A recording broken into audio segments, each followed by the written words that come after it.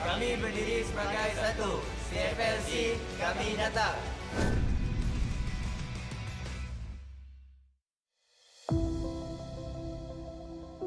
Sebelum ni saya pernah menjadi professional player untuk game Battle Royale selama 8 tahun. Dan sekarang saya nampak satu peluang untuk menyinar kembali dalam e-sport ni. Teamwork dalam tim sekarang bagi saya makin improve. Better daripada national qualifier sebab kita orang pun ada player-player baru dan juga orang kata fresh environment lah. Player-player semua ni, diorang dah adapt dengan pressure, diorang dah tahu how to play the game. Diorang dari segi mechanical skill memang high level lah. Bagi saya benda tu sangat bagus untuk team O2.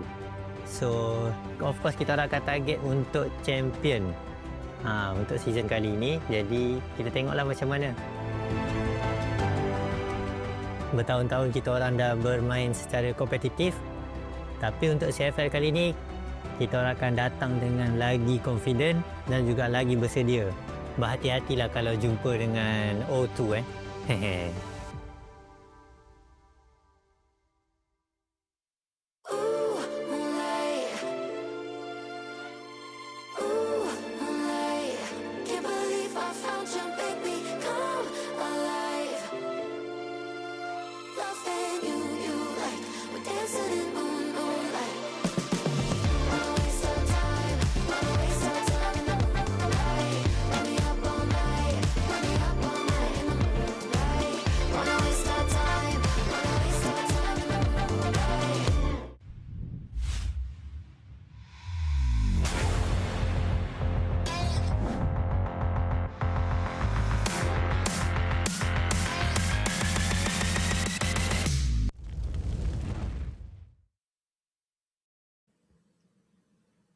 All right, guys, welcome to the Crossfire Legends Championship 2025-26. And this will be the final week. Ito na yung last week for all these teams to be able to catch up with the score. By the way, my name is Max and I am with Kuku TV, and nandito na naman tayo, Max, para sa ating isang linggong group stage, no? And this is the final week of the 4 weeks ng group stage. So napakatagal na nung mga natak natin. For today, actually, walang Pinoy na maglalaban. Just to set up your expectations dyan sa mga nanonood, kasi minsan nagtatanong may Pinoy ba or minsan live ba to, replay ba to. Kung gusto nyo malaman kung live ba to, replay ba to, tanongin nyo, i-mention nyo si Vince G. Ayan. Kasi siya lagi ang nagdedetermina kung live ba to or replay. Pero Maximus, malapit na tayo doon sa playoffs at currently so far, pasok yung dalawang Pinoy teams. Yun na. So far, as you can see, or papakita natin mamaya, actually, yung scores. But don't forget, let's not forget to thank our official sponsors, Oppo Reno 14 5G. It's a very smooth legend. Like what we always say every week, diba, na-try namin to nung LAN event last year, and it's very, very worth it if you're gonna ask me, especially for gaming. Pasok na pasok talaga. Ayan. At sabi nga ni Vince G sa comment section, Boss FLM, replay ba yan? Ako si FLM ngayong araw na to, pero meron tayong Opsbot Meet 2 Gaming Webcam. Oo! Capture ang panalo, i-stream ang yung kwento. Oo, guys, eto na. Ang pinakamagandang webcam kung kayo ay live streamer, no? Kung kayo ay esports content creator ngayon ng Crossfire Legends, ito na yung chance nyo para maging makabago naman yung itsura nyo, no, sa mga live. Pero ito pa, Max, meron din tayo mga pabalat, no, ni Crossfire Legends January 26. So nagsimula to kahapon hanggang February 1. You can log in right now to receive the VVIP weapon QBU09 El Dorado. Di ba grabe naman yung pangalan na yan? El Dorado. Sure na sure talagang mananalo ka each game pag meron ka nito. So hanggang Feb 1 lang to, so don't forget to miss it out. Or don't miss it out. Don't forget to miss it out. Wag. Sayang. But let's not forget The M4A1 Iron Beast Noble Gold is also available in Crossfire Legends. Napaganda rin nitong M4A1 na to. Pero syempre, ako, in preference, mas gusto ko pa rin AK-47. Alam ko meron din skin ng AK-47, di ba? Syempre meron yan. Oo. Lang yung pwede kong sabihin lagi, no? Dahil ang cosplay natin ngayon ay si Idol FLM. Di kalibre, mga kaibigan. Pero ito na, Esports Center event. Manood na kayo, guys. I-collecta na ang mga tokens and pwede na kayo mag-predict kung sino nga ba yung mananalo. For today, again, walang Pinoy ang maglalaban pero meron tayong O2 at EVOS, E-Arena at saka Heartfire para makuha yung AK-47 at yung Deagle. Pero ito na yung sinasabi natin, no?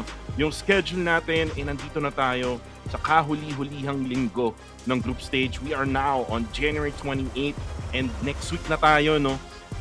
Magkikita-kits dyan, February 7 and February 8 for the semifinals and grand finals. And Max, grabe yung pinaglalabanan nila dito. A whopping total of $45,500. Yun na nga. So sobrang laki. It's almost 2.6 million or 2.7 million Philippine pesos. So talagang matinding bakbakan ang mga nakikita natin for the final week ng group stages. And then, after the group stages, ito na nga, pupunta na tayo sa semifinals and also grand finals that will be held on February 7 to 8. Ito, may balita na ba kung saan gaganapin? Uy, may mga rumors eh. Nakakairita pag may mga ganyan kung saan nga ba, no? Pero syempre, tignan muna natin yung mga napagdaanan ng mga teams, no? We have the open qualifiers, national qualifiers. So, Juan Ayala ginanap ang qualifier finals. At ito na yung group stage na ginaganap ngayon. Which is week number 4, pero yung top 2 ng bawat group, no, A and B ay pupunta na nga sa semifinals. And bali-balita ako, tol, Maximus, automatic qualified na ata ang Evolution at KDM. Totoo ba yun? Feeling ko totoo, kitang-kita naman natin yung score nila. Pero let's see, yung mga teams muna na pasok for Group A and also Group B after the nationals that was held last year, di ba? Merong Vanguard Familia, EVOS, Full Sense, O2, and also Evolution sa Group A. How about Group B? Tuku. We have KDM, Paramex Mythic, E-Arena, TXD, and Artfire. At nasabi ko nga kanina, Max, ang maglalaban ngayong araw is yung E-Arena ng Thailand versus Heartfire. Malaki yung lead, no, ng Heartfire against everyone else kasi yung number 1 team sa Group B is yung Kadiliman Esports. So, ang kailangan lang gawin ng Heartfire ngayon is this week is wag silang matalo, no? Kung mapanalo nila to, I think sure na talaga sila after this matchup. For the other side of things, which is yung EVOS and O2 Esports, this is a must-win for EVOS para mahabol nila yung top number 2 team na Vanguard Familia. Yun na nga, di ba? So, sobrang close match din ang scoring system that we have between EVOS and also Vanguard Familia. So, this is actually also a must-watch, round or game number 1 sa ating event for today. So, we are seeing Oxyrin, Mineral, Mier, KF, and also Nerve. Sila pa rin yung maglalaro for today. And let's see if there will be a huge upset if they will lose against O2. Well, for EVOS, again, it's a must-win for them. So, kailangan dito ni Mier at saka ni KF, no, nabigyan ng firepower yung buong squad. We can also see itong si Oxyrin, no, na nagkakaroon din siya ng mga firepower presence, no, dito sa labanan nila with all of the other teams na nakakalaban nila sa grupo. Pero ito, yung gusto kong manalo actually, O2 Esports, no, from Malaysia, Naksu, Drax, Nain, W Kid or si Kid. We also have Eustace, aka Putra. And this team, man, if they can make an upset against EVOS, then medyo magiging slim yung chances ng EVOS, no, na maangatan ang ating PH representative na Vanguard Familia. Ayun na nga, di ba? And we are seeing Eustace playing for game number 1. Alam mo na mangyayari. We're gonna see another shotgun action from Eustace. And yun nga, speaking of shotgun action, alam na ba natin yung current map na pinili nito ng EVOS? Ay, parang alam na ata natin yan. Wait lang, ha? Galing kang future. Parang galing ako sa Back to the Future tayo galing, no? So, meron nga. meron nga tayong shotgun baby mamaya kasi meron na naman power supply. Hindi ko muna Ayun. sasabihin no, kung anong mapa or anong pang ilang game siya. No? May nakita ko sa aking utak eh. Parang desert yata yung isa tapos satellite. Oo. Satellite? Grabe naman yun. Parang di napipili masyado to ah. Yun na nga di ba? Biglaan ang pagkakapili dito, and we're gonna talk about that later once we show sa screen kung ano man ang mga pinili ng EVOS and also O2. Ito na nga, like what we've said earlier, power supply for game number 1 that was picked by EVOS, and O2 picks global risk agad. And then for map number 2 or for game number 2, it will be desert. And ito, malupit. Satellite ang Ayun kanilang pinili for decider. Sabi sa'yo, replay lang to eh. Alam ko na eh. Alam ko na yung mga mapa, Max. And again, sabi ko nga, magkakaroon tayo ng shotgun baby na naman. Ang security guard ng Malaysia na si Eustace. We will see that striker shotgun in power supply. Pero nakakapanibago to. EVOS yung pumili ng power supply. Kasi usually, di ba, yung O2 Esports, yung madalas pumili niyan. And then they select on the second map itong desert. So let's see kung ito yung mga comfort picks no O2 Esports. Probably comfort pick din to no ng EVOS ng Indonesia. It will be a very very good battle here in my opinion. Masakit yung tutok nitong sila Drax and O2 Esports, and let's see if magkakaroon nga pa tayo ng upset for today against EVOS. Yes, there we go. So we're now fast approaching game number 1 between EVOS and O2 Esports. So let's see what will happen for today. Siyempre, ang mga Pinoy dyan voting for O2 para mas lalong mahirapan ng EVOS humabol sa scoring. So we're gonna see, ito na nga, striker shotgun agad. Si Eustace, umpisa pa lang. And very aggressive playstyle here coming in from EVOS. And first kill agad from Nain. And medyo importante yung kill na yun. Si KF pa talaga yung nadali niya doon. So EVOS will hold back. Oxygen will also have a low HP. Napakaganda rin ang position dito ni Eustace. So Mineral receiving tons of damage. Low on HP as well. 26 na lang. Sobrang ahead dito ang O2 when it comes to numbers, but then again for HP difference, si Nain and also W Kid, few HPs in a dream dito sa game na to. Let's see what type of rotation ang gagawin dito ng EVOS. Isang pitik na lang no, itong si Kid at siya si Nain. Pero parang sabi ng EVOS, kahit mapitasan kami dito sa may B, kami ay magpupush na. Tatlo ang lakakalabanin ng O2. This is gonna be Drax right now. Parang naglag pa ata mga kaibigan. Tumigil ang mundo, ladies and gentlemen, pero yun na, nagkapatayan. Drax will go down as he actually takes one out.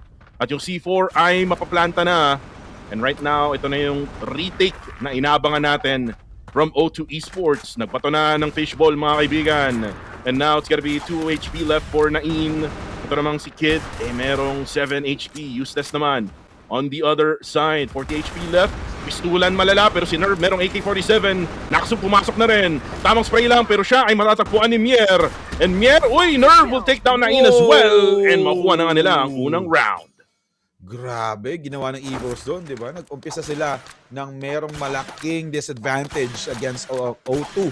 Pero because of that beautiful rotation, beautiful playstyle as well when they take over or took over B-site, doon na nahirapan ng O2 Esports. Especially naka-sniper pa si Nain with just a few HP left. So wala nang chance for him to be able to fight back on a 1v1 situation. And now, we're seeing another aggressive playstyle here from EVOS. Hindi na nga lang sila nakaakyat doon sa windows because of that molly na ginamit agad ng O2. So we're seeing a 4-man push on A site and one a little bit smart play. Kitang-kita natin ginagawa dito ni Oxerin sa minimap. And now, another smoke will be expended. Tingnan natin kung paano papasukin ni Mierto. Meron ding smoke na ginamit ang O2.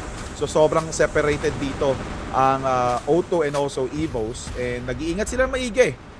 Since nandyan si Eustace, respect yun doon. Pero Oxerin was able to get 1 kill doon sa B-site. And I think B-site is also already clear. Oo nga, clear na yung B. Ito na nga yung rotation nila. Grabe, no? Ang bilis, no? Takbong magnanakaw, mga kaibigan. Ang mga EVOS ngayon sa B. At mukhang ito na yung chance nila para iplanta na ang kamote. C4 will be planted. And again, another retake here. Uy, Drax agad. Headshot sa ulo. Mineral goes down. Ito na si Kid. Tamang barilan lang pero ang dami ng kalaban niya. Uy, Drax makakaisa rin. W-Kid goes down courtesy of Mier. Pero si Eustace, ayan na si Mr. Security Guard pero na-pistol niya. Itong si Nerve. Naxu, papatay din si Mier. It's now a 1v2 situation.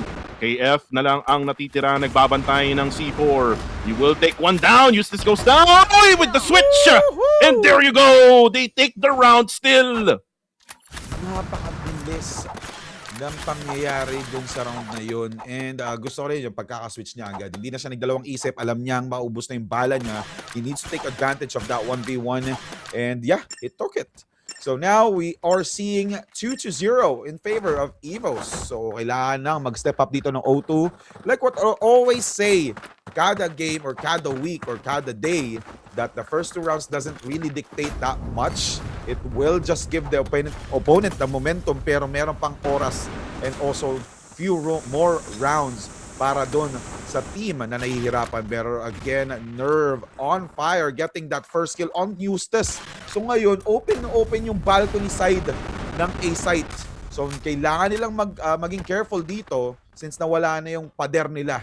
And now, W-Kid also went down. O2 Naxu, nahihirapan dito. Dalawa ang nasa site agad and he was able to get the kill onto Mier and a double onto KF. Switching agad and a triple to Mineral. Unfortunately, Oxygen was there to get a double as well against O2. Now it's a 2v1 situation. Drax will also go down. Oxygen on fire as well. Grabe yun, triple kill to triple kill. Ang daming multi-kills na nangyari sa iisang round. Palitan, no? Sa bayang bigkas, mga kaibigan, ang ginawa ng Evos at ng O2. And now it is O3. Medyo, parang di yata upset. Parang gustong gawing quick work to ng Evos. Yun na nga. But let's see, kasi syempre, umpisa pa lang to, nag-warm up pa lang probably ang O2 Esports. Pero again, this is already the group stage or last week of the group stage. Kulang pa ang pag nag-init. Eustace switching on to his pistol dahil hindi siya makakuha ng malapit na pwesto. Unfortunately, Evos will be able to take advantage of that death from Eustace kasi alam nilang wala nang nakabantay doon sa may balcony. And now Evos will be able to take over A site and ito na nga, planted na yung C4 with just 30 seconds left on the clock. And O2 Esports will have a hard time for the retake. Let's see if Naxu will be able to turn the tables. No, Naxu wasn't able to do that. Drax will also go down by the hands of Mier and last player alive will be Nain with the pistol. First kill for the team will be KF and sniper play here from Nain. He needs to be careful. Pwede na maging aggressive dito ang Evos and then there you go. Nain will also go down. Ang hirap na ito for O2. They're now 0-4 and alam naman natin na hindi sila nagta-timeout. Ewan ko bakit I mean, nakaraan nag-timeout sila if you remember week number 2 ata yun. Pero right after that, Max, parang wala na silang wala nang timeout. Kailangan nila minsan ng timeout to stop the momentum of the other squad. Pero ito na naman tayo kay Nain. Naku, tinamaan siya, min. Huling-huli yun dito sa may B site. And mag-isa lang siyang nagbabantay. Nakita na nga ni Oxyrin. And now, bukas na ang B. Baka mag-rotate na ang Evos. Alright, and napaganda dito ng pagkakapush ni Oxyrin. Sobrang lalim na agad niya dito sa B site. Dahil dito, he will be able to create a huge wall of smoke. So mahihirapan mag-retake dito yung O2. And if you will check the map, same area lahat. So mape-predict talaga ng Evos kung saan manggagaling ang O2 Esports since meron ding nakabantay sa flank nila which is si Nerve. And now, multiple gunshots coming in inside of that smoke.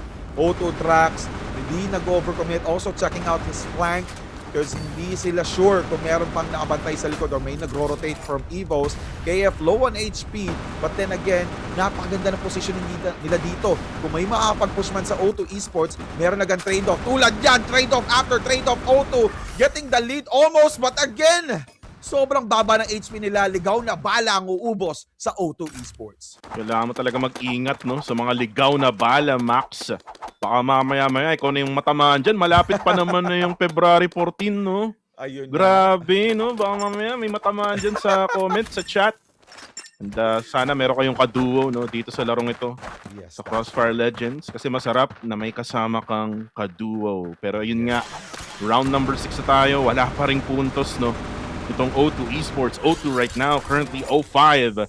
And Evos still putting up the pressure dyan sa either sides. And parang nagkaroon na ng adjustment itong O2. If you look at the minimap, Max, dalawa na nagbabantay sa may B. Pero parang nararamdaman nata nila yung pressure dito sa may bandang A. Ayun na nga yung nangyari. Uy, Naksu, double kill! Agad-agad, pero si Mr. Security Guard Eustace ay mapapatay nga lang. Pero may trade agad-agad ang O2 Esports, and now we're left with only one. It's a 1v3 situation. KF, lagyan mo ng letter C para maging manok, pero tignan natin kung makikita nga ba niya yung mga players. C4, nasa likod pala niya. Parang wala yata sa priority niya, no? Na magplanta ng bomba, pero ngayon lalabanan muna niya, pipitasin muna niya yung mga players ng O2 at sabi niya parang nakakaramdam ako ng tao dito sa likod. Ayun, nakita na nga niya, yan lang na headshot sa malayuan, and Drax able to give now their first point dito sa mapa na to. Napakaganda ng pagkakaambag ni Naksu dun sa game na yun. Because of that first 2 kills, early first 2 kills dun sa round na yun, nagkaroon ng momentum ang O2 para ma-wipe out ang buong team and leaving one player alive left for the Evos. Pero again, napapansin ko dito, since alam na nila kung anong playstyle na gagawin ni Eustace, mapapansin mo, pinapaliguan na lang siya ng bala doon sa may balcony nang hindi sila lumalapit. And ayun na nga. So early kill onto Nerve and also to Mineral. Napakaganda na naman ang pagkakapush in dito ni W Kid with that double pistol, and Oxyrin will also go down by the hands of Drax. O2 on the lead for this round. Mier, almost half HP. Galing sa mga ligaw na bala dito, coming in from O2 Esports. And then fresh na fresh pa si Nain dito. So hindi sila nag-overcommit. They actually just wanted to make sure that they will be able to play their cards right. We still have 1 minute and 15 seconds left for this round, or round number 7. And hihirapan na ang Evos to take over a site. Napapansin ko lang yung O2 habang tumatagal, lalo silang natututo, no, sa mga laro nila. Yes. Tingnan natin kung mapipitas nga ba nila yung dalawang players ng Evos na natitira. Parang nakakaramdam na ata sila. Nagbato ng Molly. Di natin alam kung saan nanggaling yun. Pero ito na, tumalon na. Uy, double kid, nakabang agad-agad. And now only one player left. KF na naman na may tangan ng C4. Mababatuan na nga siya ng granada. Uy, it actually connected. Nabawasan siya ng maramihan, and nakita na nga rin ni W Kid. Hindi na nakaantay, inangatan na. Quad kill from W Kid from round number 7. Well played from O2. So this is actually gonna be an interesting momentum from O2 Esports. Dalawang magkasunod agad. Evos having a hard time suddenly from what happened. But then again, the playstyle that O2 did was really surprising kasi pumapasok na lang sila bigla-bigla. Nagiging aggressive sila, na-caught off guard ang Evos. So because of that, it gave them a huge reward for winning that round. So now we're seeing a little bit slow playstyle here from Evos as well as O2 Esports. So hindi na nila ginawa yung same playstyle that they actually did from the previous round. But then again, Mineral, burst kill from Mineral for round number, or for game, or round number 8 rather. Alright, first kill agad. Really huge advantage for Evos kasi si Naksu pa nga ang una nilang napatay. So let's see if Eustace will be able to do a huge comeback as well for the team, since doon pa rin siya nagbabantay sa balcony. Hindi nag-overcommit nga lang si Nerve doon. He needs to be careful as well kasi nga striker shotgun. Alam naman natin, a striker shotgun ang hawak doon ni Eustace. And W Kid. Uy, nagpalit sila ng position ni Eustace. Nagpalit so sila. W Kid na nagbabantay dun sa may balcony, and ito na nga, napatay agad since nakita na nila na bawas na ang players ng O2 Esports. And ito, whoa! He was able to spot that helmet from Eustace, and Eustace went down without a fight. And ito na nga, meron pang Molly assist from Oxyrin with that self-kill, or getting that own kill. And Evos was able to secure 5-0. Walang namatay sa buong team ng Evos. Kaya nga eh. And nakita doon, no? kumbaga nagtatanim no si may tinatanim doon si Eustace ng sarili niyang C4 no. Kahit siya ay nasa global risk. Nakaano lang, nakatenga lang siya doon sa mga box. Pero nakita rin siya agad-agad no ng Evos no dahil nga sa pagtalon-talon or pag-bunny off din ni ng Evos, pero they will have to readjust here. And you can see na si Eustace no nag-adjust na nga rin. He's now on to the B site na. And kasama nga niya dito si Drax, no? Who will now have to defend itong Bravo. Pero parang focus muna yung utilities dyan sa may bandang A. Ang daming pinapasabog, ang daming smoke agad na lalapag. Itong O2 Esports. Uy, parang may nag-overextend dito sa may bilong. Uy, KF nakita na nga niya. Naglag pa, mga kaibigan. Parang tumigil pa yung mundo, no? Pero ayun, nakita na rin sa wakas ni Drax itong si KF. Si Eustace lang ang napitas doon for O2. Yes, napakaganda ng pagkaka-trade off doon kasi KF for Eustace, which is underperforming naman talaga si Eustace for this game. Kasi predicted na ng Evos kung anong gagawin ni Eustace, and now we're seeing Mineral predicting where his opponent is at, and Mier and Mineral with that double team against these three players. Well played, and si Nerve nakakuha pa nga ng isa, and now one player alive left here for O2 Esports, and we're seeing Drax delaying the inevitable. 4 na players pa, isa lang ang low. And let's see if he will be able to do a miracle here. And now, di naman malabo kasi marami nang nakagawa sa previous weeks natin. And Drax, uy! Kitang-kita na nakayuko si Drax doon sa loob ng smoke. And Evo secures another win for that round. Nag-iinit na yung Evos. Hindi na nila pinapabayaan ng O2 dito. Magkaroon ng advantage. Di na sila nagpapabaya as well for that flank. Like what we saw from earlier, si Eustace sobrang lalim. And then nakita siya ng ni KF, which is actually a huge advantage as well for O2 kasi si KF din naman yung nawala doon sa team nila in exchange of Eustace. But again, napakaganda ng pagkakapush ng Evos doon sa A site. And first kill, dada ako ng dada. Nag-init agad. Si KF, pinatay si Nain for this. Ang bilis naman nun. Switch. Parang ano lang parang gumante lang Max. Kanina si Nain, ang bilis lang din nung first round nila as the Blacklist side. Pero ngayon naman ay nag-switch na tayo. Ito namang Blacklist is yung O2. Mawawalan nga lang sila ng firepower with Nain going down. Feeling ko kailangan bumawi ni Eustace no, dito sa second half na to. As Naxu goes in. Uy, Mier! Uy, gets 2! My goodness! O2! Naku po! Anyari! Sa kanila! Nag-audition sa Evos Indonesia as they get another round. Yan ang score natin. Grabe. Max, 8-2 na. 2 na lang ang kailangan ng Evos. Napakabilis naman ng pangyayari dun sa round na yon, and also the first kill gives Evos a really huge advantage since sinain pa nga, di ba? Siya pa yung technically magandang opener for the team, and Nain, sniper kill? Nope. He missed his first shot. Second shot, di pa rin tumama, and W-Kid will push in sa A site, getting 1 kill for the team, and they were, the whole team of O2 Esports, W-Kid and Naxu was able to clear things out sa A site. And ito na nga, they have to be careful though. Si KF nagbabantay lang doon sa may balcony, which is using a sniper. C4 will be planted. Nasunog, niluto. Oxygen gets the kill onto Naxu.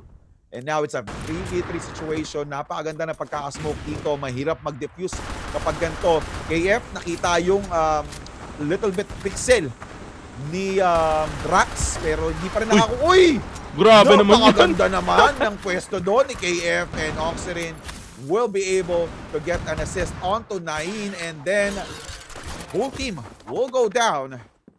Grabe, no? Na-predict niyang doon nakapwesto yung kalaban kahit may smoke niya. na, no? Totoo. Grabe, wala siyang pake kahit maraming ecoms. Parang ano lang yan break time sa BPO. Max, yes, ang daming nag-e-ecom sa break room or sa break area. Ang daming usok, no? Parang di mo na alam kung nasan ka, pero yun nga, no? Ang galing nun. Through the smoke, napatay pa niya. Actually, baka nga through the boxes din, eh. Hindi lang natin masyado napansin, Yes, pero this is the series, not the series point, but the map point! Uy! Naku po, hindi tumama. Yung kanyang sniper at siya, yung tinamaan, it's actually W-Kid who goes down and will drop the C4. So, delikado to. Uy! Nerve! Will take down Eustace. Merong mga utilities na binapato sila. KF gets Naxu down. And that's gonna be the final two players for O2 Esports. Sila na lang ang pag-asa ng Malaysia ngayon. Oxyrin naman nandito na sa likod. He will take down Drax and Nain na merong sniper. Inaantay na lang niya yung kanyang kamatayan, and that's gonna be it for the power supply map as EVOS takes the win 10-2. Grabe. That was a quick game number 1 between EVOS and also O2. If O2 wants to do, to deal a huge upset for EVOS, kumbaga, kailangan gawin dito ng O2 is to drag them down, di ba? Kung matatanggal man kami, dadamay namin kayo. So, they have to, step up their game for game number 2. Since napakalaking advantage na to ng EVOS. They already got 1 points. And let's see if O2 will be able to get game number 2. Pero again, going back onto that game, napansin ko Kuku, EVOS was able to predict ano yung ginagawa ng O2. Oh. Alam na nila kung anong gagawin ni alam na nila kung anong gagawin nila. Eustace, 'di ba? So which is giving O2 Esports a hard time to play their cards right. Kasi alam na ng EVOS kung saan sila magro-rotate, kung paano nila i-take over yung site. So O2 Esports needs to think of a different type of strategy, diba? For them to be able to get a huge advantage against EVOS. So it's 10-2, sobrang lamang ng EVOS. Kita-kita naman natin, most probably the reason why O2 Esports was able to get 2 wins is because they nagulat na lang yung EVOS dun sa ginawa ng O2. And feeling ko overconfidence din minsan itong O2. Kasi they know na maganda yung tutok talaga nila. I mean, they came from a different game before and talagang matik, yung tutok talaga nila, yun yung kanilang specialty dito, sa Crossfire Legends Championship Southeast Asia. Pero syempre, kailangan mo ring matutunan rather, yung mga positioning, yung mga lineup ng mga utilities, and at the same time, kung paano ka makikipag-trade sa mga teams na kagaya ng EVOS. And yun yung sigurong pagkukulang, ng O2 Esports. Another thing is yung timeout, hindi nila na nagagamit. Timeout can change the momentum, change the tides, ika nga sa isang laban. And kung meron man lang silang coach, kung sayang, kung meron silang coach, edi sana nakakita tayo ng mga timeout ala Blade ng Vanguard Familia or ala Kramers, or Kramers pala ng Kadiliman Esports. So that's the only thing that I see here, yung kulang ng O2 Esports. Andun na yung tutok.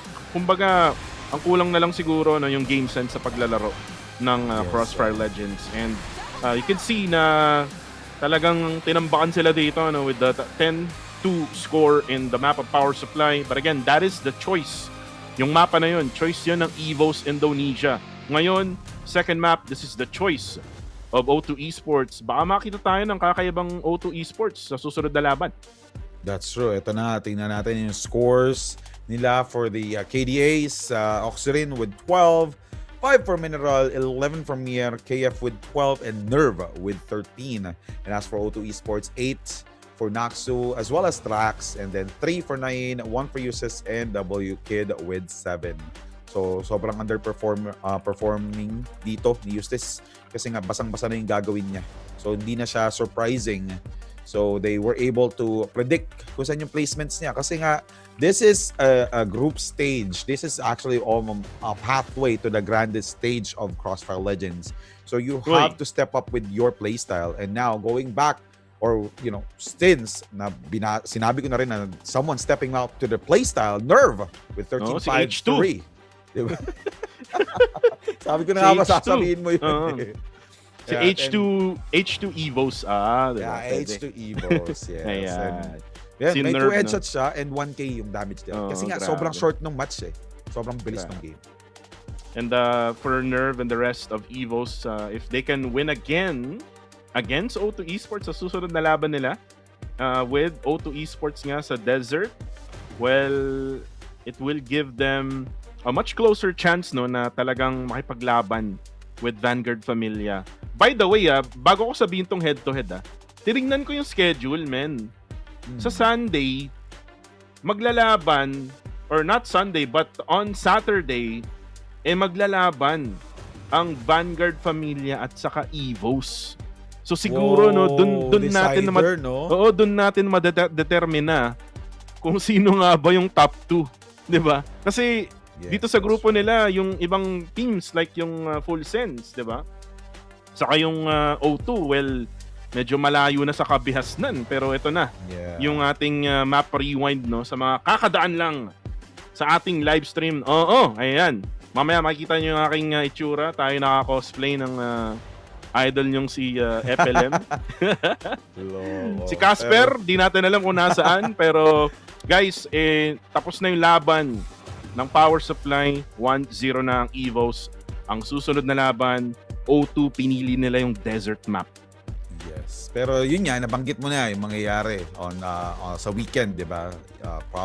Kung sino man, or Evos and also Vanguard Familia maglalaban. Pero, di pa natin masabi, malay mo, O2 will be able to step up sa desert, di ba? So let's see if they will be able to drag Evos down. Kasi pag hinila nila Evos dito, regardless of what happens, sa Sabado, kapag naglaban ng Evos and also Vanguard Familia, kahit matalo Vanguard Familia will still advance for the semifinals kasi sila yung unang nakakuha ng ganung score. So let's see if Evos will be able to catch up onto Vanguard Familia, if they will be able to do another clean sweep against O2. Well, for Evos right now, well, tinitingnan sila ng kanilang Marshall. So, hopefully hindi to tech post, no? Tigil-tigilan nyo yan, ha? Wala tayong tech post today, ha? Speaking of tech, no, Max, ayan, no, napakaganda ng cellphone na gamit nila, no? Very, very techy phone. Yun yan. Itong Oppo Reno 14 cellphone, and yun yung gamit nila ngayon, no, sa paglalaban dito against O2 Esports. Kung wala pa kayong device, bagong device ngayong taon, 2026, guys. Yes, bumili na kayo sa mga suking tindahan, or baka mamaya pwede kayong mag-add to cart, no, sa mga apps dyan. Hindi ko sasabihin kasi nakaleg kasi tayo sa sa Black app. No. Yeah, that's true. and shoutout nga pala kila Hunyo na laging nanonood dito sa ating live stream sa Black app. Ayan. Yung mga nanonood replay. Oo. Sa mga nanonood dyan, sa Red app, sa Blue app, ayan, pwede rin kayong maglagay ng mga shoutouts nyo para mabasa namin. Alam kong hinahanap nyo si Vince G. Si Vince G ngayon ay hindi... Ngayong linggo, actually, ngayon ko lang napagtanto. Si Vince G pala ay hindi magkakas ngayong linggo. Yun, no? Pahinga talaga. Nakita ko kanina. Nakita ko sa story kanina, nag-gym. Ay, oo. Oh, grabe. Grabe. Getting ready for the grand finals, huh? Nagpapalaki na katawan. Bakit kaya, no? Totoo. Magbo-boxing ba siya sa February 7 and 8? Nako, baka buboxingin niya tayo sa 7 and 8. Anyway, ito na nga, game number 2 for Evos versus O2. Let's see if O2 will be able to stop this reign from Evos, or will Evos will be able to secure another win for their team in the bag. So let's see. Evos, KF. Uy! Nain, redeeming himself, di ba? Hirap na hirap siyang kumuha ng kill kanina, and ngayon, on cam, kitang-kita natin na pinadapa niya si KF, and now we're seeing a beautiful push here from O2 Esports. And Nerve, sumilip. Mukhang mapapatay siya dito, pero ang bilis ng reaction dito ni Nerve. Napaatras siya agad. Nier will also go down. Napaka-sneaky ng ginagawa dito ng O2. Nakakuha sila ng push dito sa mid. Pero napakabilis din ang pangyayari since si Mineral and Oxerin na crossfire sila literal doon sa mid side. And they will lose 2 players, which is si Useless and also W Kid. And now we're seeing 3v2 situation in favor of O2. Since na-plant na nila yung C4, we still have 33 seconds on the clock here. Nerve will have the pressure on his back dahil dalawa ang pumapatay sa kanya, but at least he was able, or Oxerin was able to get another kill here for the team. And now Naxu and also Nain. Naxu will also go down. Napaganda ng pagkakapush ni Nerve. Kinulat si Naxu, and we'll see if Nain will be able to defend this. And Nain galing sa labas, but Oxerin, napakaganda ng crosshair placement, which will seal the deal for game or round number 1, game number 2. Evos takes the lead. Sayang dun yung effort, no? Ni if I'm not mistaken, that was Eustace, the final guy for O2. And sana inano lang niya, no? Sana ni-use na lang niya yung oras.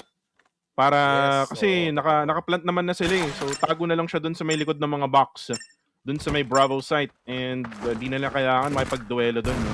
Kasi nga talagang palong-palo ngayon ang Evos ng Indonesia.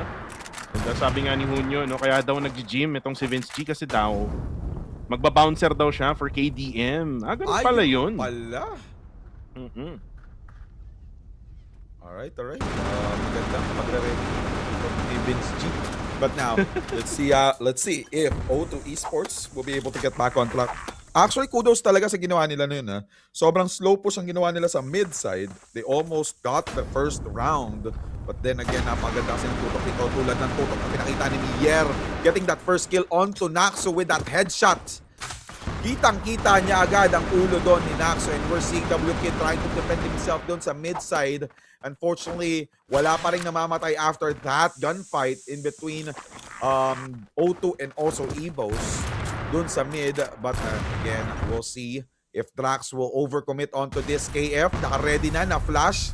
Hindi nag-take over ang W-Kid doon. Muntik na si W-Kid. And oy! Wow! One more! Pala si W-Kid. And then a triple! Grabe yun. KF with a triple kill. Sniper. Grabe, on point, men. Saktong-sakto Kaya. lagi ang kanyang pag-scope doon. And yung O2 Esports currently ay 2-0. Kailangan uli nilang makascore dito para mabawi nila yung momentum, no, ng Evos Indonesia. Pero uy, grabe yung overextension ng tatlo doon, ha. Then sa may A-long, grabe na yan. Uy, kaso napatay yung tatlo agad-agad. Drax and Kid able to take them down. Dalawa na lang yung side ng Evos, pero naglalakad sa mid. Eustace will take him down as well. And now only one player left remaining here. Nasa baba siya sa may spawn. Mia right now, naikipagparilan, pero siya ay masasandwich na. Isa ang mapapatumpa niya, pero ang Ken, ang dami ng players ng O2 as they get that win now, breaking the momentum of Evos. Well played by O2 doon. Maganda yung pinakitang performance ng O2 since ang ganda na. I think walang namatay yata sa O2 doon, no? Isa lang, si Naxo lang. So maganda yung performance nila for round number 3 and let's see if they will be able to continue. And ito na nga si Nain. Another kill onto Mier. Fishing doon sa mid-side double doors. And KF masusunog. And ipa-finalize dito ni Eustace yung pagkakakill kay KF. And we're seeing O2 on the lead again against Evos. Nakita natin to nung round 1 as well. So they have to make sure na matitake advantage sila to. Mineral gets 1 kill. And unfortunately, he wasn't able to get the double after that death from Nain. And Nerve getting the kill onto W-Kid pero trade-off ni Eustace. So bumabawi si Eustace when it comes to his performance. Oxerin will be the last player who will try to take over dito sa B-side. And C4 has been planted. 35 seconds on the clock. Pressure is actually on Oxerin's back. And Naxu, maganda yung pwesto nyo dun, ha? Hindi siya tinatamaan nung spray ng bullet ni Oxerin. Uy, napakaganda naman ang crosser placement doon against Nain. Even though Nain is already low on HP, at least he was able to give information. And Eustace! Sayang. Wow! Bumabawi! Bumabawi, ha, yung O2.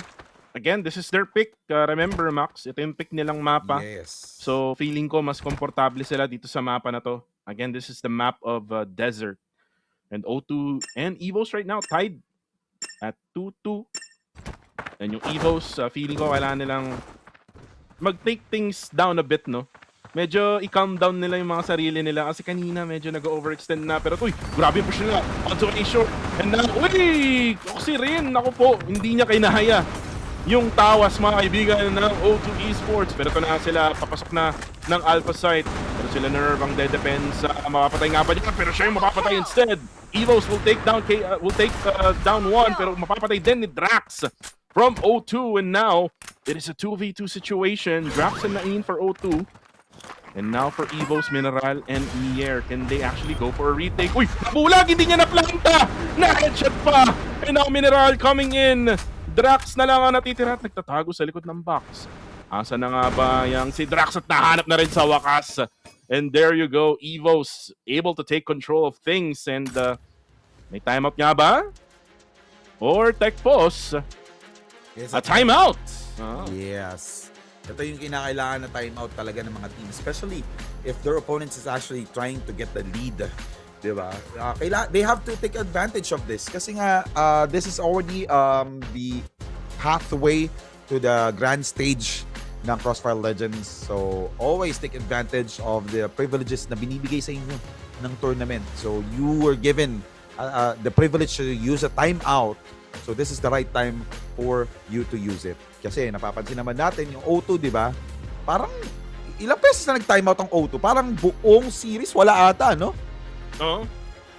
Oo, walang ka-timeout tong O2 talaga ever since yung unang series nila nung week number 2, doon sila nag-timeout. Right after that, Sabi, di ba? men, wala na talaga. Parang nakalimutan na nila na merong timeout. Which is again, kailangan yan, no? Lalo na sa larong to. It's a battle of, minsan talaga, it's a battle of momentum, no? Kung kunyari yung team mo, sunod-sunod na nananalo, when you go for a timeout, it will, reset things a little bit, no? And kung makuha nyo uli yung reset na yun, eventually you can try to get a win in one of the rounds na susunod, no? So, let's see kung ano mangyayari dito after the timeout from Evos. And sila pa rin ang dedepensa as they're on the GR side. On the BL side naman itong O2, they're now going for a different type of push here. Dadaan sila sa tunnels, no, from B.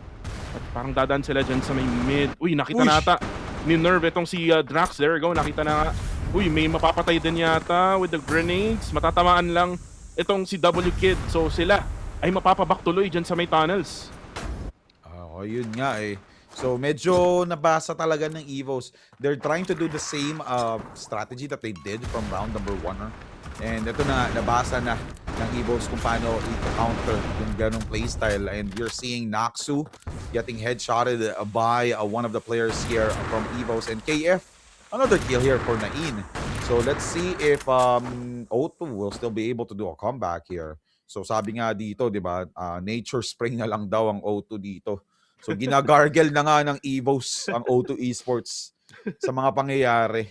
Kasi kita mo, di ba, after nung timeout, nag-close fight before timeout. Although Evos was able to win the previous round, after nung timeout, naman, lumamang, napakaganda ng crosser placement dito ni KF.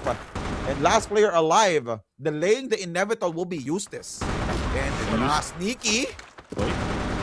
Eustace able to get one, ha? Uy, kaso makikita rin siya with a headshot. Nagulat lang ako sa sinabi mo, Nature Spring. Yeah, binasa ko yung sinabi ni Hunyo, Nature Spring daw. Akala ko yung tubig nila dyan, Aquapana. Alam mo ba yung Aquapana? Hindi. Yun lang yung iniinom na tubig ni Idol FLM. Oh, eto na nga, ginagargle na nga sila ng Evos dito. Kita mo naman, 'di ba? Yung pinaka-series, the score is Evos on the lead with 1-0 against O2. So tingnan natin if magagawa ng paraan dito ni O2 Esports. Kasi nga as far as what I've been seeing, nabasa na ni Evos yung kanilang playstyle. Alam nila kung kailan magiging aggressive, kailan hindi. And kita mo naman sa minimap, merong napaganda ng prediction doon ni Nain. Alam niya, merong magpa-flank. Gets the kill onto Oxerin, pero ito sa KF, pinistol niya si Eustace doon sa may inside. And we are seeing the whole team of O2 getting flashed. And Nerve, low on HP din si Nerve dito. Mahirapan sila sa pag-push. So they have to be careful. Konting molly na lang kailangan gamitin dito ni O2. And Mier gets the kill onto Drax. Kapalit nun yung buhay niya since 1 HP na lang ang natira. Pero ito nga O2. W Kid was able to get a double. Pero ganda ng teamwork dito na pinakita ng Evos. Even though na nagkaka-line up sila, they actually make sure na may ka-trade-off talaga palagi. That's actually the number 1 rule when it comes to FPS mobile. Kada may mangyayari o kada may madadown sa inyong team, kailangan may kapalit yun. Kapag hindi nyo nagawa, it's gonna be a huge lead for your opponents. Yun nga yung mali minsan ng no? Or actually madalas, hindi lang minsan, madalas na mali ng O2 Esports. So, if O2 can do something like that na ginagawa ng Evos, yung pakikipag-trade ng elimination or kills per round, baka magkaroon tayo ng ibang laban, pero parang hindi pa rin yata nila na-figure out. Ito namang Evos naman. A little bit of overextension dyan sa may short. Tinignan lang nila pero walang tao. Pero uy, yung O2 they're gonna have 3 players or actually 4 players going through a long. At nakita na nga doon yung isa, useless will take down itong si Nerve. Pero si Oxyrin, mapapatay itong si Naxu. Oxyrin down to low HP, mapapatay siya ni Kid ng O2 Esports. And O2 right now, they can go for the smoke, they can go for the plant now dito sa may alpha site. Habang itong si Useless down to 12 HP left. Siya ay mapapatay ni Mineral. And now itong si Mineral magbabato na ng utilities. KF, titingin na nga from afar. Nakita niya yung ulo ng player ng O2. Double Kid, uy, mapapopcorn yung isa. Drax will take down Mier.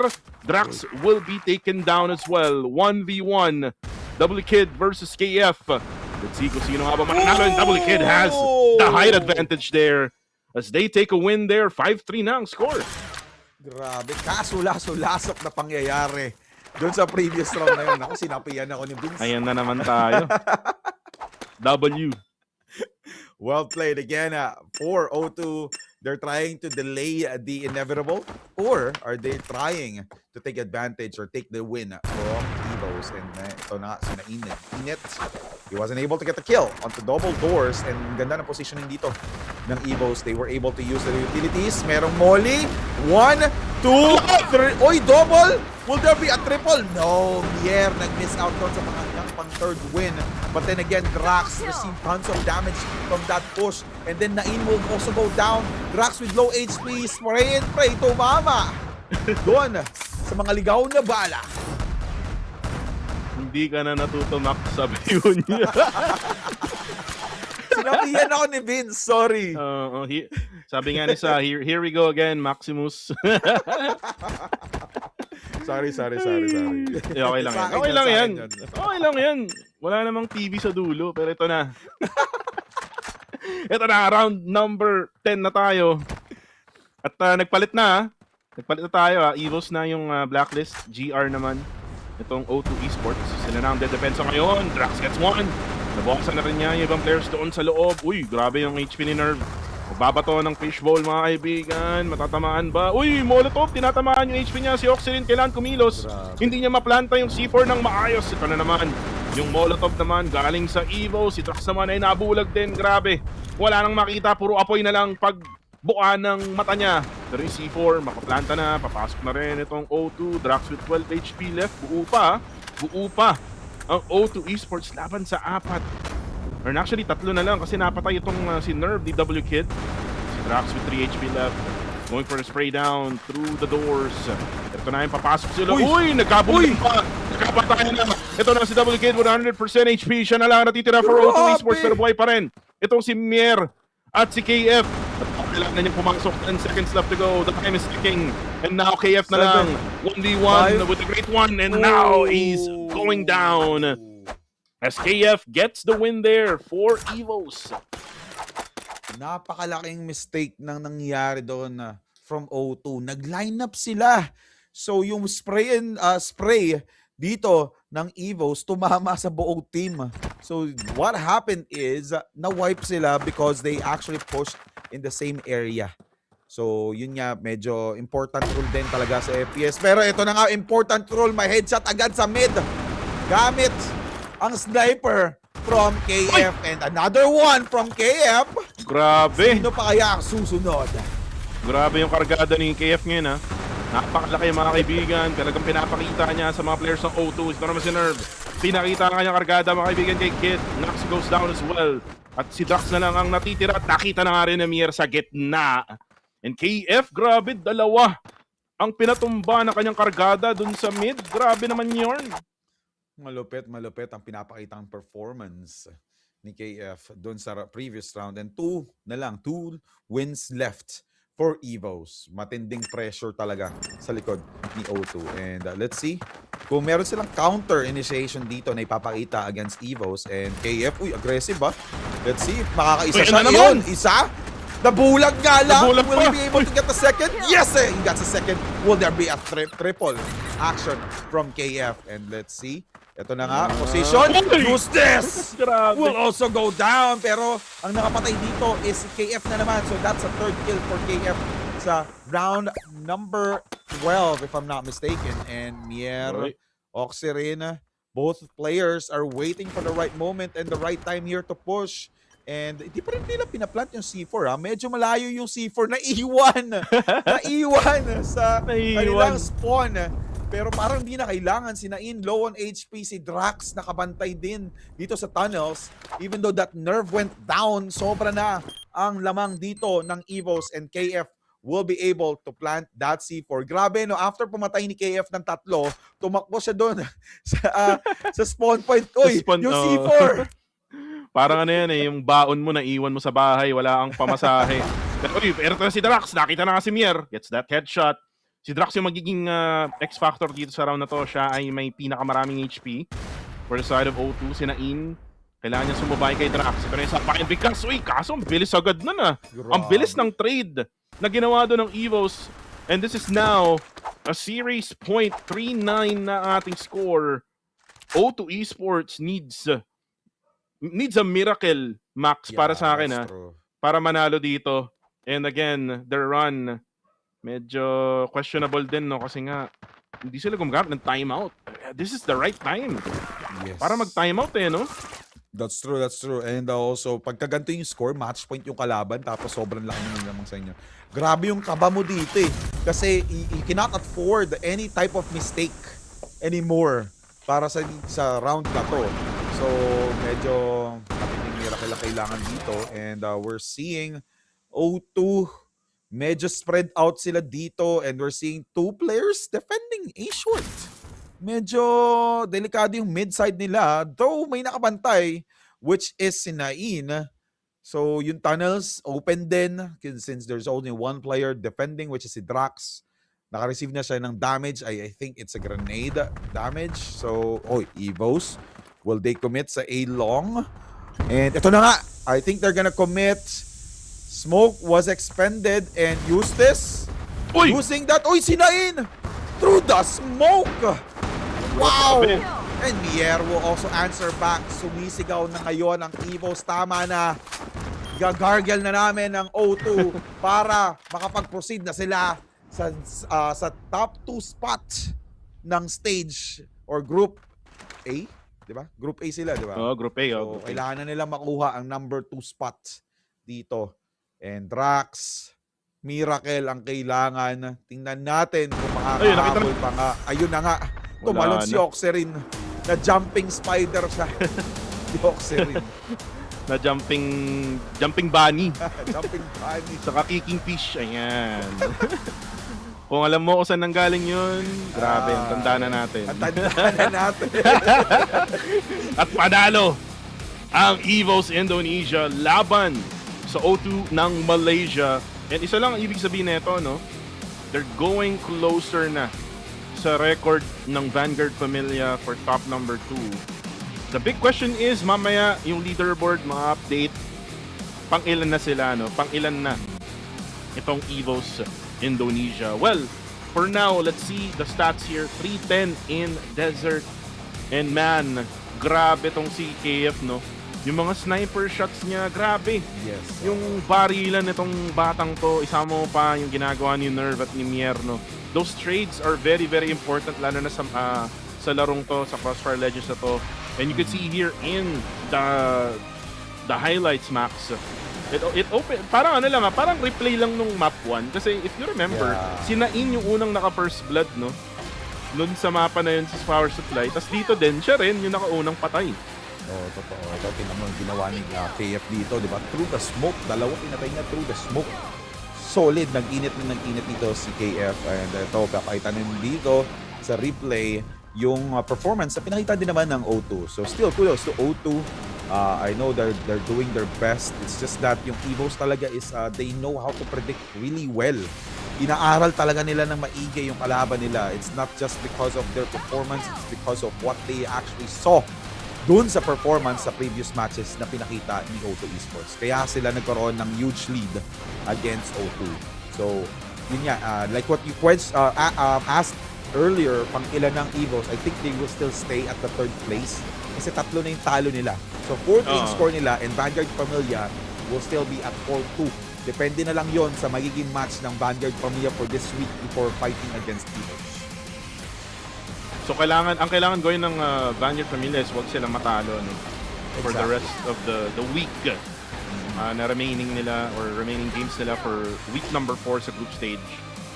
If magagawa nila yun, well, sila ay papasok sa playoffs, no? Kung saan ay parang Vietnam versus Philippines, yung mangyayari sa playoffs, no?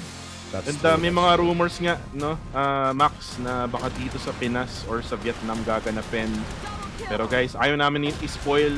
Bahala na si Crossfire Legends sa PH Esports, no, na i-post dyan sa kanilang social media kung saan nga ba talaga gaganapin. Kung magkikita-kits ulit tayo, no, o gaya nung nangyari sa One Ayala, kita-kits ulit tayo. Pero kung kailangan naming lumipad ng Vietnam, naku po, pahinging pera pang lipad. Ayun na nga. So again, congratulations for EVOS for getting that win against O2. 2-0 on the lead.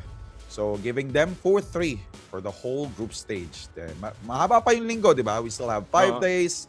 Let's see if Vanguard Familia will be able to, secure their win tomorrow. Medyo mabigat laban nila bukas. Evolution laban nila. So it still gives EVOS a chance. But let's see what will happen tomorrow. But before we talk about tomorrow, meron pa tayong laban nito.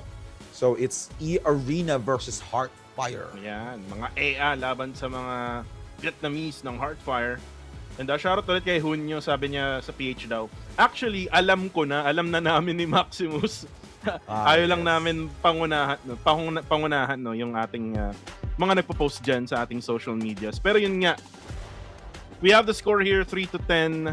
Stat-wise, si Drax lang at si W Kid, no, yung talagang nag-try na magbuhat for the squad. Si Naxu talagang nag-struggle.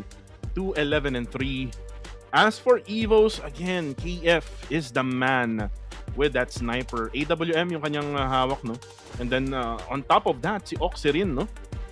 Able to get those additional kills na kailangan nila for this matchup. You can even add Nier. And sabi mo nga si Mineral din, no? Grabe, no? Itong EVOS talagang pinamumog ng sabi mo, Nature Spring ba? Ano ba? Aquapana ba? Ano bang brand? Pero yun regardless nga, regardless sila ng EVOS. Binugbog, minumog, at hindi na pina-timeout itong O2 Esports. For EVOS, must win din sila, no? Kagaya ng Vanguard Familia, they would need to win every single games remaining for the rest of the week. Para nga there's still a chance for them if ever may chance pa rin silang makapasok, no, dyan sa playoffs na yan. Pero si KF, siya ng MVP, 17-6-3 ang KDA with a 116.62 ADR. Wala siyang headshot, no, dun sa laban na yun, pero meron siyang 15-16 damage dealt for this guy here in Desert. Well, number 1 naman kasi talagang stats mostly ng sniper player is 0 headshot kasi they just need to secure at least 1 body shot for them to be able to get the kill. So, syempre, instead of just aiming for the head, why that? Ito na si Nerve. 6, baliktaran ng kanyang score. Nice one. Nice one. And then yung ADR niya, 6-7. Grabe. Old school to the new gen. Grabe. Yes, that's right. And multi-kill of 1, 871 damage. He's actually leading against Nain. But again, Nain still better performance from what happened from the previous round. So again, good job still for O2 for doing their best for game number 2 and also the whole series against EVOS. Ito na, like what I said earlier, they will still stay at number 3. So, medyo tight talaga ang match dito against Vanguard Familia. Kasi guys, for those who are watching, only top 2 teams, each group will actually move forward to the semifinals that will be held next week. Yun, no? At kung kayo ay Pinoy at talagang suportado sa Vanguard Familia at KDM, kung ako sa inyo, kung sa Pinas nga gaganapin, pero alam na namin kung saan. May venue na nga. At may mga rehearsal pang mangyayari, pero yun nga, no, Max, talagang manood kayo, no, kasi nga magiging special to kasi first tournament ng Crossfire Legends, tapos nagkaroon tayo ng on-site ng One Ayala, and then yung Crossfire Legends Championship Southeast Asia, tapos baka ganapin sa Pilipinas, di ba? Napaka-historic niyan, no, para sa ating laro. Pero ito na muna, no? Next match natin would be E-Arena versus Heartfire. And again, this is gonna be a very good battle. Kasi nga yung E-Arena, tinatry pa rin nilang makaangat no, sa top number 2. Pero again, Heartfire is a different beast to overcome. Grabe yung 3 sniper setup nila, minsan 2 sniper setup. That's Zozo0908, diba? Yun yung mga players na yan from Heartfire. You need to go through them. And napakahirap nga no, nung kailangan nilang tahakin itong E-Arena na to. E-Arena has a ton of potential sa totoo lang, Maximus. Yes, that's true. They can actually they had the chance to beat KDM no nung first week, pero 'di ba na comeback 'yan ng KDM. Pero ito na nga tayo no, Kuko TV together with Maximus. Kami ang yung PH casters for week number 1 or week number 4, day number 1. Ito sa Southeast Asia, CFLC. And shoutout sa lahat ng mga nanonood dyan. Kung kayo ay nag-enjoy sa ating live stream, i-repost nyo na sa Black App. I-share nyo na yung mga live stream natin sa Red App and sa Blue App. At i-share nyo sa mga group chats na, no? Lalo na yung mga meron dyang group chat ng Crossfire Legends, yung mga scrims, diba? Kasi syempre yung mga nagsiscrims ngayon, diba? Baka malay natin, diba? Makita natin sila on the next seasons, no? Ng ating tournament, diba? Kasi siyempre marami din talagang aspiring professional players dito ang gusto sumali sa Crossfire Legends Championship. So let's see. So talagang kaabang-abang ang mga pangyayari dito sa taon na to. Napakaaga pa, di ba? Sobrang aga pa. We're January pa lang. We still have 11 months to go. And there's gonna be tons of events from Crossfire Legends. Ayan. And shoutout nga pala kay Sa, W Kuko TV, Boss FLM. Oo, ayan. Fred Perian. Ayan, hahanapin natin si Casper, pero yun nga, hahanapin namin si Casper, so kailangan namin mag-break. Kuko TV together with Maximus, we'll be right back for more action.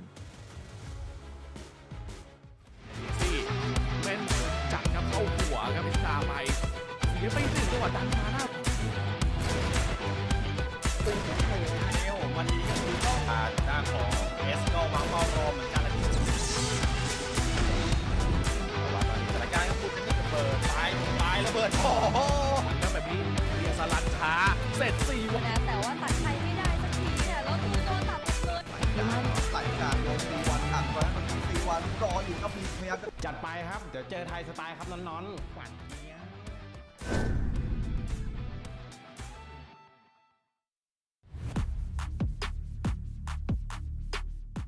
ครับผมนนท์สลัน X8 นะครับมาจากทีม E Arena ตำแหน่งซัพพอร์ตครับเล่นเกมคอร์สไฟมาได้ประมาณ2เดือนครับแต่อย่าคิดว่าผมไม่มีฝีมือเรามาเจอกันครับสำหรับประสบการณ์การแข่งขันนะครับผมมีประสบการณ์มาร่วม5ปีได้มีประสบการณ์การแข่งขันเกม FPS ในหลายๆ รูปแบบแล้วก็มีแชมป์ติดมือในหลายๆเกมครับการที่เจอทีมที่เล่นมาก่อนก็ใช่ว่าเขาจะเก่งกว่าผมครับในความฝันการเป็นนักกีฬา e-sport ผมเชื่อว่าหลายๆคนก็มีความฝันที่อยากจะอยู่ในจุดสูงสุดของการแข่งขันซึ่งผมก็กำลังจะทำฝันนั้นไปให้ถึงครับผมอยากเป็นแชมป์โลกครับจากวันแรกที่ผมเริ่มเล่นเกมคอร์สไฟมาจนถึงวันนี้ทีมของผมและตัวของผมเองก็พัฒนาอย่างก้าวกระโดดจนคว้าแชมป์ประเทศไทยมาแล้วและแชมป์ต่อไปที่ผมจะไปคว้าก็คือแชมป์4ครับสำหรับความท้อความเหนื่อยหรือการที่อยากจะเลิกเล่นผมเชื่อว่าหลายๆคนก็คงจะต้องมีประสบการณ์ที่พบเจอแบบนี้มาเหมือนกันแต่ตัวผมเองเลือกที่จะจัดการมันและไม่ให้มันมากวนใจในการแข่งขัน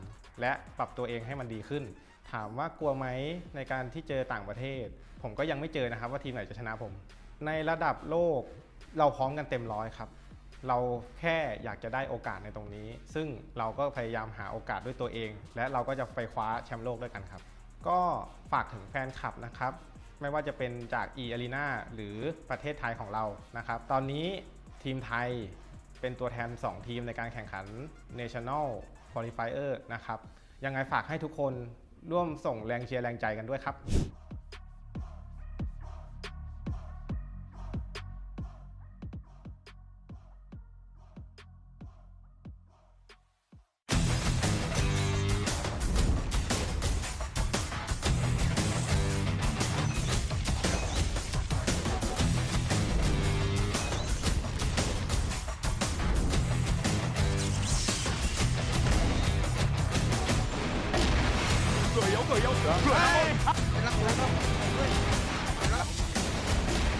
เจ็บนี่นะ怎么比你怎么接待，没接待，大木大木大木大木大木。Hay. Ôi hay hay hay. Hay, nhà B nhá, yếu nhiều lắm. Hay. Vào luôn, về bắn có một phát này. Vào bắn luôn, vào bắn luôn.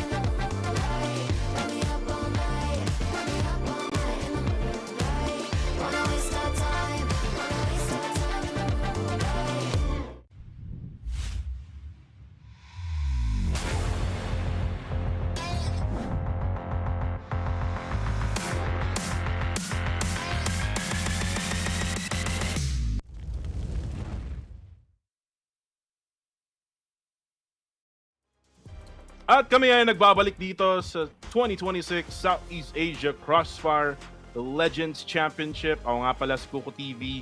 And with me is Maximus W. Sulasok Maximus.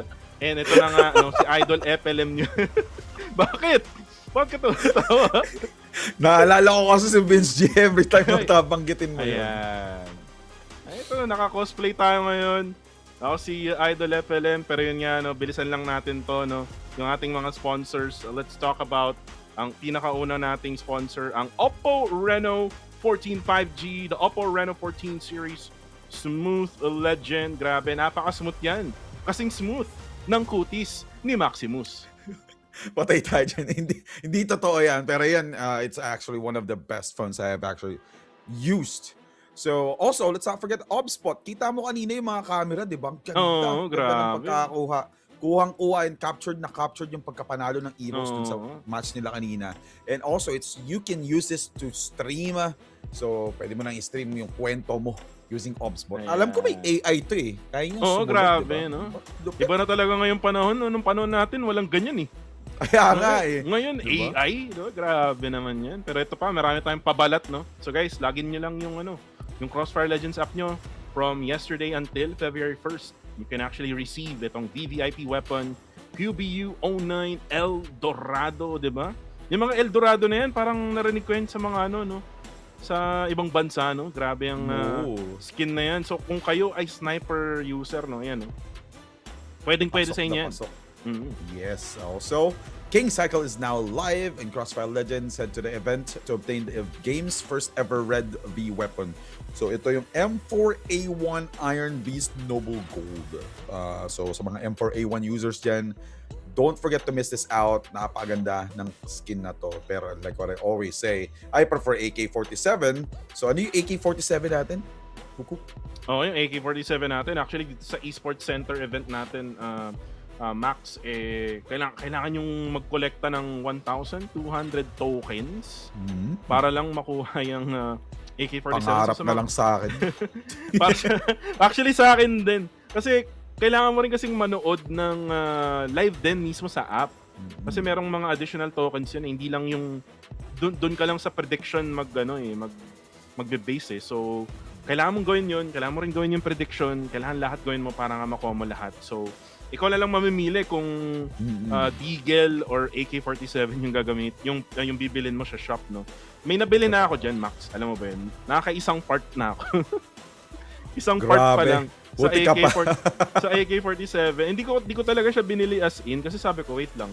Calculate natin kung magkano to lahat, ha. Try ko lang bumili na isa. Tapos kinalculate ko, ang daming tokens pala kailangan. Yun na nga, and last week, pero mali-mali ang aking prediction. So, pangarap na lang talaga. So, let's see the lineup of E-Arena. We have C1 Sai Suguz, my favorite guy here. Ninoys, my favorite name. And also Sarun X8. Angas talaga yung pangalan ni Ninoys eh. Ninoys. Si Sai, hawig ni Blade, no? Yung coach ng Vanguard pamilya ngayon, no? Oh, yun nga eh. Baka siya yan. Nagpalit lang ng IGN. Ikaw ba yan, Blade? Shoutout nga pala kay Blade, no? Ang ating coach/analyst ng Vanguard Familia. And sabi niya si Malupiton. Bossing! Bossing! Matindi. And ito na nga, jokes aside, E-Arena also promising playstyle. Kita naman na natin na muntik nang magkaroon ng talo ang kadiliman because of them. So, hindi malabo na this gonna be a close fights kasi sila yung currently nasa third spot eh. So, their current score is 3-3. Although lamang na lamang ang Heartfire with 5-1. Pero pag natalo dito ang Heartfire, it will be a 4-3 and 5-2. So, konti na lang kanilang habulin. Pero syempre, hindi naman papayag sila Zozo, Bello, Tiny, Smile, GG, and all 0908, di ba? So, kailangan nilang ma-clean sweep dito ang E-Arena para ma-secure nila ang second or top 2 for the semifinals that will be held next week. Ngayon ko lang napansin pare-pareho pala ng salamin tong mga players nila. Probably sponsored, di ba? Ay, grabe naman. Sana all. Pero ito Sana na all. yung E-Arena. Ayun si Blade talaga to eh. Ayun si Sai yung pangalawa. Feeling ko talaga si Blade to eh. Half ata si Blade eh. Half Thai, half Filipino. Grabe. Sa wadi ka sa imong tanan, sabi nga ni Blade. Pero yun nga E-Arena, nasaan na ba sila sa sa overall max? Second. I mean third rather, Top sorry. 3, no? Yes, top 3. Sana Ang matalo score nila yung is Heartfire. 3-3. Sana matalo nila yung Heartfire. Well, I mean, para sa akin lang Kasi kung, wait lang speaking of Heartfire and E-Arena, ito na pala yung map picks, no? Power supply na naman yung unang mapa, and then we're gonna go on a festival map where we will probably see a 3 sniper setup in festival, and then the last map will be, if mag 1-1, it's gonna be on a desert. Kanina naglaro tayo dyan, so power supply pa rin ang unang mapa natin, Max, and again, festival would be the second map, and I think malaki kutob ko malaki yung chance dito ng Heartfire. Ito na, totoo naman. And but again, like what we always say, let's see kung kakayanin ba talaga ng E-Arena ang Heartfire dito. Especially festival, di ba? Ito na, nakita, like what you mentioned, di ba? Triple sniper play from Heartfire. Yun nga, hindi nga lang talaga gumana nung kalaban nila ang kadiliman that time, di ba? Yung triple sniper. Napapalit sila ng playstyle nun. Kasi alam ng kadiliman gagawin nila. And ito na nga, parang chill lang talaga ang Heartfire dito. Yung isa tulog na eh. Ayun na nga eh. Hindi na gumagalaw. Hindi na gumagalaw. Pero ito na guys, start na tayo for our second series of the day. Napakabilis lang, no? Napaka-smooth lang like butter, no? Criminal undercover ang ating laban between the first map and then here, E-Arena versus Heartfire. I think this is gonna be a close game. Kasi nga kakailanganin manalo ng E-Arena para malay natin, di ba? Wala ang Heartfire rather, no? Dun sa top number 2 and maybe they can take things over. Pero ito na, first round na tayo. Maximus, take it away. Alright. E-Arena, the bunnies of E-Arena getting the first kill onto Smile GG. Heartfire. No, napakainit ng pangyayari na yun. Smile GG was taken out. And Zozo with that death, but grabe, tatlot agad yung trade-off. Just for one kill. And Nine Noise will also deal tons of damage, and Tiny, and sobrang bilis. Na-stun ako bigla. Kasi, diba kakastart lang no match, lumamang na yung Na-stun Arena. ka kasi. Alam mo bakit ka na-stun? Kasi nandyan si Tiny. Ay, oo. Oo. Iba yun. Nag-aabalan si Tiny, tol. Tapos na-stun si Maximus, di ba? Grabe naman yun. Pero, Kaso-laso talaga ng mga sulok dyan eh, no? Grabe talaga yun. Pero ito na. Round number 2 na tayo. Heartfire. Lamang na lamang sila, no? When it comes to trade. Ang bilis ng trade ng ng Heartfire compare mo sa Evos. And, uy, grabe si Sai na makapatay si Smile, and then now 0908. Pero ito na yung trade na hinahanap natin ngayon. Melo goes for a takedown, and pangalawa naman itong si Tiny, and it's gonna be a 3v3. Bawi agad, min yung unang dalawang kills ng E-Arena. Kaya nga. Pero again, Heartfire on the lead. 2v2 situation. Medyo close out nito ni Soguz, or ni Sarun rather, yung fight. So now 2v2. Suguz, receiving tons of damage from Zozo. Will Zozo be able to seal the deal? Yes! Na-seal niya yung deal na yun. And now Zozo with just low HP. Sarun, maganda yung placement. Uy, Sarun ang bilis! And now it's a 1v1 with the lead of Sarun dun sa pwesto. And he will be able to take advantage. Wow! E-Arena. That's a multi-kill by Saruns, by the way. Yun nga eh. And ito yung sinasabi ko sa E-Arena. Grabe yung potential talaga ng E-Arena. Kaya niya makipagsabayan sa the likes of KDM, the likes of Heartfire, maybe even Vanguard Familia and Evolution. The only thing na siguro nagse-separate itong E-Arena from the rest na teams na nasabi ko, siguro yung mental nila, no?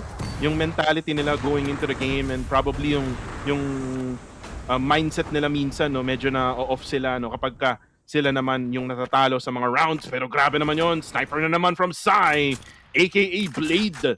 Nakamukhang kamukha talaga. And now for Heartfire, kailangan muna nilang magkalma muna, Max, kasi sila ay napitasan. Yes, that is true. And now E-Arena did, deal a huge damage here onto Heartfire. Si Melo pa nga, di ba? Which is, giving a huge contribution for Heartfire dun sa first 2 rounds. And let's see if Heartfire will be able to do the same thing that they did from round number 1. Sobrang bilis ng pangyayari from round number 1. They were able to trade off 1 to 3 dun sa round number 1 na yon. Pero medyo naging slow play bigla ang E-Arena dito. Sky. Uy, sayang! Na-timingan pa nga siya, di ba? Pagka out of scope niya, saka sumilip si Sarun. And,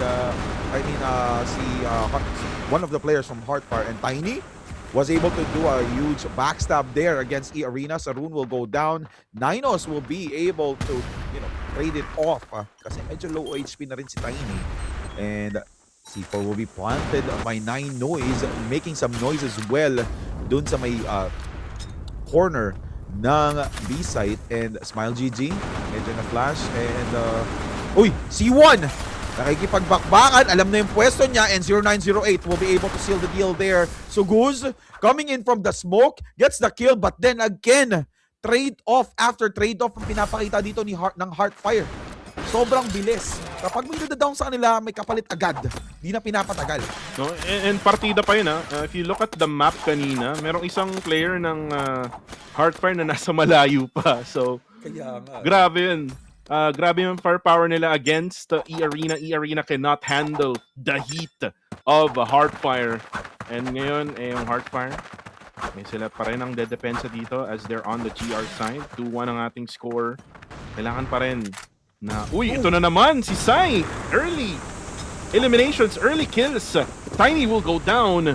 And now they can get for a strat here na pwede nilang makuha. No? They can go for dyan sa Bravo site kasi dun sila nakapitas, pero yung depensa pa rin dito ni Smile dyan sa may Bravo site talagang matibay pa rin. And 090. Uy! Nagkamali lang siya, nag-off-scope siya dun. Naunahan tuloy siya ni Sai. And now, dalawang site na ang butas. Ladies and gentlemen, this is now the time for E-Arena to go for the push. Can they go for a full send? May isang magbabantay, si player number 3, this is Sugus. Siya yung magbabantay dyan sa may A. It's gonna be 4 players now going to the side of Bravo. At butas na butas siya, iniwan na rin nitong ni Smile. Alright, and ito na. Magpo-commit na nga sila sa B-site. And E-Arena will be able to take over B-site. Pero meron pa lumalaban dito si Smile. He tried to take over or to retake. But again, Sky was there with that pistol. And Sarun will also seal the deal on to Mellow. Now Zozo, last player alive. So Goose with that huge play against Heartfire. Napaganda na pagkaka-flank na dun. So, ito, E-Arena, lumalamang na against Heartfire. Ito na ata ang upset na kinakailangan nilang gawin. So, but let's see. 2-2. Diba? 2-2 na. And yung momentum is nasa E-Arena. Yeah, E-Arena. They got that momentum kasi nga nakapitas sila ng mga players for Heartfire. Say na naman, medyo nag-aalangan na itong si 0908. Kasi nga, ang galing din mag-sniper. Itong si Sai. Utility is now being spent by both sides dyan sa may mid, sa may A.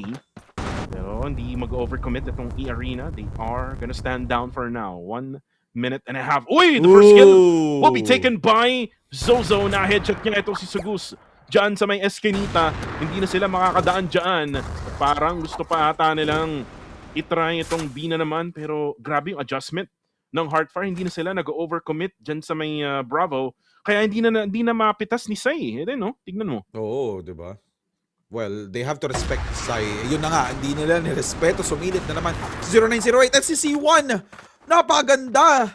After that kill from Sky or Sai, si C1, kailangan siyempre babawi ako. Smile GG will also go down. Napaganda ng pwesto ni Sai. Habang nagro-rotate yung Heartfire, nandun na siya nakapwesto. Ayun nga, nag-miss out yung shot niya kay Zozo. He needs to be careful. Napapa-atras ka talaga. Since ito na, nagkagalit na si Zozo. Bakit mo inubos ang aking teammates dun sa B-site? And meron C4. May backstab. Melo will be able to seal that kill onto Ninoys. Napaganda ng pagkakapush doon ni Ninoys sa flank ng Heartfire kasi sobrang daming damage ang deal doon. And after that flash, hindi na nirespeto ng Heartfire yung corner. So, na-backstab tuloy sila ulit ng E-Arena. Respeto, no? Respeto para kay Coach Blade, mga kaibigan. Si Sai ng E-Arena. Grabe ang ganda ng ginawa niya doon. Nabulag yung dalawang player ng Heartfire tapos pinistol, no? Sa batok. Binatukan, mga kaibigan, mga players ng Heartfire. So, they now take the lead here in power supply. By the way, ito yung piniling mapa ng E-Arena din. So talagang comfort map nila to. Itong power supply. As C1 right now goes for the spray. Diyan sa may B na naman. Parang lagi nabubutasan ngayon, no? If you look at the situation here, Max, parang laging butas itong Bravo area. So kailangan nila talaga mag-ingat diyan. The moment na makapitas itong si Sai, talagang nandun na yung opening na hinahanap lagi ng E-Arena. Yun na nga di ba? But I think Heartfire is now trying to adjust. Wala na talagang sumisilip. And Sky is having a hard time. Like what you said earlier, nire-respeto na nga siya. Ito, si Smile, uy! Napakaganda naman ang pagkakasilip ni Smile doon. Saktong-sakto, hindi pa nakatutok si Sky doon sa mid-side na yon. And we're seeing Subuz taking advantage. No! Uy, ang ganda na placement doon Sobrang ganda na placement doon ni Zozo. Off angle after that balcony push. So ngayon, sobra na yung advantage na pinapakita dito ng Heartfire since the only player that they actually lost from that for this early stage ng round number 6 is si Melo. And now we're seeing some damage that being received by Sarun dun sa smoke coming from one of the players here from Heartfire. And ito na nga, hindi na nag-commit dun si Sarun. Kita mo, 25 HP na lang natira and mapapatay pa siya ni Smile GG after that. Parang the Great Wall of Vietnam ngayon Hindi makapasok ang mga players ng E-Arena pero dito sila sa may Bravo as Tiny and 0908 takes down the 2 players remaining for E-Arena. They tie things up here in this matchup. And again, ang kailangan ng Heartfire ngayon is momentum. Ito na ata yung momentum na hinahanap nila. You can see the body language then from Heartfire Max. They're totally focused, no? Talaga dito sa larong to. Hindi basta-bastang kalaban kasi talaga itong E-Arena, talagang lalaban at lalaban to. Kaya nga, 'di ba? And nakita naman natin yung performance ni Sai. Every single time may sisilip, pixel perfect, getting that kill on 0908 and now Subuz will also try to follow up that kill by pushing in onto the B site. Utilities are being expended and a grenade was used. Hindi tumama nga laman dito sa, I think this is the left side of B site. And Sky or Sai will try to rotate dun sa A site. So this is a fake push coming in from E-Arena and kita-kita mo that E-Arena was able to play a very aggressive playstyle and also very beautiful mind games. Oo, grabe. Napakaganda. Utilities was actually expended dun sa B site. Pero si Sky nag-decide mag-push sa A and now we're seeing a 2v3 situation even though that they were able to plant that C4 beautifully. Medyo on the lead dito ang Heartfire pero napaganda ng pwesto nila dito sa Rune with that kill onto Tiny and now it's a 2v1 situation. Melo will have a hard time and there you go. What the? 1 HP! Napaganda naman nun! 1 HP in a dream. Mellow clutches it for Hardfire. Yung akala mong yung mind games na ginawa ng E-Arena, mala Undertaker yung mind games eh. Grabe. Kaya nga. Naglagay diba? sila ng E-coms, akala mo lalabas na si Undertaker dun eh. Pero sabi nila, hindi tayo pupunta ng Bravo, tol. Magro-rotate tayo ng A. Doon tayo magpaplanta. Pero grabe yung ginawa ni Melo. Melo Totoo. is him. Mapapa-what the mellow ka talaga sa ginawa niyang performance doon. Diba? And eto na. So again, respecting Sky or Sky's ability sa sniper. Lahat nagtago na. Kasi, yun na nga, si Soguz, nakaisa na naman kay 0908. Diba? Heartfire, even though they're on the lead, they have to respect as well their defense. Kasi nga, defending players sila, diba? Kung ako yung kalaro ng Heartfire, dito napagalitan ko na to. Bakit kayo nagpo-push? Diba? Defenders tayo. In-high blood nyo si Maximus. Silip kayo ng silip. Alam niyo naman, ang galing ni Sky or ni Sai sa sniper. Ang hilig kasing manilip. Ayun na nga, di ba? Ilang rounds, di ba? Yung kapalit nun. Grabe nga. Ay, pasaway.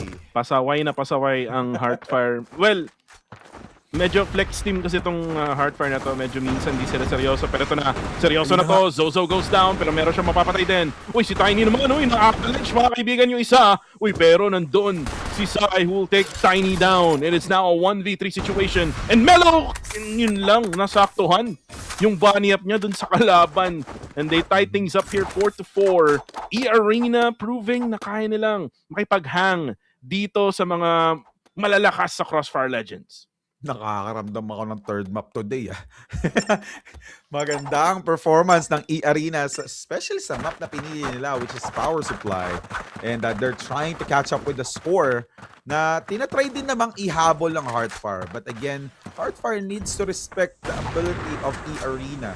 Kahit na pag ganyan-ganyan lang yung playstyle nila, kahit na, they're confident enough to get back on track and catch up with the score, E-Arena is E-Arena. They were able to, give a huge lead against KDM, but KDM became the team or the better team from the previous week.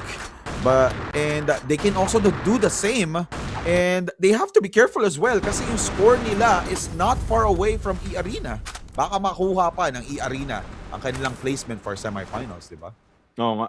4-4 ang ating score. Third, there's a lot of time left dito sa round na to. 1 minute and 10 seconds. Daming utilities, no? Mga mollies. Now, smokes naman. Uy! Kabarilan! Ninois gets 0908. Usually, no, si 0908, yung talagang carry ng team na to. And at the same time, Melo will also do that. Uy, banda boards. Itong si Saruns ng kanyang molly.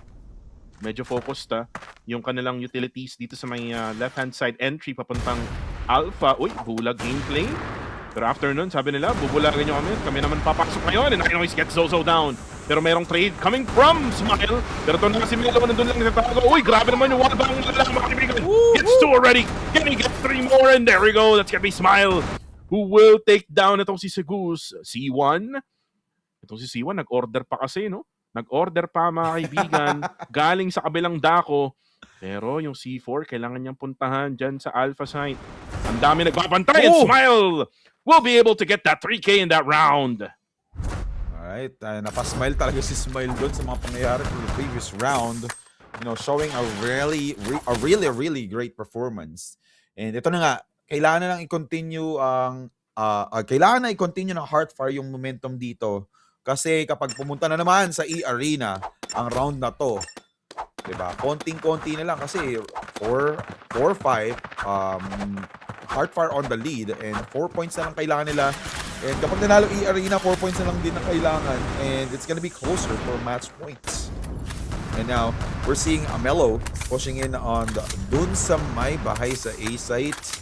He's not overcommitting. And checking out the playstyle of Heartfire, nag-triple B site sila. So A site is in deep trouble kasi isa lang ang defender nila.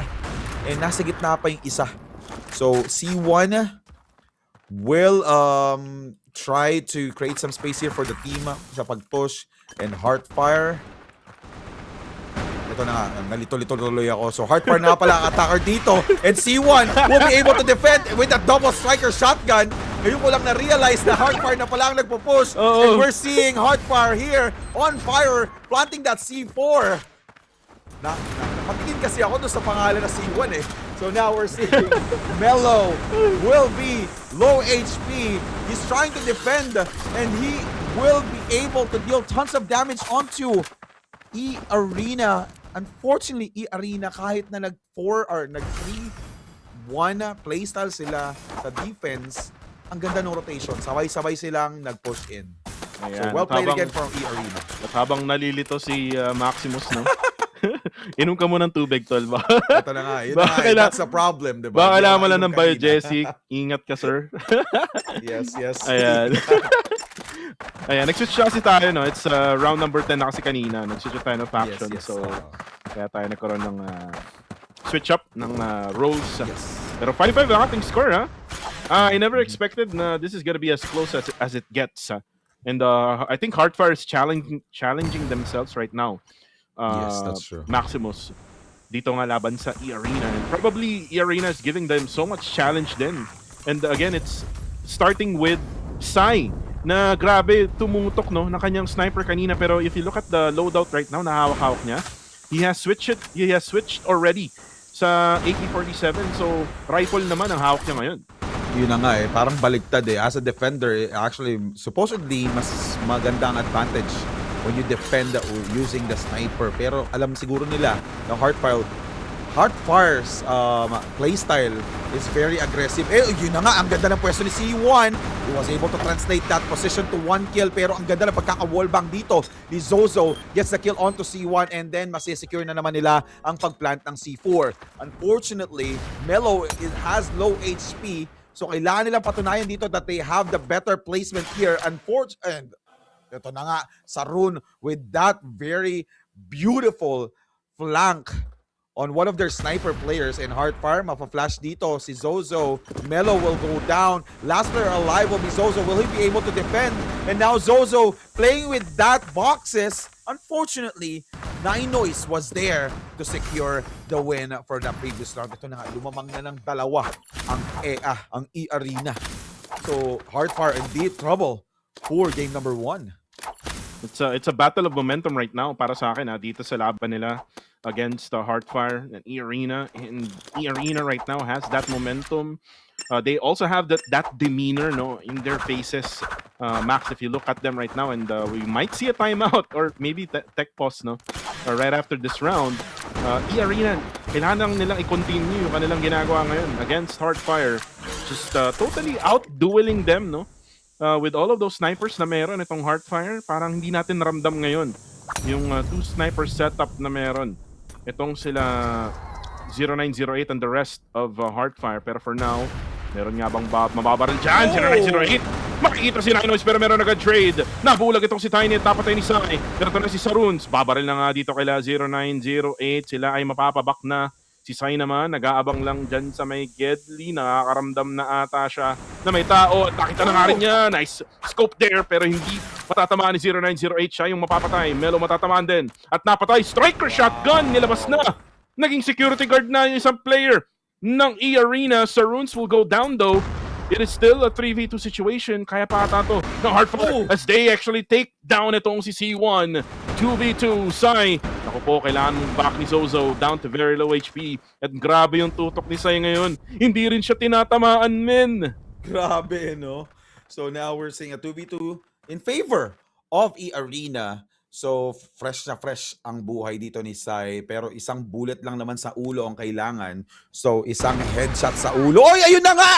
Yun na nga yung sinasabi ko, wall bang tumama kay Sai, and then C4 will be planted, pressure on his back. Sugus was able to get the kill. Oh! Sugus! Wow, Sugus. Ito na pala yung pangalawang lamang ng E-Arena. Ito pa lang pala kasi humabol nga pala sila.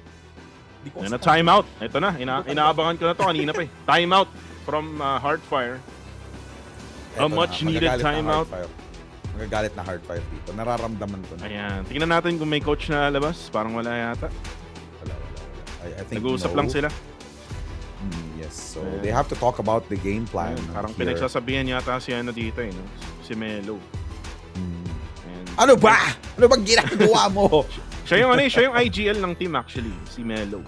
Si Melo. Parang iba ata yung laro ni Melo ngayong araw na to, no? I mean, may mga moments itong si Melo. Pero syempre hindi natin ramdam talaga yung Melo nung last week or even in the previous weeks, no? Talagang grabing impact niya sa squad nila. I think 0908 is having a big problem here against Sai when it comes to that sniper battle. Totoo. Kasi Kita naman natin. Naalala ko nung last cast ko dito, si 0908, grabe nakakailang multi-kill yan per round. And lumalabas Max. Siya yung madalas na MVP for every maps na napapanood ko. Mukhang si Sai ang kryptonite dito. Ay, may nagtatanong, saan ba talaga ang venue? Nako po, wala pa kaming idea. Wala sa BGC. Sinungaling, no? Nakita ko yung post ni Vince G, sabi sa BGC daw eh. May pumunta doon, no? Meron na daw kasing portal doon, tol. Yung portal daw na yun, pag pumasok ka, andun na yung venue. Alright, and also going back onto the game, C1 losing his life and as well as Suguz by the hands of Heartfire Tiny. Umavalanche na nga and makakakita tayo ng toss dito and Bello! Beautiful kill there onto Sarun. And now, kita-kita na natin yung sobrang lamang dito ng Heartfire, ha? Hindi na naging close match. So ito na nga ang much needed timeout that they actually did from the previous happenings. And there you go. Tiny with 40% damage for the team.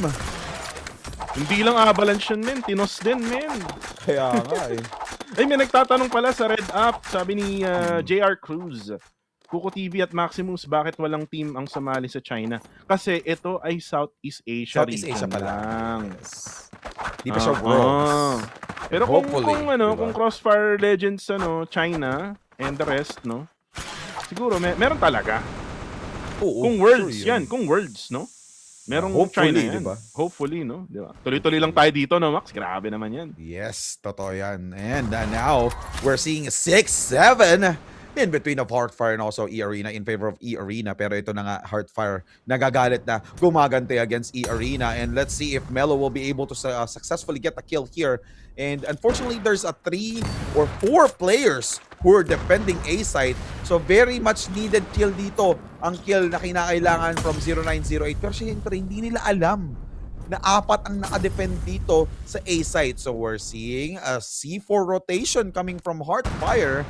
So mukhang na-predict na nila na 4 nga ang nakabantay dito sa A site. And Heartfire 0908 nakasilip with the sniper scope. And there will be a kill by Sarun doon sa A site. And Zozo will be able to get the kill onto C1. Sai, ang bilis. Ang bilis ng pagkaka-rotate. Tinulungan niya agad ang kanyang teammate dito for him to be able to deal tons of damage here onto Smile.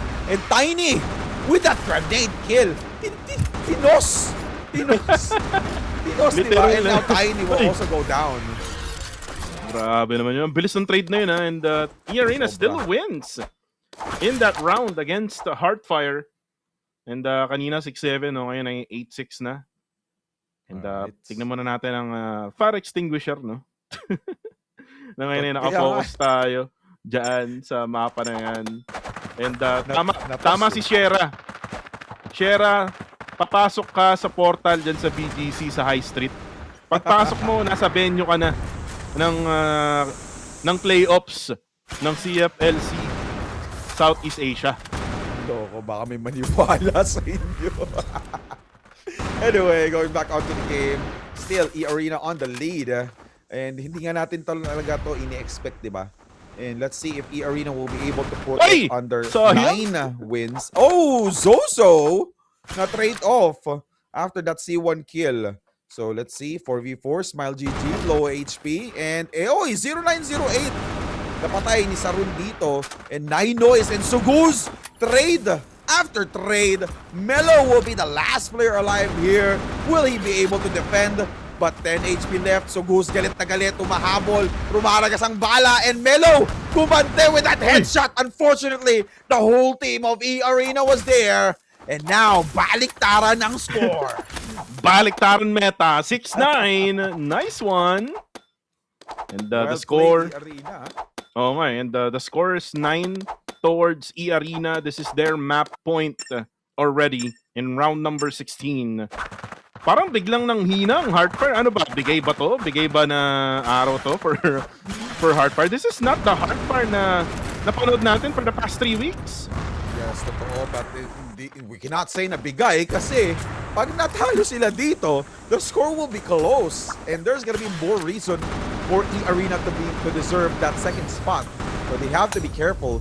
So now Heartfire, Smile, pushing mid, wasn't able to translate a kill after that push. So tingnan natin if Smile will overcommit onto this push on A site. Ito na nga, tatlong players coming in from B site. From E-Arena will rotate and I think one will try to flank which is si Sai. Pero andun pa rin siya, nakastick pa rin siya. C4 will try, but C1, one chicken down, but again, there's a trade-off, and another trade-off again. Ito, sobrang bilis na ng pangyayari. Tiny gets a kill on Suguz, Suguz gets a kill on Zozo. Sarun will be able to get the kill onto Tiny with that headshot, and Ninoys with that kill onto Melo seals that win against Heartfire. E-Arena. Well played. Yeah, E-Arena surprising Heartfire here. And that's a statement being made here by E-Arena na kayang-kaya nila ang mga likes ng Heartfire. At parang kailangan natang mag-CR ng E-Arena doon. Iniiwan na nila yung kanilang mga upuan. Mahaba-haba rin kasi itong laban nila. 10-6 na umabot tayo ng 10-6. Dito sa mapa ng Power Supply, E-Arena. This is their pick as well. This is their map pick as well. And for Heartfire, well, meron silang festival map mamaya na kung saan doon sila ay komportable. Titignan natin kung kakaroon sila ng magandang labanan. Pero tignan muna natin ang E-Arena.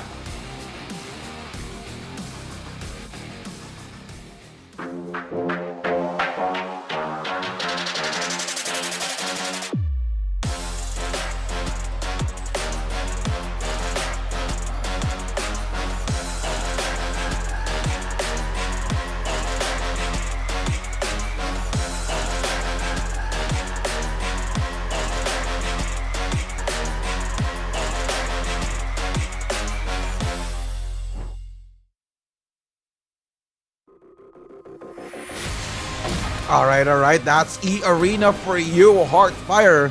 And as we can see from the highlights of each games, kita-kita nyo naman na sobrang close ng match, di ba? 10-6, like what Goku said earlier. And we were able to see, I think this is the bad side ng Heartfire. Sobrang underperforming ng ginagawa nila. Hindi siya one-sided from what we've seen for the past few weeks. Nagbangga na ba ang E-Arena at Heartfire before? Oo, nagbangga na itong dalawa. Natalo ng Heartfire tong E-Arena. Pero iba yung laro nila dati compared sa ngayon. So, I'm not sure if there's something wrong with the lineup right now or baka miscommunications lang nung mga rounds na nakita natin with them, or it's just that nauunahan sila ni Sai. Sai is the X factor here for E-Arena. Kung hindi to nasimulan ni Sai ng E-Arena, well, siguro nasa ibang usapan tayo ngayon, Max. Pero again, Sai was the game changer, the X factor dito sa Power Supply map. If he can continue this doon sa mapa ng festival, we're in, di ba, yung mga snipers na yan talagang kakaroon ng magandang performance, baka E-Arena nga ang manalo against Heartfire. Well, maganda rin naman na makatikim din kayo ng talo, Max, dito sa group stage, kasi nga madalas makita natin panalo lagi tong Heartfire. Yes, that's true. The only loss that they had was against KDM, di ba? No. So, tingnan natin if E-Arena will be able to do their revenge against Heartfire. So, eto, we were able to see one of the best plays here from E-Arena. Kasi every single time that someone will get traded off, E-Arena answers back twice. Diba? So, Heartfire, ginagawa din naman ng Heartfire yung same thing. It's just that sobrang iba. Sobrang iba yung ginagawa or performance nila ngayon. And checking out the scores here, 8 for C1, 10 for Suguz, 13 for Ninoy. Sai with a 16 kill score. And tumatangginting na 17 kills for Sarun. And for Heartfire, 7 for Smile, 13 for Tiny, 12 for Mellow, 8 for 0908. And the leader of the team, Zozo, with 14 kills for the team. But still, they lost against E-Arena, 10-6. At kitang-kita natin, Max, itong si 0908 nag-struggle talaga dun sa mapa ng power supply. This is not the usual 0908, no, na madalas natin makita. Pero ang MVP would be Saruns. I mean, yes, X-Factor tong si Zai, pero grabe rin talaga yung pinakita nito ni Saruns, no, with that kind of KD. 17, 9, and 7 with 97.75 ADR. Is this the highest headshot that we've seen so far, man? I think so. Parang 8 or 9, pero I think this is one of the highest. And kita-kita naman natin eh. Every single time, kahit puno yung HP nung kalaban, headshot niya lang. Grabe, no? Yung tutok talagang... minsan talaga, pag naglalaro ka ng mga ganito klaseng laro, Max, yung crosshair placement mo, napaka-importante yan. Kasi pag maganda yung crosshair placement mo, the moment na unang barrel mo pa lang, talagang matik eh. Matik headshot sa ulo talaga. Pero ito na yung ulo sa ulo. No? Speaking of headshot, sa ulo sa ulo, it's gonna be Sai, aka Blade, no? Na merong 16 and 10 KD. Ito naman si Mellow at 12-13. Mellow has been very consistent for Heartfire. But the thing is, he needs to do more. Kung pangit yung laro ni 0908, he has to do more. And now, we're going into Festival map, which is, I think, this is a very comfortable map for Heartfire kasi nga, they can do a 3 sniper setup with Zozo, 0908, and Mellow. Mellow can either do rifle or sniper, and tignan natin kung ma-take down nila itong E-Arena sa mapa ng festival. Yes, that's true. Pero like what we said earlier, sobrang daming weeks na kasi yung pinagdaanan. So E-Arena might have tried and also practiced against this type of playstyle coming in from Heartfire. Especially, pinakita na ng Heartfire to multiple times and E-Arena was able to get some data from KBM kung paano labanan yung triple sniper play ng Heartfire. So, hindi malabong mangyari yon, but we'll see as we are now fast approaching game number 2 between E-Arena and also Heartfire. In E-Arena right now, you're just talking pre-game at parang sabi ng mga marshals, isuot na ang mga headsets. And by the way, they're actually using an earphones, and then on top of the earphones is headset. Yes, parang nga that's talagang sobrang makakancel lahat ng noise na pwedeng marinig, no? Max. Ganun din yung maaari nating makita, no? If I'm not mistaken, we can say na sa Pilipinas nga gaganapin ang ating playoffs, Max. Yes, that's true. Pero yung venue, maganda siguro, no, na antayin natin na ma-post yan sa mga social media pages ng Crossfire Legends Philippines Esports or PH Esports. Pero ngayon nga, nandito na tayo, no? So kung saan ay malapit na tayo mag-start for map number 2. This is gonna be festival map, E-Arena of Thailand versus Heartfire of Vietnam. Tignan natin kung sino nga ba mas mananaig sa mapa na to. Alright. So the bunnies of E-Arena now trying to take down the raging skeletons of Heartfire. Ito, nag-miss out na nga. Uy, Aimbot Z will take advantage or will also join in the game here. Ito na nga ang sinasabi ko, 0908. Lamang na lamang when it comes to his crosshair placement ng sniper. But then again, E-Arena was able to answer it back by getting multiple kills onto Heartfire. Na-lose nila si Tiny and also Smile GG on the process of getting that kill onto Sabuz with that help of with the help from their sniper player, which is 0908. Ngayon si Aimbot Z will try to take advantage of that position, but Mellow naabang and naabantay. And now it's a 3v3 situation. I think I can say na in favor of Heartfire, 16 line defenders, and Zozo getting flashed or blinded with that flashbang, and ito nga, wala nang kill na sumunod doon. And maganda yung placing dito ng E-Arena. They even left that C4 there para walang information ng Hardfire kung nasan yung C4. And ito na nga, sniper plays there from Sai, get the, from 0908, getting the kill onto Sai rather. And uy, C1, nagulat, muntik na naman mag-kiss. And Melo getting the kill there. Sarun will also try to take down 0908's. Pero sobrang lamang dito ng Hardfire. This fresh pa si Zozo. Melo still high on HP. Sarun parang 5 HP na lang natira. Zozo, buong buo pa no, kanyang HP. Nakita na nga niya si Saruns. Giving so much information for his teammate pero walang rotation. Disiplina lang at sniper lang ang puhunan. And Zozo will get that final kill in that round. They take one here in Festival. And for Hardfire, they can continue on with this one for as long as talagang umaariba itong si 0908. Kita naman natin kanina, no? Nakadalawa agad-agad itong si 0908. Kung magko-continue to, talagang Hardfire ako dito para dito sa mapa na to. Yes, that's true. They're playing the map really well. Pero yun na nga, pinakita pa ni Sarun na mapakalupit niya with that grenade kill onto Tiny. And sumagot dito si Melo. Pinatay nila si C1, 0908 onto Sarun and Melo for Soguz. And now si Aimbot Z will also go down by the hands of Zozo with that double pistol or with just a pistol. And napakabilis na pangyayari. Round number 2 in favor of Hardfire agad. Are we seeing a third map today? Oo nga, para magkakaroon tayo ng pangatlong mapa. Malaki ang chance kasi, again, itong mapa na to, pinili to ng Hardfire. So, yes, we are gonna expect them to be really good in this map. As for E-Arena, wala pa rin silang sagot, no? Sa mga eliminations early. Uy, Aimbots! Ito na si Aimbots with that sniper. Grabe naman yung pangalan na yan, Aimbots. Talagang mapapatanong ka kung totoo ba yung mga tutok niya. Pero ito na si Saruns going for the kill pero wala siyang matatamaan for now. Mapapabak muna itong sila 0908 and again they're just using that distance that they have right now. Lalo na dito sa may A-long. And now for 0908 is waiting for that blessing na bigla na lang dadaan itong mga players ng E-Arena. Same goes for Zozo right here sa may bandang B side or mid. And Aimbots still trying his luck. Wala pa rin matatamaan. Merong utils na ilalagay. Mawawalan ng coverage itong si 0908. Pero si Melo, abang-abang lang dyan sa may mid. Wala pa rin dumadaan. They're just using their time here, Max. With just a minute left here. Uy, nakakitaan dyan sa may tubig. Pero sabi ni Melo, ako yung magbabak muna. Sugus, hindi mag-overcommit.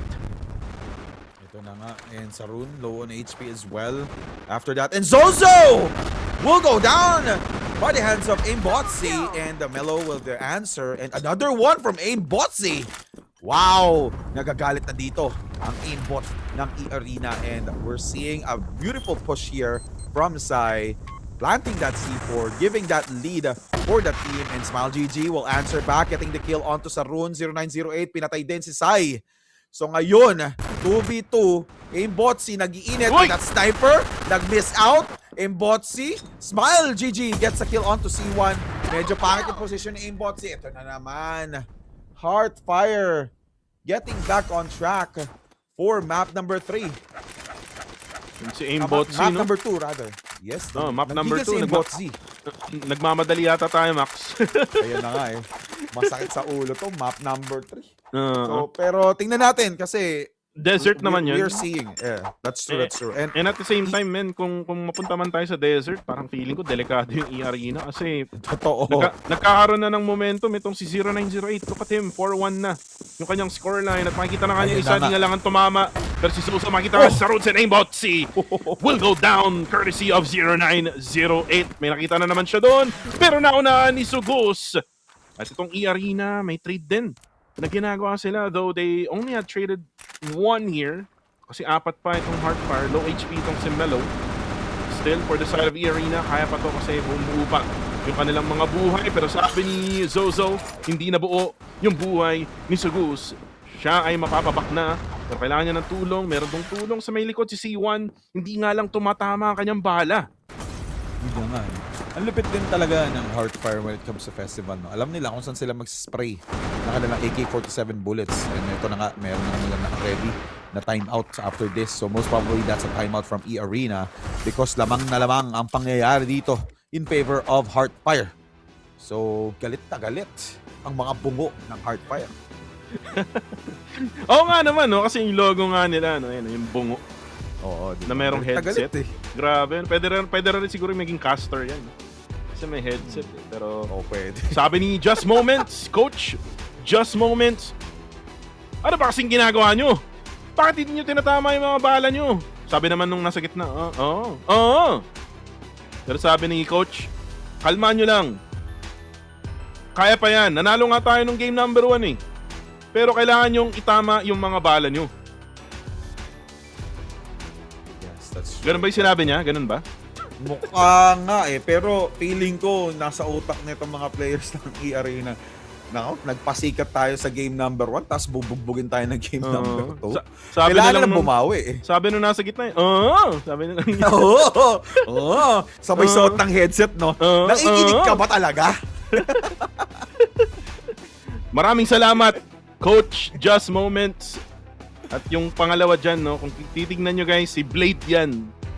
Yung analyst and coach ng Vanguard Familia. At nagpakita na naman ng dragon na walang tatong sisiw. And shoutout ulit kay Vince G na nasa livestream ngayon. Yan, shoutout sa'yo, Vince. Yung mga tao, pinapapunta mo sa High Street para sila ay dumaan sa portal para mapanood tayo, no? Diyan sa playoffs. Uy, kaso ang aga naman nun. Zozo gets Sugus down already with a sniper. Ayun, ito na nga. Diba? After that timeout, supposedly E-Arena will be... Oy! Babawiin ko! Si Saron nagalit! Inubos! With the help of Sai. Triple sniper play din pala sila. So now we're seeing C1 dealing tons of damage and E-Arena wins that game. Wow! Parang Triple sniper play ang E-Arena. Parang parang sabi nila, let's use a play on Heartfire's playbook, no? Ganun yung ginawa nila. Kung nag-work sa kanila, di malay natin, di ba? Nandiyan naman si Aimbotzy, di ba? Ngayon lang natin makikita actually yan, di ba? Si Aimbotzy. And parang feeling ko talagang sniper player talaga to kasi pangalan pa lang. Totoo. Parang sinasabi niyang aimbot siya pero walang aimbot dito mga kaibigan. Ayun na naman! Walang aimbot yan! Tinamaan si 0908. Grabe naman yun. Grabe. Alright, as you can see, the arsenals that E-Arena has, triple sniper plays sa rune through the smoke. Wala pa rin napapatay and may nakita nga. Kakasabi ko lang na wala pa napapatay, sumagot agad na meron, hoy! So we're seeing Suguz dealing some damage dito sa mid side. Oy, aimbot! Ganda yung pagkakasilip. And there you go, the second kill here for Aimbotzy. Now, for a 5v2 situation, getting, nalalasahan nila ang kanilang sariling medisina. Anong lasa? Diba? Eto, sniper. Bala ng sniper. Metal. Heart din na mo. Lasang metal. nahihirapan. Kumakain po ng metal si Maximus, guys. Ako, di ko alam kung anong lasa ng metal. Uy, pero ito na, barilan na. Diyan sa may B. At yun, nakita na rin. Nakakita na rin ng butas ang E-Arena. And E-Arena using the strat ng Heartfire, a taste of your own medicine. Ayun na nga eh, di ba? Lasang metal. And triple sniper play pa rin kaya. Nilapag ni Sai yung sniper niya eh. Hinagis oh. Oh, hindi! Hindi niya pinulot. So mukhang mag-AK-47 siya dito sa round na to para at least hindi mabasa ng Heartfire. Uy! Aimbotzy. Nagmi-miss out ang kanyang shots. May mga paan, hindi tinamaan. And, hindi pa rin. So, Sai, hindi. Pinulot din ni Sai ang sniper. And, uy! 0908, biktima na naman ng aimbot ni Aimbotzy. So, tingnan natin, makakaisa pa kaya itong aimbotter na to. And so, Aimbotter? pangalan niya kasi Aimbotzy eh. Di, panindigan na natin, di ba? Parang sinasabi mong cheater. Oy, walang cheater dito. Everyone is Grabe aimbot naman yan, pre! Aimbot yan! Kita mo naman through the walls! Grabe. Kung merong ops bot, may aimbot mga kaibigan. Ito na. ang kailangan ng E-Arena. Pero si Zozo sabi niya, tama ka na, Sai. And doon na yung E-Arena sugus down to low HP. Pero 4 pa to ha. 4 laban sa 1. Nag-iisa na lang pala itong si Zozo kasi nga si Smile ay mapapatay. Pero kaya pa ba ni Zozo with 5 HP left. At yun, nakita na rin siya. And grabe, ganun lang pala yun. Magta-timeout lang si Coach Just Moments. Tapos, babaguhin yung loadout. Yun lang pala yung solusyon. Yun nga, lasang-lasa tuloy ng Hardfire. Ang kaso, laso-lasok na panlasa.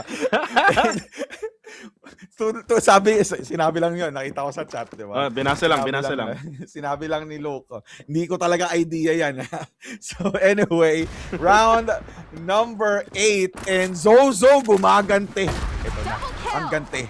Chicken dinner na to.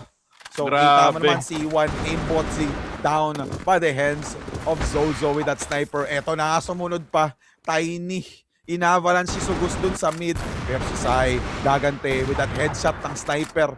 Pero si Melo andun sa likod with that beautiful flank. Last player alive will be Sarun with that sniper. Ito na kaya ang stop o ang tagatigil ng si Sarun nag-miss out. Pero andun na yung flanker eh. Even though mapatay niya yun, deads din siya kasi nakatagal. Pangatlong beses na daw yan, ma. Shoutout sa Hunyo. Ba't yung bilangan? Minabasa ko lang. Last round na to bago sila mag-switch. So, dapat sulitin to no, ng E-Arena.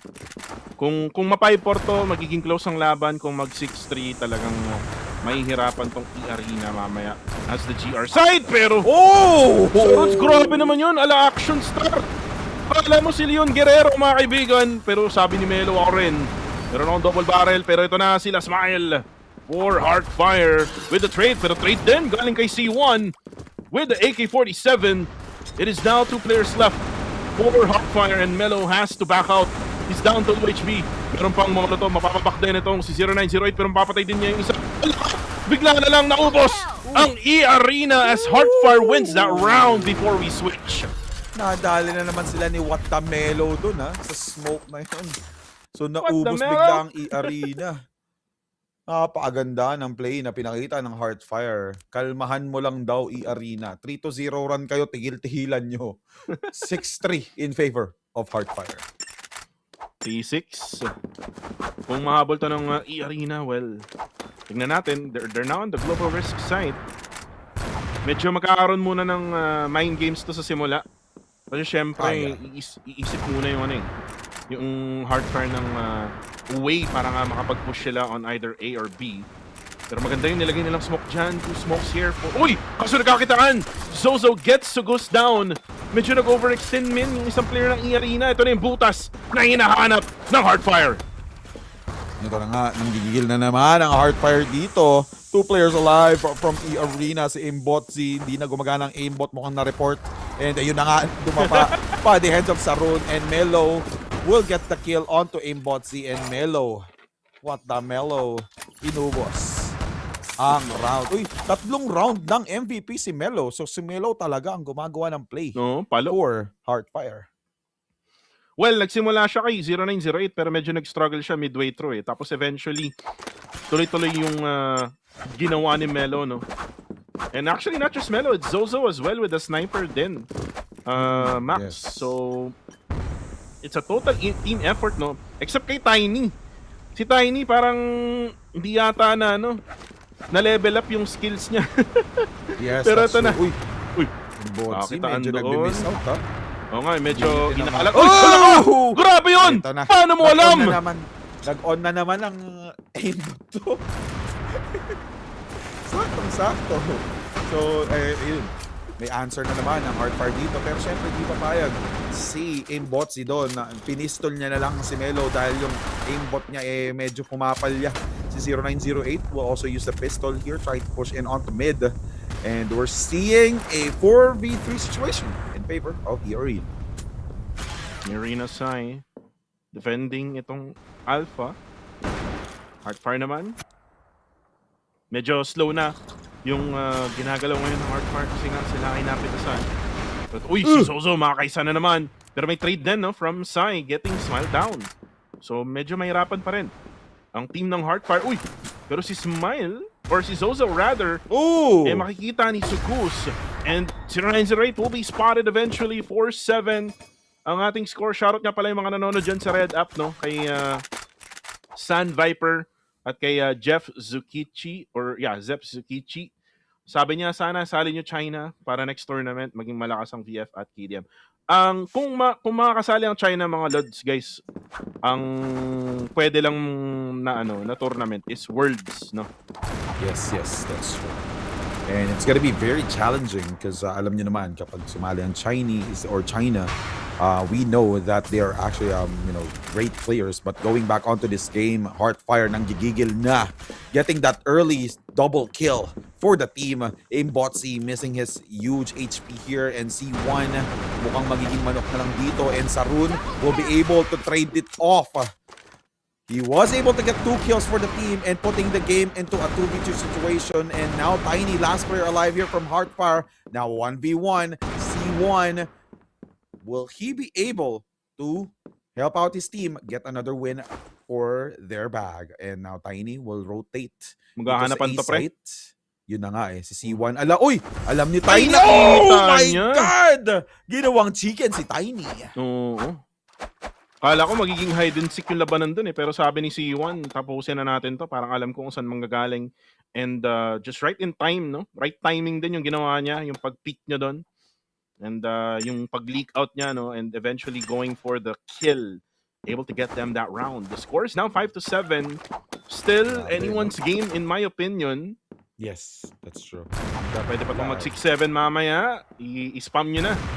Kung 6-7, gusto kong manalo yung arena. Gusto kong matalo itong Heartfire para at least makatikim naman ng makatikim ng talo tong Heartfire kasi medyo para sa akin sobrang na sila, sobrang flex na talaga sila, no. Yung mga ibang laro nila nung nakarang linggo parang nilalaro na lang nila yung laro. One-sided lang talaga. Yes, that's true. So now, by the way, napansin ko dito, ang weakness ng arena is when it comes to their aims kasi hindi siya ganun kasolido. So unlike Heartfire, kapag nakakita sila ng tamang moment para makakuha ng kill, tinitake advantage agad nila. And from what we've seen, si Aimbotzy nga, missing his shots sometimes. Pero napapansin ko, tama yung shots niya kapag galing sa pader eh. Ayun, merong smoke, merong flash. Aimbotzy receiving a few damage, 24 damage from that grenade. And tingnan natin if Heartfire will be able to secure the C4 plant.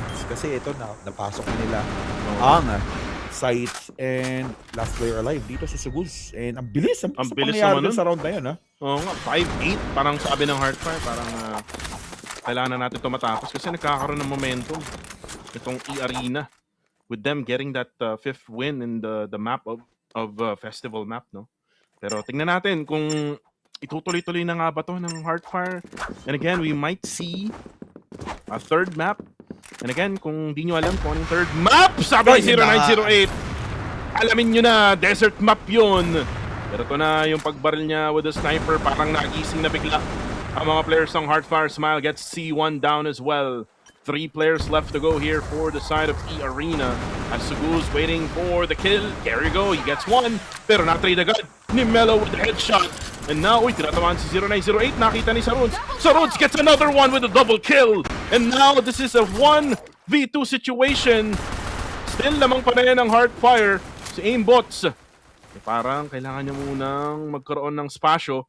Kasi nga yung baril niya ay sniper. Meron lang siyang pistol na hawak-hawak ngayon. And ayan, yung sinasabi ko, kailangan niya na space eh. Kasi he has that sniper. He is now going for the rotation dito sa may alpha site.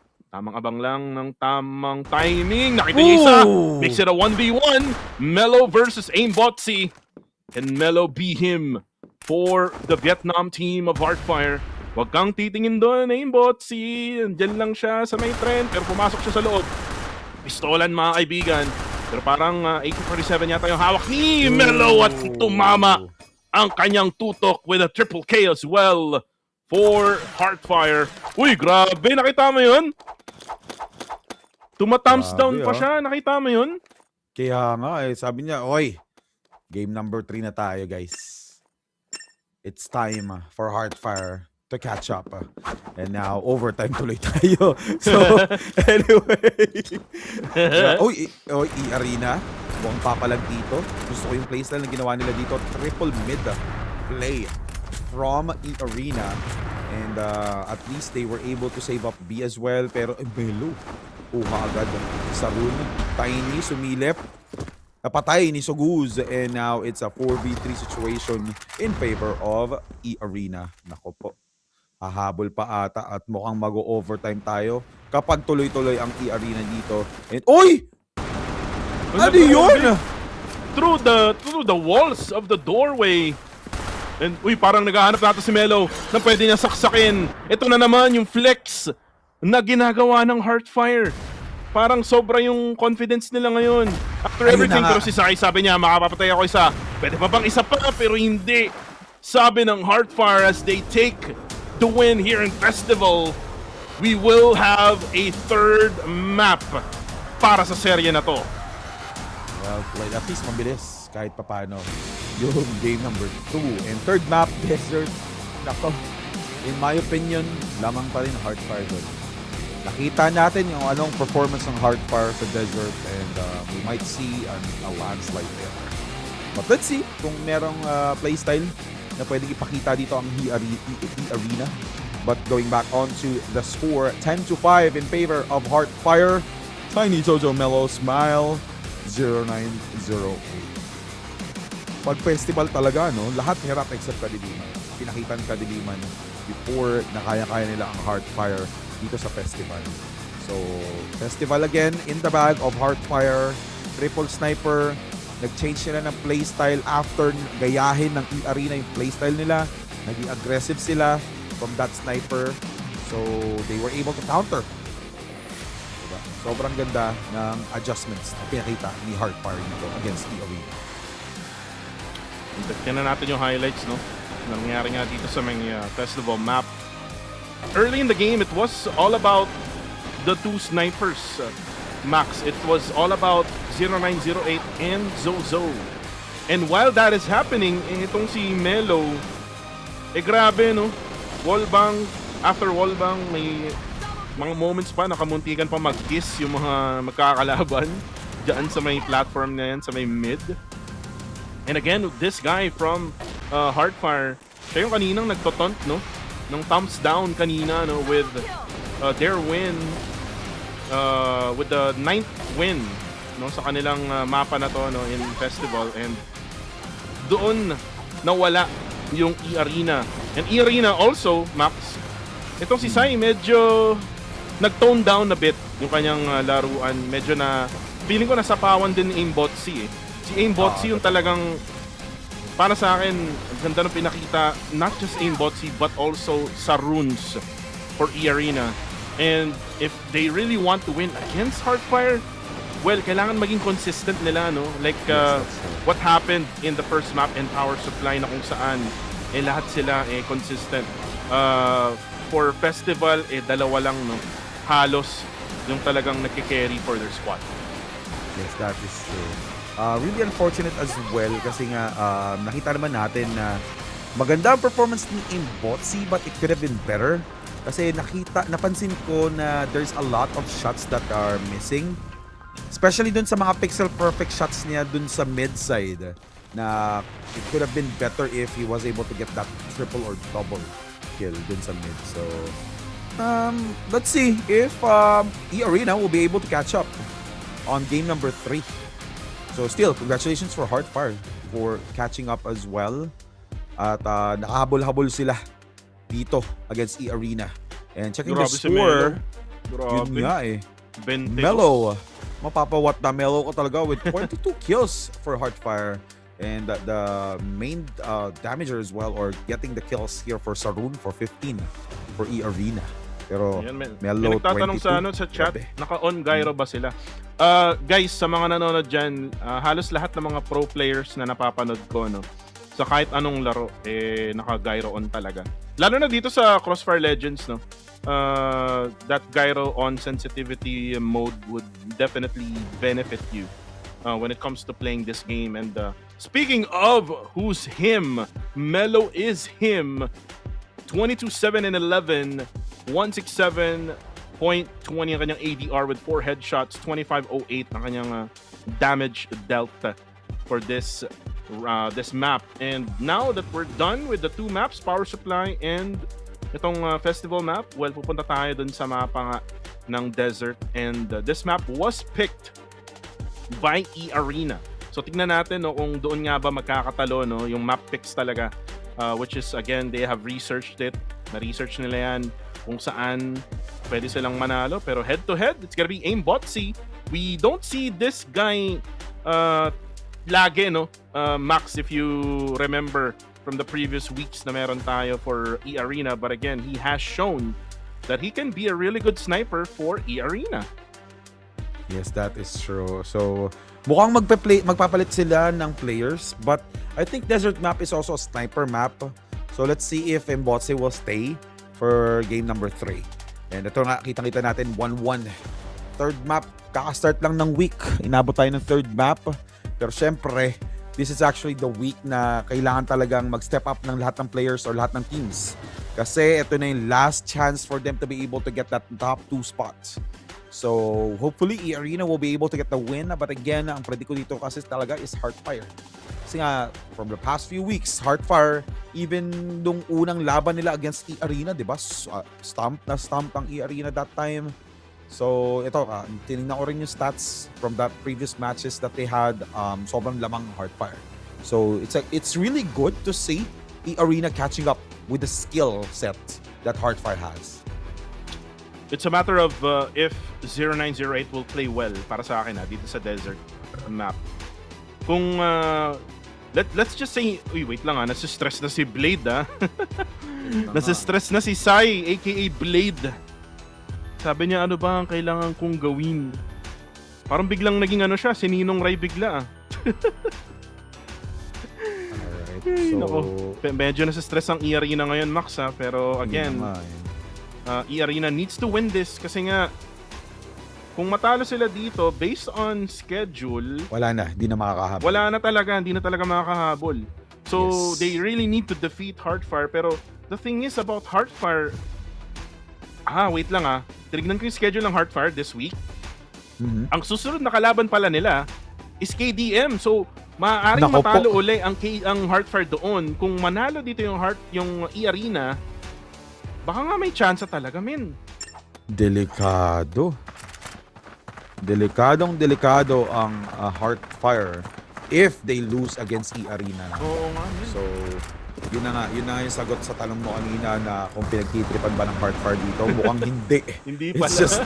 It's just that E-Arena is performing really well. Ito na nga, speaking of, Sai getting that first kill onto Melo. Walang what the Melo muna dito sa round number 1. And we're seeing Heartfire struggling their push. Nagiwahiwalay sila. Naiwan pa yung C4.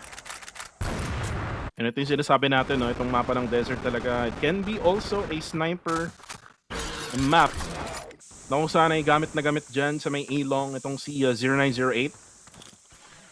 And right now, parang binabantayan nila itong mid.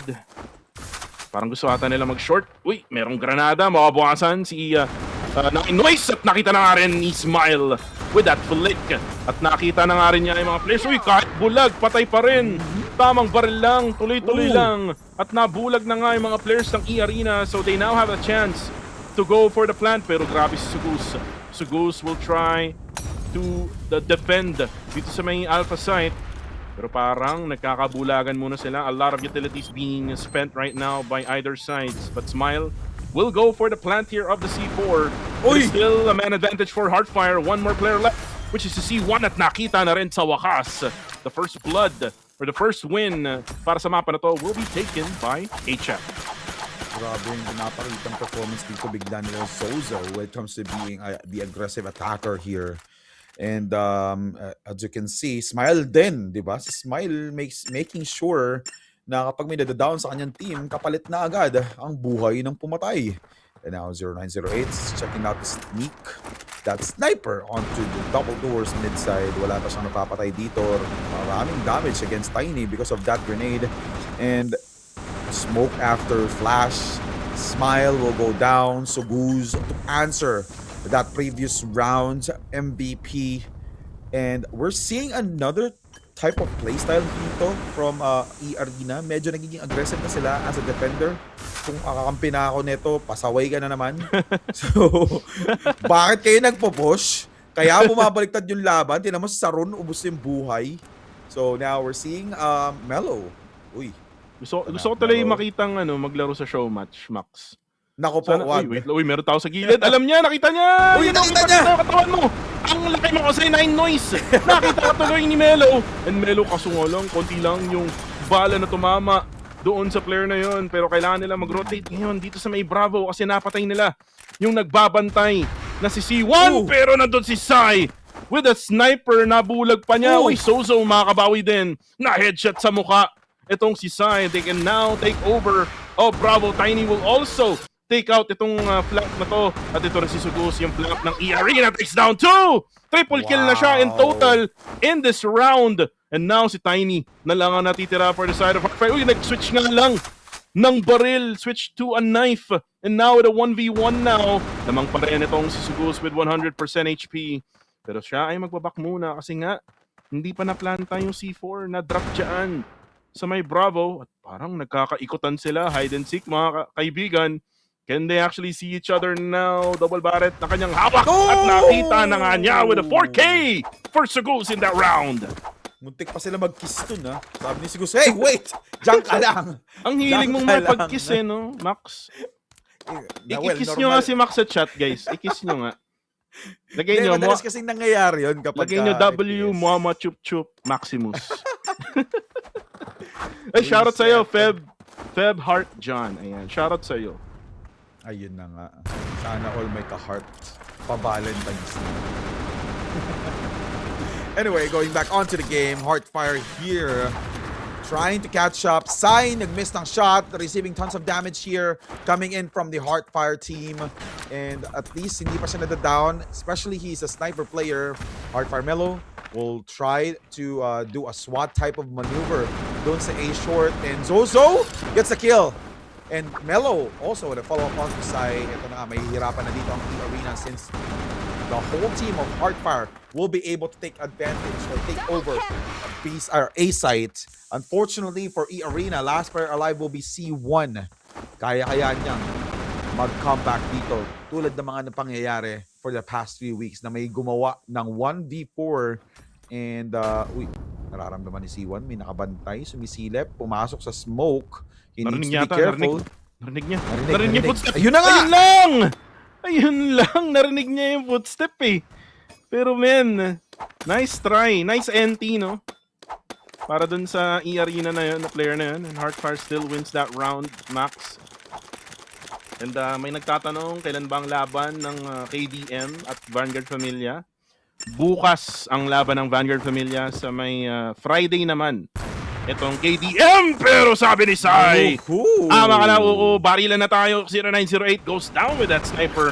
And ito yung inaantay natin from Sai. Siya yung nag-i-initiate, no, nung mga pitas for the side of E-Arena. Yes, that's true. And now, tingnan natin if E-Arena will be able to take advantage of that early kill onto 0908. Siyempre, sniper to sniper yun, di ba? So, smile. Uy, maganda position ni Sarun. Wala lang siya backup, but he was able to get the double. Will it be triple? No! Zozo will be able to shut him down. Ninois as well gets a kill onto Tiny. And Melo umahabol. So now it's a 3v2 situation in favor of E-Arena. Rather, pantay na. Melo nang gigigil. With just a few HP left, Zozo will also help out his teammate. Ipaplant na yung C4 ni Zozo dito. He will be able, for them to be able to take advantage and, commit more pressure. Melo, napatay ni Ninois. Last player alive will be Ninos against Zozo. Alam ni Zozo kung nasaan. So, pre-fire na lang ang kailangan mangyari. Uy, si Ninois hindi nakatingin. Hindi niya alam eh. Naglalakad lang kasi itong player ng Heartfire. Hindi rinig yung footstep. kailangan talaga tinitingnan mo yung angle mo, Max. Tinitingnan mo lahat ng angle mo, no? Yes, that's true. Yung corners, angles, in order for you to check kung nasan nga ba exactly yung mga kalaban mo. Pero yun nga, score will be taken by Heartfire there. 1-3 ang ating score. Walang makikita si 0908. Nice placement of smoke there, no? Kagay nila. Uy, kaso nakita ni Sai! Itong si Melo. So mawawalan sila ng IGL. Ito na naman si Sai. Hindi na naman makakatama. Pero parang nahihirapan na sila. Ito na yung team ng Heartfire. Nagbago na ang kanilang isip. Punta naman tayo sa A-Long. So kailangan nila magbantay ngayon. Medyo delikado yung posisyon ni Saruns. Uy, pero si Saruns nakadalawa na naman! Oh no, what is happening? A triple kick now! For Saruns! At isa na lang ang natitira, which is 0908. At may info na sila kung nasaan. Nasa tunnels lang. Binatuan na ng utility nitong si C1, nitong si 0908. So ngayon ay ang gagawin ng E-Arena, look at them right now on the minimap. Itatry nila i-box in itong si 0908. Yes, but they need to be careful. Sniper to. And yun, nakita niya na si Sarun. He will try to use that utility.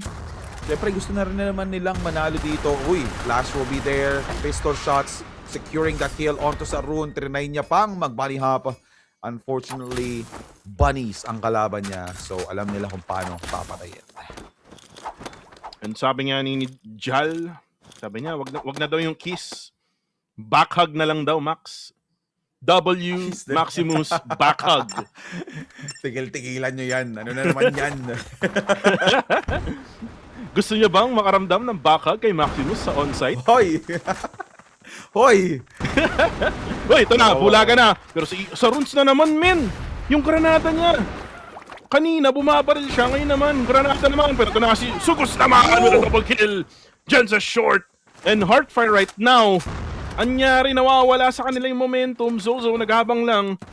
And Tiny, nasa kabilang dako pa. Pero ito na si Sugos. At si C1 nagpupush na rin. Nakita na nga nila itong si Zozo. And now si Tiny na lang ang natitira. And the final strike will go to E-Arena as they tie things up here 3-3. Wow, well played by E-Arena. Grabe, pag nanalo talaga E-Arena dito, delikado ang Heartfire. Especially there will be up against Kadiliman tomorrow. So, I mean this week rather. So, Heartfire needs to step up their game. Nakakahabol na ang E-Arena dito. And yung habol pa ng E-Arena, hindi siya talagang hirap na hirap. One-sided. So they have to be careful here. So now, Sarun will try to create some space doon sa A-short. So, hindi siya nag-commit doon sa kanyang Molly. And Melo, uy, nakita ni Melo saan manggagaling. Unfortunately, buong E-Arena will push in onto mid. Double for Melo. Triple, probably. There you go, the triple. And, uy, so will also go down by C1. Double na. Si C1 dito, napatay niya na rin si Melo. So, napigilan nila yung onslaught ni Melo dun sa mid. Unfortunately, pagkalingon niya, nandun si 0908, pinakain siya ng bala ng pistol. And now we're seeing a 2v1 situation in favor of Heartfire. Si Sayan naman yung pumalit, naka-sniper, and may molly. Hindi napansin na... Oy! Plant ka pa ng C4, pistol versus pistol, sniper versus sniper. Sino ang better player between 0908 and also Sai? Magpapalit kaya ng sniper? Hindi. Irerespeto nila ang isa't isa when it comes to the playstyle. Utility was expended. Magpaplanta ng C4 dito si 0908 at nagpalit siya ng barrel 2 and AK-47. And now C4 will be planted 37 seconds on the clock. Sai? Whoa! Nice! Wow! Sai with that beautiful pistol shot onto 0908. Well played. Now, E-Arena gets the lead. And ito yung sinasabi nating kailangan lahat mag-contribute. Wala dapat may iiwan for the side of E-Arena. Kung kanina si Sugus and Saruns, ngayon naman si Sai ang nagpaparamdam for E-Arena. They now take the lead here 4-3. And for Heartfire, they cannot afford another lose here. Kasi kung matatalo na naman sila, maghahabol na naman. Ito, uy, parang natamaan nata doon si Sugus. At then now, itong si Zozo. They're trying to put pressure dito sa may A-Long. Kailangan mag-back muna ng E-Arena. Kasi nga, baka makuha na nga ng Heartfire itong A-Long na to. So now, they will try to use all of the utilities na meron sila. And Nine Noise will throw up a molly as well. Nakakitaan na nga. Nice one for Nine Noise. Able to get one. Itong si Zozo. Si Smile, bawas na bawas din. Uy, wala! Namatay mag-isa! Itong si Sai, tumalon siya! Nakita mo yun? Kaya nga. So now, we're seeing a 4v4 fight between Heartfire and also E-Arena. Take it back. Melo gets a kill onto Sarun. Galit na galit na nga si Melo. Sinabi niya, tama na, kakahabol E-Arena. Tama na, binibigyan nyo kami ng problema for the upcoming week that they have for this event. And Suguz will go down by the hands of 0908. Hindi na nag-sniper dito si 0908. Nire-respeto niya na kailangan nilang gumamit ng aggressive playstyle against E-Arena. And then C4 will be planted. 34 seconds on the clock here. C1 will try to create some space and also damage here by making some noise. Para at least ang titingnan ng Heartfire dito is yung A short, and Nine Noise was able to secure his position, but andon si Melo. He was able to make sure na mapapatay niya yung nagko-crawl coming in from the spawn ng defenders. So now we're seeing C1 may smoke na nakabantay sa kanya, and magni-ninja diffuse kaya siya. Ayun, nag-ingay, and one kill will be able to double. 5 seconds on the clock. 4, 3, 2, 1. And they enough? can! Oh! Not enough, but that was a very good clutch play there. Unfortunately, there's not much of time para nga ma-defuse yung bomba. A blessing in disguise here for Heartfire. And kanina ko pa tinitignan yung nangyari kay Sai. Yes, tumalon siya at namatay siya. Namatay siya after niya tumalon. Very low HP kasi siya. Ang taas siguro nung pinanggalingan niya, yung may box doon sa may A-long. And for E-Arena, nice anti sila for previous round. They can continue on being the global risk side here for the last time. Right after this round, magpapalit tayo. Ito na si Tiny. Tingnan natin kung meron nga ba siyang ma-avalanche. Pero sabi ni Sarun, hindi. Headshot sa muka. And after that, after pumitas, parang ano to, galawang Pinoy to. After pumitas, takbo ah. Yun na nga eh. And ito nga, si Sarun. Maganda na naman yung pwesto ni Sarun. Actually, gustong-gusto yung ginagawa niya yun. Kasi kapag nagmamadali na yung kanyang opponents dun sa A-long, minsan hindi na na-check yun eh. Napansin ko na yung Heartfire, tine-check nila yun, pero nakikita mo naman, laging may sure at least double si Sarun. So ngayon, sobrang lamang na naman ng E-Arena. 4-4 ang score, tied up. Very close match. Parang pang finals na. And now, we're seeing... Uy! What a beautiful aggressive flank there from Sarun. And si Melo pa talaga ang napatay niya. And yung C4 pa ang na-secure. And now, alam nila na may tumalon dito, which is si Smile. Pero nakabantay si Sai. Harap-harapang in-sniper. Hindi na natin napansin kung ni-scope pa o hindi. And 0908, hindi siya naka-sniper ngayon. But then Suguz will answer back. E-Arena able to get a win there. And like what I said, tayo ay magsuswitch factions na. So ngayon naman, babaliktad ang ihip ng hangin. Sila namang E-Arena ang magta-try na mag-pressure dito sa Heartfire as they are now on the global risk side. And E-Arena, let's see kung anong magiging strat nila. Uy! Grabe! Agad-agad naman na yun! Tiny goes down already with a sniper shot from Sai. And now this gives a little bit of opening here for E-Arena. Wag munang makumpiyansa, ibato muna ang mga utilities. Tamang lineup lang ng mga utilities. Alam tong si 0908. Abangers lang. Uy, nice flash there. Hindi makakita si 0908. And nice shot from Sarun's able to take him down. And for E-Arena, they can now go for the push here all the way to the A site. Alright. So, Naino is 26 HP na lang. So, parang siya yung magiging sacrificial lamb dito. Siya na yung magpupush to create some space for the team and to give some information. And now, C1! Napakaganda ng pwesto! Unfortunately, nandun si Zozo. Muntik na rin si Zozo. Check out the HP na natira kay Zozo. Oh. Almost 30 na lang ata yun, or 40? Or 35 rather. And now, we're 30. Ayun, tama yung aking prediction when it comes to HP. Si Zozo ngayon naka-sniper. So maganda yung placement niya, doon siya sa long, but then si Sarun nakatago doon sa favorite spots niya doon sa A side. And now Melo, last player alive, will also go down by the hands of the whole team of E-Arena. Nagpaka-hero ang dating. Oh, E-Arena, 4-6. Parang mapapaisip na lang ako siguro kung ako yung Heartfire. Baka nga mapakamot na rin ako sa Di Makati. Kasi syempre alam mo yun, kumbaga kung may odds, no? Max, ang taas eh. For Heartfire to win this matchup against E-Arena due to their performance from the last time they met. And ngayon, kaso barilan muna tayo. Nainois and Melo. Melo mananalo doon, pero meron trade agad-agad. Itong si Sai talaga, men. Si Sai ang X-Factor. no? Kanina pa yan nung map number 1. Pero tumahimik nung map number 2. Pero dito na tayo sa map number 3 in Desert. And now si Goose will now try to push in towards A short. Titignan muna niya kung libre. Wala yatang tao. Naglagay ng smoke. Itong Heartfire dyan kung nasan si Goose. So they will try to wait things up here hanggang sa mawala na yung smoke. Ito naman si 0908. Naghabang lang kung merong lalabas nga ba dyan. Pero, sabi nga ng E-Arena, marami pang oras. Let's use the time here ng maayos. 1 minute and 2 seconds left here to go para sa round na to. And nawala na yung smoke. So this is probably the time now for E-Arena to go for a push. Pero feeling ko kailangan nilang magbato muna ng mga utilities, pero parang nagsiset up yata sila dito sa Bravo. And now, here comes the Bravo side push. Pero nakapatay doon ng isa. Itong si Tiny. Tiny will go down though, courtesy of Sai again. It's also will take down. C1 takes down. And itong si Sai din. And eventually, all of them goes down. And now, Heartfire takes the win.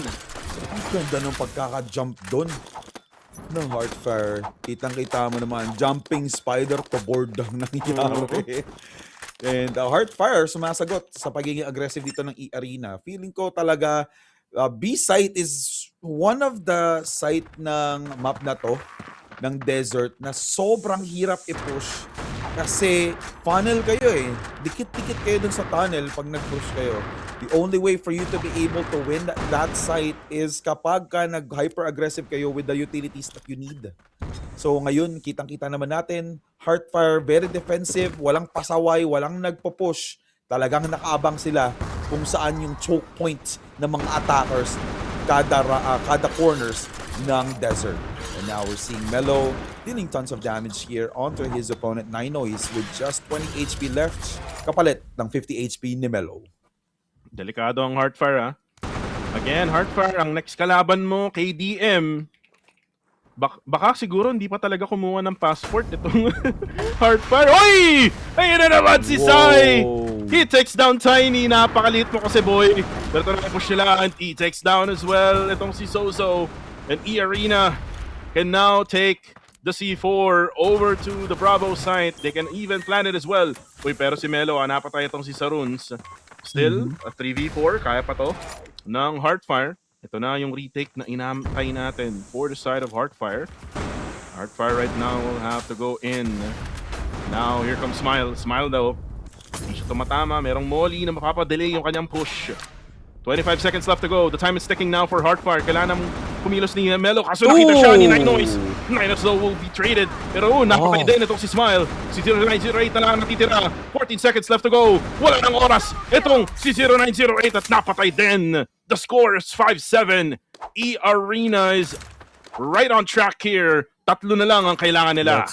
Let's go, E-Arena. Mapapasuguy ka talaga kay Suguz.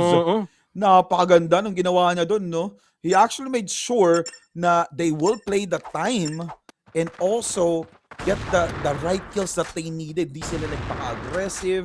They actually waited for the right moment. Ito na nga, meron na nga nag-time out for the next round. And Sai, walang mapipitas sa meta. Heartfire respected the position that they're currently at right now against E-Arena. 0908, naghahabang lang, ha? Uy! 0908, nakapatay itong si Saruns. Sa wakas, naabangan na rin nila itong si Saruns. Saruns, laging yan, no? Nagsisimula for the side of E-Arena. Si Goose, very patiently waiting dyan sa doorway as Tiny goes for the wall bangs. Natamaan siya ng bagyado, no? Pero kailangan rin niyang magantay sa mga kasama niya. Ito na yung smoke na nilagay nila. Lumabas na si Tiny. Will take him down. Medyo nabawasan din yung isa doon for E-Arena. That's Ninois, who will now go through the tunnels. And now for Heartfire, they now have the man advantage here. 5v3 situation. Kailangan muna nilang pumitas. There's still a lot of time left here. 58 seconds left to go. C1 gets one. Ito na ata ang opening na kailangan nila. Kaso yung C4, men. Ang layo ng C4. Nandun pa. Malapit sa spawn. Ayun na nga. And I think C1 gave his position here nung namaril siya out of nowhere. But again, 0908 trying to push dito. Oy, si Sai! Nalikuran and na-flank dito. Or at least C1 was able to get another kill here. So the only option that they have here is to push and to get the kill onto E-Arena, or I mean to Smile. Ito, kaso ang ganda na position dito ni Smile. And 0908 nakaraabang din. So they have to be careful here. And uy, napatay. Uy, C1 on fire with a quad kill for that round. Nako po, Heartfire on a difficult position. 2 wins left here for Heartfire. Gigil na gigil ang E-Arena to get this win because kapag natalo nila ang Heartfire, more chances for them to get back what they actually needed to get that second spot from Heartfire. Pero again, upon checking the schedule, Ano yan? ito nga, yun nga, like what I said, kapag natalo talaga dito ang Heartfire, delikado sila. Kasi Oo nga. upon checking the schedule, kalaban ng Heartfire on Friday would be Kadiliman. Oo nga. And then, Hindi. E-Arena, ang kalaban is TXT, which is TXT is also one of the teams na medyo mababa ang scoring dito at medyo Oo. off na ang playstyle. Naku So, po. delikado talaga ang Heartfire dito kapag dumire-diretso ang panalo ng E-Arena.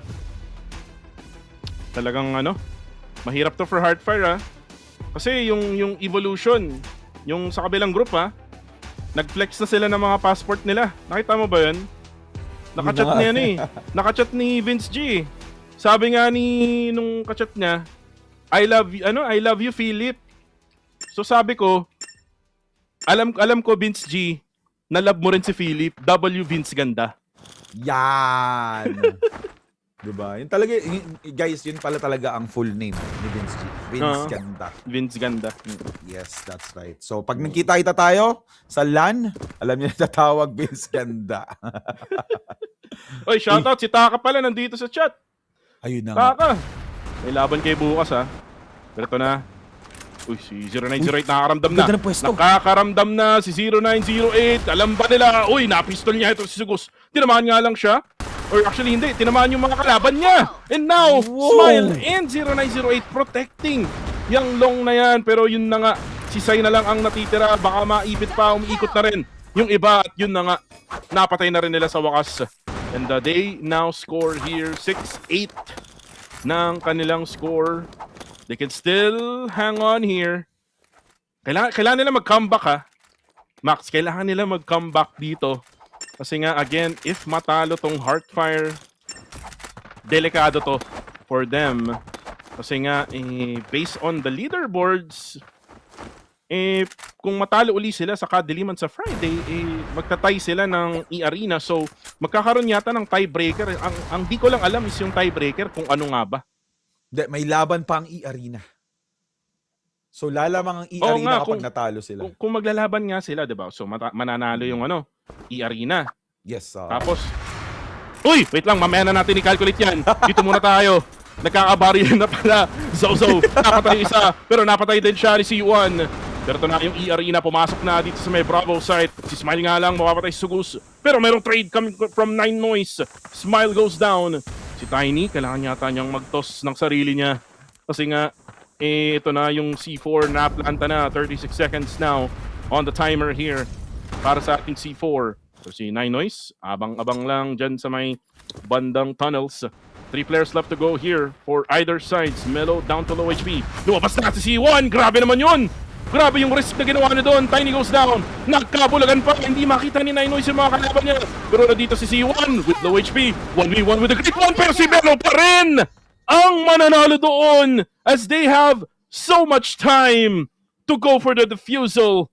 The score will now be 7-8. Wow, ito na nga. Every time out, nakakabawi talaga yung team kung sino yung nag-time out. Cutting the momentum of the opposing team.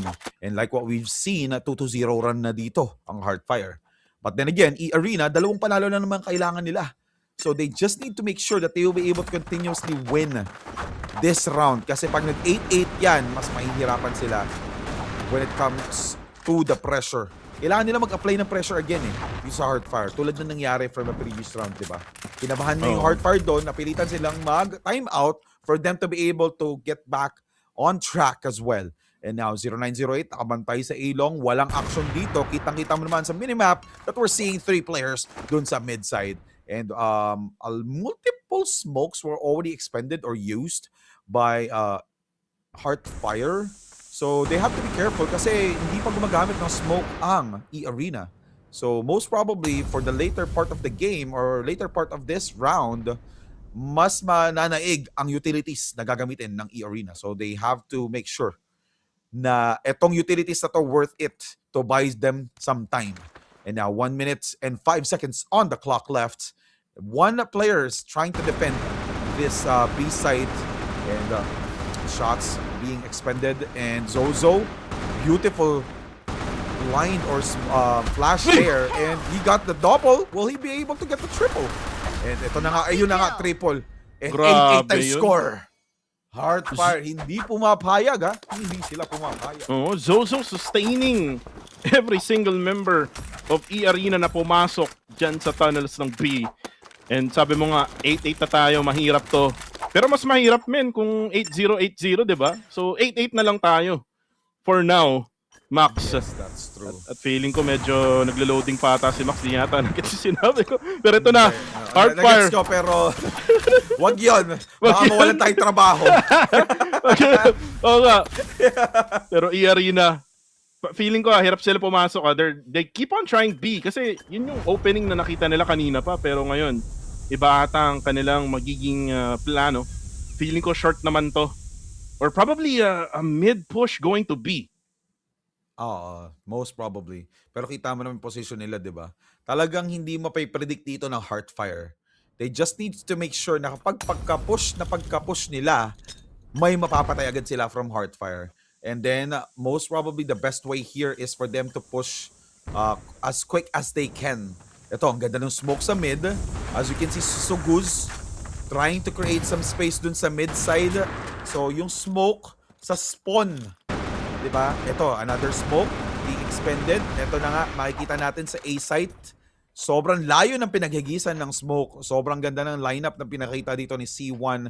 But unfortunately, Tiny will also go down. So, magko-commit na sila. Pero andito si Zozo, nakabantay. Uy, grabe! Yung C4, nandiyan pa. Zozo with a double. Will be able to get the triple. Kakabantay ng B side, 10 HP in the left. And Ninois says, stop. Stop right there. Grabe, no? Ala kibuloy na yun, stop pero ito na. Uy! Wait lang! Uy! Nagkakita na sa mid. Yun lang. Heartfire! Sabay pa tayo. Paano kung di pa? Ay, hindi naabot! Pero Kaya. Alam nila yan. Siyempre, alam nila yung mga tricks dyan no? Napanood ko yan sa isa sa mga content creators, no? Dyan sa Black Up. Paano nga ba ma-defuse kapag yung C4 ay nandyan sa taas ng dalawang box? Ayan. Yes. And now, match point ng Heartfire. Pero, nabaliktad nila. Uy, by the way, pre, this is coming from 5-8 ba yun, no? 6-8, 6-8, no? 5-8. Na 5-8, di ba? Grabe. Yes, 4-0 run in favor of Heartfire. Sobrang ganda ng ginawa ng Heartfire dito. But again, pag nakabawi ang E-Arena, overtime. Alright, 0908, mapatay niya si Sai. Uy, nice trade. Back muna. Na-trade natin, back muna, sabi ng E-Arena. Yes. At feeling ko, itatry nilang i-rotate to sa B. Malaki ang kutob ko, Max. Sa B to. Totoo. And 0908 low on HP. So mahihirapan sila when it comes to defending dito. And ito sa lower tunnels, si Ninois nakaabang. He needs to be careful kasi kitang-kita yung barrel din. Alright, so smoke will be expended by Suguz. Another lineup. So, not entirely sure kung saan nila ihagis to. And alright, there you go. So, nag-abang na akong malala doon And Melo with a trade-off again by Ninois. Nice. Pero si Sarun yung kapalit. Uy, nice! Uy! Napatay nila yung flank ng Heartfire. So it's now, wait lang, alam ba niya? Yes! Napatay na nga ni C1, si Tiny. Hindi siya lumaki Overtime. kasi, min. Pero tanga si Zozo will get that win in that round and 9-9. Wow. OT, baby. Talagang gamit na gamit kami ngayon ni Maximus. W Muamua Maximus. Alright. Ano ba yan? Nagkaroon na naman tayo ng bagong meme, ha? So anyway, ito na, overtime between the Rabbits of E-Arena and the Raking Skeletons of Hardfire. Nakita naman natin galit na galit si Melo dyan sa mid. Bakit nyo? In overtime, pagod na kami. And now, we're seeing Melo wasn't able to deal tons of damage here sa mid side. Pero ito, sa side, nakabang, ganda ng pwesto. And Sugus! Sugus! Uy, na-trade yung isa. Kaso, dyan si Sai, napatay si Smile. Ito na, yung paglaganap ng mga EA, mga kaibigan, dito sa loob ng desert. Isa na lang ang natitira for Heartfire. 0908, makaklatch mo ba yan, pare ko eh? May nakita niya, yan lang, nakita rin siya doon. Ng E-Arena. Lilikuran nila itong si 0908. Yun yung C4 eh, oh, malapit na. Pero syempre, kailangan mo mag-ingat kasi syempre, ang dami mong kalaban. Yung E-Arena naman, iikot pa rin. Hindi nila, pinuntahan agad dyan, banda sa mid. So, dyan sila sa tunnels ng B. Siguro, inaantay na lang nila siguro ma-plant itong C4. So, that's probably the best case here for E-Arena. Para at least, ma-trade din nila itong si 0908. Pero si 0908, matalino. May oras pa, 42 seconds left to go. 0908. Walking slowly but surely. Uy, nakita niya yung ulo. Nakita niya yung ulo. Anong ginagawa mo dyan? Para kang kabute. Pero sabi niya, batuin na natin ang mga utilities. Ipaplanta na natin ang C4 kasi wala ng oras. Alright, and 25 seconds on the clock. Mapipigilan yun. May extend to 38. But unfortunately, ang mga very prepared when it comes to the retake. Well played by E-Arena. And huge shoutouts as well for Steezy from Ayun. C1. Welcome sa ating live stream. And may tanong sila, oh. Ano yan? Totoo daw bang babaero si Steezy? Oy! Totoo ba? Si Patrix eh. Steezy Babaero. Yeah. Lahat na lang may W, no? W Steezy Babaero on the chat, yo. Pero alam mo ang E-Arena, kung mapanalo nila to, sa kanila na ang laban. Uy, kaso ito si Ninoys. Sabi niya, tapusin na natin to kahit bulag. Kahit bulag, mga kaibigan. Nabulag din niya kasi itong si Melo. Melo will go down. Kahit bulag pa rin. Wala siyang paki.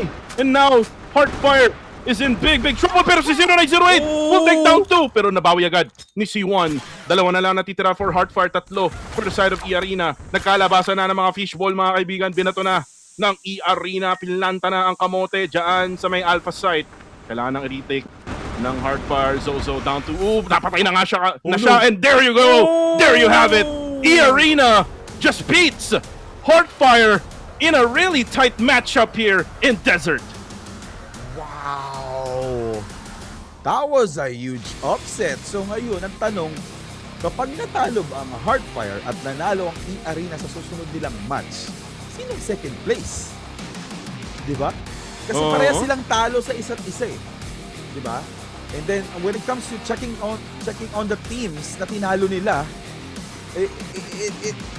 it's almost the same as well. So Yep. this is gonna be interesting. So again, congratulations to E-Arena Sai, Sarun, Suguz, C1 and Ninoys winning map number 3 at overtime 11-9.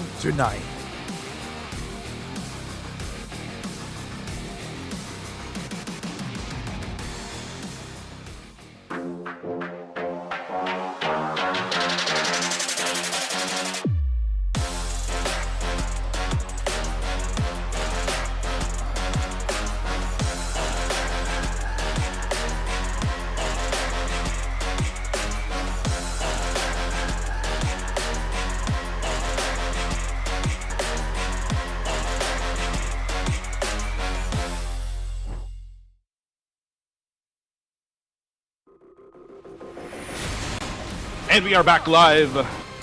Grabe, E-Arena. A 2-1 win here against Heartfire in a very tight desert match. It came down to 9-11. Diba? 911 mga kaibigan. Call everyone. It's emergency for Heartfire. Kasi nga, man, Max, sa Friday, ang kalaban nila is KDM. Talagang emergency talaga for Heartfire. Yung akala mong kukuha ka na ng passport, baka maglaho pa. Baka mabaliktad pa ng e-arena. Baka pa yung e-arena pa. Yung makita natin dito sa Pinas. And baka nga magkita yung magkakamuka. Si Coach Blade at saka si Sai. Totoo, yun nga eh. So, medyo karma nga ang nangyari. Like, ito na, nabasa ko nga sa chat by Hugo. Thumbs down pa, Heartfire. Kasi di ba kanina, Oo nga. nag-gesture ang Nagtont si Heartfire, diba? nagtont si Melo, nag-thumbs down siya kanina. Grabe. Talagang dapat talaga humble ka dito, yung malawupi, mala Jay-Z. Oo. Diba? Dapat humble lang. Huwag kang hambog. But yeah, let's see. Kasi syempre, pwede namang magwala ang Heartfire against Kadiliman, di ba? Kanya-kanyang kryptonite lang yan, kanya-kanyang araw. Pero syempre, Kadiliman is undefeated. Di ba? Sobrang malalang pressure yun sa likod ng Heartfire. If they will be able to win that match. Kung ako, Max, kung ako sa Kadiliman, wag natin pagbigyan tong Heartfire. Ayun na nga, same. Wag natin pagbigyan to. Hindi nga kinaya yung one sniper lang natin na si Whoopi. Paano pa yung tatlo, di ba? Zozo, Melo, and 0908. Ano yan? Yun nga. Pero ito, this is gonna be trivial as well. Since kapag nangyari yun, if they lose against Kadiliman, and then Heartfire wins against TXT, who will be the second place? Kasi pare-para sila ng team. Actually, based on my research, merong tinatawag na round differential. So, baka dun tayo magkakatalo. Gets going. How many rounds it took for them to win? Okay. Feeling ko, don't quote on me guys, pero feeling ko doon. Yes. Kasi meron akong stats dito sa aming reference, no, na merong rounds won, rounds lost, and then merong round differential. So, if it goes down to the wire na kung saan ay tie sila na 5-3, I think it will go down to that route, which is yung differential nila ng rounds. So, it's really up to either one of them, no, kung sino nga ba ang mas maraming rounds ang napanalo. So, yun yung dapat natin antabayanan, no. So, medyo mainit itong Group A din. Yung akala mong all goods na yung Heartfire, yung biglang nabaliktad pa dahil sa araw na to. Alam mo yun? Biglang Yun na nga eh. Biglang anyari sa Heartfire. Ba't ganun? Napag-usapan pa na natin to before we started the stream. Napag-usapan na, what do you think will E-Arena and also Heartfire upset kaya mangyayari dito? Sinabi ko pa nga, hell no. Parang hindi Ito na nga, sinampal tayo ng katotohanan, si Sugus, E-Arena. Kamukha to ni si Sugus, si Robert Bolick. Kilala mo yun? Hindi pa rin. Yung basketball player sa PBA. Yeah. Di ba? Tagalasal kasi yun eh. Tagalasal kasi ako eh. So, wala lang. Oh. Naalala ko lang yung mukha niya sa kanya. Right. Ito si Sugus, grabe. Yung score nila 19-14 and 17-17. Pero lamang si Sugus doon. And checking out the scores, Heartfire getting 2 losses and E-Arena getting a win for the team. Ayan na. Ito, ayun no. Sobrang close, di ba? Sobrang close. Actually, close din. Close Ano din yung sa Group A, di ba? Oo nga. Sabi ko nga, kung mainit yung Group A sa top 2 or kung sino yung magiging top 2, magiging mainit din yung kung sino magiging top 2 sa Group B. Kasi nga, parang feeling ko, matik, magpa 5-3 tong Heartfire ngayong linggo. Kasi nga, ang kalaban nila, Kadiliman. Pero, itong E-Arena, magpa 5-3 din to eh. Kasi nga, ang kalaban nila, TXD. A team that is struggling, Max. So, magpa 5-3 yan pareho. Totoo. Pero ito na nga yung mangyayari bukas. Tapos na tayo sa araw na to, napakahaba, no? It's gonna be Evo versus VF. And then right after that, another main event, Paramex Mythic versus TXD. Gusto lang i-shoutout itong si Halimaw Kumain. Ayan, shoutout sa'yo. halimaw Huwag mong itutuloy kumain. yan. Ano ba to mga nanonood sa atin today? Kayo ay wild. But anyway, going back on to tomorrow's schedule, very interesting kasi Evolution versus Vanguard Familia. This is the right time for Vanguard Familia to, take the revenge against Evolution. Kasi pag nanalo Vanguard Familia, secured na sila. Di ba? At nagbabalik ang mga caster nyo, si idol nyong FLM Deep Calibre Kuko TV. At kasama natin si Casper na si Maximus. And guys, tapos na tayo para sa araw na to. Kahit walang Pinas, no, nakaka-excite yung laban, no, lalo na dun sa second matchup. Kasi nga, nagkaroon tayo ng third map. Pero yun nga, no, shoutout sa lahat ng mga nanonood dyan sa Black Ops, sa Blue Ops, sa Red Ops. Kayo ang dahilan kung bakit kami nagigising, no. Kasi kayo ang nagpapagising sa amin habang kami ay nagkakas. Pero yun nga, maraming salamat sa ating gaming phone partner, Oppo Reno 14 5G, Oppo Reno 14 series, smooth legend kasing kinis ng kutis ni Maximus. Hindi lang, pati kutis ni Vince G. Vince Yan. ganda nga, di ba? Ay, lalo na si Dax, di ba? Nakita mo personal. Makutis. And anyway, checking out Obsbot as well. Obsbot Me2 Gaming Webcam. Ito nga, nakuha natin or kuwang-kuha nito yung pagkapanalo ng E-Arena kanina. Sobrang linaw and sobrang saya. And you can also use this for streaming and especially streaming Crossfire Legends as well para ikwento ang inyong panalo. Ayan, pwede rin pang work yan. Di ba? Kaya ng ginagawa ni Maximus. Pero ito na nga, meron pa tayong pabalat from Crossfire Legends. Starting not yesterday, but on Monday actually. Starting Monday hanggang February 1st. Meron kayong chance na makakuha ng QBU 09 Eldorado. So guys, don't miss out. Next week, magbabago din yan, no? So guys, tingnan natin kung ano yung susunod na pabalat ni Crossfire Legends. Yes, that's true. Napakaganda talaga yung pangalan nitong baril na to, Eldorado. Talagang mananalo ka. And also, let's not forget guys, that King Cycle is live on Crossfire Legends. So you just need to go to head to the event to obtain the game's first ever Red B weapon, which is the M4A1 Iron Beast Noble Gold. Gintong-ginto to guys, so try nyo na, laruin nyo na ang Crossfire Legends.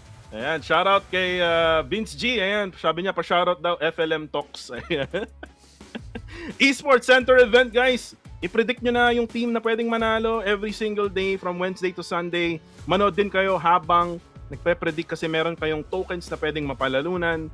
And on top of the tokens, meron tayong redemption shop na kung saan ay pwede kayong kumuha ng AK-47 skin or yung Deagle. Meron ding ibang mga items na pwede makuha sa redemption shop. So, it's just not limited doon sa dalawang skin na nakita nyo kanina. Pero yun na nga, Maximus, maraming salamat sa lahat ng mga dumaan sa live stream na to. And yun na nga, that is it, no? For us, this is FLM Talks Kuko TV together with Casper, W, Maximus, Sulasok. Guys, good night and goodbye. See ya. Double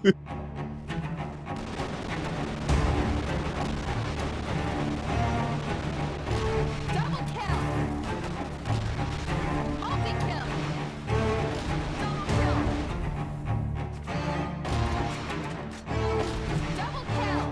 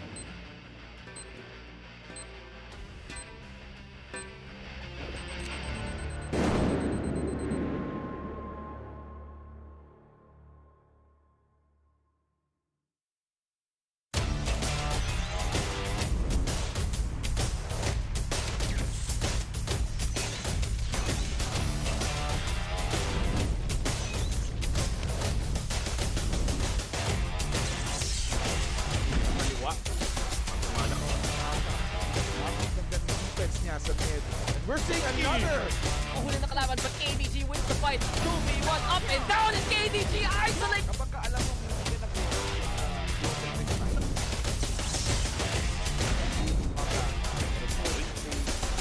Vanguard Familia! Dito ng over. Medyo lay low sila from the previous round. And now we're seeing some action from Taka with a double kill. Kami ang bagong alab ng Pilipinas.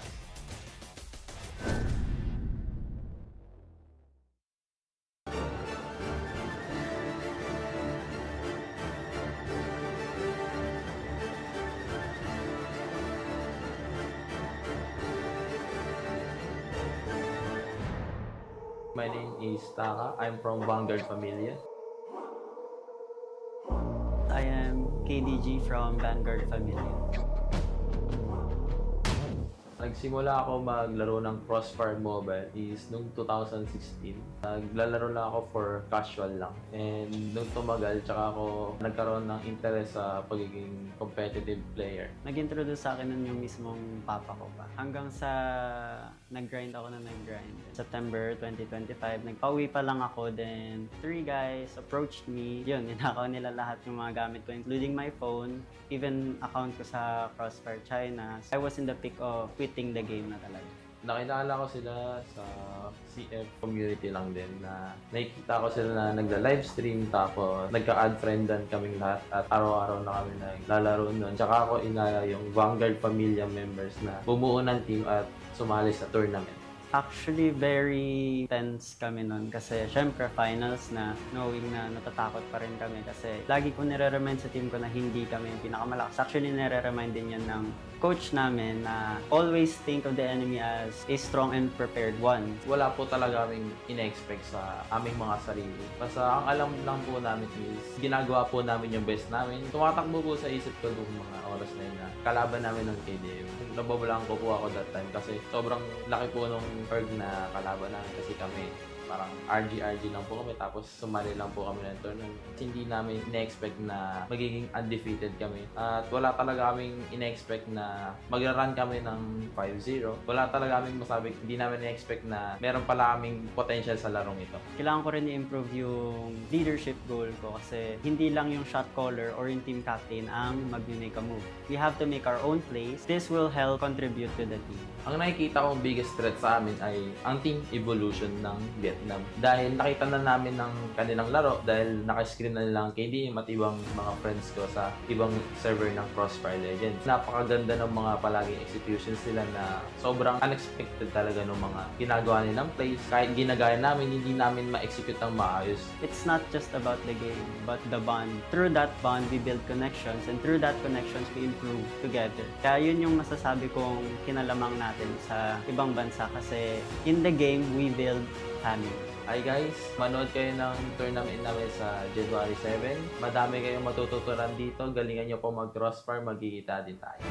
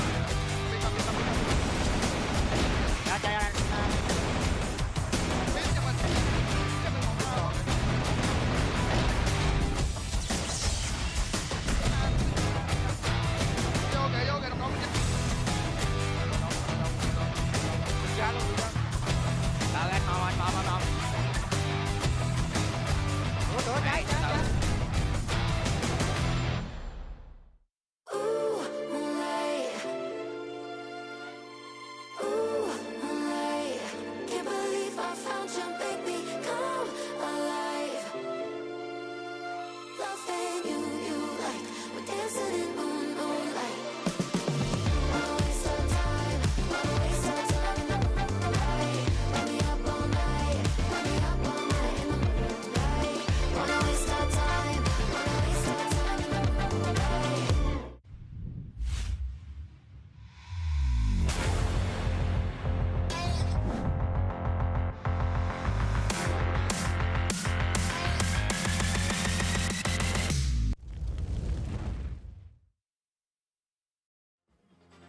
All right. Welcome back to the Crossfire Legends Championship 2025-26. Again, my name is Max and I'm with... Kuku TV, guys. Nandito na naman tayo for another day, another live ng week number 4 na tayo. Week number 4, Crossfire Legends Championship. And kasama na naman natin si W Maximus and Maximus. Maximus, black and white tayo ngayon. So, ibig sabihin, kontrapelo tayo. Ang ganda ng mga laban ngayon. We have two main events, no? Two main events. We have Evolution and Vanguard Familia, Vietnam versus Philippines again.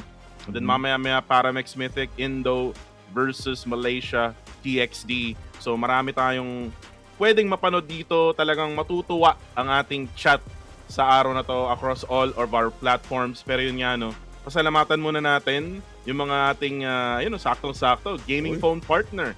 We have the Oppo Reno 14 5G, Oppo Reno 14 series, smooth legend kasing kinis ng kutis ni Maximus. Ay, yun lang. Hindi lang syempre ang kutis ko. Kutis din ni Vince Ganda. Yan. Alright. And also, let's not forget to thank the beautiful cameras that are being used for this event, which is the OBSBot Meet 2 Gaming Webcam.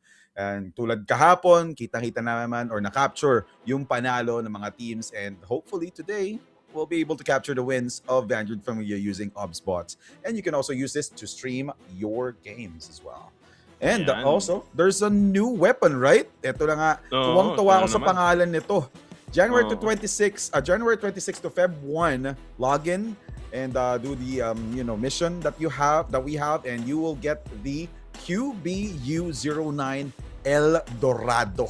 Ayan. Lugar yan, di ba? Lugar? Yes. It's I think it's a mythical place. I'm not entirely sure if everything is true. Mythical, no? Parang mythical. Bakunawa ba yan?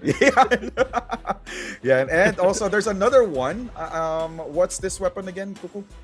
It's the M4A1 Iron Beast Noble Gold. The top tier Red V has arrived in Crossfire Legends. So guys, make sure to log in, do the rewards, or kung kailangan yung bilhin to, mag-top up na kayo, no? Maraming dyan, pang top up na pwedeng gamitin. Lalo na yung mga gusto ko lang sabihin yung mga content creators, esports content creators ng Crossfire Legends ay kakasahod lang. So, baka naman, no? Baka naman. Na agad, no? Yeah. And also, ayun na nga, wag natin kakalimutan din, since gagastos na kayo, gawin nyo na rin, mag-predict na kayo in-game for you to be able to just get this beautiful AK-47 na also pistol on the Esports Center events. Alright, guys. Ayun yata yung Bakunawa AK-47.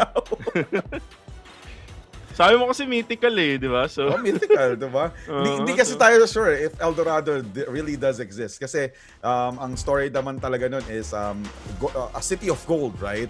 And speaking of city of gold, let's not forget yung gold na makukuha ng mananalo dito or the top placement here, di ba? 45,500 USD yung prize pool. Sobrang laki. And as you can see, we're on the final week ng group stages, and I think today is the 29th, so ilang days na lang, 4 days para at least makaredeem yung mga players of their wins that they needed for them to be able to get that top 1 and 2 spot for each group stages, di ba? And kahapon, di ba? Nagkaroon tayo ng very tight matchup between E-Arena and Heartfire, and baka nga manakaw pa ng E-Arena yung spot ng Heartfire kasi nga yung Heartfire dadaan sa Tinek ngayong linggo kasi ang susunod nilang laban is Kadiliman Esports, di ba? Which is hindi natin siya i-broadcast pa ngayong araw na to, sa susunod na araw pa. Pero ito na yung mga napagdaanan nila, dumaan tayo over in qualifiers, national qualifiers. Dumaan tayo ng One Ayala sa national qualifiers finals. Nandito na tayo sa group stage at dadaan tayo sa on-site tournament dito sa semifinals and grand finals. And guys, pwede ko na sabihin to, sa Pilipinas gaganapin. Yung venue di ko pa isusplok, no. So hayaan ko na lang yung mga SOCMED manager natin yung mag-post niyan sa ating mga social media pages. Pero ito na, yung mga groupings, nabanggit natin group B kanina. Ito naman yung group A, Vanguard Familia, Evos, Full Sense, O2, and yung Evo. Para naman sa group B, we have KDM, Paramex, Mythic, E-Arena, TXD, and Heartfire. And yung maglalaban-laban ngayong araw, again, VF versus Evo. Sa Group B is TXD versus Paramex Mythic. Ayun na nga. So, medyo mainit-init ang laban today. Since yun nga, ang Vanguard Family and also Evo, nagtuos na sila. No? Noong mga previous week that we have. Ano nga bang nag-score ng Evo and also Vanguard Family? I think it's 2-0, right? In favor of Evo or Evolution. Oo. Oo, Diba? yung stats na pinost ko kanina no, dun sa Discord natin. 2-0, Yes. no? Yung nangyari nga between Evo and Vanguard Familia. I believe so, nangyari yan week number 2. Max and naglaban sila sa dalawang mapa, Festival Map and yung Desert. So let's see kung makakabawi nga ba itong Vanguard Familia. Very very close yung naging laban nila nung Festival Map. Kasi nga nag 10-7 sila doon. But before we even proceed with the matchups that they had before, tingnan muna natin, Max, itong team lineup ng ating Evolution, si Mr. Homie Tony Lucas Sainz, mga kaibigan, together with Luigi, Zero, Nobi, and Bowsy. Yes, and also, eto nga, di ba? Actually, si Bowsy yung pinaiinisan ng audience natin sa Philippines. Most of the time, every single time maglalaro ang Evolution, galit na galit lahat ng audience natin dito, no? Kay Bowsy. Kasi ang lakas niya talaga mang-asar, which also works, di ba? And I hope it doesn't work against Vanguard Familia since we have Akuma, Taka, KDG, Aegis, and also Intervals who will fight against the whole team of Evolution. Kasi yun nga, it affects yung momentum and also mindset ng kalaban kapag hindi naman tayo madamot when it comes to trash talks dito, di ba? So this is actually what really brings the players to their A game eh. Kailangan mo maasar pero hindi ka pwedeng magpa-apekto, di ba? Pag nasar ka, you just need to do your best for you to be able to prove them wrong, di ba? Sabi nga ni Bossing Orada, no? Asar! Di ba? Yun yung sinasabi niya dati, no? Pero ito na yung mga players ng Evolution. Uy, andito pala si Carlo Palad, si Nobi, yun yung pangalawa ng Evolution. At andito rin, uy, parang wala ata si asan si Homie? Where's Homie? Hindi. Tony Luke. Mukhang hindi lang siya nagsalamin, if I'm not mistaken. Hindi siya yan. Ay, oo nga, no? Where is Homie? Wala si Tony Lucas Sainz, mga kaibigan. Yep, So parang mali yata yung lineup na pinakita kanina, no? Pero ito na yung Vanguard Familia. And ito na yung mga picks, no, ng ating team sa mapa. We have first map in Desert picked by Evolution. Festival map, mapa ng Pinoy yan. So pinili ng Vanguard Familia. Pero decider natin will be Black Widow. Para sa akin, Max, we're gonna probably have game number 3, no? Kasi kasama kita palagi. Yes. Ito na nga, nabanggit mo na nga kanina, di ba? Every single time na nasa live stream ako, hindi lang sa'yo, bakit may third game? Ba't ganon? Pag kay Dax, mabilis yung araw. Pag kasama ka Pag namin, laging may game 3. Ganun lang yun. Ano yun? The Max Curse? Hindi naman siguro curse, no? Yeah. The Max Charm, yan. The Max Charm, yan. Kasi syempre, makinis ang kutis ni Maximus eh. Patay tayo dyan. W Muama Maximus nga sa chat, guys. Yan na naman Pero tayo. yun nga, no?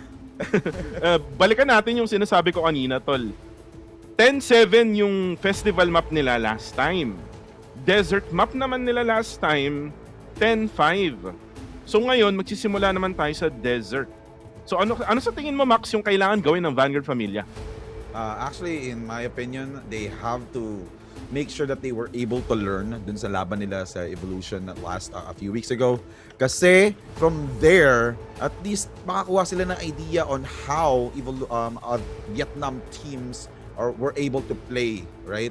Especially against Filipinos. Kasi as we can see, sobrang dikit lagi ng laban if you'll see Vietnam versus Filipinos. And kita-kita naman natin from the 2 weeks ago, Vanguard Familia pumapalag naman. Ito, nirespeto nga nila ng Vanguard Familia ang sniper ni Luigi. And now we're starting off game number 1 between Vanguard Familia and also Evolution. Mainit-init ang umpisa. And we're seeing 2 players here from Evolution trying to push the B side.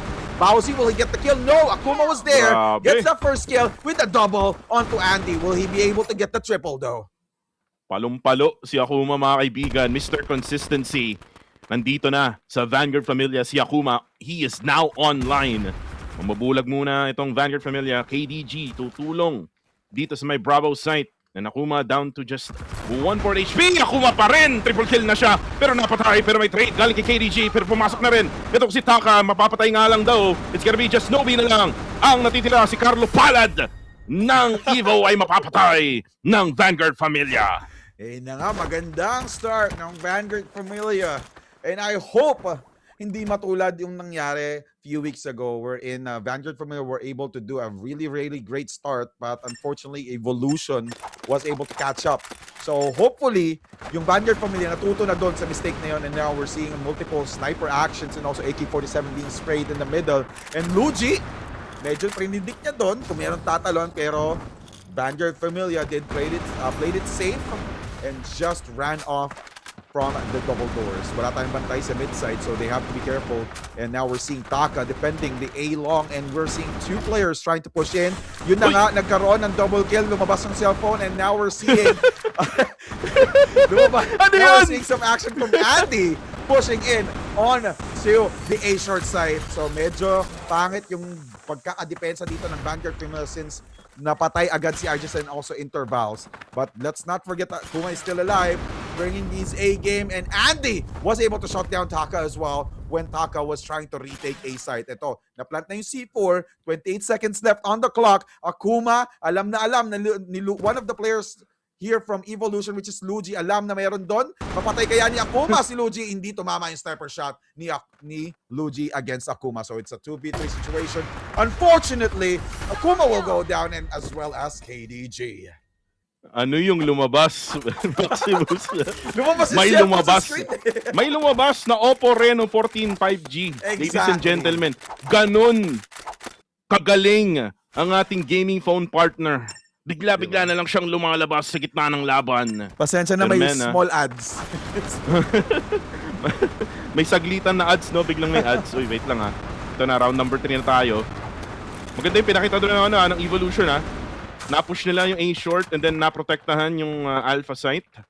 Habang sila ay nakaplanta na rin. Pero ito na yung ginagawa naman ngayon ng Team Evolution. Same setup.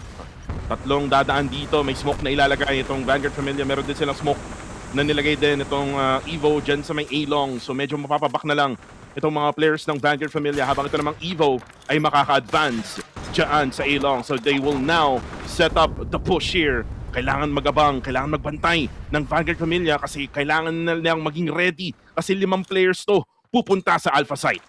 Ito na nga. So let's see if Intervals will be able to stop this push from A-short coming in from Andy.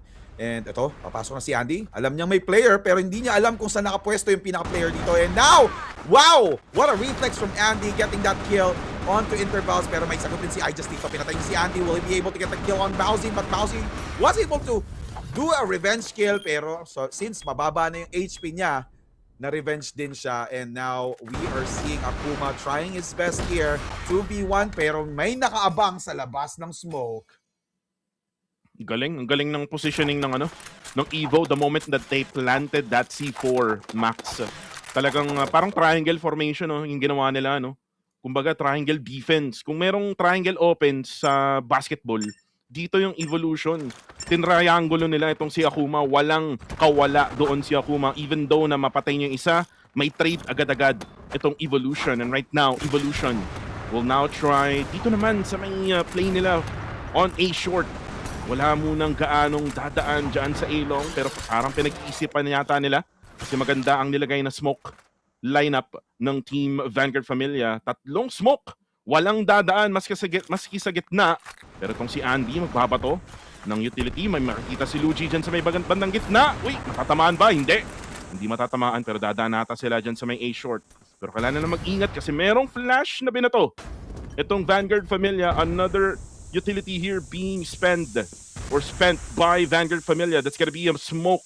So this will delay things up here for Evolution. Alright. And so now, kita naman natin, nag-striker shotgun action dito, si Taka. So let's see kung gagana nga ang pag-switch niya ng gun dito. So medyo maganda yung placement dito ni Andy. Taka, hindi tumama! Sayang! He could have gotten a double kill. But then, Gumanti si Iges with a triple on A short onto Luigi, Bowsy, and Nobi. Kulang pa yung pagkakapush nyo. Pero pa nga nakita si Iges, pero ang bilis din ng reflex si Zero. Alam niya kung saan siya tututok. But we are seeing some Akuma action, trying to do a huge defense here against Zero. Zero being 2v1 on A long. Medyo fresh pa siya, but there's Molly being used. 99, nabawasan ng piso by that Molly. And yung C4 yung C4 nahulog. So this is gonna be tough for Zero actually. So now Akuma, he got some action from Zero, and Akuma will seal the deal for round number 4. Putting that Actually, score to napakaganda. 2-2. Yes, that's true. Napakaganda, Max, nung ginawa doon ng Vanguard Familia. Hindi sila nag-overextend doon sa last player ng Team Evolution. They went towards the C4, which is yun talagang importante, no? Kung ikaw ay nasa global risk side, you have to just defend, no? Itong C4 kung madrop man nung kalaban nyo. And talagang na-force na lang bigla yung Evolution na siya yung imbis na magbe-bait. Uy, wait lang KDG. Tinamaan itong si Bowsy with that sniper. So mawawalan sila ng malaking firepower dito for this round. And right now, Andy, ito yung sub para kay Mr. Tony Lucas Sainz. Eh ngayon ay parang di yata siya tumatama dyan through the middle portion of the map. Pero parang si Taka ata, medyo nabawasan ng bagya, pero magbabato siya ng itlog. May matatamaan nga ba na itlog dyan si Taka? Tamang iwas lang din sa lahat ng mga pala na ini-spray ni Andy. Ayan, ito na nga, galit na rin ang Evolution dito. Unfortunately, they actually lost Bowsy. And, uy! Ang bilis naman ng sniper action doon ni Luigi. Headshot pa kay Iges. So now we're seeing a 4v4 action in favor of Evolution dahil low na rin ang HP ni KDG. Pero yun na nga! Gigil na gigil si Luigi, and he was able to get another kill here onto KDG. Taka intervals and Akuma na lang natitira sa Vanguard Familia, and Taka medyo nahirapan siyang patayin doon si Luigi, but at least he was able to get that sniper out of the game. And now we're seeing a 3v3 situation. Nobi dadapa kay Akuma. Now it's a 3v2.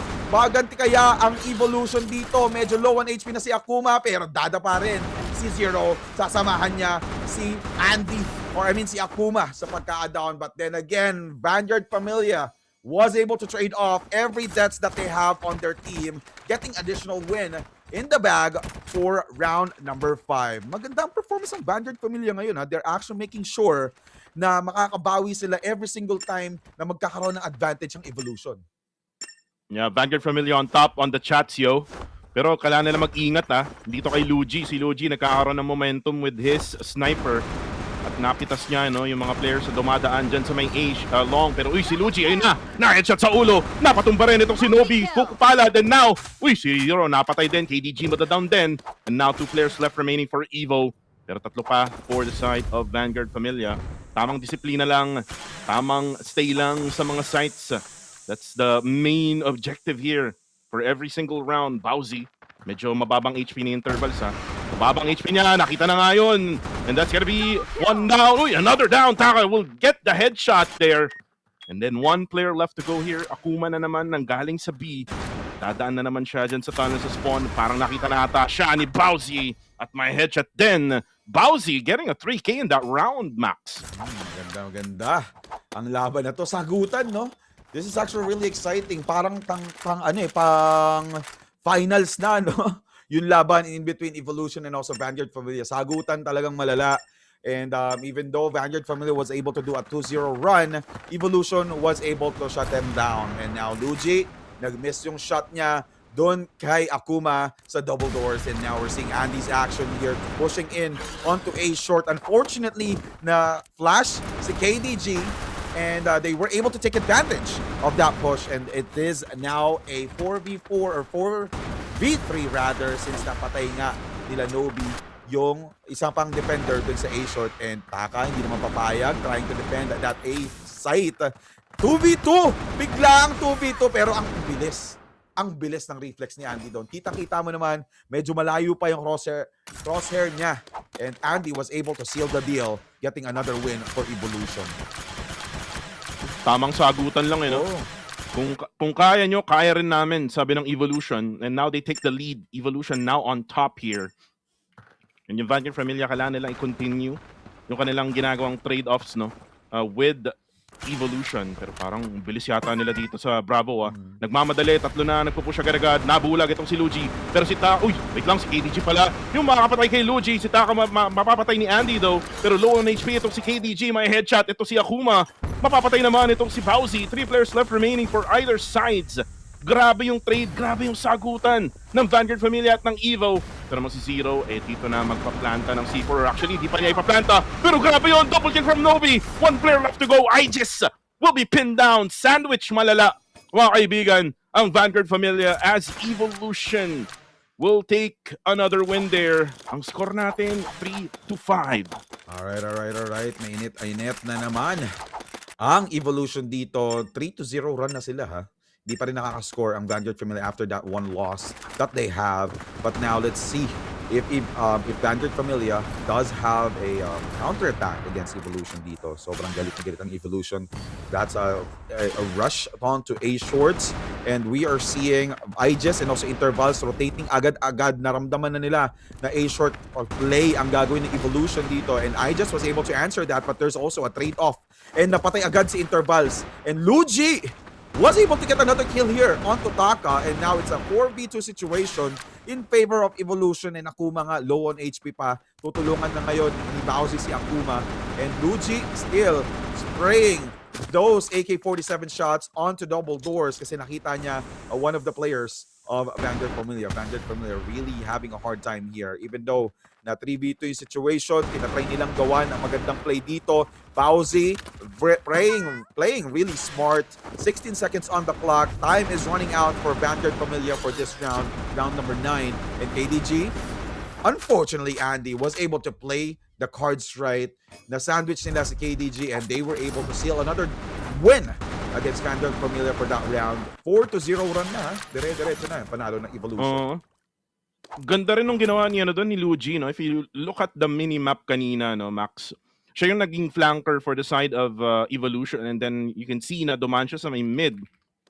Napatay niya isang Vanguard Familia, and then eventually si Akuma yung next target. Si Akuma kasi gusto niya sana pumunta siya short, pero talagang deny ng Evolution itong Vanguard Familia. And by the way, nag-switch siya tayo ng sides Ang atake naman ay ang Vanguard Familia. Ayan na naman si Luigi, gets KDG down.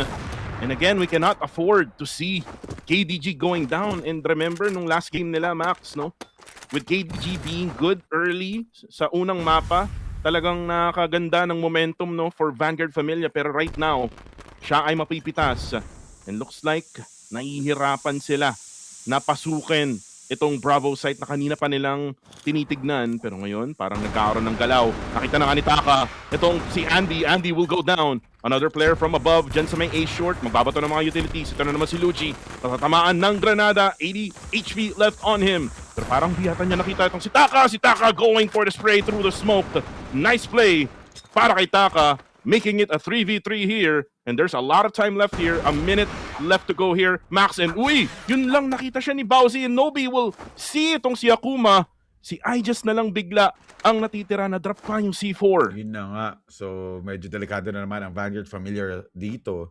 So, this might be a 7-3 score after this kasi, you know, it's very, very hard when it comes to playing 3v1 against Evolution. Yun na nga, kitang-kita mo naman, there's always a double pick that will be used, the playstyle that will be used by Evolution. Ito nga, nangaasar na naman si Bowsy. Nakita mo na naman ang kanyang reaction. Tumatawa-tawa lang no? Tumatawa-tawa lang si Bowsy, no? If you don't know who Bowsy is, sa mga nanonood dyan, kung di nyo siya kilala, siya yung pinakadulo, no? Sa may kanan. Napatawa-tawa lang. And again, para siyang si parang si Melo ng Heartfire, no? Na may pa-thumbs down nung kahapon, pero sila yung natalo. Pero ito na naman, Akuma gets Nobi down, pero grabe yung trade ni Bowsy. Again, Akuma, mapapatay itong si Bowsy. Pero maganda ang push na ginawa ngayon ng Vanguard Familia. They will now go for the plant here for the C4. They need to protect itong tunnels, no? Kasi baka may umikot na player from Evolution habang sila ay Zero! Will get Akuma down from that grenade na popcorn sa ulo, mga kaibigan. Pero ito na ang push nila, Andy. Andy will take... actually yun lang. Lahat na ng players ng Vanguard Familia, they are wiped out. and there's so much time to defuse the C4. Grabe yung retake play ng Evolution dun eh. No? Talagang they always wanted to make sure na hindi mapipredict ng Vanguard Familia saan sila papasok agad-agad. There's always at least one bait for the team, and they will make sure na pagka nakuha na o nakagat na ng Vanguard Familia yung bait, they make sure na mauubos na nila yung mga nakatalikod or off-angle players against them. So now, Evolution still on the lead with 8-3. Uy, Luigi, muntik ng tamaan. Isa sa mga players which is si Akuma sa sniper action. And eto si KDG. We're gonna see some sniper action from KDG pero hindi pa sila nag-overcommit. Bowsy, ang ganda ng pwesto. Hindi ata nakita ng Vanguard Familia. And there you go! Bowsy gets a 1 kill. Will he be able to get the double? Yes, he was able to get the double. So, off-angle yung pwesto ni Bowsy doon. Very impressive though. Since, you know, kumbaga hindi na na-predict ng Vanguard Familia doon ang pwesto ni Bowsy. And maganda rin yung pagkakaspray niya. Kita-kita mo naman that he was able to control his recoil, getting that double on A-long. Grabe rin kasi yung verticality no, na meron si Bowsy. So again, that verticality advantage that he has, pero low HP na siya. Taka will take him down. Wala na yung flanker for the side of Evolution. Uy, pero nakita doon si Akuma. Unfortunately, he will be taken down. One player left to go. Andy will probably go down. Uy, si Andy pa rin yung nanalo sa duelo na yon. The score is now 9-3. And this is gonna be a map point for Evolution. And parang mas nag-improve sila men. Kasi remember, based on history, yung laban nila sa desert nung nakaraan, 10-5. Ang laban nila ngayon, 9-3. Baka ma-10-3 nila to men. Ito na nga. Grabe, no? Dire-diretso. Ito yung naging sakit ng Vanguard Familia last week. 2 weeks ago. When Evolution was able to get that momentum, dumire-diretso. So hopefully, Vanguard Familia will be able to fight back. Especially yung playstyle ng Evolution dito, nagiging overconfident na. So sobrang aggressive. So let's see if Vanguard Familia has an answer against Evolution. So mainit-init to. And let's not forget that Evolution din ang pumili ng desert. So maybe that's the reason why they're actually very confident here. And their first blood by the hands of Andy with that spray on that, or inside that smoke. 1 HP in the Dream.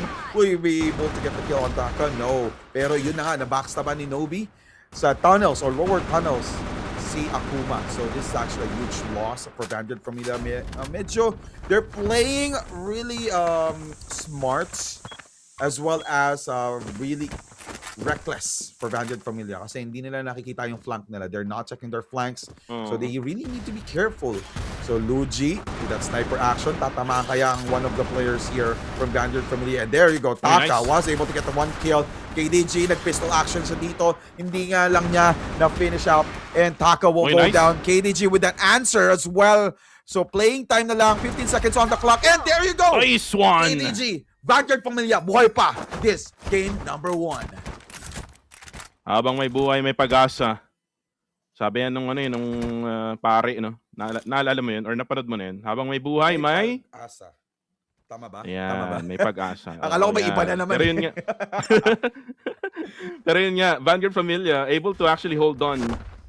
Yung firepower talaga ng Evolution, no? If you look at it, talagang sobrang taas. Uy, pero ito na naman ang Evolution. Buti na lang na trade ni Taka. At meron pang isa na tumumba. That's gonna be Bowsy who will go down. So mawawala na malaking firepower itong Evolution.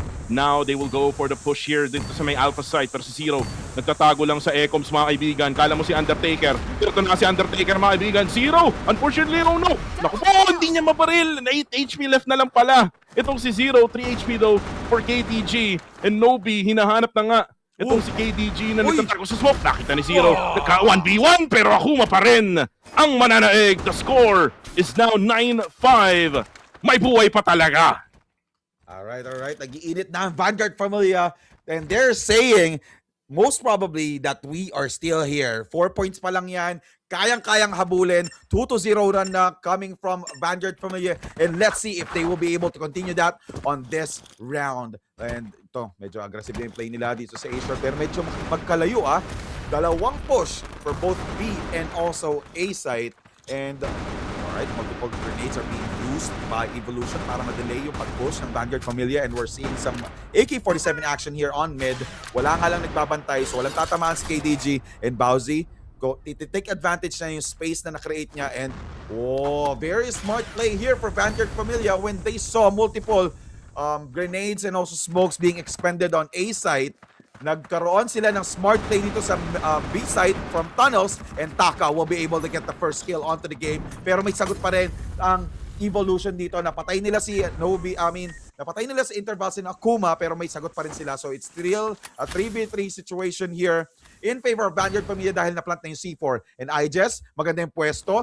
Meron kayang spray and pray na mangyayari dito coming in from Evolution. And Luigi with the pistol. No! Nice. That's a shot down there from Taka. And IJess sasagot the Bowsin with the grenade. Last player alive will be 0. Will it be enough for Vanguard Familia to defend this with just 15 seconds on the clock? And now we're seeing 0. They're trying to use the time. Nice There one. you go. Vanguard Familia is still alive.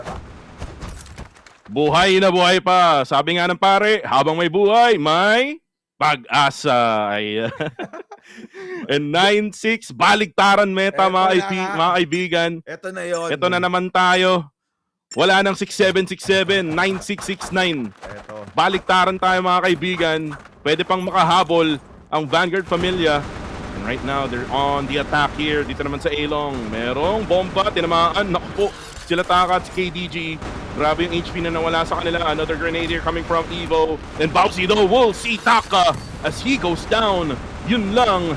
And now, parang nabasa na ata ng Evolution.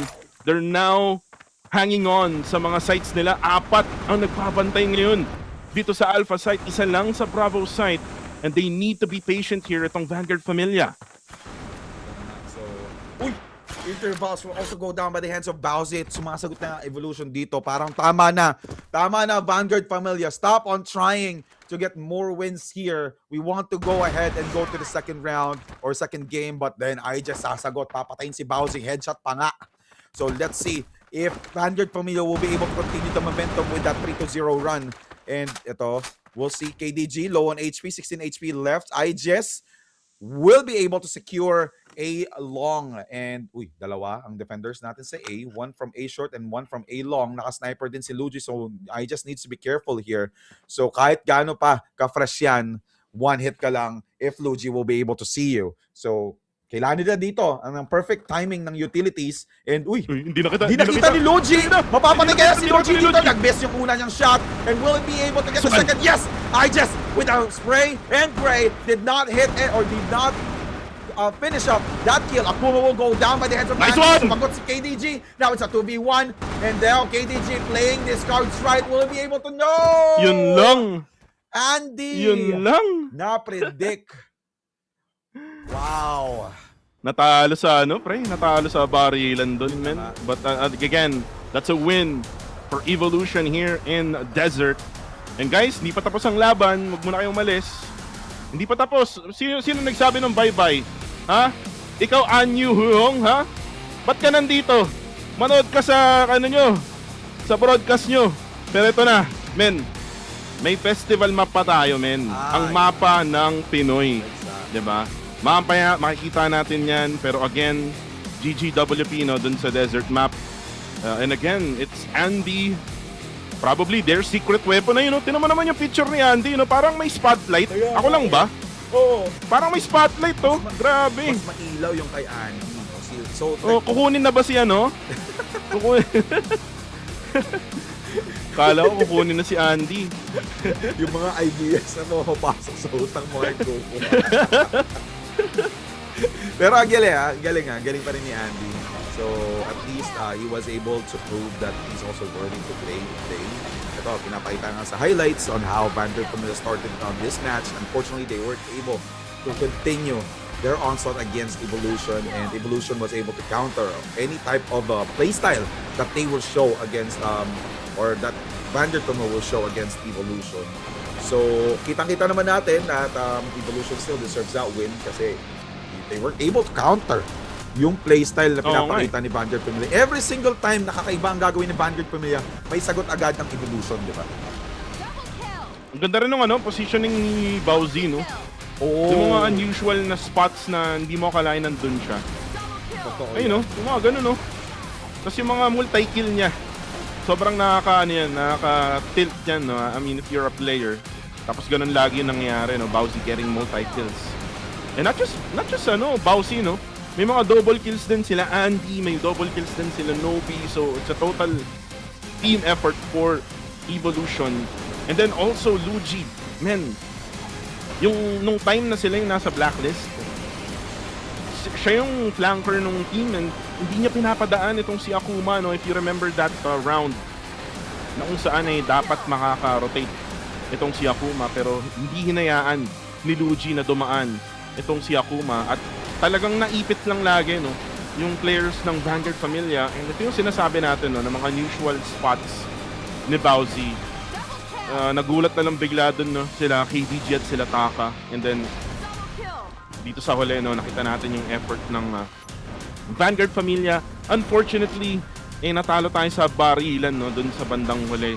I mean, this was the final effort of Vanguard Familia. Pero ito yung sinasabi ko, naunahan kasi itong mga players ng Vanguard Familia and dun sa huli talagang numbers advantage itong Evolution. Yes, that's right. So, ito na nga, Evolution still deserves that win even though that we're rooting for Vanguard Familia. And now checking out the score, 10-6 in favor of Evolution. Kitang-kita naman natin that Vanguard Familia is also putting their best as well against this team with 14 on Akuma, Taka with 13, KDG with 12, Aegis with 11, and also Intervals with 7.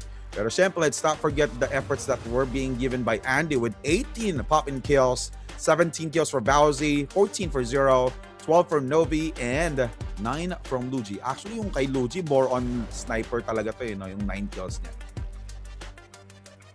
Well, Bowsy will be the MVP as expected. The triple-double here for the KDA. 17, 12, and 13.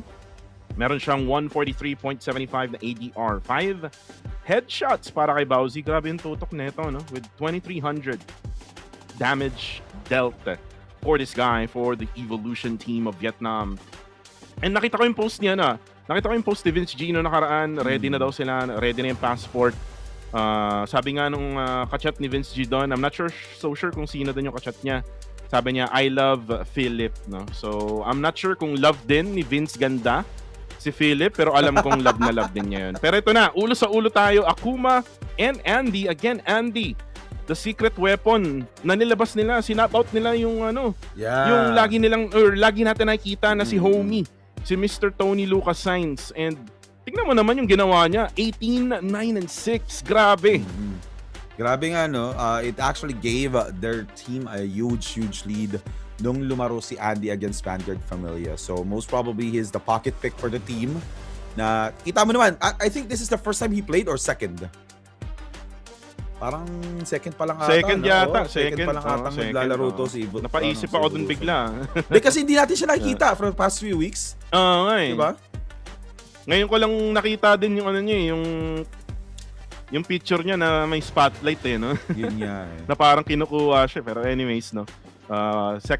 This is the recap sa mga kakapasok lang sa live stream across all platforms. Mamaya-maya, shoutout namin kayo. Again, Desert Map, napunta na nga sa Evolution. Natalo yung Vanguard Familia doon. Pero again, pupunta na tayo sa mapa ng Pinas. This is festival. By the way, another thing na napansin ko rin dun sa first map, wala tayong timeout from Vanguard Familia. Sana, nagkaroon sila ng timeout, nung mga around naka 6 points na yung Evo or probably 8 points para at least, ma-change yung momentum ng kahit konti. Yun na nga.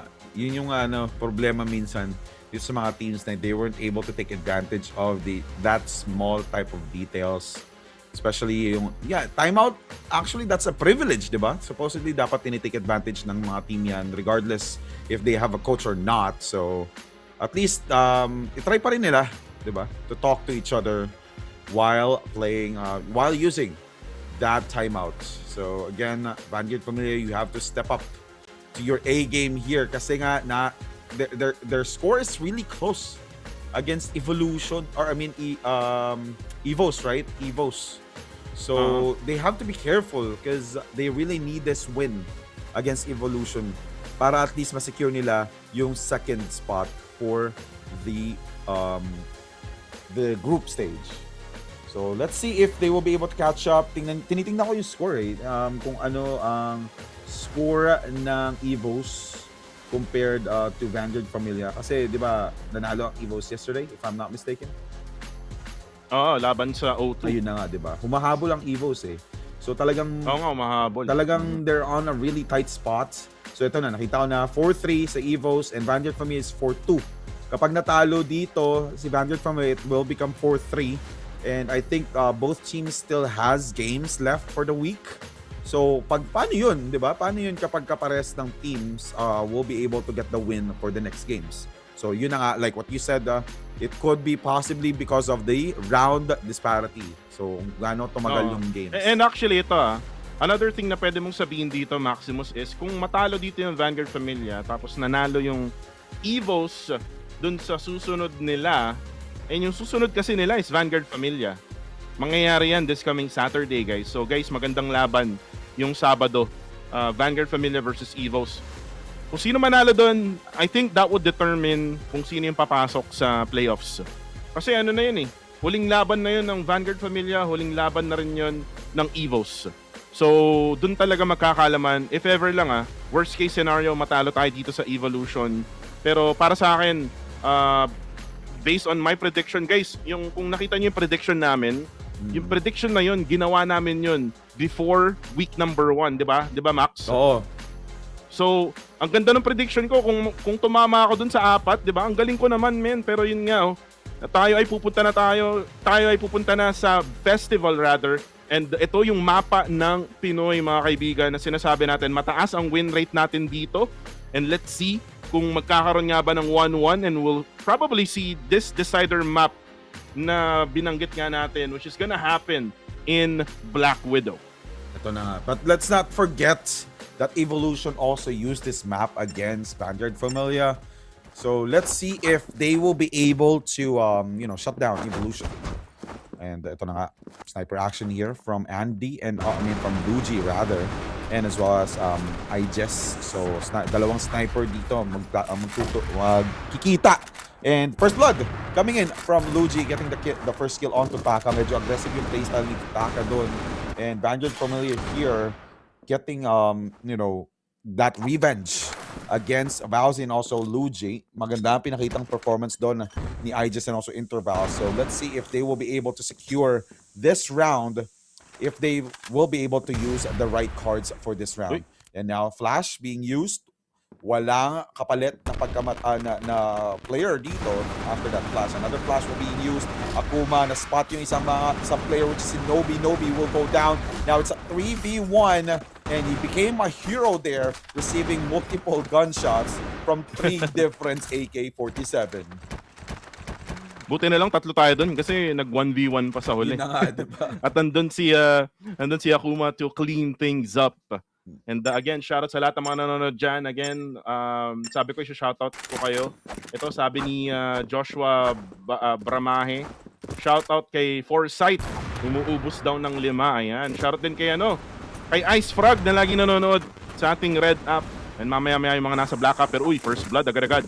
Itong si Akuma, sinamahan pa ni Taka, getting Nobi down. So maganda ang pinapakita ngayon ng Vanguard Familia. Pero si Ijes nakita ni Zero from afar. And now, it's gonna be Zero who will go down. Akuma going for the trade still. So si Akuma, ginagawa lang niya yung trabaho niya. Pero ito sa gitna, si Intervals mapapatay diyan sa loob ng bahay. Pero ito na si KDG, nakakita na nga. And there we go. That's gonna be Vanguard Familia with the 4K round for Akuma. Grabe.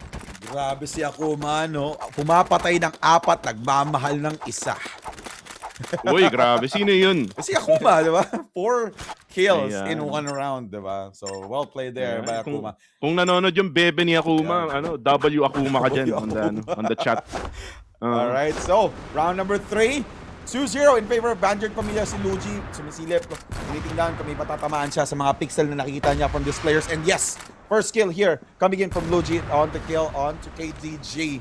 And that is actually a huge lead for Evolution. That's KDG ang nag-entry dito sa buong team ng Vanguard Familia. And they will also lose intervals. And, si Taka din. nadali ng isa sa mga players here from Evolution, and because of that, sobrang laki ng naging mentality achievement dito ng Evolution na ubos bigla-bigla ang Vanguard Familia because of that early loss from those two players. Ang swerte din ng Evo, lagi sila nakaka-popcorn. Alam mo yun, Yun nga. yung napapatay nila ng granada yung mga player. Totoo. Kasi nung nakarang desert, nakagawa rin sila ng ganun. So dito, sa may festival, nakagawa rin sila. Pero right now, round number 4 na tayo. Luigi naghahanap ng mga katawan na pwedeng mabarel.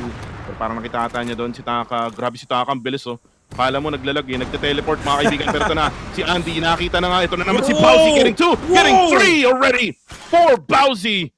Oh my goodness, now it's gonna be Ijes left here for Vanguard Familia. Nakikipag 1v1 kay Andy. Andy still wins it. Dalawa lang 2-2 gumawa. na ang ating score. At habang nangyayari yan, tinatanong pa rin nila kung sino ang bebe ni Akuma. Sino nga ba? Meron dito tinatag si Majo daw ang bebe ni Akuma. Parang tama ba yun? Totoo ba yun? Ay, hindi. Ano yan? Tinatag nila si Majo for some... sorry. Kala ko, W Love wins na Alright, so round number 5. And humabol dito ang Evolution. Pero syempre, babawi si KDG. That sniper kill onto Bowsy is really important since si Bowsy yung nagpakita ng sobrang aggressive playstyle from Evolution. And now we're seeing Nobi trying to push in onto the B side. Pero hindi pa siya successful. Bumalik yung grenade na hinagis niya. And Nobi will be under 1 HP left. And that... Oh! Yun! Now popcorn from Akuma, and now we are seeing a 3v2 situation in favor of Vanguard Familia. Luigi and Andy natitira, KDG nag-iinit with that sniper. Kaso ang ganda ng pwesto ni Luigi, getting that kill onto KDG, putting this game onto a 2v2 play. And now intervals, hindi tinamaan. That was a pretty perfect pixel. Ayun, pero syempre, sagot pa rin si Luigi. Wow! Ang kulit ni Luigi, men. Grabe yung crossover moves niya doon, men, with that sniper.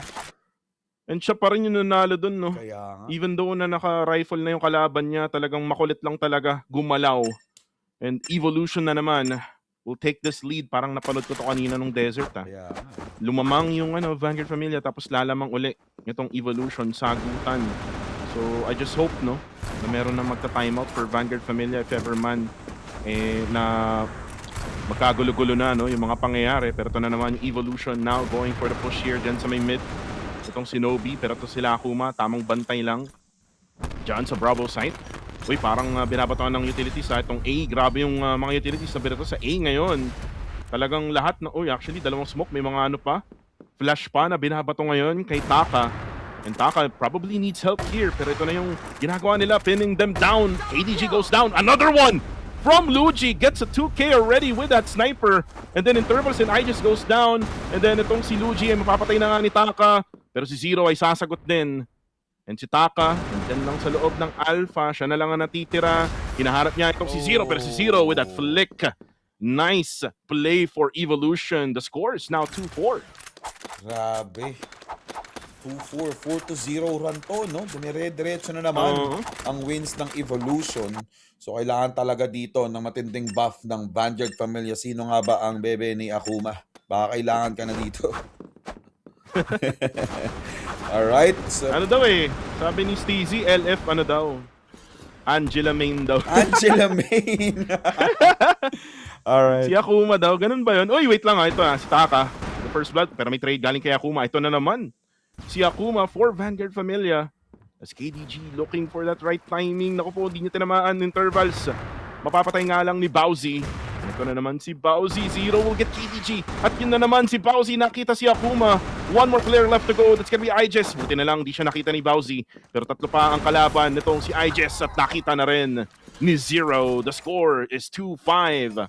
I think, Max, parang kailangan natin ng timeout ng ating PH rep na VF. Yeah, that's true. Kasi kailangan nilang mapigilan ang momentum na meron ang currently ang Evolution. Kung di man yun ang kailangan nilang pigilan, kailangan nilang mag-usap-usap. They have to plan the right cards for the next round. Kasi 5-0 run na ang Evolution, wala pa rin pumipigil sa sunod-sunod na panalo ng Evolution. And now we're seeing a lot of damage being received here from Intervals, and KDG will be sniped out by Luigi. The better sniper wins, and another one onto Akuma, and sasagot naman si Taka dito by getting another kill here onto Andy. And now Nobi in deep trouble, but at least Nobi was able to get the kill onto Intervals, and also Taka, last player alive here will be Aegis with just 20 HP and will go down. Evolution 6-0 run. And this is what I'm talking about, man. A timeout being taken by Vanguard Familia. Yan yung coach nila, no? Ayun lang. Ito na. Ito na si Blade, si Sai. Kahapon, nasa E-Arena to ah. Ngayon, nasa Vanguard Familia na. The analyst/coach of Vanguard Familia. Kahapon, panalo to sa E-Arena. Pero ngayon, ito na. Sabi niya kay Taka at kay KDG, dapat galingan natin ha. Kasi pag natalo tayo dito, kailangan nating talunin yung EVOS. Kailangan natin makapasok sa playoffs. Kasi dito gaganapin yun sa Pinas, Yes, di ba? that is true. Sayang naman, di ba? Nandito na eh. Nandito na sa Pinas. So, I think they will come up with the plan of using the same strategy na ginamit dito ng Heartfire at Triple Sniper. But then, ang tanong dyan is, are they comfortable on doing that? Or do they have any type of pocket plays that they can use against Evolution? Sobrang consistent ng playstyle ng Evolution, and I'm really excited to see Evolution versus Kadiliman as well, since both teams are very consistent and also the dominant teams. Undefeated. Yes, dominant Undefeated teams, di ba? din, So, excited ako makita ang action in between these two teams. And round number 9 we'll start here. This is the last round, by the way, na blacklist itong Evolution. So let's see kung meron nga bang epekto yung timeout ni Blade, aka Sai ng E-Arena, Vanguard Familia. Grabe, no, daming teams talaga no, ng analyst/coach ng VF. Pero ito na, yung naging adjustment nila, medyo ano lang muna, no, banayad lang. Smooth lang ang galawan. Wag muna tayong mag-peak. Medyo masakit ang tutok ng Evolution. Andy magpapato ng granada. Meron ding smoke, kaya hindi rin siya makikita ng lahat-lahat na nakikita niya dyan. Pero uy, merong utility na ilalagay din dyan sa may alpha site. Parang pinapressure ata nila itong alpha site ngayon. Wala na nagbabantay mismo doon sa site, sa site mismo ng alpha. Pero merong nagbabantay dyan sa opposite site. Pero sa KDG, nakita to si Pauzi. So malaking kawalan yun for Evolution. Ito na ata ang inaantay natin, Max. Ito na yun. Kailangan gumante ng Vanguard Familia, and now we're seeing Nobi being aggressive, trying to push in onto that B site. Medyo maganda yung positioning dito ng Evolution na.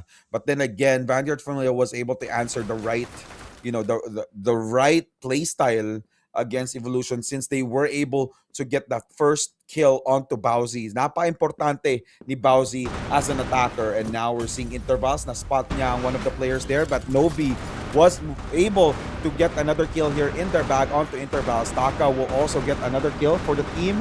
Nobi will also go down, and now it's a 3v2, 3v1 rather. Logi, last player alive here for the team. Sniper shot dito, mama. Nice Pinakain ng one. bala through the boxes. And this is what I'm talking about, Max. Kailangan lang ng timeout, men. Yung timeout na yan, makakasira yan ng momentum kung meron mang momentum yung other squad. Yes, that And is Vanguard true. Familia just took that momentum, and ang maganda dito, men, magpapalit na sila ng faction. So blacklist naman itong Akuma, sila Akuma, and then itong sila Bowsy ay yung magdedepensa. So let's see kung ano magiging atake na gagawin ng Vanguard Familia. Alright. So now 6-3, still in favor of Evolution, but at least Vanguard Familia was able to stop that 6-0 run coming in from Evolution. Sniper plays Luigi, nakita ang pixel ni Taka, dadapa bigla si Taka dahil dun sa positioning niya. And now we're seeing another sniper action here from Luigi, trying to get another kill here for the team. Unfortunately, wasn't able to get at least one secured kill for the team. KDG does have the right or positioning, and Luigi will answer back, getting another kill here onto Akuma, and Zero will also get the kill onto Intervals. And Bowsy just making sure na hindi na makakabawi ang Vanguard Familia, and he was able to get that and kill for another team play. Luigi ang nag-iinit for that round with that double sniper kill for the team. And Evo, just showing who's the boss right now. 7-3 ang ating score. Kalman muna natin, Vanguard Familia. Inhale, exhale lang. Baka mamaya kailangan lang natin huminga ng malalim. And now, it's gonna be round number 11. Meron tayong team na papasok. Uy, kaso si Bowsy, grabe, nag-sniper na rin. Itong si Bowsy getting Akuma down, and that's gonna be a big loss. Pero uy, may trade si Iges, pero matatrade agad ni Zero. Trade din coming from KDG. So tamang trade lang from both sides. 3v3 situation. Taka daw, makikita ni Bowsy. Yun lang. Hindi nakatingin. May dala pang C4. Yung C4 na drop na rin. So mafo-focus fire itong gitna ngayon dahil na doon na drop itong C4 KDG. Kailangan niyang tignan. Itong gitna, itong si Bowsy nakita nga lang. Kaso hindi tinamaan ng bala. Pinipistol lang itong ni KDG. Merong granada. Nabawasan siya ng bagya. 6 HP left. Zero will go down courtesy of intervals. Si Bowsy, kailangan niyang umikot ngayon. And parang open na ata itong C4. Pwede natang kunin ni Intervals. Intervals, mas maraming HP. So dapat lang siya yung kukuha niyan. Itong si KDG, dyan lang sa may likod. Siya yung magbabantay. Kung ano man mangyari, let's see if mapaplanta nila itong C4 na to dyan sa may Bravo site. And parang ang ginagawa ata nila Bowsy, no, inaantay na lang ata nila yung, uy, kaso parang sabi ni Bowsy, let's not wait anymore. Ito na, pinatay na natin si KDG. It's now a 1v2 situation as the C4 will be planted by Vanguard Familia.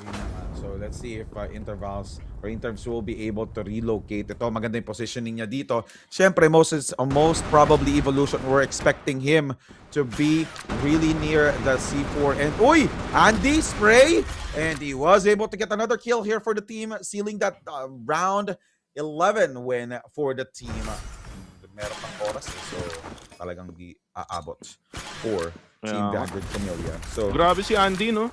Oo, Max. sobra. Ala, bigla na lang siya sumulpot, no? Pinalitan si Mr. Homie. Yun na nga, di Si ba? Tony Lucas Sainz, And no? he's now one of the best performing players for the team. Kaya nga eh. Diba? Secret weapon to, pre. Kaya nga. Ang tanong, kasama ba siya sa lilipad sa Pilipinas? Most probably yes. Kasi, di ba, meron dapat talaga tayong isang reserve player. So, yes, most probably. Now, we're seeing another action here for the team. Vanguard Familia losing 3 players really early by the hands of Andy and also Luigi with that sniper action and also AK-47. And another one in the bag for Luigi. Getting the kill onto Iges na medyo may sagot doon si Intervals. Pero last player alive na lang siya. And will he be able to get the kill onto Andy? Yes, still fresh. Naka-receive ng 50 damage in his bag. And he was able to get another one for the 3rd kill. Unfortunately, Nobi was there to shut him down. And this is gonna be a series point now for Evolution. 9-3. Ganito rin yata yung kanina, no? Yes, that's true. Tapos parang humabol pa yung Vanguard Familia ng 3. Let's see kung matutuloy-tuloy nila to. Evolution. It's just focus lang sa goal, eh, no? Yes. Focus lang sa goal. Basta maka 10 points. Goods na. And Luigi with a sniper here. Looking for KDG. And KDG, by the way, is actually struggling. 4-10. Kailangan talaga ma-activate si KDG. And yun lang. Napatay si Iges, itong si Nobi. And now here comes Nobi. Si Carlo Palad, mga kaibigan. Pero napatay na ng Vanguard Familia. 3 ang napatumba ng VF. And now Andy, nakita na nga dyan sa gitna. Nagpapisa nagpapasa ng mga kaibigan, pero napatay rin siya. Nakatrade nga lang. Bowsy makatrade rin. And then that's gonna be the final kill in that round. Akuma still alive there. 9-4. Ito na naman tayo, Max. Wow. Ito na naman ang Vanguard Familia trying to catch up with the score. Pero yun nga, grabe yung pressure sa likod nila dito kasi 9 points na ang Evolution. So like what we said earlier, match point na for Evolution. Isang pagkakamali lang from Vanguard Familia tapos and they will have another loss in their bag or their statistics. And now we're seeing Evolution Luigi with another sniper action. Meron kaya siyang round na to. And now we're seeing Nobi, kitang-kita, and Luigi gets the kill onto Intervals. Medyo pangit yung positioning dahil sobrang open. And then Nobi will be able to push that bridge or under bridge, and Akuma will be able to get another kill here and seals the deal onto Luigi. Zero, sasagot, papatay si Akuma. Iges nandun para patayin din si Zero, and now it's a 3v2 situation in favor of Vanguard Familia. Taka, though, has low HP for this round, and are we gonna see another win here for Vanguard Familia, or another round win here for Vanguard Familia? Unfortunately, Andy, pinatay din isa sa mga players from Vanguard Familia. AK-47 kill here onto Bowsy. Last player alive will be Andy. Will he be able to stop this run? And now C4 will be planted, and now KDG will be able to secure that plant and place that right crosshair, and boom! Vanguard Familia for another win in the bag. Parang galit na si Iges ha. Napapansin ko, tuloy-tuloy na yung mga kills ni Iges ng Vanguard Familia. The score is 9-5. Will this be the greatest comeback ever, Max? Let's see and find out. Again, yung ating prediction is 2-1. Pero sabi nga nung iba sa chat is baka nga 2-0 na to kasi nga isa na lang ang kailangan ng Evolution.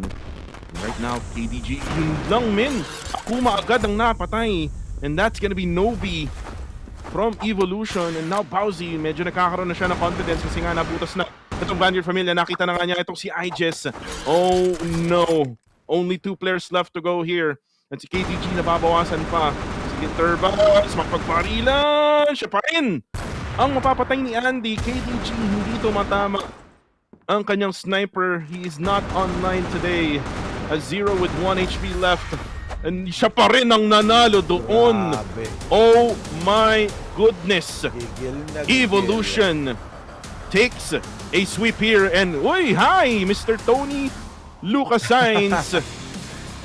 Nanghahalik ng mga players. W. Muamua Lucas Sainz. Alright, Evolution still undefeated in this group stage, and now they're at 7-0. Winning against Vanguard Familia will have another loss in their bag, and their score will become 4-2. And checking out the stats, or the win from Evolution, 10-5 win with the help of Zero, Luigi, Andy, Bowsy, and Novi. Again, congratulations for Evolution, and again, still, great job from Vanguard Familia. They tried their best. It's just that Evolution is the team who was able to secure that, win. Andy is the difference maker here for Evolution, man. Kasi meron na silang Bowsy, no? May Bowsy na sila. Dinagdagan pa ng Andy. Grabe. Pero doon sa laban na yun, hindi lang silang dalawa eh. Lahat eh. Ang kate. Yes. Ang kate ng tutok. Totoo. Lahat sila Ng gumagawa. Evolution. Oo. At bawat patay sa kanila, natitrade nila agad-agad. Yun ang importante para dito sa Evolution. And yung ginagawa ni Bowsy, napapangiti na lang siya. Tignan lang natin pagka lumipad ka dito sa Pilipinas, Bowsy. Tignan natin kung kakayanin mo ang crowd ng Pilipino. Pero well, it is what it is here for Vanguard Familia. Ang kailangan na lang nilang gawin, Max. Ang kailangan nilang gawin is this coming Saturday, talunin nila yung team ng Evos Indonesia. That's the goal para makapunta sa on-site playoffs this coming February. Which is a very hard challenge kasi nga Evos gumaganti, di ba? Kita mo naman yung performance nila. Kailangan talaga nilang makakuha ng panalo dito for them to be able to get that top 4 or top 2 spot for their group.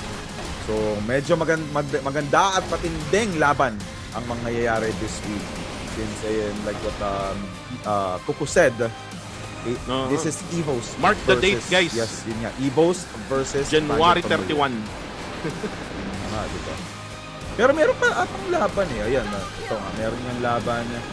Vanguard Familia versus Evos. First match on January 31. Ayan. First match yan, guys. Mark the date. Kayo na ang bahala. Mag-alarm na lang kayo. Yes, and kung kailangan nyo. Totoo. And that will be the last match for both teams.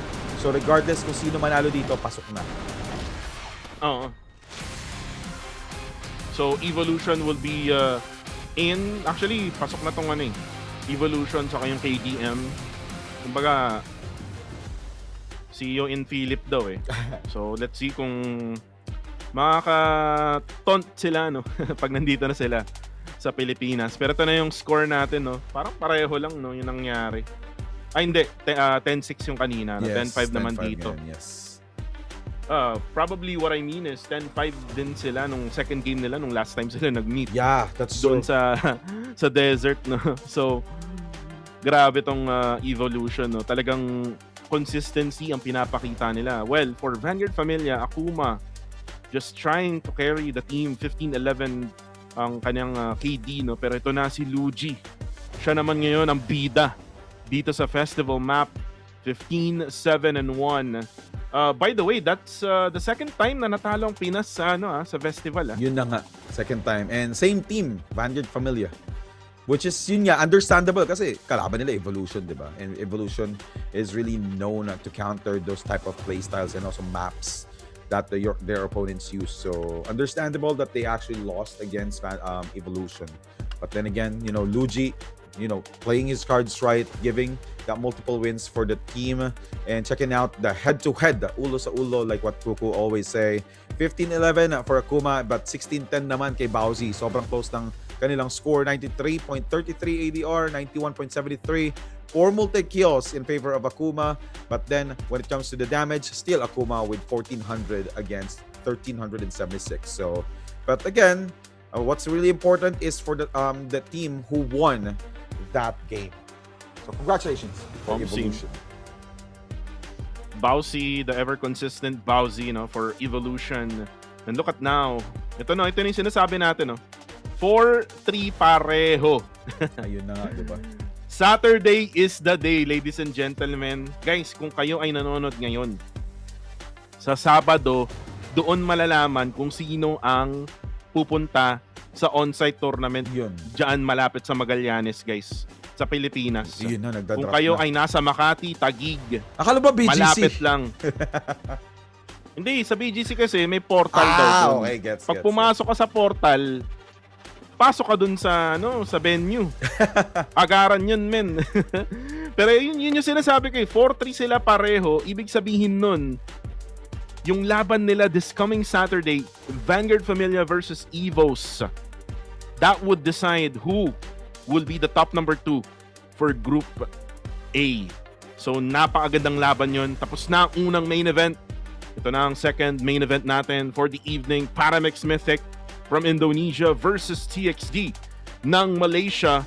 And if you ask me right now, Max, itong dalawang teams na to parang malabo na makaangat ng top number 2 dun sa Group B. So, it's just a matter of E-Arena kasi. Yeah. E-Arena kasi at Heartfire yung naglalaban doon sa top number 2. Kadiliman, sure na yun. Top number 1 na talaga sila. Pero yung Heartfire natalo kahapon ng E-Arena. So, importante yung mga laban ng E-Arena at Heartfire sa mga susunod na araw. That's right. So they E-Arena needs to be careful against getting that win against the next team that they will be up against with, which is let's see, ano nga bang kalaban ng E-Arena this week? As I can see here, TXD na, di ba? So, madali lang. Madali? Grabe ka naman. Para sa akin, madali lang. Hindi, I mean, legit lang, based on record, based on stats, based on skills na nakikita natin, sabihin na natin, 4 na linggo na kasi tayo dito. Yeah, Max, totoo naman. Kitang-kita naman natin yung skill differential ng ibang team sa ibang teams, and yung Heartfire yung pinakamahihirapan, no. So kung sinabi ko kanina baka tama yung 4 na prediction ko, baka nga 3 lang yung tumama doon kasi, 'di ba? Might as well E-Arena, baka sila pa yung lumipad, no, patungong Pilipinas, 'di ba? Totoo. So parehas both groups has the same close fights for the second battle for the second, Vanguard Familia and also Evos, and then for the other one will be E-Arena and Heartfire. So again, we'll talk about more of it later after we take this quick break. So stay tuned, guys. We'll be back.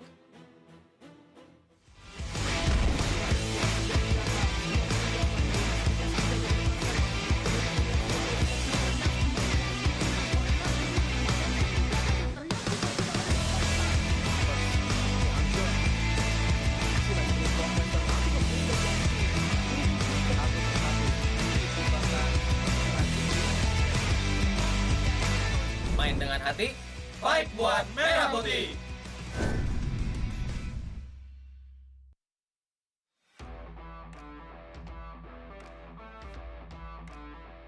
Halo, nama gue Emrafli Agustian. In-game gue namanya Fly Kido. Asal gue dari Lampung. Umur gue sekarang 24 tahun. Awal mula gue join tim Paramex itu, gue diajakin sama Yaski. Karena kan mereka udah lolos di National Qualifier dan mereka ke saya. Perasaan gue seneng lah, kayak gue nyoba kompe lagi, kayak ada jalannya gue buat berkompetisi. Apalagi di ajang saya ngewakilin Indonesia juga. Pertama kali kami mulai scrim masih bingung, karena kan pencocokan juga dari player lain juga. Jadi kayak saling lengkapin gitu kekurangannya. Yaski itu purely bagus banget kalau segi in-game dan out-game. Dia kayak suka banget ngebentuk dan kayak ngobrolnya tuh enak lah, masuk lah. Jadi kayak bahan eval dari dia itu bisa juga. Dan bagus buat entry fragger lah di tim gue tuh. Raser lah dia, raser. Halo semuanya, nama saya Muhammad Ilyas Alfarizi, nick in-game saya Yaski, umur saya 21 tahun, asal saya Pontianak. Saya berperan sebagai IGL. Awalnya itu saya main di warnet, seneng banget main Crossfire. Setelah tahu ada Crossfire Mobile, rilis lagi di tahun 2025, saya nyoba main, sangat fun, seneng aja gitu mainnya.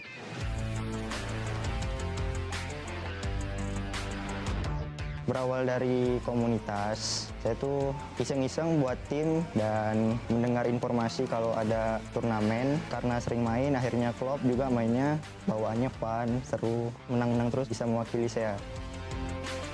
Rasanya senang, terharu, nggak expect karena kami berasal dari tim komunitas. Gue yakin gue sama tim gue bakal lebih optimis bisa kejuarain di turnamen saya ini. Lebih enjoy aja mainnya, main like a team, keluarin potensi masing-masing aja. Semoga tim Paramex ini dapat memberikan hasil yang maksimal dan juga dapat membawa pulang piala ke Indonesia.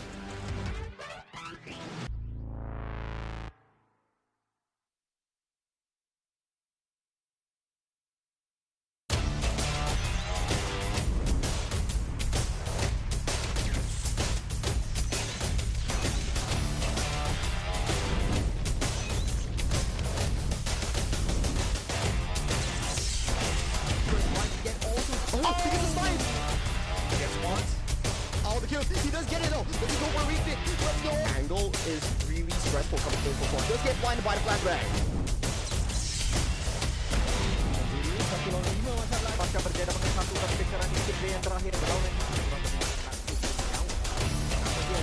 Assistant kasih pemburu berjaya untuk take down satu orang dan masuk ke kawasan planting dan berjaya dapatkan double kill kasih pemburu marker ini. Era baru, raja pertama akan dilahirkan. Inilah masa kita.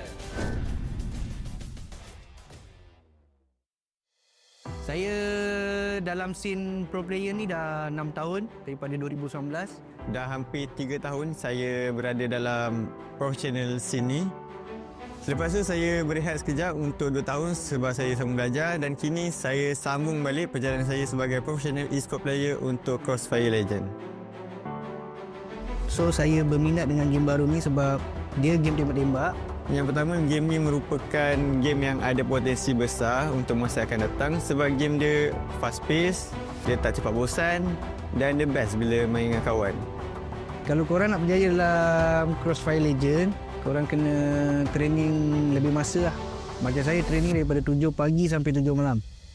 So untuk game ni bagi saya pun cepat adapt dan cepat faham. Bersama dengan pasukan saya juga, kita orang cepat belajar. So untuk sekarang ni kita akan training kau-kau dan akan aim pada champion saja. Kita orang dah training lebih masa, so kita orang yakin kita orang akan buat yang terbaik untuk tournament C ni. Kalau tak ada rezeki nak champion, kita orang nak dapatkan top 4 je sebab kita orang nak main ke Vietnam. Of course kita akan target untuk dapatkan champion sebab kita tahu kita boleh bantai semua team. And game masih baru and tak ada benda yang mustahil. Okey, kepada tim dekat luar sana, korang kena standby sikit. Walaupun sebelum ni korang tahu kita orang macam mana, tapi kita orang janji pada hari perlawanan nanti kita orang akan lain pada yang lain. Okey, kepada tim-tim C di luar sana, korang kalau jumpa tim TSD, korang hati-hatilah. Kita orang akan ratakan korang dengan ilmu yang kita orang ada sekarang. Bang bang.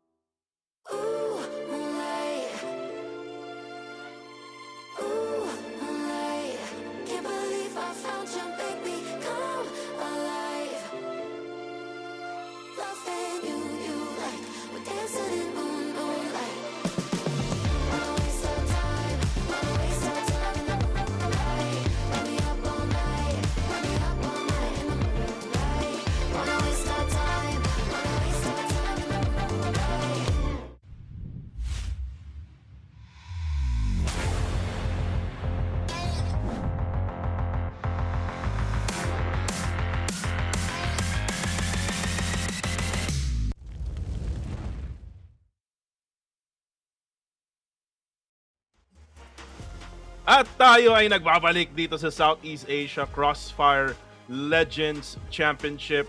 And guys, this is week number 4, day number 2 na tayo. Kuko TV together with Maximus. And Maximus, unfortunately, natalo yung Pinas kanina against the best team in Group A right now, which is Evolution. So again, kita-kits na lang sa Pinas, Evolution. Tingnan natin kung yung angas nila Bausi makakapalagyan sa crowd, no, ng Pilipinas. Gusto kong makita yung mga keyboard warriors natin diyan sa chat kasi minsan maraming mga keyboard warriors. Dapat pumunta kayo sa event, guys. Malapit na yun, February 7 and February 8. On-site tournament tayo doon sa Magallanes, malapit. Pero ito na muna yung ating gaming phone partner Maximus, ang Oppo Reno 14 5G, Oppo Reno 14 series. Smooth legend, kasing kinis ng kutes ni Vince G and ni Maximus. Yun na nga, di ba? And let's not forget about Dax din, di ba? Napaka-cuties din ni Dax. And now, let's not forget, syempre, kung paano mo makikita yung cuties kung di ka gagamit ng magandang OBSBot Meet2 gaming webcam, di ba? Like what we saw earlier, na-capture na naman yung magandang panalo ng Evolution kahit maraming galit sa chat. And you can also use this OBSBot gaming webcam to stream your stories as well, especially when you're creating content for Crossfire Legends. And let's not forget na meron din tayong magandang weapon drop from January 26 to February 1. You just need to log in and get the VVIP weapon QB-U09 El Dorado.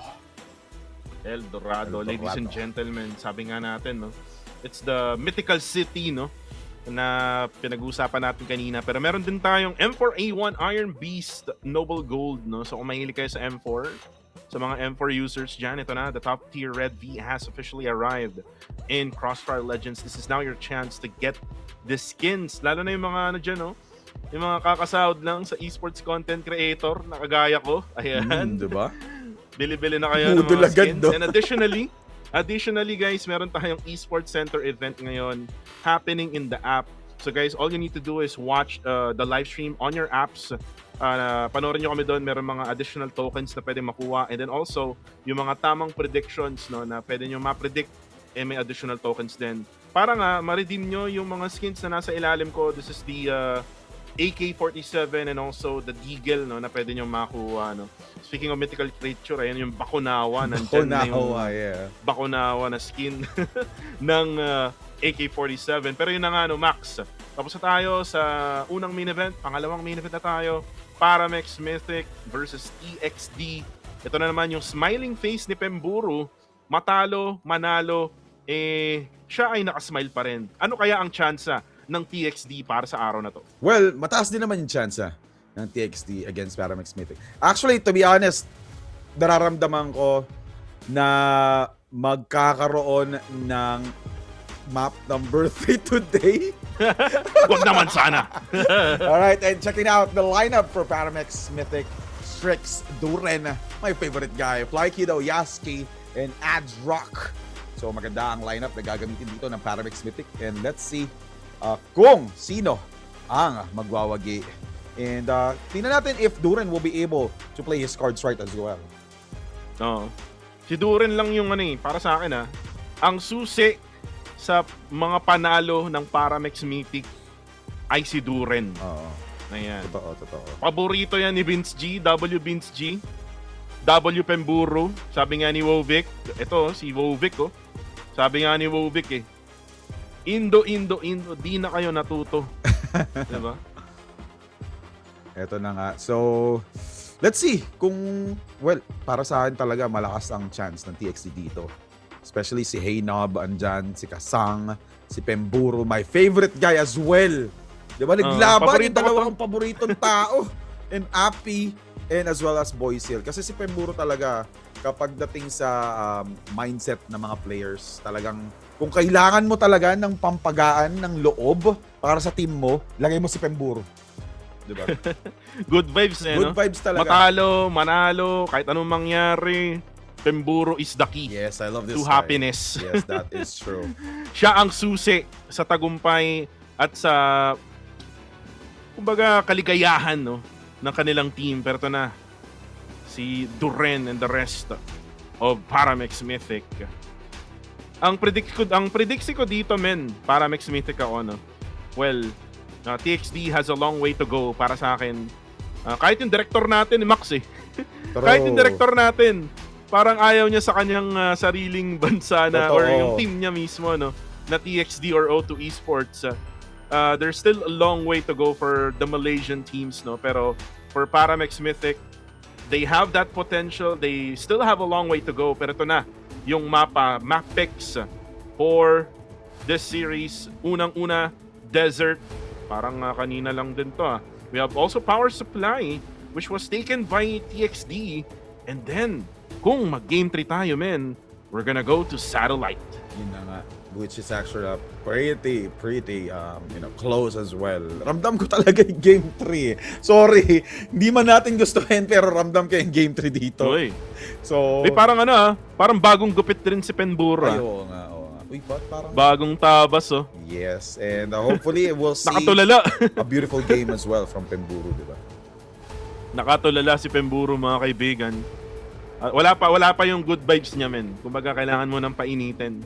Itong si Pemburo, pero for the Paramex Mythic side, talagang focus lang sa goal, Itong mga to, may konting ngitian na nangyayari habang may sineshake-shake. Ayan. Guys, kung tatanungin nyo kami ano yung mga sineshake nila, ano yan, pampainit, diba? Yes, Max? that's true. Pampainit kasi talaga. Kasi malamig sa studio, Okay. And, ito na. Speaking of malamig ang pag-introduce sa ating mga teams. Team Paramex Mythic. Mga bato from Paramex against the Tigers of TXD. Sino kaya ang mananaig sa game number 1? Feeling ko, para sa akin, I will vote for TXD for game number 1. Ikaw. Natawa lang ako sa comment ni Kabuchi. Bakit? Cindy daw muna bago laro. Grabe kayo. Bakit Grabe kayo naman. Hindi naman namumula ang mata. Ito na. Barilan na tayo. Fly Kiddo gets Heinu. Ito na naman yung struggles ng TXD. Merong granada na binato. Kaso hindi siya matatamaan. Ito na si XK. Unfortunately, si Boysil. Ito na naman tayo kay Boysil, men.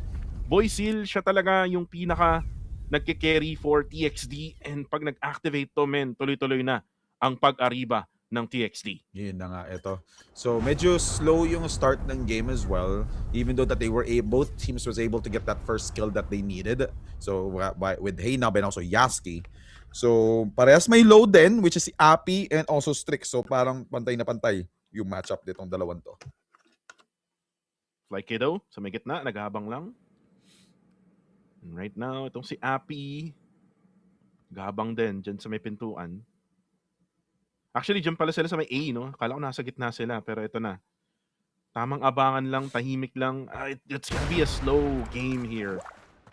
Max, compared sa Evolution. Uy, iikot na itong si player number 2, which is si Fly Kiddo. Pero parang sabi niya, wait lang. Bagalan muna natin. Yung mga players ng TXD naman. Ngayon, ay makikita na nga niya. And Fly Kiddo, again, what I'm talking about, yung flank na ginagawa niya. Ngayon, nag-line up sila ng smoke dyan sa may A-short, pero ang galing ng pasok doon ni Kasang. And now Kasang will be able to go for the plant here. Malayo pa yung mga players ng Paramex Mythic. And then here comes Pemburo. Kaso nakita siya agad-agad ni Fly Kiddo. And now it's gonna be just Kasang na ngayon ay pupush na nila Adrock. Kasang will see Fly Kiddo gets one down. Pero nandito na si Adrock. Adrock will go down as well. A double kill already for Kasang. Si Strix ang natitira for the side of Paramex Mythic. He's actually low on HP as well. And Kasang gets a quadra here in the first round. Diba? Yung smile talaga. Yung smile talaga ni Pemburo. Lakas ng amat siya, tol. Parang mali yun.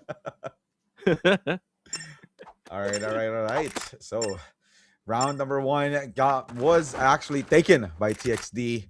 Sniper action from Kasang. Will he be able to get that first kill? Nope. Duren, naiwasan yung malaking bala na manggagaling kay Kasang. And first kill agad from TXD. Appy. Alright, nanggigigil si Appy at saka si Boysil dito. Pero hindi sila nagka-overcommit, no? After that kill, talagang they just made some noise and then tingnan natin if they will actually commit onto A short instead. Kitang-kita mo naman sa minimap na medyo play safe talaga ang Paramix Mythic dito kung paano nila i-approach ang TXD. Ito, nakita nila si Kasang. Hindi na rin nag-overcommit si Fly Kiddo. Masyado ang binakita niya yung respect niya dito against TXD. Na kaya naman talaga ng TXD. It's just that they have to make sure that they will be able to continuously use the same, momentum that they had from round number 1. Respito, no? Sabi nga. Pero ito na si Kasang. Still looking for that right timing. May tatalon! Kasang again! From TXD. And this is a different Kasang that we're looking at right now. Yes. Si Adrak, tatlo, apat. Grabe ang Adrak gets one, pero may trade agad. Itong si Pemburo na headshot. Headshotan malala ang mga players ng Paramex Mythic at ng TXD. Open na ang Alpha. So ngayon, yung Paramex Mythic, si Torren na lang. And Kasang again, from afar with that sniper, able to get those kills para sa TXD. This might be it. Max, baka ito na yung panalo na inaabangan natin from the Malaysian team. Yes, that is right. Excited na nga ako sa mga pangyayari in this match. So, 2-0 agad from TXD. Kasang, nag-iinit. Tingnan natin kung tatama ang kanyang matinding bala from that sniper. Unfortunately, because of that crouch, hindi niya nakita kung sino yung dumaan doon sa double doors. And Appy, unfortunately, Appy will go down pretty early from Fly Kiddo's bullets. And now Strix will also have a follow-up on getting that kill onto Hey Noob. But nakita natin to nung round number 1, lamang na lamang ang Paramix Mythic, pero buhay pa rin kasi si Kasang. So pwede siyang bumawi para sa kanyang team. Unfortunately, Duren will be able to get the kill or double kill onto Pemburu. And last player alive will be Kasang. Nope. Dito mamaunang siya. He was able to get the kill onto Fly Kiddo. Pero syempre, respetuhin siguro sila dito ng Paramix Mythic, di ba? Kasi alam nila na nandun yung sniper plays, na beautiful sniper plays dito ni Kasang. So, ito, may nagpo-push na both ends. Kasang needs to be careful, baka ma-sandwich siya dito. Ito, tama yung placement ng kanyang sniper dito. And wala. Mukhang magpe-play time. 1 minute left on the clock. And magpasalubong na nga si Strix and also si Kasang. Magpipistol kaya si Kasang dito pag nagkamalapitan. Ito na! Nakita niya! And another one in the bag here for Kasang. But again, will the time be enough? Nagpalitan siya ng AK-47. Nagpa-rush in siya sa A. Kaso nag-ingay pa nga siya. So magkikita tuloy or magro-rotate tuloy agad si Adrak and he will give the information for his team. And Kasang will just rotate again. Paano ang approach niya dito? And ito na nga, magkikiss! Hindi tinamaan! Pero yon si Kasang na-secure yung kill. And 19 seconds on the clock. Meron na namang nakabantay. Si Yaski will stop that rain from Kasang. Halik, no? Halik ng Paramix Mythic. Kaya nga, diba? Nahalikan itong si Kasang. And Kasang, namarkahan, no? Namarkahan ng Paramix Mythic. That's a really nice try, no? For Kasang, trying his very best to try to win that round. Ang daming ikot nun, from the tunnels of B, tapos nandun lang siya sa may rampa, tapos pumunta siya sa may hilong, tapos bumalik uli siya dyan sa mid. Ang dami niya ginawa doon. Pero ito na, round number 4 na tayo. Fly Kiddo naman for Paramix Mythic, trying to overextend pa rin. And for TXD, they're respecting itong ginagawa ngayon ni Fly Kiddo. Nades will be thrown out onto the A short and A alongside. At hindi agad-agad makakapag-overextend itong team ng TXD kasi nga ang ganda ng ginagawang pressure ng Paramex Mythic. And player number 3, itong si Strix, trying to defend this one, giving good presence, no? Diyan sa A-short, kaya hindi agad makadaan yung mga players ng TXT at binabaril din siya. Itong sila Api, though, hindi siya nagtitik talaga. Mababawasan siya ng bagya doon with the grenade. 95 HP left on him. Marami pa rin to. Still a lot of time here for TXD to push. A minute here, max, para sa kanila. Ayun na nga. So, konting oras na lang ang natitira dito para sa TXD para magkaroon sila ng magandang play.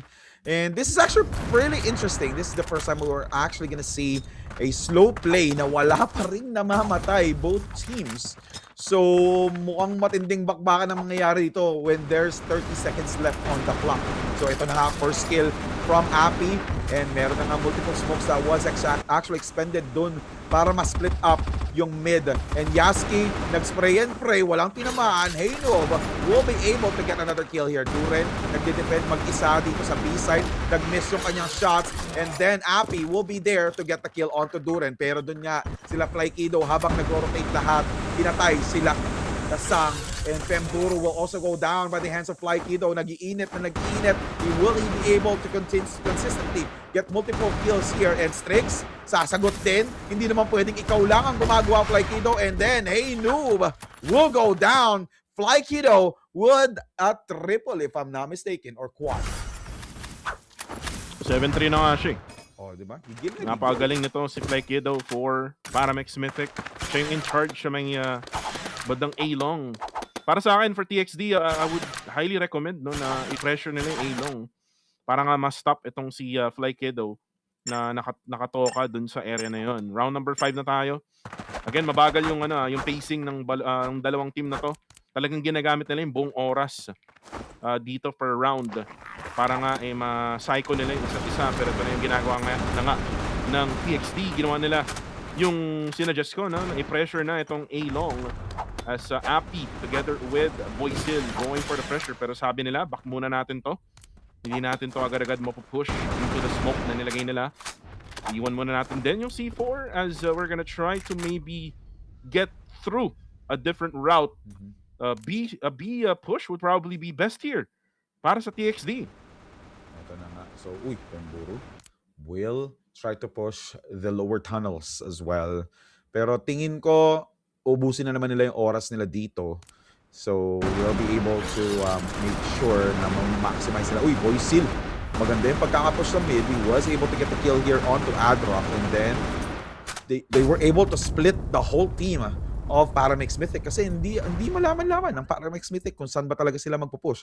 Kung magpupush ba sila sa A or sa B as well because of this slow play. Unfortunately, Adrock was actually deleted from that play.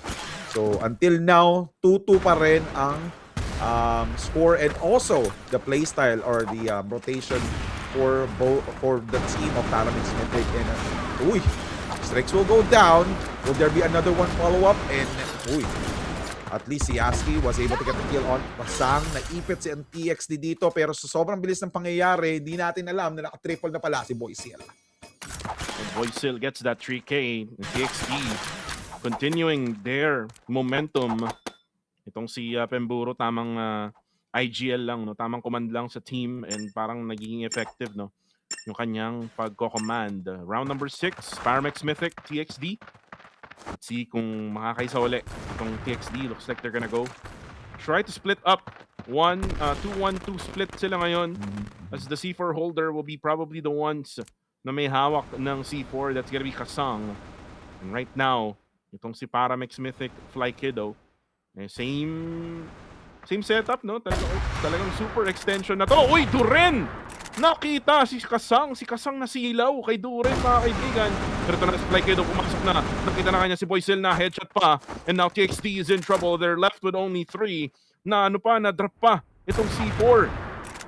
Ngayon na nga. So, dahil dun sa pagkakadrop ng C4 na yun, magkakaroon tuloy ng information ngayon ang Paramex Mythic na nandun lang sila sa mid-side. So, at least nakikita natin sa minimap, 'di ba, that one of the players here from Paramex Mythic, which is Duren, hindi niya iniwan yung mid-side kasi alam nila na nandun lang sila sa mid or probably upper mid. There you go. Near A long. Hindi nag-overcommit dito si Strix. Gusto yung ginagawa niya dito. Maganda yung placement niya. So if ever TXT will choose a long, nandun na siya sa gilid and he will be able to make sure that at least get at least 1 kill. And Duren with that sniper onto Pemburo, with that double onto Appy, will there be a triple? Kaya so may smoke, nakaharang. Ang ganda ng ginawa ni Haynoob, kinis yung pader para lang di siya tamaan ng sniper netong kanyang kalaban. And last player alive, hindi sila nagkabanggaan pero si Strix ready sa push. Nice one for Strix. Tamang disiplina lang, no? Hindi siya nag-overcommit doon. Lumabas doon sa doorway. Inabangan niya yung player ng TXD na pumasok. And Haynoob, walang nagawa doon. I mean, may nagawa naman siya. Binaril niya, no? Kasi hindi niya natalo, no? With the duel na nakita nga natin doon. Scores 3-3. It is a tight matchup like what our director said. And I just think na talagang may chance talaga dito yung Paramix Mythic, pero yung TXT is that they're giving them a challenge right now. Like Kido gets a headshot at si Appy magbabato ng sabon, mga kaibigan. Ang dumi na kasi ng mga kamay niya. Sabi niya dito muna tayo sa may short. Papasok muna tayo dyan probably, pero sabi niya babaril lang ako dito sa mid habang to si Boysil. Nagabang ng ng galaw from the side of Paramix Mythic. Though they need to be patient here kasi nga kailangan nila makapitas ng kahit isa kasi 4 na lang yung natitira for their squad habang yung Paramix Mythic 5 pa rin, no?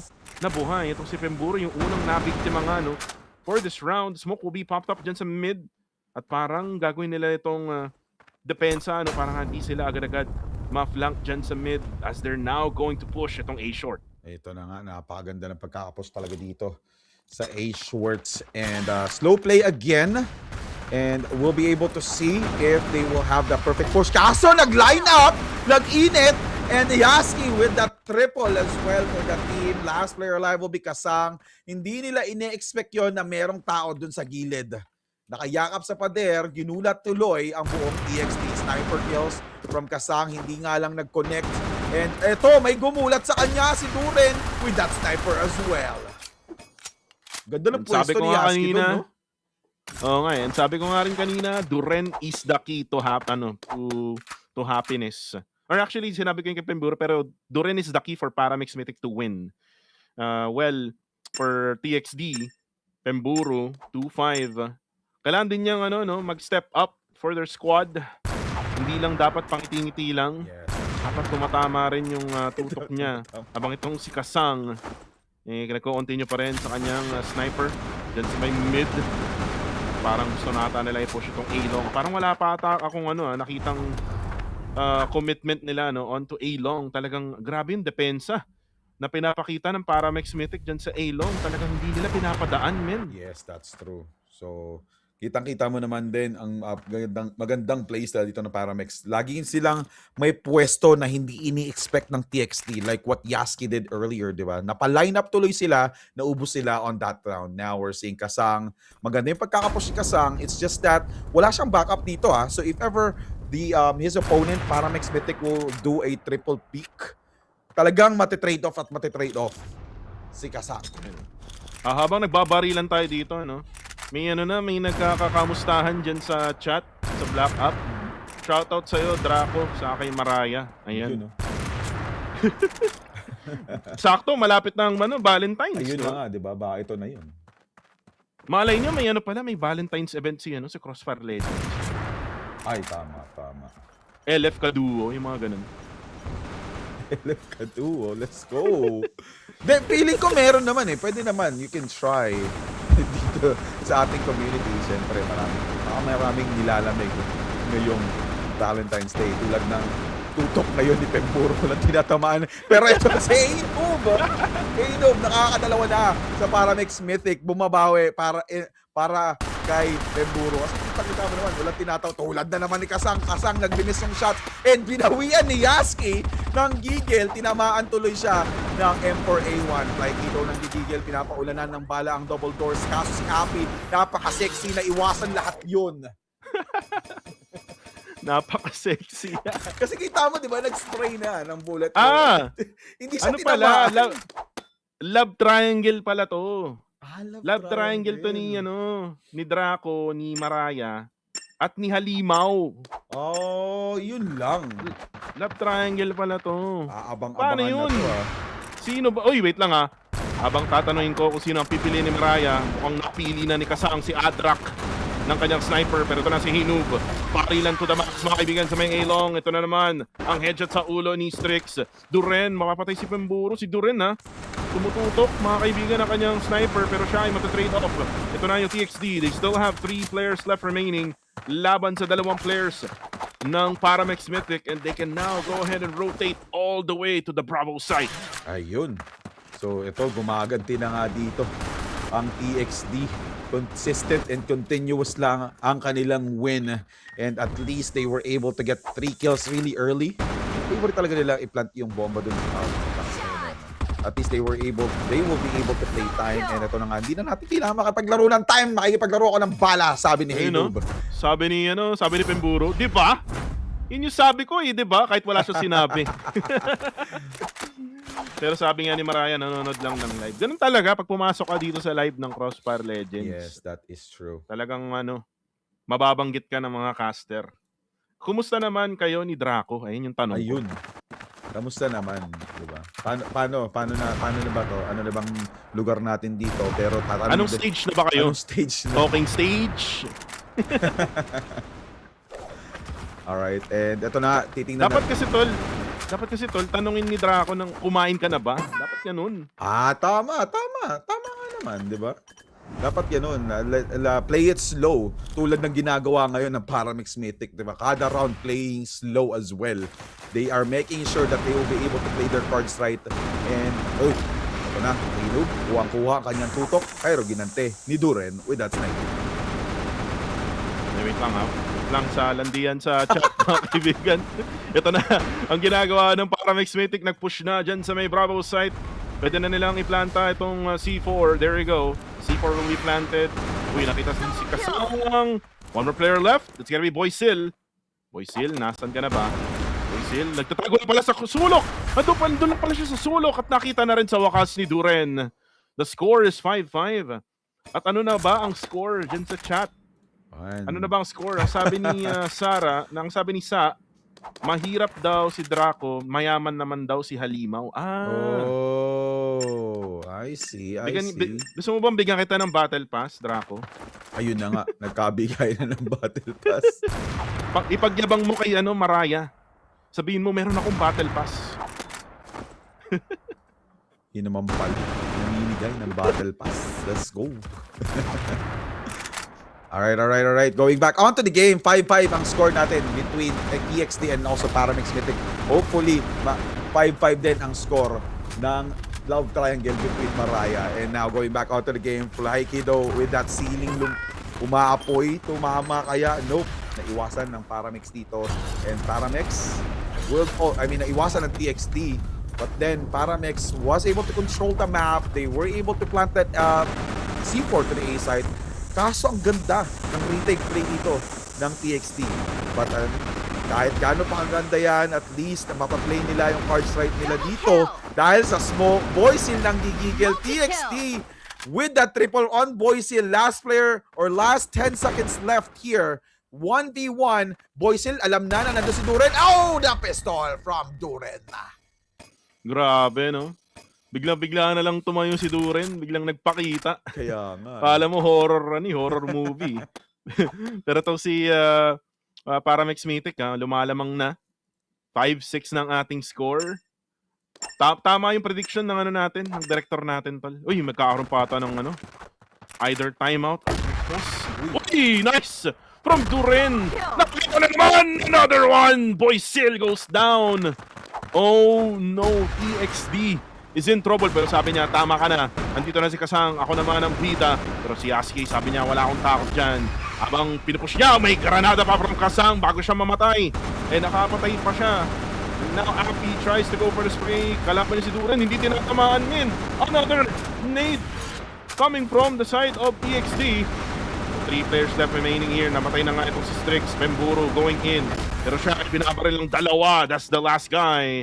And that's gonna be 5-7. Paramex Mythic leading the way. And merong tech pause. Diba? Kailangan yung tech pause. Kasi wala pa tayo for today eh.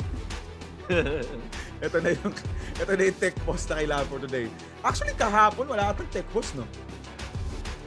Parang wala. Oo, sa Time out lang, time out. lang yung match nun yesterday, di ba? Alright, so ito na nga. Ang tanong ko lang, paano naging mayaman si Halimaw? Ayun na, let's go back to the love triangle dito, no? Paano nga ba? Halimaw, paano ka nga ba naging mayaman? Turo mo naman sa amin. Baka mayaman magmahal, di ba? Okay. Pwede. Tapos si Draco, paano ka naging mahirap? Di ba? Tama, pwede nga. Mahirap tumutok sa laro, baka ganun. Pwede. Medyo nagiging broad ang storya nitong love triangle na to. Gusto ko to. Ito yung nagagawa ng tech post eh. Kaya nga eh. Ba't kasi may tech post? Diba? Anong nangyari? Nagkakadabugan na ba? In between Paramix Mythic at saka TXT. Okay, chill lang. TXT sabi nga. More than likely yung tech post nangyari sa Paramix Mythic. Yeah, that's true. Ito na nga. So, Timburo, sinasabi niya, okay lang yan, chill lang. Pupunta ka lang sa kaliwa, pupunta ako sa kanan. Diba? Sabi daw, hindi daw mahirap si Draco. Kasi meron daw siyang Lambo. Wow! Totoo ba yan? Pasakay nga ako. Dapat mapakita mo yan sa on-site, ha? Ayan. May parking dun eh. Oo, di ba? Kita-kits. And ito na nga, nagkita-kits na nga dito sa mid-side. Turen! With that first kill. Napakaganda ng sniper shot na yun. Anak daw ng contractor si Halimaw. Hoy! Ibalik mo ang tax na... Ibalik mo. Barilan mo na tayo. Ito na, pumapasok na para Mythic.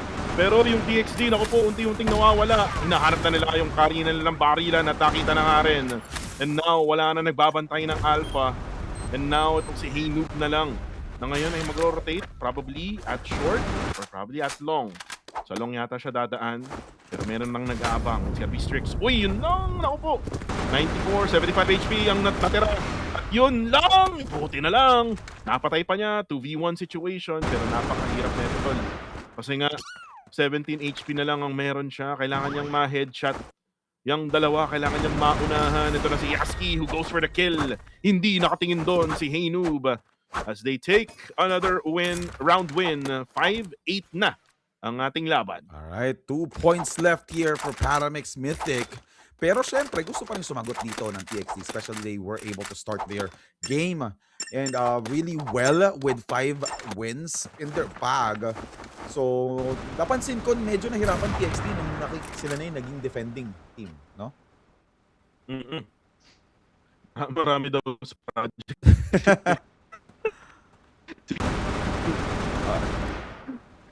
Ewan ko kung ano.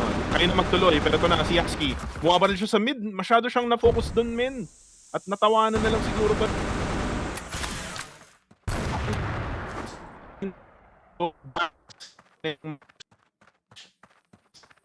Paramix Mythic, smokes will be spent dyan sa may tunnel, sa may patungong B.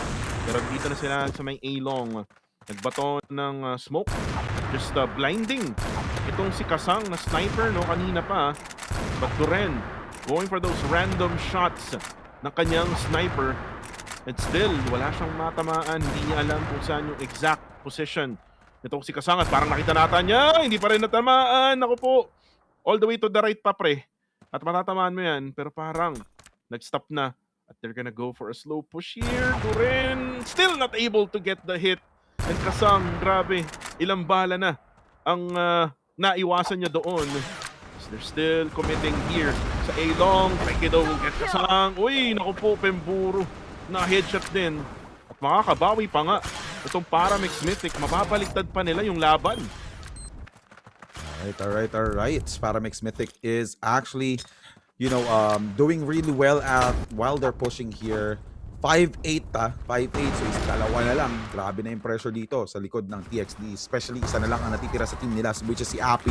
Will he be able to clutch this? And no, sabi ng Paramix Mythic. So last score that is needed for Paramix. Pero going back onto chat, Ano na nga ba? Balik Ano tayo. na bang update? Wala na ata akong update. Hindi ko na makita yung chat ni Maraya eh. Wala na, Puro- nagpahinga na. Na-hot seat eh. Nag-aaway eh. Nag-aaway yung dalawa eh. Si Draco at saka si Halimaw eh. Uy, kaso, sniper na naman, Duren. Ito yung sinasabi ko, Duren is the key to victory no, for Paramex Mythic. And he's now 20 and 8. Look at the stat line here for Duren of Paramex Mythic. Isama mo na yung 19-9. If like it out, Duren again gets Pemburu down. Dalawa na lang, or tatlo rather. Ang natitira for the side of TXT. Bomb will be planted or C4. Ito na nga si Flykido adding more to his stat line. Pero si Kasang masastop itong si Duren. Ito na si Flykido. Pero nandun si Yaski who will take the kill. And then now, last player left remaining. Akpi takes one down. Can he get another one? Malapit na yung isa. Nakita na nga niya. Pero yun, siya pa rin ang napatay. As they get the win here. Paramex Mythic getting the first map of their series against TXT of Malaysia. Alright.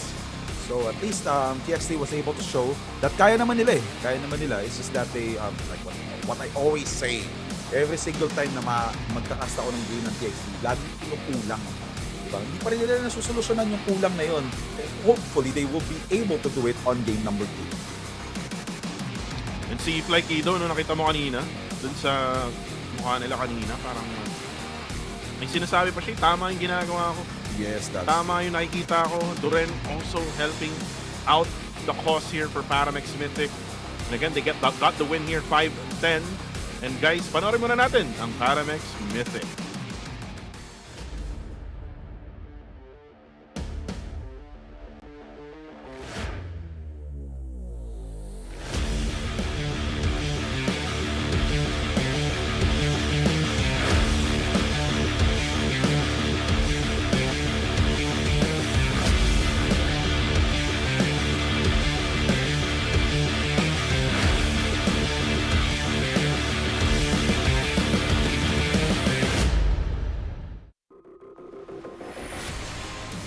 Ayun o, grabe yung Paramex Mythic nasa parking lot. No? Sana makita natin yung Lambo.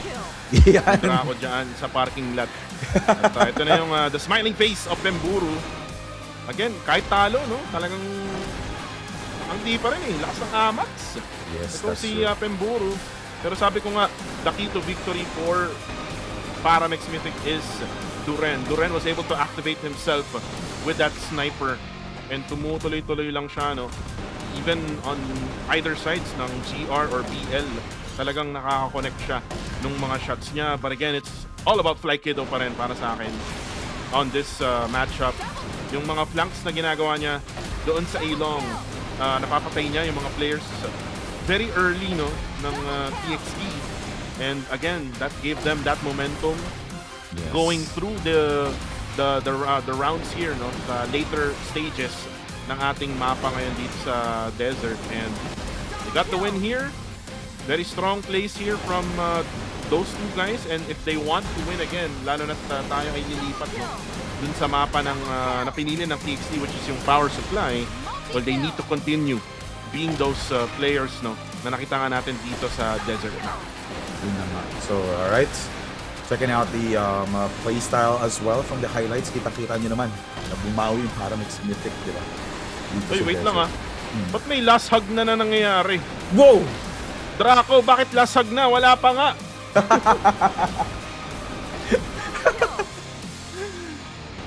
Antindi napakabilis din ang pangyayari. Parang yung match din no? Sobrang bilis ng pangyayari dito parang sa chat. Lang, 10 minutes lang. Lang kabilis. Feeling ko gusto na talaga pinag-aagawan si Maraya kung sino ang kakalaruin. Actually, si gusto sumali si Hunyo eh. Oh, sino ba talaga si Maraya? Okay, Maraya, may tanong kami sa'yo. Sino bang pipili mong kalaro? Diba? Yan. Pero ito na, yung ating match results. Grabe, no? Dalawang naka 20 kills for Paramex Mythic. Duren with 21, 9, and 1. Ito na si Flykido, we have 20, 10, and 6. 10, 11, and 5 for Yaski. And then for the other side, talagang nag-struggle itong si Pemburu. Yun na nga. Yung kanilang IGL, again, we are expecting a lot from this guy. Kaso parang siya yung nag-struggle. So he needs to be better, lalo na ito yung pinili nilang mapa, power supply yung susunod. Yes, that's true. Alright. Ito, sumagot si Mariah, di ba? Pero before that, ito na nga, match MVP. Duren with 21 popping kills for the game, 2 headshots, and 1,931 damage dealt for just that match. Grabe naman yun. And grabe din naman, ayaw makipaglaro ni Mariah. Baka daw malustrik sila. Grabe ka. Ito na lang, papapiliin kita, Mariah. Si Duren o si Vince G? Ayun. Diba? Vince G o Vince Ganda? Vince Ganda o Duren? Yan. Alright, and while we're waiting for Mariah's answer, head-to-head muna tayo, ulo sa ulo, between Fly Kiddo and Kasang. 20 pop-in kills for Fly Kiddo on the lead against Kasang. 144.33 ADR against Kasang with the lead again from Fly Kiddo. Multi-kills in favor of Kasang with 4 and total damage of 2,165 on to Fly Kiddo. Sumagot na. Ano sagot? Ayaw ni Mariah kay Vince G. Grabe ka. Gusto niya kay Duren. Bakit? Bakit mo nagustuhan si Duren, Mariah? Eh, syempre, nagto-20 kills ba naman in one game? Talagang pipiliin. Pero alam ko si Vince G nagto-30 kills in one game, ha? Ay, grabe. Vince G, 30 kills in one game? Diba? Kaso overtime 5. De joke lang. Parang gusto ko ng highlights niya na Vince, ha? Yun na nga, diba? Kung totoo yung 30 kills in one game. Yes, that's right. Alright, so, anyway, game number 2 will be on power supply. Paramix Mythic chose Global Risk as their starter. Alright, TXT. Time to step up the game. Ayan na. Bagong gupet, mga kaibigan. Pemburu. Ayun, si Pemburu, ano yun eh. Parang Zen Master eh, no? Yes, that's parang wala lang siyang pake kahit matalo. Oo, totoo. Actually, wala siyang pake kahit... Ano. If you're gonna ask me, sa lahat ng players, aside sa KDM, syempre, na also sa Vanguard Familia, sa lahat ng players na nakita ko dito sa series ng ating group stage, magpapapirma talaga ako kay Pemburu. Yeah. Sure yun. Meron ako dito. Ako talaga kasi matagal ko nang kilalayan si Pemburu way back 2021, 2022, or 2020. Napapanood ko na maglaro yan si Pemburu. Malakas talaga yan. Well, siguro, no?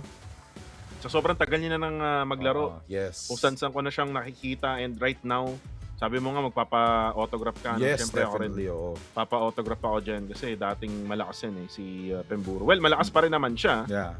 Dito sa Crossfire Legends, pero nag-struggle kasi siya kanina, no? Doon sa unang mapa nila. And tignan natin kung makakabawi siya dito sa next map, which is yung power supply. By the way, kami nga pala yung PH casters nyo. We have W Maximus Sulasok on my left. Ako si Coco TV, mga kaibigan. Bakit ganun? ano na ba ang update? Sino na ba talaga ang pipiliin ni Mariah? Kasi kanina parang ang dami yatang ang daming gustong magpakilala kay Mariah. Ano na ba ang update natin? Ayun na, ito, wala daw update. Wala pa rin. Pero at least pumili naman siya kanina, 'di ba? Pumili naman siya kanina kung sino ang kakalaruin niya. And ang sagot niya, sino nga ba yung sagot na kanina? Si Duren. Si Duren over Vince G, diba? Alright. Grabe. Kung ako papipiliin, kay Vince G na ako, men. Vince Ganda. Vince Ganda na. Hindi ko alam kung bakit kay Duren ka pumili. Di ba? Ang layo-layo pa niyan, tol. Sa Indo pa yan. 4 na oras biyahe, no? Pagka nag-ano ka. Cebu Pacific, mga flights, no? Pagka binangka mo, matagal yan, no? Maximus. Bangkain mo mula Pilipinas hanggang Indo. Gano'ng katagal yun, no? 10 oras? 10 oras? I don't know. Isang araw. No one will try, especially ngayon. Diba? Uy, inaasar ka ngayon ko Will Talks daw. Ano yun? Podcast daw ba to? Siyempre, ako si Will Talks eh. Kahapon ako si Decalibre FLM eh. Siyempre, yung cosplay natin ngayon, Will Talks. Pero what if? Yeah. Pero what if na? Yeah. Bagay. Wala lang background music, no? Yung sa Hail. No? Ano nga bang kanta yan? Yung kung wala ka, no? Yan. Ayun, saktong-sakto. Ito, sabi ni Marlizy, Kupu Dota 2 player to CFL caster. Sino yun? Ayun, nag-what if na ako guys, pero yun nga, no? Shoutout sa lahat din ng mga nanonood sa ating Red app and also sa Blue app. Sabi nga ni Den Ramores, sana makapasok. Sana nga makapasok yung Vanguard Familia. Yeah, that's true. Kasi nga, kailangan nila makipaglaban sa EVOS, no? This coming Saturday, yung kaabang-abang natin, no? Pero yun nga, babalik tayo sa ating laro. It's gonna be TXT versus Paramix Mythic. And sabi nga ni Sa, pero what if ang pinili ni Mariah C? Sino ba? Sino ba ang pinili niya, Sa? Alright. Ito na. Mas pipiliin din natin ang action dito from TXT and also Paramix Mythic. Game number 2 between the Rocks of Paramix Mythic and the Tigers of TXT. Parang pangit ba't pakinggan? Mga bato ng Paramix. Ito, nanggigigil na si Flykido. Naghagis ng grenade. TXT Appy will be the first blood for the game. And Haino will also have a follow-up onto Adrock. Kaya pala may amat si si Pemburu. Mga kalaban niya, mga bato. Pero yun nga. Pero parang nahihirapan itong team Paramix Mythic sa pagdepensa. 5 ang papasok. Actually, 4 lang. Pero meron isang flank. Magbabantay dyan. Nagkakabarilan. Uy! Pasang nandun pala sa taas. Hindi naman ng bumbunan, mga kaibigan. Pero ito na sila, Appy. Pwede nang iplanta ang C4. Isa na lang ang natitira. And that is Duren who goes down 0-1. Ito na naman ang performance ng Paramix. Parang ayun, nangyari na to kanina. TXT naman yung nag-umpisa. So mukhang mananalo TXT. I mean, mukhang same thing din ang mangyayari. Or, papakita ba sa atin ng TXT na mananalo naman sila this time? Hindi lang sila intro-intro. Ay, sabi ni Kabuchi, Boss Kuko, ensyonado. Nagulat din ako nung nalaman na hindi lang pala ako yung nanghinayang. Nung ano yung sunod niyan? Ito na nga. Hindi ko rin alam. O, hindi mo alam yan? Tensionado, soft dish? Hindi ko naabutan yan. Joke lang. Hindi mo naabutan yan, grabe! Joke lang. Naglalabasan ng edad. Masyado pang maaga para doon. Tulad ng mga pangyayari ngayon sa game. And we're seeing another smoke play from Paramix Mythic. Medyo, babalik muna tayo sa game. Babalikan natin yung katang yan. Kasi medyo dinamdam ko yun. Ginamit ko yan sa pag-emote no ako ay college na. Hala! Oy, college pala. College na high ako school yan. Ako yun Grabe, nakakalabasan ng edad, mga kaibigan. Pero tingnan natin, si Pemburo may edad din. Pero ito na si Flykido. Uy, Appy with that double barrel. Future soldier. Ito na. Yung ginagawa ng TXD. Ba't ka tumatawa? Tumipsat ka pa kay Pemburo, ha? Ano yun? Sabi mo, Pemburo may edad din. Grabe ka. Oo, matagal na yan si Pemburo, guys. Matagal na yan. Sa esports, sobrang tagal na niya ni Pemburo. May edad na rin yan. Pero ito na. Tira natin. Kung may asim pa sila Pemburo, papasok na. Uy, parang gusto ata nila mag-rotate sa B. Grabe naman yung tinatahak nila. Nagkapalitan ng patayan. Strix and Hainu will get a kill. Pero ito na si Doren gets kasang down with the flank. At parang sila pa ata ang naipit ngayon. Ito na si Adrak. Doren, alaka! Sila nga yung naipit. Si Pemburo na lang ang natitira. Ito na. May asim pa, mga kaibigan. Itong si Pemburo. 1v1 with the great one. Doren, yung MVP kanina. Double barrel ang kanyang hawak. Nakita na nga ni Pemburo. At siya na nga ang mananaig. Pemburo. Hindi pa naglalak ang mga daliri. Ayun Sigma. Gumalang kasi nakakatanda. Sabi ni Pemburo kay Duren. Well played by TXT. 2-0 on their lead. Ayan. Sabi nga ni Kabuchi, Pemburo guys, taga-Pasay yan sa Castricab. Ayan. Castricab Restaurant. Actually, meron talagang Krusty Krab Restaurant Alam mo ba, nasa Cavite. Taga Cavite ka rin Dapat alam mo yun, tol. Yung works at Krusty Krab? Meron talaga. I-search mo. Krusty Krab meron sa Cavite. Mamaya titingnan natin yan after nitong match na to. So, ito na nga, going back and we're seeing Flykido. Bakit pistol lang ng pistol si Flykido? Napansin ko kanina niya pa ginagawa. Ano, nag-flex ba si Flykido dito? Or was there a damage difference between double pistol and also an AK-47? Well, Api, tingnan natin men. Habang nagsa-search, feeling ko nagsa-search na yung chat eh. Nasaan yan? 13 Martires, tol. Seryoso Lapit lang yan ba? sa atin. Teka, Oo, i-search ko meron. na nga. Search mo madali. Meron yan. Krusty Krab Seafood Restaurant. Paradahan. O, diba? Mamaya makikita mo yan. Pero ito na. Habang naghahanapan na ng restaurant sa Google Map. Ito na si Pemburu. May asim pa ata. Uy, tinuman siya ni Flykido. Sabi ni Flykido, back muna tayo mga pre. Back muna tayo mga pre. Babaril muna ako. Try natin barilin dyan sa may opening. Dyan sa may veranda. Habang tong si Doran nag-aabang lang ng Pasko. Meron na palang pumasok. Ito na si Kasang. Pero si Strix tutulungan siya. And Kasang will go down. And TXD will be forced to actually back out from both sides. Pero sabi nila, itry natin yung B. Kasi nga, mag-iikot na naman itong mga players ng TXD. Pero ito na, or Pakamex, pero ito na. Ang TXD pumasok na. Boysil gets Duren down. And Api, low on HP. Try na nilang iplanta itong C4. Alright. C4 has been planted. 37 seconds on the clock. And 4v4 pa rin ang match dito. So, tingnan natin on who will be able to win this round number 3 since, especially, na-plant na nga yung C4. Uy! Boysil, pinaulanan ng bala sila Adrak and then Strix will be able to answer back. And para Mythic, sobrang bilis ang pangyayari. Nagwawala pa rin kahit wala ng kalaban. And C4 will be defused. Alright, bumabawi na Paramex. Tulad ng nangyari to. Game number 1. Same na same. Parang napanood na natin to. Replay talaga to, guys. Replay. Replay. Iba lang yung mapa, pero replay. Alam mo yun? Ayan na. W Maximus. Tara na, mag-Krusty Krab. Ayan. Gusto ko Chambakit eh. Chambakit? Chambakit, Bakit yes. gusto mo dun? Feeling ko mas masarap Chambakit eh, sa story. Ano bang dun? Ano bang putahe dun? Kain mo. Grabe, lalim ng Tagalog ko, ano putahe? Kaya nga eh. Hindi ko alam isasagot ko eh. Masarap ang putahe dyan sa... Oy, ito na! Habang nagtatanong tayo kung anong ulam. Flykido, inulam yung kanyang ulo. Pero na si Boysil, mapapatay din. Yaski, bumabarel dyan sa may veranda. Yung C4 ay na-drop at nakuha na nga rin ni Pemburu na may asim pa. Pero habang nangyayari yan, hindi rin gagalaw itong sila Pemburu.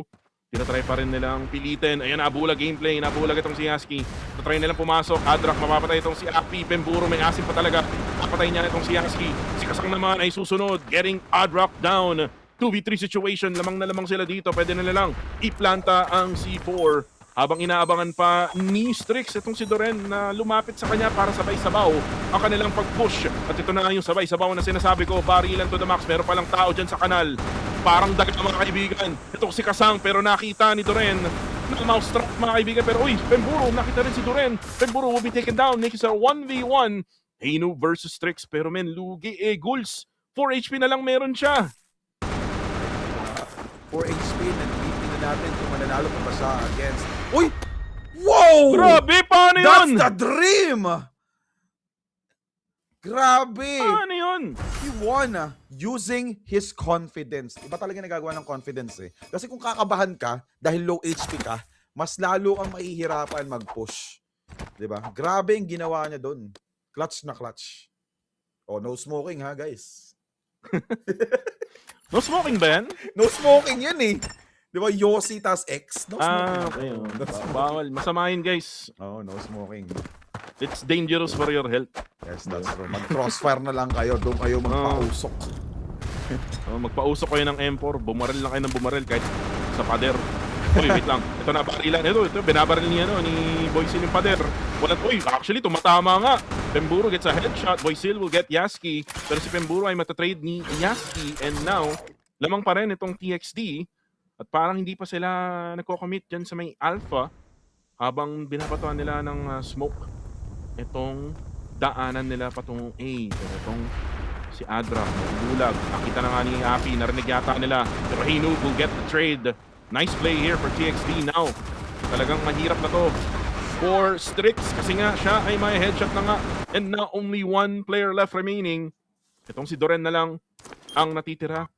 And now the plant of the C4 will be taken here by TXD. Uy! Pagkalipat ng screen si Doren ng Eagle against Boysil. And ito na naman, maganda na naman yung position dito ng mga defenders natin ng C4, which is TXD, Hey Noob, and also Kasang. And uy, ganda ng pagkakakit ni Doren doon. Kaso, na-sandwich siya. TXD with a beautiful positioning. Ayan, gusto ko lang i-shoutout si Blue. Ayan. No, wag kang makikinig minsan sa mga nagchat-chat diyan sa Black App.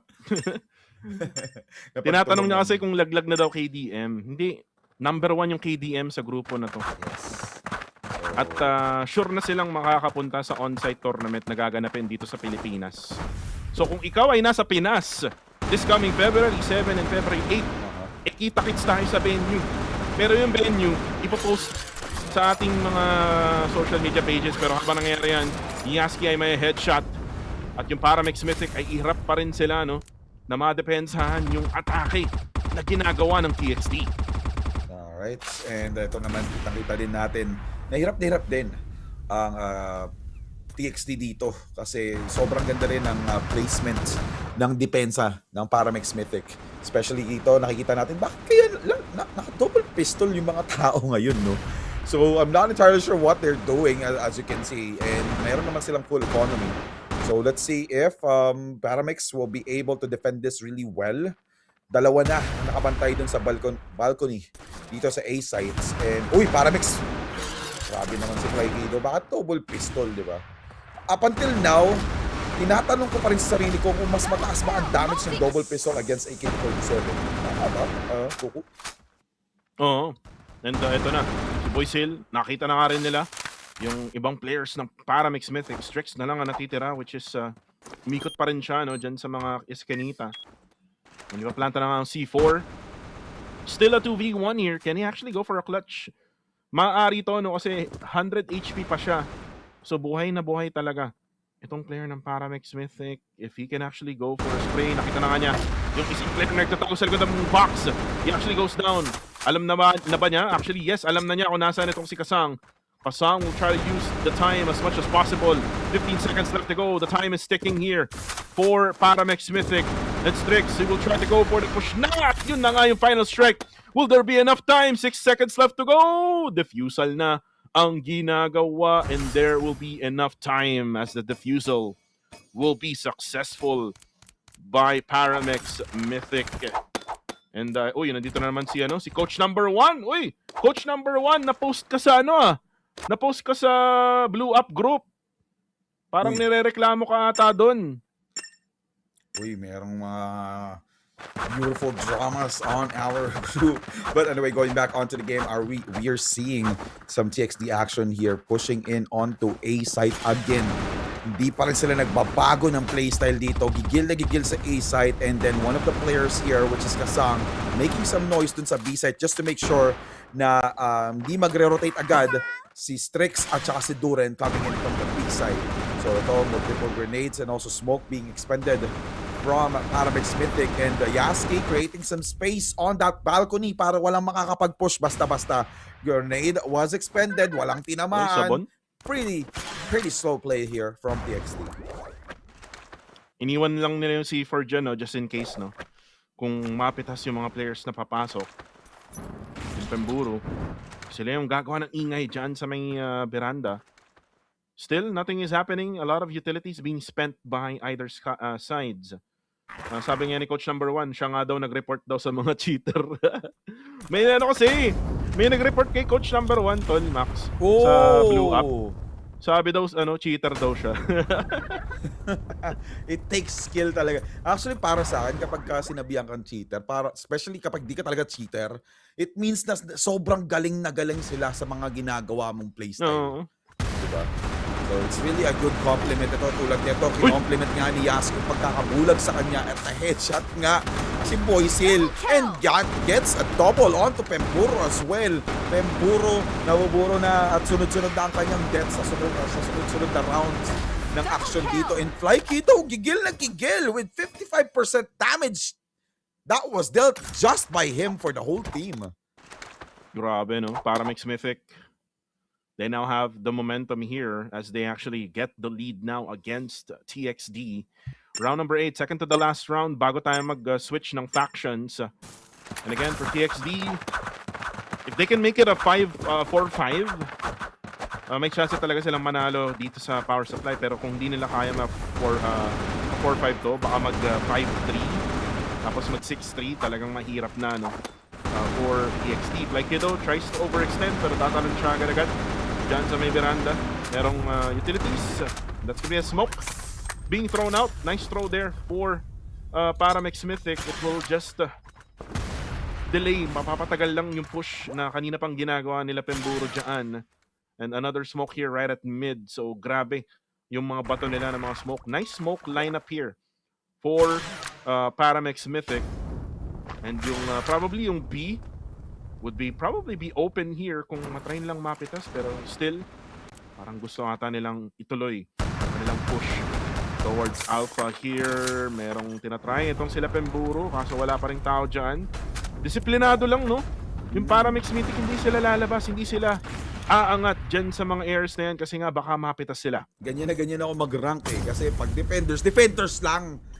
Tulad nung ibang players. Defenders, tas nagpo-push. Diba? Causing their team the win or the possible win. So ito nga yung ginagawa ng Paramex Mythic, which is actually really works really well. But depende na lang din kasi yun kung paano kayo push ng TXT tulad ng ginawa ng TXT dito na wala si Duren at si Flyky daw agad-agad sa pagka-push doon sa B-side, and then smoke was expended si Strix. So Yasuke though will be able to get a kill onto Pemburo, and Strix, another one, di ko alam bakit nakatalikod isang player doon which is si Boysil. Siguro iniiwasan niyang ma-flash kaya syempre mahirap din naman 360 sa mobile. That's actually a really triple kill Ayun na. Triple kill already for quad! Quadruple kill! Oh my goodness! Is that a 5-man? Is that a quadra? Alright, makikita natin yun. Makikita natin yun mamaya. Wala. And C4 nakalagay eh. Apat eh. Yung nakita ko apat. Yeah, quad. Apat. So kill. it's a quad for Yasuke. Ang bilis din ng kill feed kanina. Yeah nga, sunod-sunod. Hindi natin masabayan eh, no? Pero anyways, no. Paramex Mythic now 5-3. Ito yung sinasabi ko kanina. Mahirapan lalo tong TXD kung hindi sila makakapanalo nung round number 8 na yon. So round number 9, kung itatry na lang i-close yung gap to 5-4, they still have a chance here. Kasi nga sila naman yung mag-GR mamaya. Pero ito na si Pemburo. Going for that double barrel. Uy, Boysil able to get one kill there. Pero matatreat agad itong si Pemburo. Yasuke is doing a really good job in this matchup right now. Nice player for Yasuke. Another kill for him. Ito yung IGL, no? Ng Paramex Mythic. Another one for Yasuke. Tatlo na ang nakukuha niya ngayon. And now Kasang will take down Duren. Pero ito na naman si Kasang. Binabawasan niya itong si Strix at nakuha na nga niya with that double kill. So mapapa-even things up pa ng TXD, no? Yung laban na to in this matchup in the last round before mag-switch.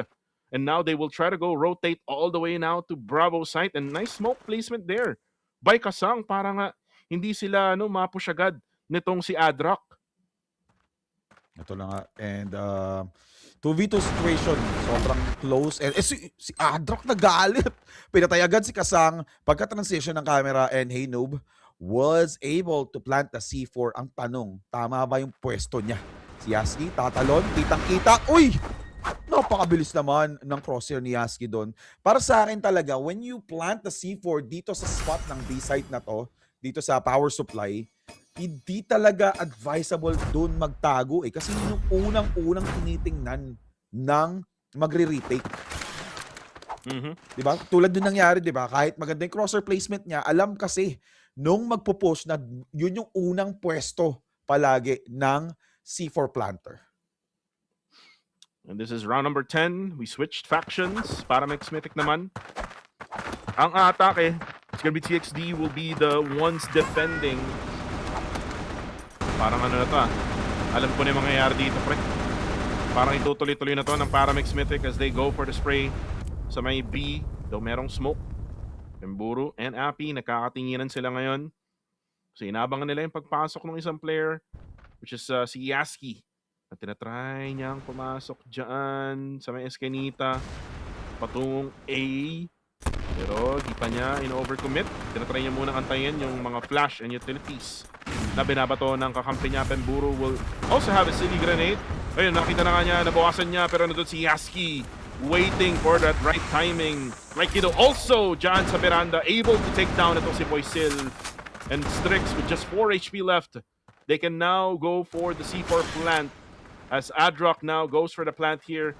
Naipit yung TXD men, naipit Duren sa likod. Naipit ngayon sila. And now only one player left remaining in Happy, hiding behind the box. Hindi nila alam kung nasaan pero nagpakita na, pero na-kill nila din agad-agad.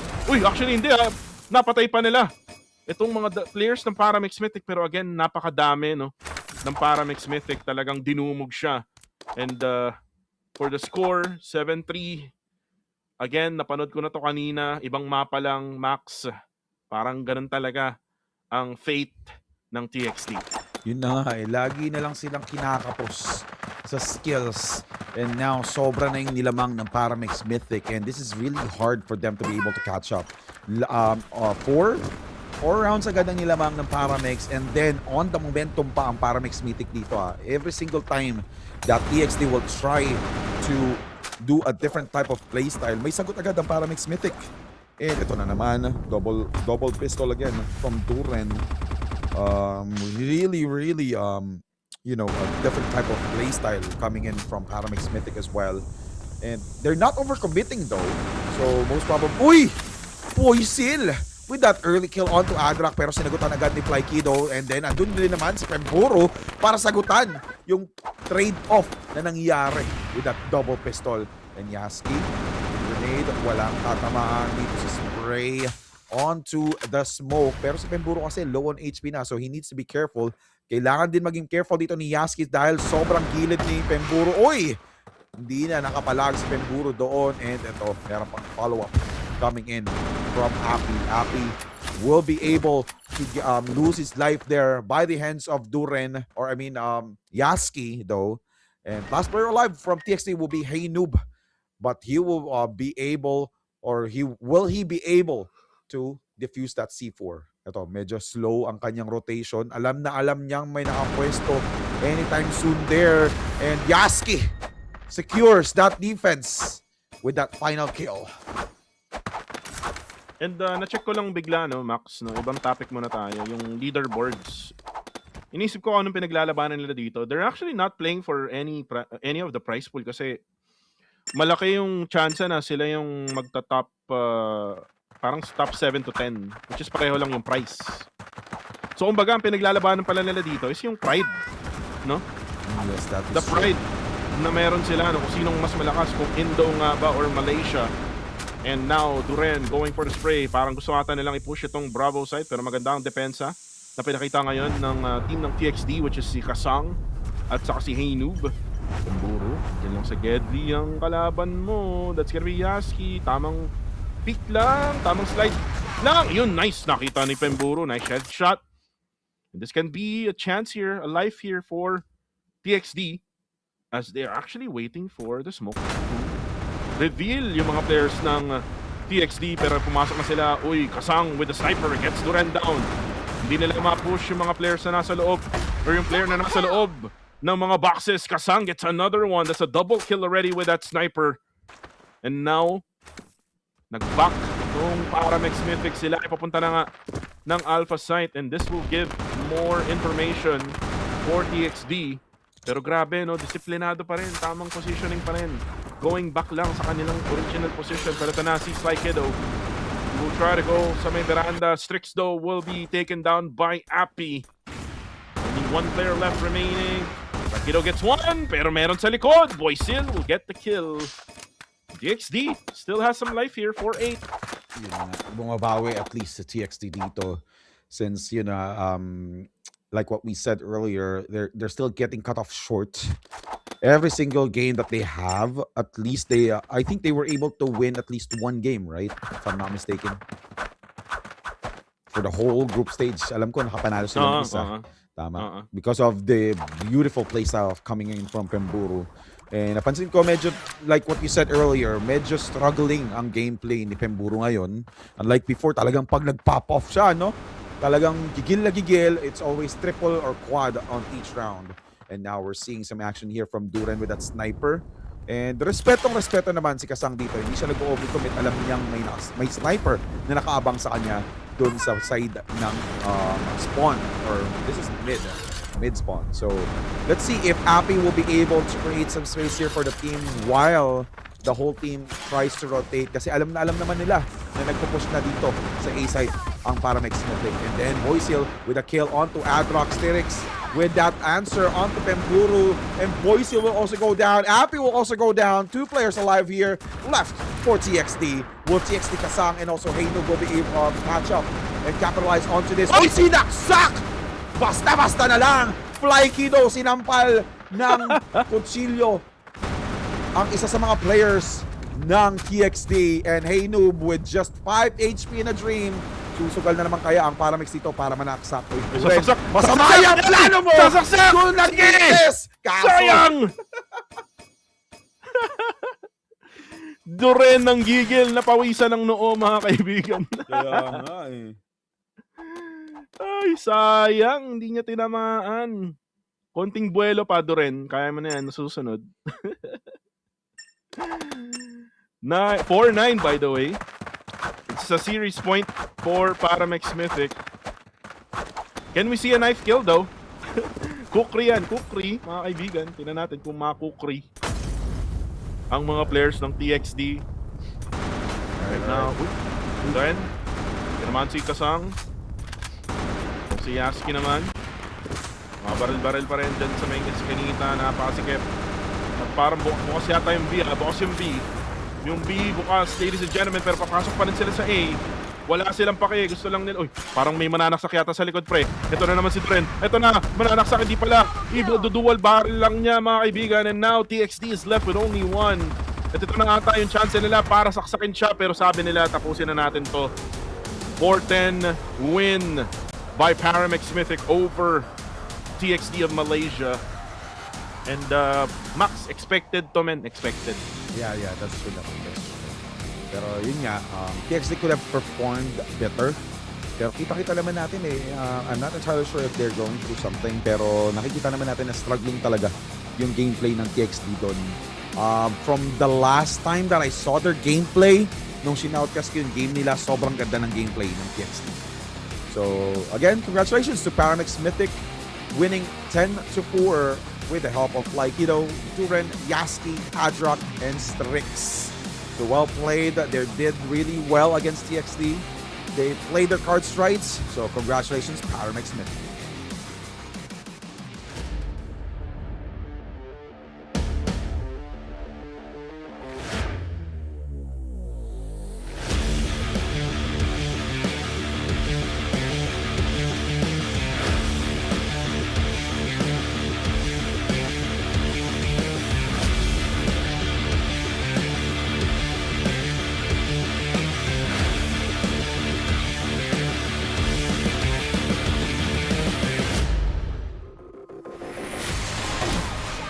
Napaka-pogi talaga ni Duren, mga kaibigan. Nakita natin yung players ng Paramex Mythic.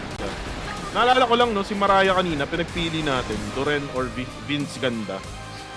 Pareho lang palang tao yun. Si Duren pala ay si Vince Ganda din. So, seryoso lang, ba? Oo, sabi ni Hunyo, no, Duren aka Vince Ganda. Ayun. Saran din pala yun. Oo, isang tao lang pinagpili pa natin si Maraya. Wala siyang no choice. Kumbaga, wala siyang no choice dun sa sitwasyon na yun. Pero, going back to the game here, if we talk about how they played in this power supply map, there were some times na nakita natin na may mga tsansa itong TXD, pero when it comes to skill talaga, positioning, disiplina, we have Paramex Mythic, for the team of Indonesia. And the moment nga na nagpalit, when they're on the blacklist side, talagang nag-continue na lang sila sa pagpanalo ng mga rounds. And that goes to show, na talagang alam na natin talaga yung skill level talagang iba yung skill level ng Paramix, Mythic, and TXT. Hopefully, no, yung mga susunod nilang laban, siguro gamitin nila as learning experience na lang, no. Yung lagi sinasabi ni Coach Chot, learning experience, no? So yun, ganun na lang lagi, no, for actually for either squads, kasi sabi ko nga ang pinaglalabanan nila dito is yung pride. Kasi kung titingnan mo yung leaderboards, malaki yung chance na sila sa prize pool, no? 7th to 10th place, which is pareho lang yung makukuha na prize. Alright. And now let's check out the match results as well. Yun nga, like what you said, pride and also skill, showing the skill or who's the better players here. So the match results that we have here, Paramix again winning this game 10-4 against TXT with 19 from Yaski, 12 from Strix, Adrock with 10, Duran with 10, and Flykido with 8. As for TXT, was struggling really hard for that match. TXT Appy 11, and Pemburo with 10, Boysil with 10, 7 for Haynob, and also Kasang. Appy 7 and 11. Sakto, swak na swak. And again, congratulations again for Paramix Mythic for winning against TXT. I think they already won 2 games for this whole group stage. And sabi ni Marlizy, no, dami ka daw sideline. Madami talaga. Ito na si Yaski. Si Yaski yung nakakwadra kanina, 19, 8, and 4 for KDA. 138.93 ADR, 7 headshots with 1945 damage dealt. Sabi nga ni Junio, GG's Maximus and Kuko TV, kita-kit sa Magallanes. Actually, sa mga nanonood dyan, ito yung last cast ko sa group stage. So, yung mga susunod na araw, sila Maximus, no, yung magka-cast. So, next time na makikita nyo ako dito would be in Magallanes. Sa on-site tournament, no, ng ating Crossfire Legends Championship Southeast Asia. Pero ulo sa ulo tayo. Paramix, Mythic, Adrock, and Appy. Medyo mas maganda yung napakita dito ni Appy, no, with the eliminations or kills. Pero when it comes to assist, talagang meron tong si Adrock. Again, it's a teamwork, no, that makes the dream work, no? Yun lagi nilang sinasabi. At nakita natin yung teamwork na pinapakita ng Paramix, lalo na dun sa huli, no? Talagang gusto nilang saksakin yung mga players ng TXT, no? Lalo na tong si Doren. Yun nga, ito. Let's check out the overall leaderboard. So again, Paramix Mythic winning that match 2-5 na yung kanilang score.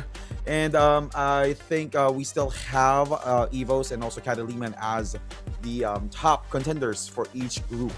Tomorrow, though, is a very interesting one because it's O2 Esports versus Full Sense. And then after that, it will be Kadaliman versus Heartfire. Will Heartfire be able to get the revenge win against KDM, or will KDM just deal a huge upset again for Heartfire? At ito na yung laban bukas, ang lagi nyong hinahanap, KDM. Main event tayo, no? Sa second matchup, Heartfire versus KDM. A must-win for Heartfire. Kung hindi, Max, kung matalo sila, baka bye-bye pa to sa sa Pinas, men. Baka hindi pa sila lumipad, baka i-arena pa yung lilipad dito sa Pilipinas. Pero yung unang laban natin is yung O2 versus Full Sense. O2 probably on the same spot right now, or actually yes, they're on the same spot right now as TXD. Full Sense, mahirap din to, no? Kasi natalo sila ng Evos nung nakaraan, di ba? Yes, that's true. Natalo rin ng Vanguard Familia. So, parang pride na lang din yung pinaglalaban nung mga teams na yun. Ayun, hindi na tayo na-cue ng ating director. Nakatingin tayo sa mga monitor natin. No? Pero yun na nga, Kuko TV and Maximus back at it again here sa ating Crossfire Legends Championship Southeast Asia. So guys, sabi ko nga, this is the last time na makikita nyo ako sa group stage. Makikita nyo naman ako sa finals, no, together with Maximus and the rest of the casters na meron nga tayo. Pero yun nga, Max, talagang mahirap talagang talunin, no, itong Evolution. Well, let's see, no, pagdating ng on-site, baka KDM yung kanilang katapat. True. Iba pa rin talaga kapag home court, di ba? Pag home court, meron tayong advantage doon. But let's not forget about to thank Oppo Reno 14 5G. It's a very smooth legend. Kitang-kita nyo naman yung gameplay na pinapakita kanina ng mga players because they're using Oppo Reno 14 5G. So don't forget to check it out. Solid to. Solid cell phone. We've tried it. And I think yung camera, di ba, kanina, it's on-spot as well. AI as well, di ba?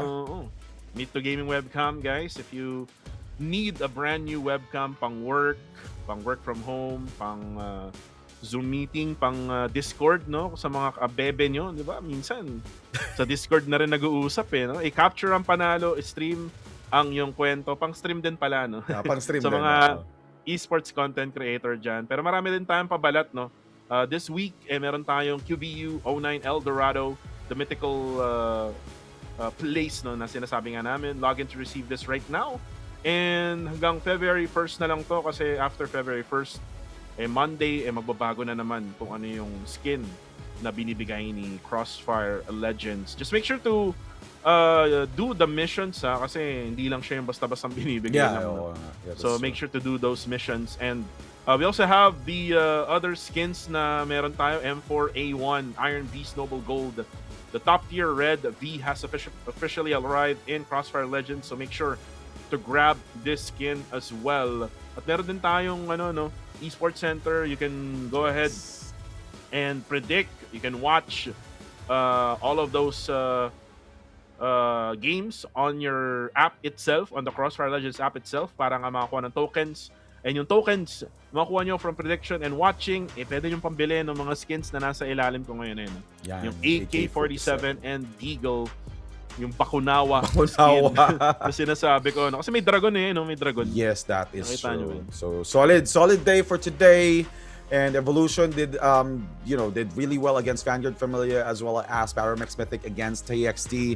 So tomorrow I'll be with Dax. So say your goodbyes to Kikuku TV for today. Makikita nyo siya doon sa Magallanes, and I hope to see you tomorrow sa kaso-laso-lasok na matches. So again, my name is Maximus. I'm with Kuku TV, and guys, good night and goodbye.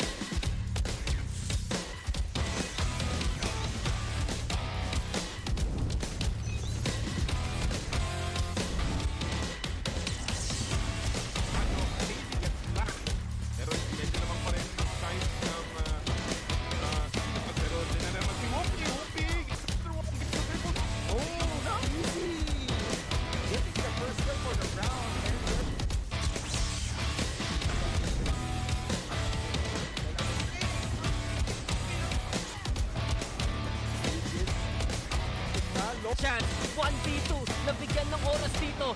Liwanag sa dilim, dalang watawat ng Pilipinas.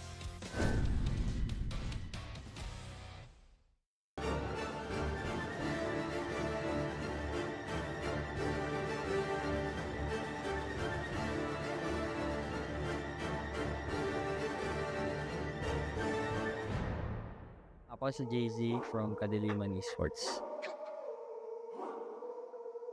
Ay, ako nga po pala si Upi from KDN Esports. Nagsimula ako kasi nagkaroon ako ng info na meron siyang server sa China. So, naglaro kami ng mga friends ko since matagal na rin siya na-release. So, and then, nung nabalitaan namin na magkakaroon dito sa Southeast Asia, which is ngayon Crossfire. So, madali yung transition namin since nakapaglaro na kami sa China server. Nagsimula po ako dito sa Crossfire nung na-invite po kami para sumali po sa tournament. Nung una wala pa pong global server, so nagtyaga po muna kami sa China server ng Crossfire. Nabuo yung team namin since nung naglalaro kami ng rank games kasi mga competitive players ng mga teams. So, nag-decide kami na bumuo na ng team at sumali sa mga tournaments since kami na rin yung magkakalaro. Na-discover po nila ako through Kuya JC kasi naging katin ko na po si Kuya JC dati. Bago pala mag-start yun, alam namin yung gagawin namin and confident na kami. Medyo dikit, madami kaming mga error din kaya rin medyo dumikit yung Vanguard sa amin. Buti naman nakapag-usap kami in-game na ayusin yung mga mistakes namin. 2 months bago mag-tournament, doon pa lang po kami nag-start maglaro. Kailangan namin aralin, gumawa ng strategy, magpalakas ng tutok sa Crossfire para lang manalo. Lamang kami ng dalawa, match point. And yun na nga dumating na yung clutch ni Wovic na 1v3. Wovic! Talangan na titira! Mukhang hahabol pa! This is gonna be a 3v1! Mukhang kailangan na malupitan. Sorpresa! 1 down, Wovic! Pangalawa si Down! Pero ito na! Ang pag-asa! Alam namin, masahat talaga tutok ni Rovic. Kaya niyang umubos ng tatlo talaga or more than pa. Ako personal improvement siguro is pagiging vocal ko sa team. Magbigay ng more info para manalo kami. Yung pagiging agile, mas magagaling na kasi dito eh. Hindi lang Pilipinas kalaban namin para ma-forward yung team sa ikakapanalo namin. Ang nakikita namin biggest threat is ang Team Evo ng Vietnam. Sila yung talagang pinaka-experiencado. Sila yung mas madaming playing time, playing hours. Mas nauna talaga sila sa amin ng years na. So, meron talaga silang advantage. Tinitake namin yun as a challenge and hindi kami nagpapakampante and talagang tinitignan namin kung paano sila maglaro para once makalaban namin sila is ready kami. Siguro masasabi kong wala sa ibang bansa na meron kami is kaya namin mag-champion kahit unti lang preparation namin. Proven and tested na nag-champion na kami. Kumanda kayo dahil ang Kadiliman Esports ay dito. Kilala ang mga Pinoy bilang competitive at hindi nagpapatalo.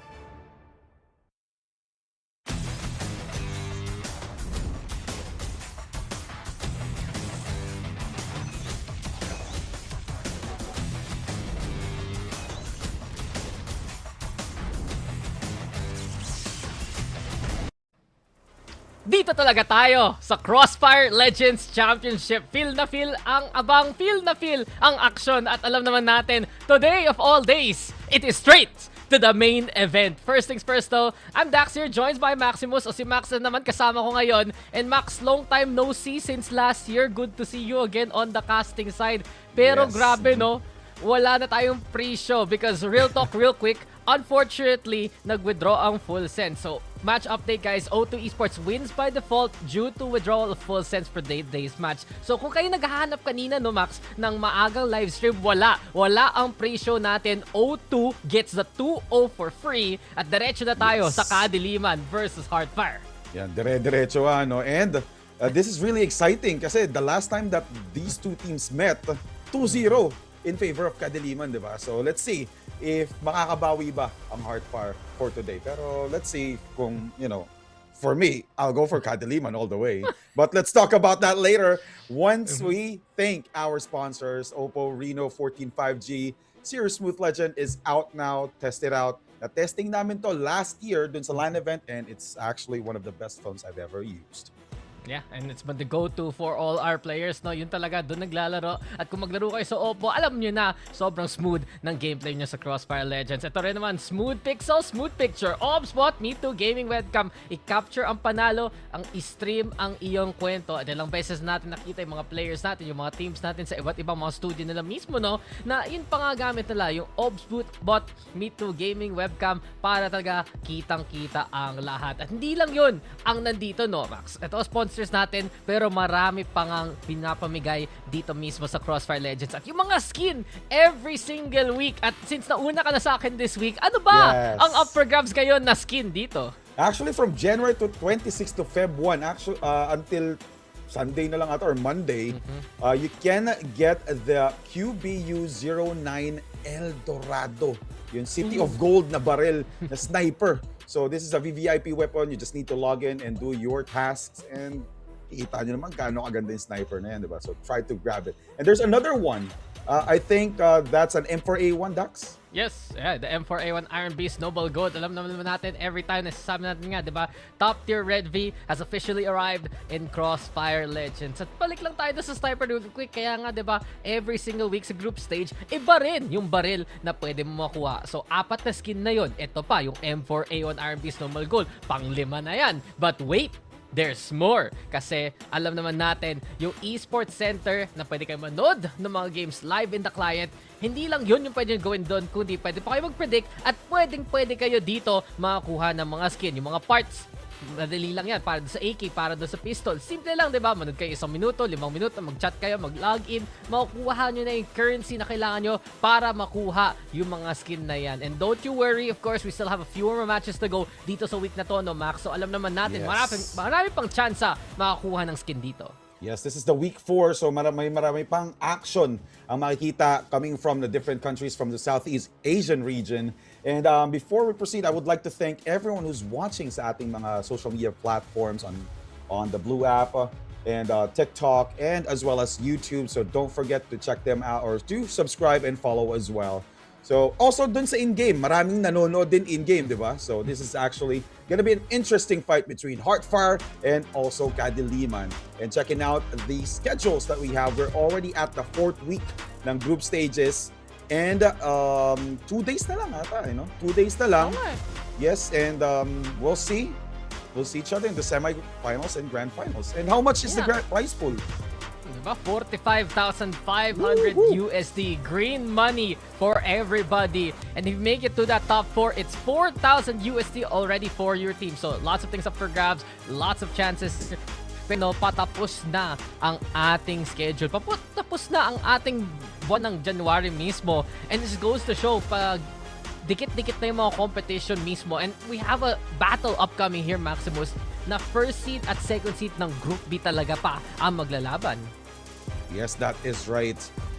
So, we've been through a really long tournament here, which is actually pretty, exciting as well for Crossfire Legends. Kasi we had an open qualifiers, national qualifiers, and the qualifier finals that was held last year. So Juan Ayala, and now currently we're at group stages.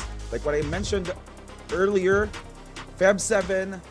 Semifinals, 4 teams, and that will be held in Manila. I think it's in Magallanes. There's no specific venue that was provided yet. Pero kita-kita tayo doon, and grand finals will be on February 8 for the best of 5. Tama.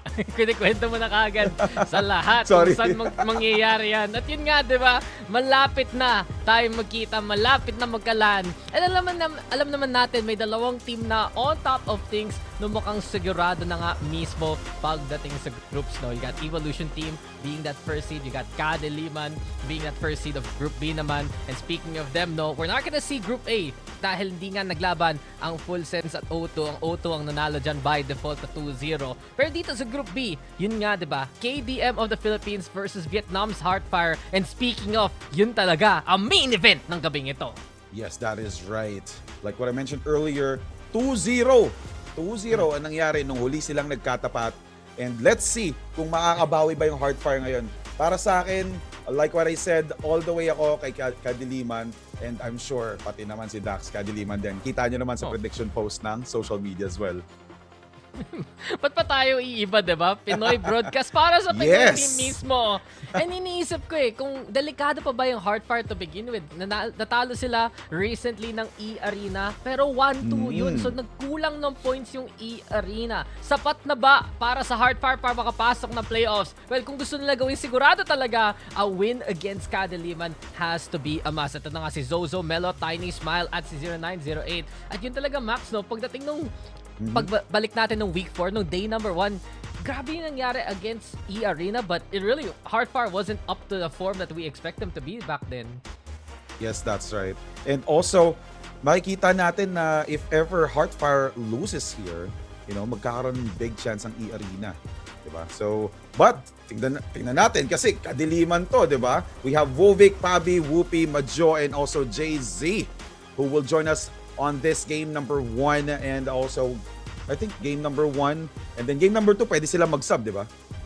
Oh, pwede naman. Pwede naman kung gusto nila biglang pasok si Crammers, di ba? Yes. There is always a possibility for the coach, for anyone else in this roster to make it happen. Pero para sa KDM, no, ang masasabi ko na gusto na nila gawin, tapusin na ang lahat. Tapusin na itong group stage to. Diretso na sila pagdating sa playoffs mismo. And truthfully, a win here will cement their position. Matalo nila yung Heartfire. Hindi na sila matatanggal sa first seed at all. Hindi na pwede mangyari yon. At sa totoo lang, gusto naman makita natin ng Pinoy team na flawless run. You want to see teams coming into the playoffs na sobrang lakas tingnan, sobrang sulit ang nangyari sa group stage against all the other regions. And KDM, they're in the best spot to do so right now. Para lang yung Evolution team na kahapon, no, nanalo rin para 7-0 na sila. Yes, that's right. And sa mga socials actually, nakakita na nga ako nung, alam mo yung meme na may Reaper site? Tapos kadiliman yung nakalagay doon. Tapos yung pinto ang nakaabang Evolution. Kasi hindi pa sila nagkakatapatan dito, di ba? So I'm actually waiting for that to happen sa Grand Final. So kadiliman just needs to secure this. And ayun na nga. Ano yung mga mapa natin, Dax?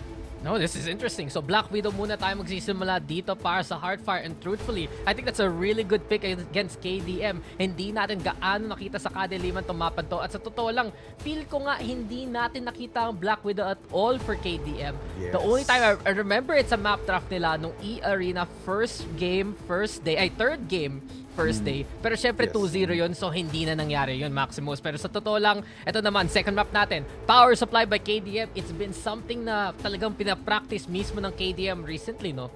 Yes, that's right. And sobrang confident dito ng Heartfire. Pinili nila yung festival as a decider.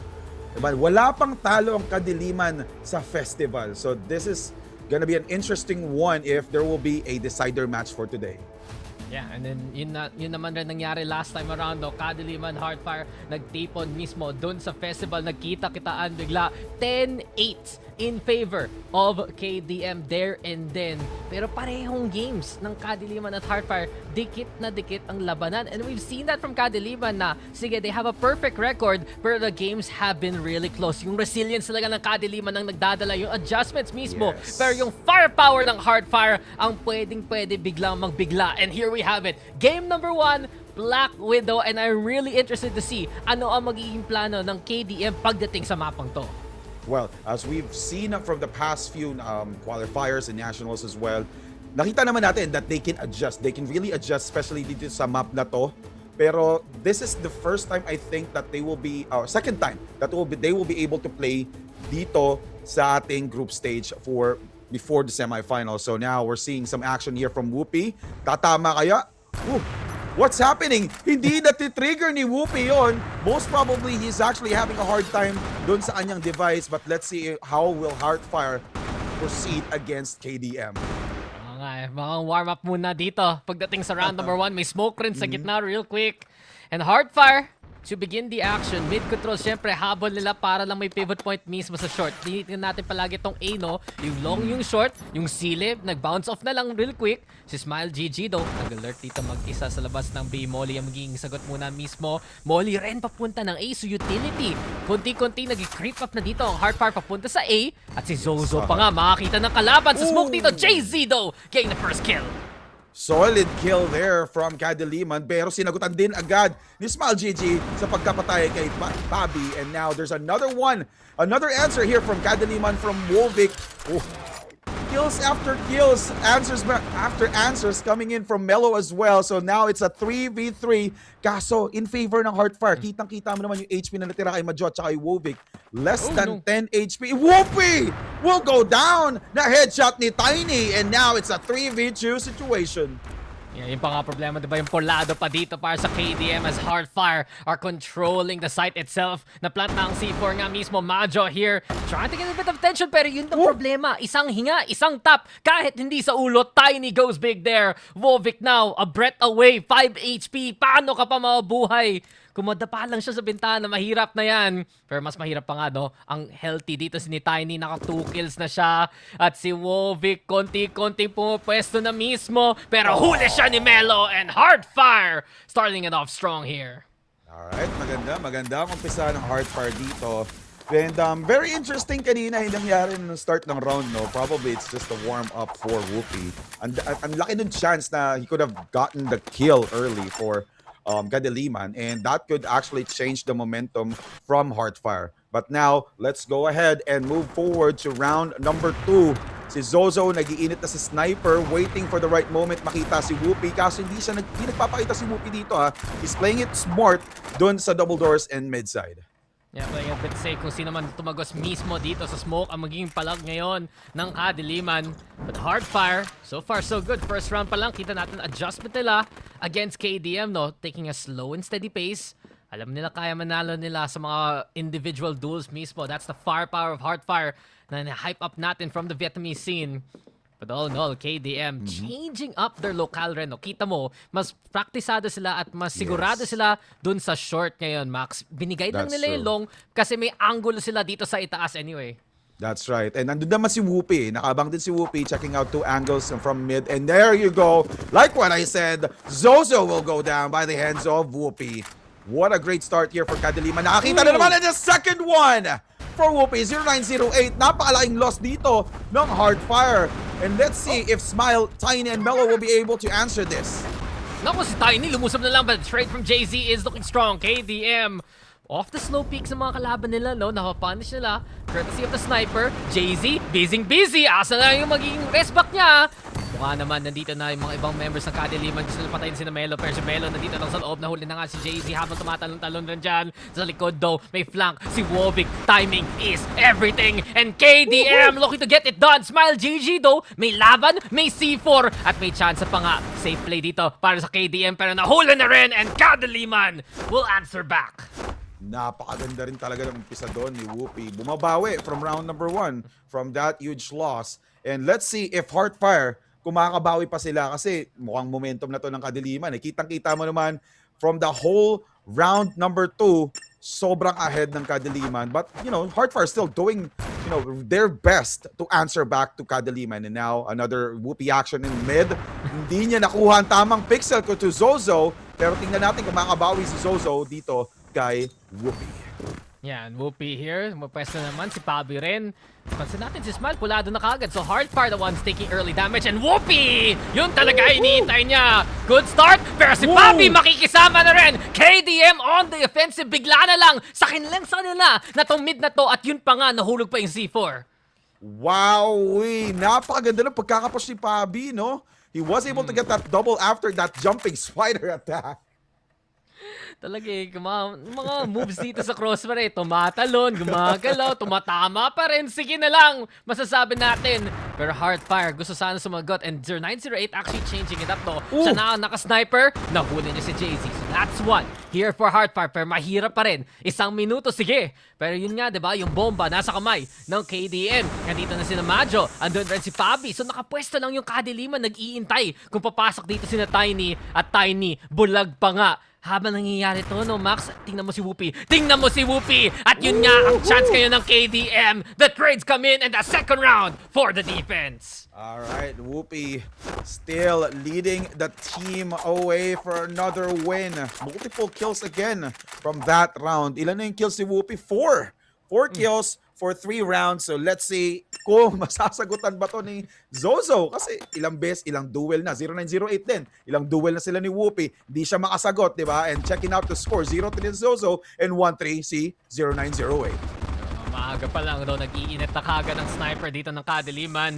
At kaya nga, 0908 nakisniper na rin. Pero Pabi, dahil lang sa pwestuhan na naman and JZ in position, bigla na lang no, nag-shift up kagad yung KDM. Pansin nila, slow play ang Hardfire. Sige, kami na ang magiging offensive dito sa defense na to. Pero 0908, this is what we're talking about. The punish onto Whoopi is strong. Respeto yan ng KDM. Back off muna sila against the sniper. At yun muna magiging rotation dito ng Hardfire.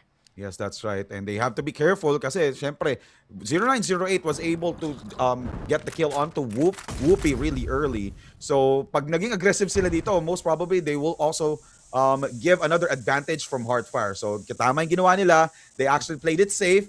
They needed the right angle. Tiny was able to see Wovic dun sa smoke, pero may sagot si JC. JC will be aggressive, pushing in onto 0908. Kaso pinistol lang din siya ni 0908. And now it's a 2v1 situation. Tingnan natin kung si 0908 ba talaga ang magdadala ng panalo sa Hardfire for round number 4. Nagtatawag ng tulong pero wala makita dito si 0908. C4 nandyan lang. Pero naghahanap muna siya ng pitas dito. KDM again playing it wisely. Regroup dito. 0908 low HP already. And given that fact, Pabi, Majo thinking about the angles to take. Si Majo gusto biglang tumuntong sa itaas. You got 0908 creeping in again.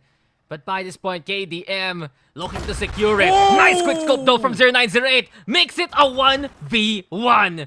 Eh si Majo na lang natitira dito. Sile muna. And there you have it. Boom goes the Dynamite and KDM dunking on the opposition there, Max. 3-1 na to. Masyadong maanghang yung ceiling ni Nages.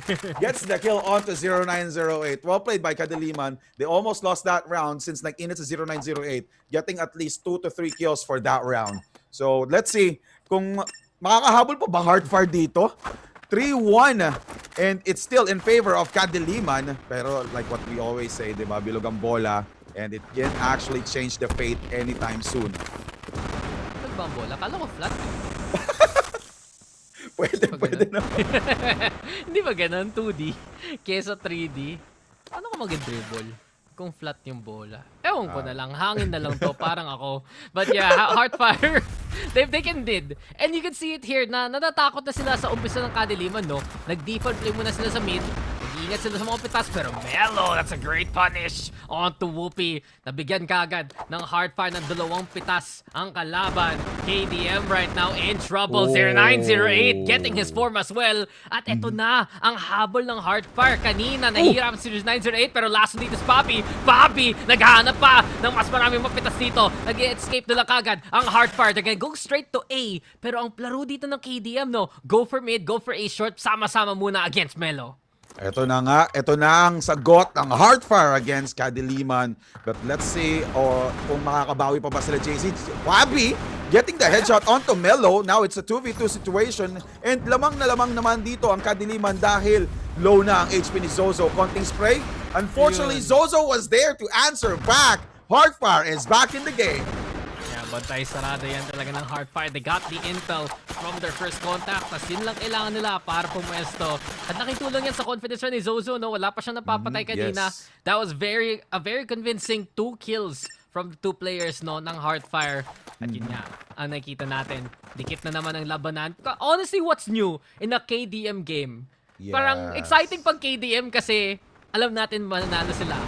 Fingers crossed, tingnan natin. Fingers crossed, yeah. As Melo kills Whoopi, no, palaging dikit yung mga labanan pag KDM ang nakikita natin. So with that start, Hardfire, yan ang habol nila. Mapunish na si Whoopi, mawalan ng confidence si Sniper para mas passive yung magiging laro niya down the line. Yes, that's right. Kaso-lasok na pangyayari dito in between Kadiliman and also Hardfire. 2 na agad ang napipitas sa Kadiliman. Majo losing his HP really well here by the hands of Hardfire. Fresh na fresh ang Hardfire dito and they were able to plant the C4 really quick dito sa A site. And ito, napitas naman si Tiny. Sinaksak pa nga ni Melo. And Smile GG gets another kill here onto Wovic. 1 player alive will be JZ. Kaso naipit siya in between Zozo and another player. Sinaksak pa, no? Oo nga, asan na? Pakita nyo ulit. Pero yun pa. Kinochilyo pa ang kalaban na tondo bigla ang Kadiliman. And that's not the welcome they would like to see. Sige, eto na naman tayo. Tied score. Pero ngayon natin nakita Yung ihip ng hangin, bigla na lang para sa Heartfire. No, the momentum's there. 0908 is having a field day. Biglaan na lang. 6 kills na siya. Sniper pa rin. Whoopi here trying to find the angle. Pero kita mo, back na siya sa mid, Max. Dahil lang nakahanap siya na maaga sa past few rounds eh. And tama rin yung pagkakahagis nila ng smoke dito na wala ng visual dito si Whoopi, but Whoopi still trying to at least get a random shot kill through that smoke. And ito na, napilitan na siyang mag-rotate dun sa A-Long since nandun naman ang kanyang teammate. And Zozo was able to spot Jay-Z, pero ang bilis si Jay-Z dun. Whack-a-mole lang nangyari, pero si Jay-Z ang nanalo dun sa whack-a-mole session nilang dalawa. Nagtinginan pa, yun patuloy. Nagka-tickets dito ang Kadiliman. And with that being said, KDM, okay, that's free. That's one. And Wovik looking for another. Pero ngayon, talo na rin siya ni Melo dun sa kabila. Pabido finding 0908. That's a big kill para sa KDM. Trade for trade muna dito sa buong mapa. Pero habang nawala ang sniper ng Heartfire, dun makaka-take advantage ang KDM. Nasa na si Whoopi. Nagbabantay dun sa may short mismo. Yung C4 papunta na ng A, pero yung sa maghanda. Dire-diretso na. Tiny, anyari sa'yo? And Heartfire, hindi nila ini-expect na lulusob na lang yung KDM sa kanila. Yun tuloy, pansin pa rin ni Whoopi. Alam na kagad niya. Andyan si Melo. Sniper shots though. Hindi pa tumatama, Max. Nahihirapan dito si Whoopi. Yun tuloy, Jay-Z! Jay-Z, paano ka pang buhay? Smile, humabol! 1v1 pa nga to! Solid ang missed shots ni Whoopi doon. That will cost the team a huge lead for Heartfire. Ito, nakita na ni Majo. Low on HP siya. Spray, and there you go! Nanalo pa yun. Hiruin mo, low HP na siya, no? What a round. Ewan ko na lang. Lahat na lang ng pwedeng nangyari doon. Pero nanalo pa rin yung Kadiliman. So masaya ang Pinoy broadcast. In any case though, yun nga, di ba? Parang pag nawawala na form si Whoopi, nakakuha ng pwesto kaagad ng Heartfire. But Jay-Z 10 kills at kakaiba yung mga picks niya yung last round na yun. Nahuhuli na lang yung KDM. Yung Heartfire, busy yung Heartfire, nag-iisip. Busy yung Heartfire, nag-set on up. Sabi ng KDM, sige, thank you very much. At kita mo, dahil lang dun, Max, eto na kaagad. A triple pick, the swing is wide. Pero Zozo, hinabol ang kalaban. Wovik there gets the trade. At out muna dito ang KDM. Alright, solid start there from Heartfire kasi nga ang laki ng binawas na HP ni Wovik doon sa duel nila for that trade-off. So Heartfire will try to push in onto B. Pero andun si Majo, kita na ni Majo. Meron ng information for the whole team. I'm not entirely sure if they will actually rotate right away kasi alam naman natin na very unorthodox din ang playstyle ng Heartfire. They can rotate really quick as well. This is a very smart play as well from Kadiliman since dalawa pa lang ang nag-full rotate. Ako nga, tas smokes pa nga dito sa gitna. Nag-iintay si Melo ng timing. Ayan na yung comms kagad. Jay-Z though gets the contact. Kita niya dito. Sina Smile, GG at mga kakampi pa niya. But KDM holding the line. Kahit may apoy, gusto sumugod dito ni Majo. Tapon muna ng isda. Ayan na nga. Counter molly comes into play. And Heartfire again. Nahihirapan makapasok na B. So balik sila sa saan nang gumagana. Dito sa A. Pero Whoopi stalling for time. Gandang pick yan. At the very least makaka-rotate na ang mga membro dito ng KDM. Ang bantayan pa nga natin mismo si Majo. Wovik also catching one off guard. Majo, eto na ang chance mo. But Melo, he gets rid of Jay-Z. May pag-asa pa. May chance pa dito ang Heartfire. Sige nga, Melo, tatalon ka ba? 22 seconds. Pipiliin niya sino kalaban niya dito, Max. At mukhang si Majo pa nga. Majo spotted and Melo with the ankle breaker there. 1v1 pa dito. And he was able to plant the C4. Delikado din si Wovik since 10 HP na lang. Isang bala na lang. Pwede siyang mapatay agad ni Melo. Pero sinagutan niya agad! No way! I'm gonna get this for you, Kadiliman. Sabi nga ni Wovik.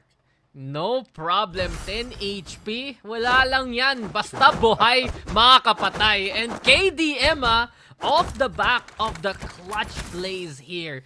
Galing kay Wovik, galing kay Jay-Z. Napapansin na lang natin. Pag talaga nahihirapan dito ang KDM, sila mismo ang nag-step up sa mga round na to.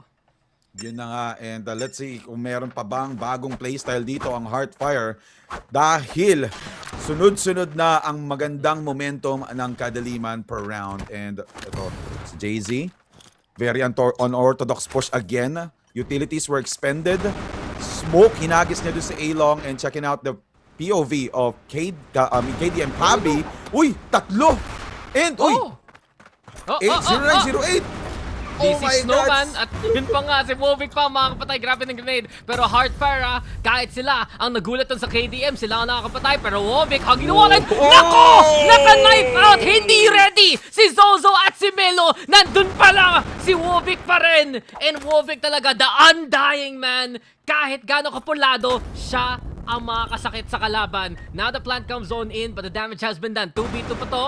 Wovic, 3 HP. Pero palagi may tiwala pag si Wovic yan. Si Whoopi rin gusto mo na mag-peek. Mahirap to. Pero yun yung sniper. 1 shot, 1 kill. 1 na lang ang kalaban dito ni Whoopi. Pero yun nga, 7 HP. The flash is there. Pero hindi pa sapat. And Heartfire at least get to 4 before we swap sides. There you go. Nag-choke ako doon sa nangyari kay 0908. So sobrang dami nangyayari, no?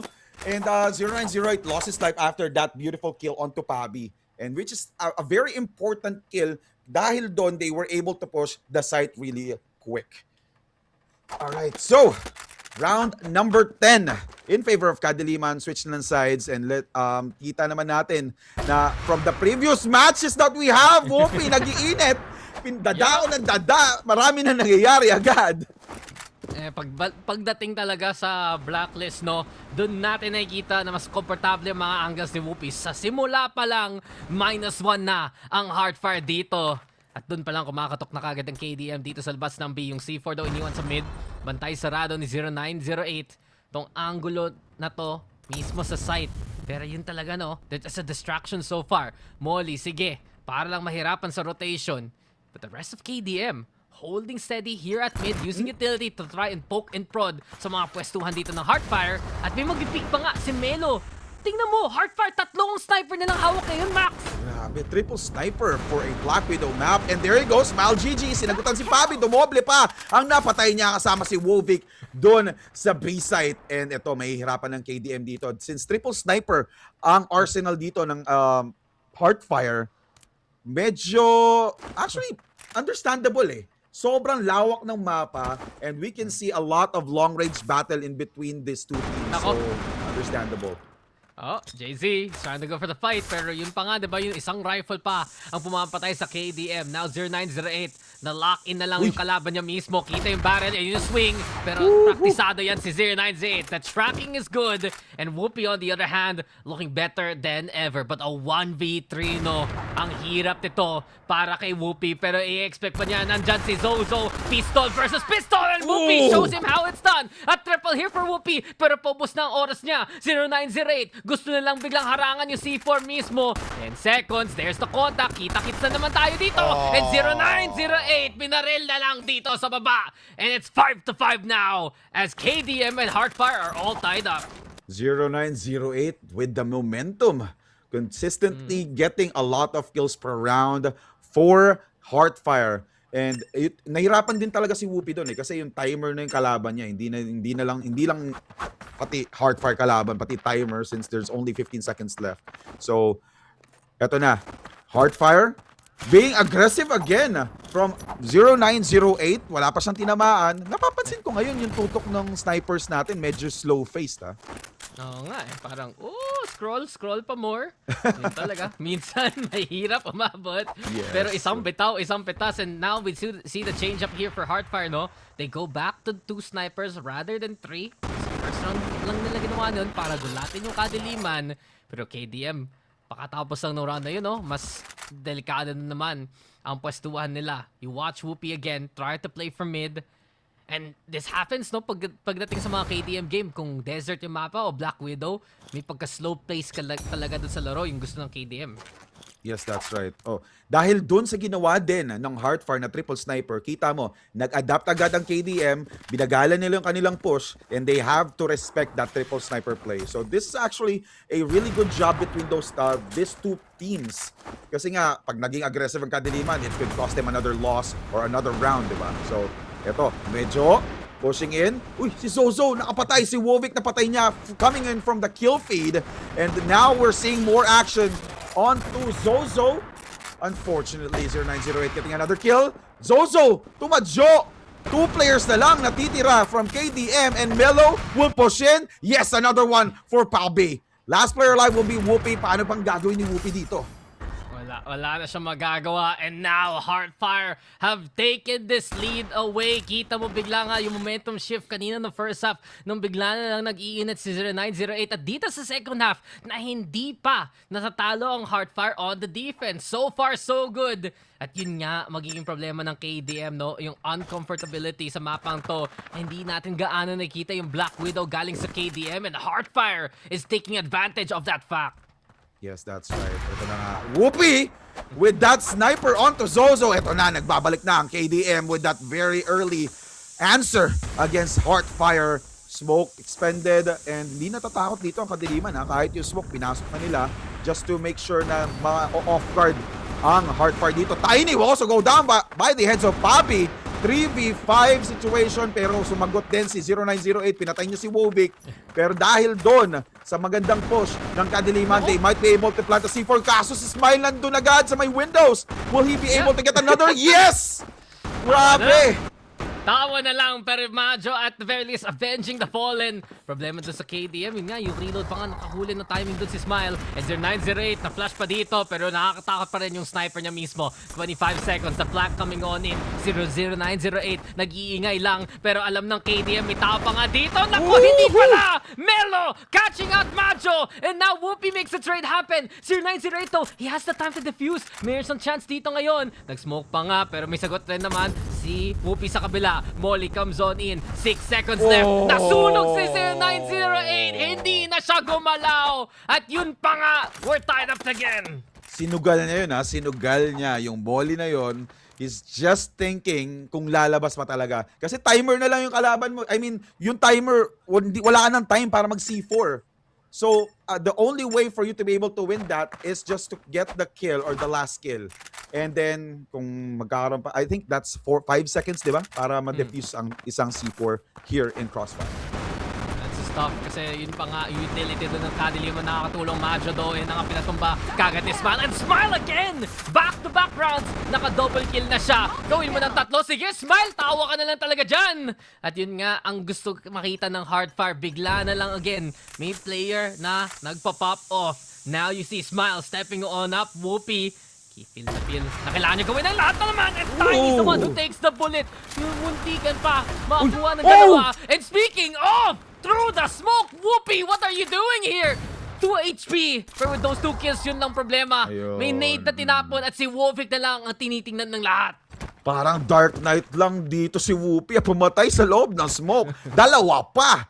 But then again, even though with those type of efforts coming from Whoopi, tatlo pa rin ang natitira sa Heartfire. And there's only one player alive here from Kadiliman, which is Wovic. Tinatry niya yung best niya, makakuha ulit ng another kill here para makuha niya yung C4 na binabantayan ngayon ng Heartfire. Yes, first kill here for Wovic for the round will be Zozo. Last 2 players here, 0908. He needs to be careful dahil naka-sniper si 0908. I mean, we've seen this before though from Wovic, no? Nagawa na niya ang imposible against Heartfire. And he's trying to do it yet again. Pero sabi nga, diba, 0908 and Smile, pareho silang handa. Molly na nga hawak dito 0908, pero naunaan na siya ni Wovic. And Wovic dancing through the flames. Nasunog, sige, pero siya'y lumalaban pa. Crouching down as well to try and isolate the fight. But Smile, GG. This is his round, man. 4 kills para kay Smile. Grabe. Gagagalit na rin si Smile. Hindi naman pwedeng si 0908 lang gagawa para sa team, di ba? Gumagante with that quad for that round. And 7-6 na. Lumamang na ang Heartfire. Delikado na ang kadiliman dito. Yeah, lahat na lang ng tama nagawa ng Heartfire. Kitang-kita sa stats, no? 13 kills for Smile, 13 for 0908. At si Melo rin, no? Nakakahanap siya ng chance ng timing against Kadiliman. And those off-timing pushes have helped Heartfire get this lead and more. Pero iba na ang magiging plano dito ng KDM. Dire-diretso na lang. Fast execute on to B. They lose one. Sige. Pero si Zozo out of position. Makapwes na dito ang KDM sana. 0908 though. Beautiful shot. Napasmoke pa nga si Kadiliman dito. Pero si 0908 just doesn't miss. 2 kills. Tumagos ang bala sa pader. Pero kayang-kaya pa niya makahanap ng iba. Zozo nakisama na. And KDM know this is trouble. Timeout for KDM after this round.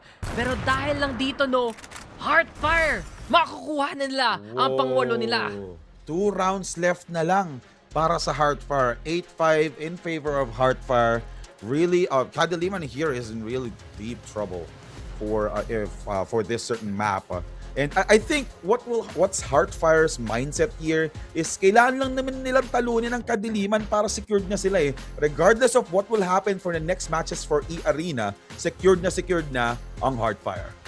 Yeah, I think basta makakuha ng mga mapa no, ang Heartfire, kung ibang ang klaseng mat ang titingnan mo, basta yung one win last time ng Heartfire against E-Arena, yung one map na yon sapat na. But either way, gusto talaga gumawa ng statement dito ang Heartfire. Sige, natalo nyo kami last time 0-2. Ngayon, babalikan namin kayo. And right now, this Black Widow pick is working so well for Heartfire. Nakita natin yung iba't ibang configurations ng mga snipers, whether it be 2 or 3, whether it be 0908 doing work.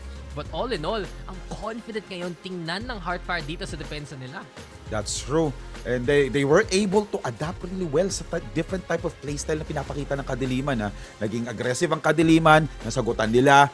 And then they played really slow, na mas nasagutan nila dahil doon sa sniper plays ni 0908 at ni Zozo. So medyo hirap na hirap dito ang Kadiliman kung what type of playstyle ang gagamitin nila against Heartfire. Most probably, they just need to use the right utilities at the right moment, at the right time as well. So tingnan natin kung paano nila gagawin dito. Yeah, they're looking for any answer here. Kung sasakadiliman ka, at yun pa nga ang magiging sagot na naman. The pressure is on, pero 0908 maaga pa lang, nagpapakita na siya dito sa labas ng A. Ito na naman tayo. Ang advance dito ng Heartfire mag-isip, bigla na lang nila kinukuha tong A-long ng bago pa nga makapwesto ang Kadiliman. At iniisip ko rin paano magiging rotation nila. And Smile GG, look at his position already here, Max. Bigla na lang siyang pwesto dito sa gilid. Sige, may smoke, may flash, pero kita pa rin ni Smile ang lahat. Siya may laban sa dalawa, pero yun ang numbers para sa KDM ngayon. Grabe, ang lalim ni Smile dun That is a huge gamble against Kadiliman. Especially Kadiliman, alam naman natin na kada push nila laging may ka-trade-off. Si Whoopi lang ang laging wala since he needs to make sure na magkakaroon siya or makagawa siya ng space sa mid. And now Melo with that beautiful AK-47 action. Ooh! 0908 falls down by the heads of JC. Ito na yung tamang push galing sa Kadiliman. Yeah, off the timeout, no? Doon natin nakikita bigla na ubuhay ang KDM at si Bobby ran through the box. Okay, sige. Special delivery. Courtesy of Kadiliman. Hindi na kailangan mag-sign kasi sure na sure mapaplant na yan. KDM right now getting ahead of things. The C4 comes on in. Fake lang pa dito galing kay Melo. Pero isang tingin lang talaga ang habol ngayon. Oh no! Ngayon, Whoopi though, not paying attention. Mahirap yan para kay Whoopi. And Melo! He's opening a road here. He's opening a path for Heartfire to go on. Bigla na lang umaapoy tong A mismo. May molly rin para hindi makapeak. Gano ang Kadiliman? Sino na mag-defuse? Bobby falls! And now Majo gets the trade going. Muntikan pa! But Melo! This is his time! This is his moment! 1v1! And Melo right now, mainit ang kamay. Ang tutok ay sigurado, pero ang oras ang problema. And Bovic will get it done for KDM. Ang ganda ng C4 placement ng Kadiliman. There's a lot of angles coming in from different sites. So maganda ginawa ng Kadiliman, pero still, in my opinion, kulang pa rin yung effort ng Kadiliman doon kasi dalawa na lang natitira sa Heartfire. Almost. They got almost wiped out. Yeah, no one was looking behind them. Hindi na expect na biglang nag-flank na lang doon at Heartfire at muntikan pa nga sabi mo mismo, Max. Just goes to show though, Heartfire. Okay rin sana mga plano. I respect the Smile GG flash play. Didn't work out. Pero pa. Dito naman ang Heartfire, maigi sa lang gusto mag-play ng aggressive stance sa gitna ng mapa. 0908 here in position yet again outside of B or on the B site rather. So habang nangyayari to, napapansin kagad ng KDM na mas libre pala papunta sa A dahil lang nagpakita na maaga dito ang Heartfire sa gitna ng mapa. Yes, that's right. So again, that's a huge misplay there from Smile GG if you're gonna ask me. Pero pinakita naman ng Heartfire when it comes to duels or 1v1 or 2v2 duels, lamang na lamang sila against KDM dito sa mapa na to. And they Kadiliman almost lost that previous round. So Kadiliman needs to step up their game. They have to make sure that they will be able to answer those early kills coming in from Heartfire as well. Yeah, Heartfire as of right now though, wala pang napipinas, wala pang napapatay. It's been a while since we got halfway through round. Wala pang nahuli dito, pero yun ang maging simula para sa Kadiliman. The green light means go and straight on through. Diretso na dito sa may A ang KDM and Poppy! What is this movement, man? napansin niya. Nandiyan lang pala yung Heartfire. Sige, ako na ang bahala sa lahat. You know, it's the Bobby Show. A triple here for him so far. 30 seconds. Kailangan na mag-plant ng kadiliman na mabilisan. Pero delikado pa rin yung C4, no? Meron pang mag-pick sa labas ng pintana. Na-plant na nga yung C4. Asa ng Heartfire. Nag-try silang mag-regroup dito sa spawn. That's right. And we still have 33 seconds. Mahaba-haba pa yung oras para sa Heartfire. Kaso, maganda rin ang pwesto dito ng kadiliman. Nag-iinit din si 0908. Hindi niya papabayaan tong round na to. And Whoopi, maganda ang angulo. Oh no! Melo with that double for the team. 18 seconds left on the clock. Pabi, yung nagdadala na itong round na to. Tingnan natin kung mapapatay niya dito si 090. Nakuha niya si Melo. Unfortunately, 0908 was there to answer back. Yeah, 0908. Bigla na lang, hindi tatama yung sniper. Sige, sigurado to, pipistolin ko na lang ang kalaban mismo. And it just all falls apart para sa KDM. Yun nga, alanganin na nga no last round, nanalo pa sila. Dito naman, mas nahirapan pa despite the heroics, no? On the entry, KDM fall on the parts. And Heartfire, ito ang chance nila para ma-stay ng record ng kadiliman. Ito ang chance ng Heartfire bigyan ng map loss ang KDM if they get this round. That is right. Pero, Nabia, 4 kills for that round. Let's see kung magagawa niya pa this round para at least ma-delay pa kung mananalo ba talaga ang Heartfire for this map, which is Black Widow. Ito na nga, action from Wovic. He's actually waiting for someone to become aggressive. Ito, Smile GG, pushing. Mukhang malaking kakamali mo na naman, Smile GG. Nakabang sa'yo si Wovic. Tama yung crosshair. And, oh no, Wovic still fresh. Low on HP na si Smile. Tingnan natin, makikita kaya ni Wovic dito ang tamang pwesto. Oh, napaka-sexy ni Smile doon, ha? Talaga. Nag-jib, boss. Nag-jib. Kitang-kita. Sa galawan pa lang. And Melo, syempre, siya rin makikisayaw against KDM right now. But KDM on the back foot. Na-feel mo na yung pressure mounting on kadiliman mismo. And they're playing it so passively right now. They've let Heartfire get that map control. May molly pa nga dito. At kita mo, paubos na ang oras nila. So kailangan nila mag-play into A. Nakatago na naman si Melo. Pero JZ, nakita mo ba yun? Pina-pre-fire sana yung kahon. Check pa ng kadiliman. Tingin muna. High-low dito. And JZ gets the kill. Pero ito pa rin ang problema. Kailangan nila patayin ang lahat ng kalaban. And Macho starting out strong. Tiny with the trade. Wovic's there to keep KDM going. Dire-diretso na lang. Straight on through. Ito na naman ang KDM na hanap na nila ang light dito at the end of the tunnel. Seems like yes, they make it to A and they get the round. And one more round for KDM para mapunta tong match na to an overtime. 9-8 in favor of Heartfire. And we were able to see Kadiliman showing their light for this game. Yeah, they need it. They need that hope. And they need a chance to get into overtime. Ilang beses na nakita si Whoopi makapitas pero hindi ngayon. 0908, the first nail in the coffin. Yun pa nga problema, Max, we've seen KDM make these overtimes happen. Pero paano ngayon? Paano pag wala na ang snipers nila? Si Pabi ang biglang magabuhat ng bandila na yan mismo. He's the one the sniper now here. That's right, that's right. And let's not forget, si Pabi nanggigigil talaga dito, no? So, eto, maganda yung pwesto ng Heartfire. Hindi na sila nag-overcommit. They actually know that they made a huge mistake doon sa previous round nung nag-push agad si Smile. Since ang laki ng chunk ng HP na nawala agad sa kanya. Ito, Wovic pushing in. Dalawa nakita and no! Tiny was ready for that push. And another one coming in from Kadiliman. Tatamaan si Smile, nasunog, naluto, and Papi, gigil na gigil. Pushing in onto Heartfire Tiny. And now it's a 3v3 situation pa din. Oh, another one from JC! 2v3! Kaya yan. JZ, he needed to get it done. Versus 0908 is still a big problem. Melo goes down. Ito na, Pabi. Bawal mo hawakan yung apoy. 0908, magagawa mo na ng bayan. Hindi, KDM keep themselves in the fight here, Max. 9-9, buhay pa rin. At yun nga, diba, first map pa lang, overtime na kagad tayo dito. Grabe, mainit na bakbakan with Heartfire and Kadiliman. Ito na nga, gaganti na kaya ang Kadiliman dito kasi syempre, di ba, sobrang lumamang ang Heartfire. coming in from at least round number 10 onwards. Gigil na gigil ang Heartfire. And now, in overtime, refresh tayo. Isa pa. At ayan na naman. Nauna na dito si paring Zozo. Catching out Whoopi, who's had honestly a hot and cold game. Minsan mainit sa mga rounds. Minsan siya ang unang nasa-shutdown dito. You want a bit more consistency for KDM. Heartfire on the other hand. Ayun mga lumalaban pa nga dito mismo. May smoke to, nakaharang. Melo trying to find the angle again. And Melo the fade away through the smoke, catching out Papi. It's all Heartfire right now into the round here. Grabe. Heartfire saying or making a statement here. Kadiliman, you're just delaying the inevitable. Pero nandito pa rin naman si Wovic at si Jay-Z. They can actually make a miracle here since it's just a 3v2.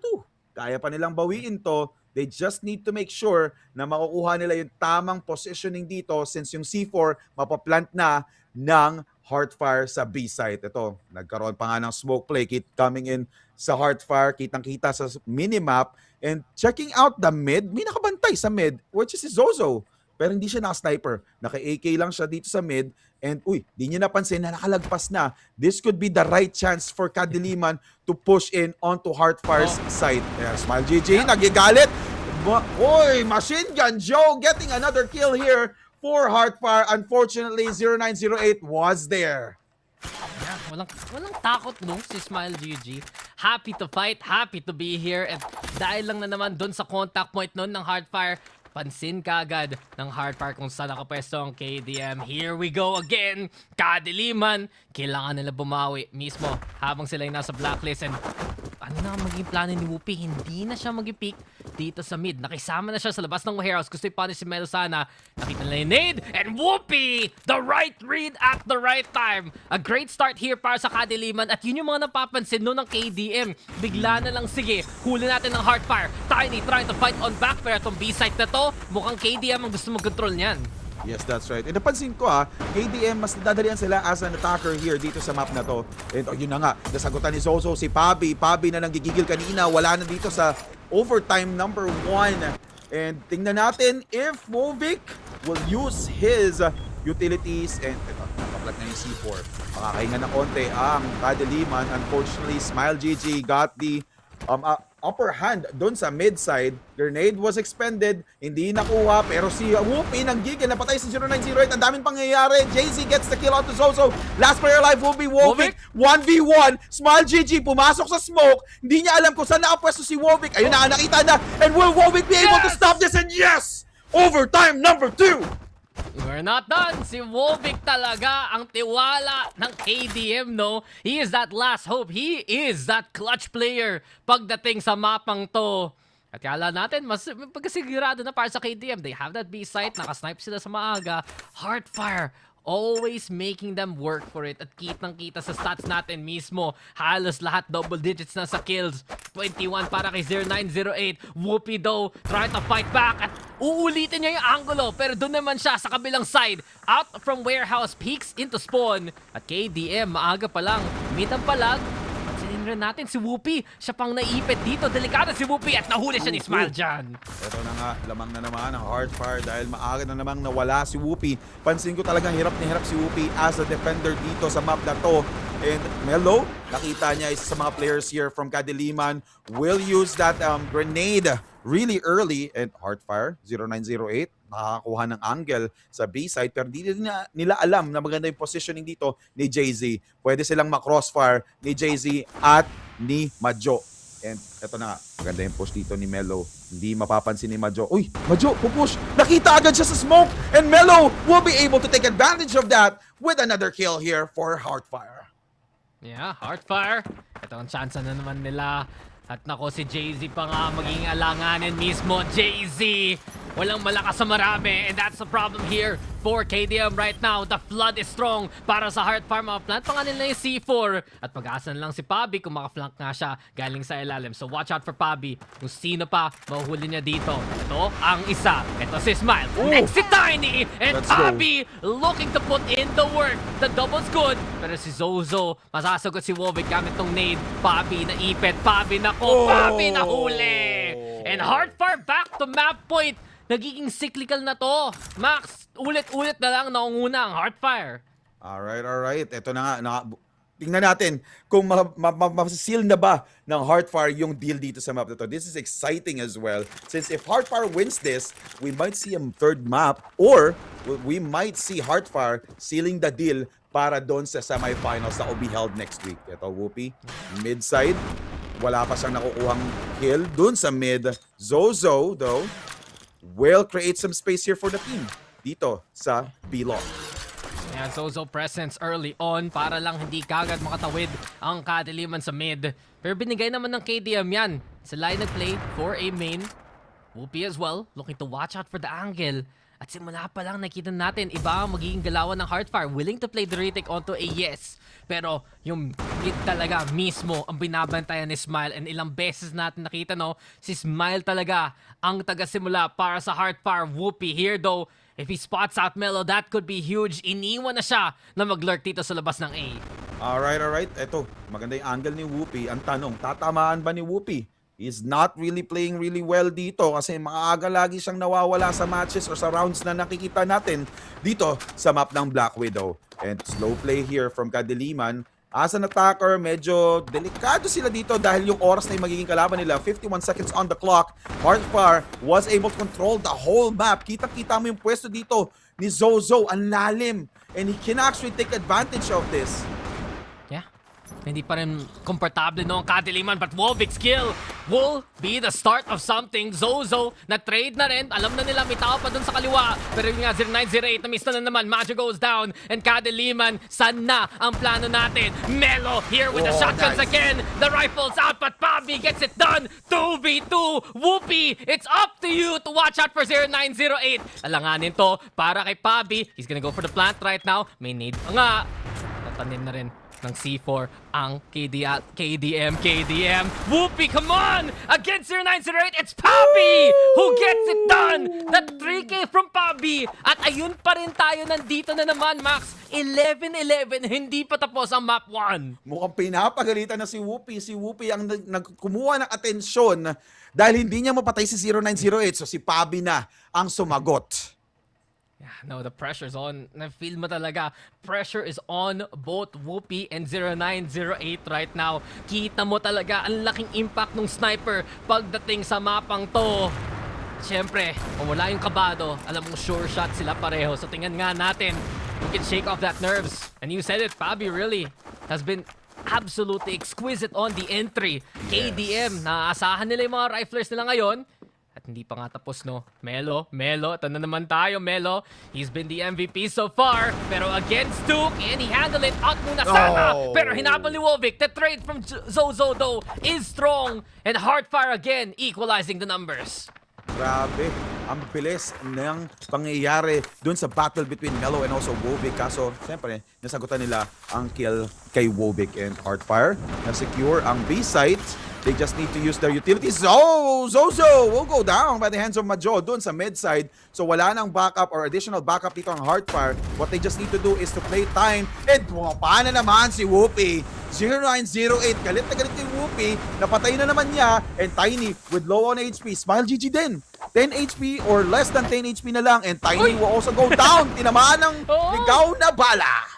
Nag-spray lang, nahuli pa nga ni Majo yan. At yun pa nga, 0908, nakuha niya yung window control. Pero hirap rin para kay Smile dahil wala na siyang HP para makapasok dito sa site. So maplant muna yung C4 ng Heartfire. Pag narinig kagad ng KDM yun, sila ay susugod na rin mismo. 0908 again, trying to be sneaky. Pero asan na ang pwestuhan ng Heartfire? Second chance with the second shot, no. And the C4's drop without the plant. Majo effectively confirming the round. May volley pa nga! Sure na to para sa KDM unless 0908 pulls off the clutch of the century. 10 seconds, dalawa ang kalaban. Wala nang oras dito ang Heartfire. And for the first time in a long time here, Max, KDM are on map points. Yes, and this is overtime 3. And umabot pa ng overtime 3 para lang masagutan nila yung sobrang gandang skill ni 0908. And ito lang at kita mo naman, di ba, yung kills ni 0908, 24 kills alongside with Melo with 26. So, let's see kung makakabawi pa ba ang Heartfire dun sa loss for overtime number 3. Bawing-bawi doon si Maja. Big 4K round. Really, KDM. Lahat sila maaasahan. At yun yung gusto sabihin ng isa't isa sa mga kapwa, no? No pressure, let's just execute. Ayun pa nga, nagsama-sama na nga sila mismo dito sa may A. Iwan lang yung C4, sige. Wobik trying to get confirmation and Kadaliman sweeping away 2 already. Ito ang simula, habol ng KDM. Huli sana ang Hardfire, but Melo and Zozo may laban rin sila. May smoke, nag-spray pa dito. Kailangan mag-out ng KDM. Pulado na kagad dahil lang doon sa dalawang miyembro ng Hardfire nakapwesto doon sa stairs. Nahuli pa nga ang KDM doon. Ito na nga, maganda rin ang positioning dito ng Kadiliman, pero hindi pa rin nila pa-plant yung C4, and they have to be careful kasi yung C4 na kay Whoopi. So, and especially Whoopi with just 50 HP left, and he needs to be careful here. Si Zozo, nakaabang, he might push. Since, di kita ni Whoopi yung angulo dito so most probably, Zozo will be able to get the kill onto Whoopi, and we can actually stretch this to overtime number 4. We'll see, kasi lurk nga dito para sa KDM. Sabi mo nga diba yung C4 nasa sniper ngayon. And habang nangyayari to, Melo nahuli na kagad in action by KDM. Wovik getting the shot going, pero problema lang, pilit pa rin ang KDM mag-play into A. Kasi yun nga diba, si Whoopi here, siya ay napin down ng Hardfire. Kailangan ng tulong, kailangan ng comrade, kailangan ng kapwa. At ito na nga tayo, 3 laban sa isa, pero si Zozo ang mukhang merong advantage dito. Spray to get 2, but here we have JZ making the trade. 15 seconds, wala ka ng no choice dito, JZ. Dire-diretso na lang papunta ng A. Pero saan na si Smile? Mukhang siya ay pwedeng tumawa na naman.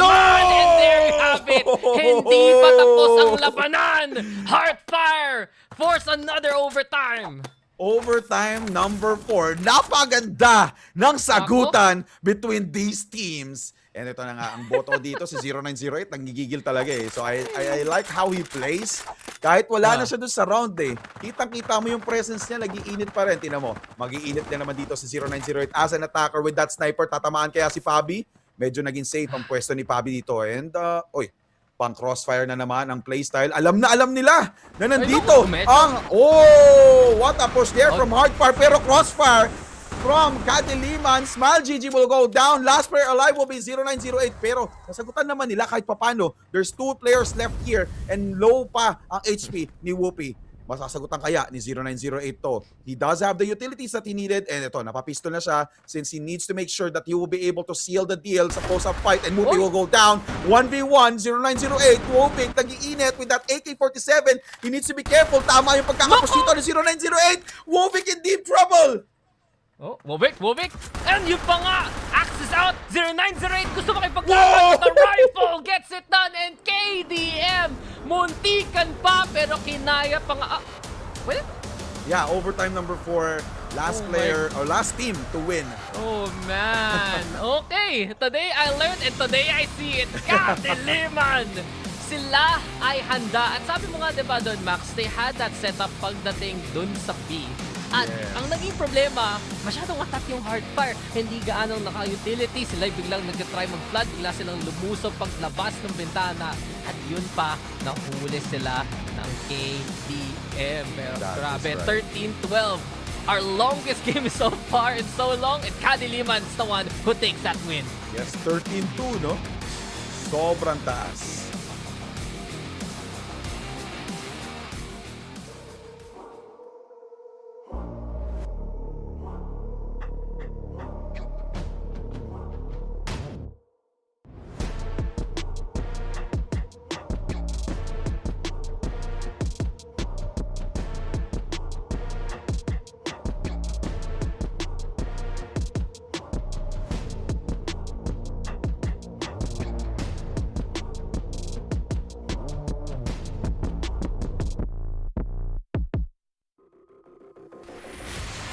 All right. We are back for more action here with Queen Kadiliman and also Hardfire. Like what I said earlier, sobrang taas ng score ng both ng teams. Umabot sila sa overtime number 4. At kita naman natin na sobrang skilled din talaga ng Hardfire. Ako, sobrang bias ako dito ngayon kay 0908. Ang ganda ng performance. He was able to stretch out yung matches and also games because of his performance. napapaisip tuloy ako, ilang rounds yun? So, nagka-10-10, Oo nga eh. 11-11, nagka-12-12, nagka-13-13. So, 4 na overtime plus yung last round mismo 25? kung saan nanalo. Kung saan nanalo yung KDM. Pero back and forth nga, kita mo talaga, you have players getting hot, then suddenly getting cold. Tapos bigla na lang iba pang mag-step up para sa mga teams natin. Mga contents, syempre, kailangan pag-usapan natin. Whoopi off to a good start early on, and then it was 0908 answering back. May mga impact frags rin nang galing naman kay Whoopi, so you know what the sniper can do. Pero in a pinch, no, makita natin yung mga players talaga nagdala doon. Si Melo had to be one of the best riflers in that game. I'd say na si Wovic, no, pagdating sa mga clutch niya mismo, Max, there are so many moments talaga na nafe-feel mo yung pressure on both sides, but in the end, KDM was able to eke it out kahit ganun kadikit yung labanan. That's true. And ito na nga, kita mo naman dito sa highlights na talagang maganda ang sagutan ng Heartfire and also KDM. And unfortunately for Heartfire, even though that they were able to stretch it out to overtime number 4, the last team or the final team who was able to seal the deal is Kadiliman. So, ito na, 1-0 na. Pero again, di pa rin pwede maging kampante ang Kadiliman dito since nakita mo naman ang performance ng Heartfire. Galit na galit, gusto nilang makakuha itong panalo na to, at least for them to be able to secure that semi-final slot. 25 rounds of action. Sulit na sulit. Kaya pala, walang pre-show, no, Max? Kasi dito tayo sa main event. Tatagal mismo. And with a full game and more, Kadiliman, kinaya pa nila. And you can see the stats saying it all. Jay-Z, triple-double. Unfortunately for him, many deaths. Pero yun talaga yung nagiging pressure no, para kay Jay-Z. Gumawa ng impact play para sa KDM. I think Pavi really, when he got hot on the entry, laking bagay yan para sa Kadiliman. And dun sa kabila naman, unfortunately, the better stats doesn't mean you always win. Melo and 0908. Ganda nilang pinakita dun pero hindi pa sapat para sa panalo. Totoo. 27 kills and now the MVP for that match will be Jay-Z. Totoo naman kasi nakita natin kung gaano kaganda yung flank niya. Very unorthodox kung kailan siya pupush. Laging nagugulat ang Heartfire. Getting that 22 kills, 25 deaths, and 13 assists at 110.76 ADR, 4 headshots, and 2,769 damage dealt. Well-deserved here for the team player and also the unorthodox lurker from Kadiliman, Jay-Z. Yeah. Jay-Z doing it all para sa KDM at dahil sa kanyang mga plays no mismo, dahil nanalo pa ang Kadiliman. I think really Jay-Z was one of the reasons na umabot pa ang KDM doon sa unang overtime to begin with. That's true. So tingnan natin if who will be, I think titingnan din natin kung ano yung kung head-to-head scores between these two. Feeling ko si 0908 and also si Whoopi ang papakita dito. Baka nga dapat yung mga snipers no ang kailangan natin makita pagdating sa mga head-to-head. I'd also say yung mga riflers, friend. There was that big fight between Wovic at si Melo dun sa kabila. At yun na. Alam ko na ang lahat. Max! Ayun na nga, si Wovic at Melo pala. Diba? Inisip ko rin, sino ba? Si Melo. At yun nga, diba? Wovic with the clutch plays, 2.2k damage. But Melo, man, you gotta give him his flowers. Kahit tatalo doon ang Heartfire. 27 kills, 16 assists at 3,152 damage. Wow. Lahat na lang ginawa niya para sa Heartfire. Totoo. Pusong umaapoy talaga coming in from Melo. Sobrang ahead ng score niya when it comes to his score against Wovic. Ito na nga. Mapa na ng Kadiliman for game number 2, which is Power Supply. And mag-start sila as a blacklist team. Global rest naman for Heartfire. Ito, feeling ko, confident dito ang Kadiliman. Siyempre, sila ang pumili eh. And as far as what we've seen through the group stage, wala ring talo dito ang Kadiliman.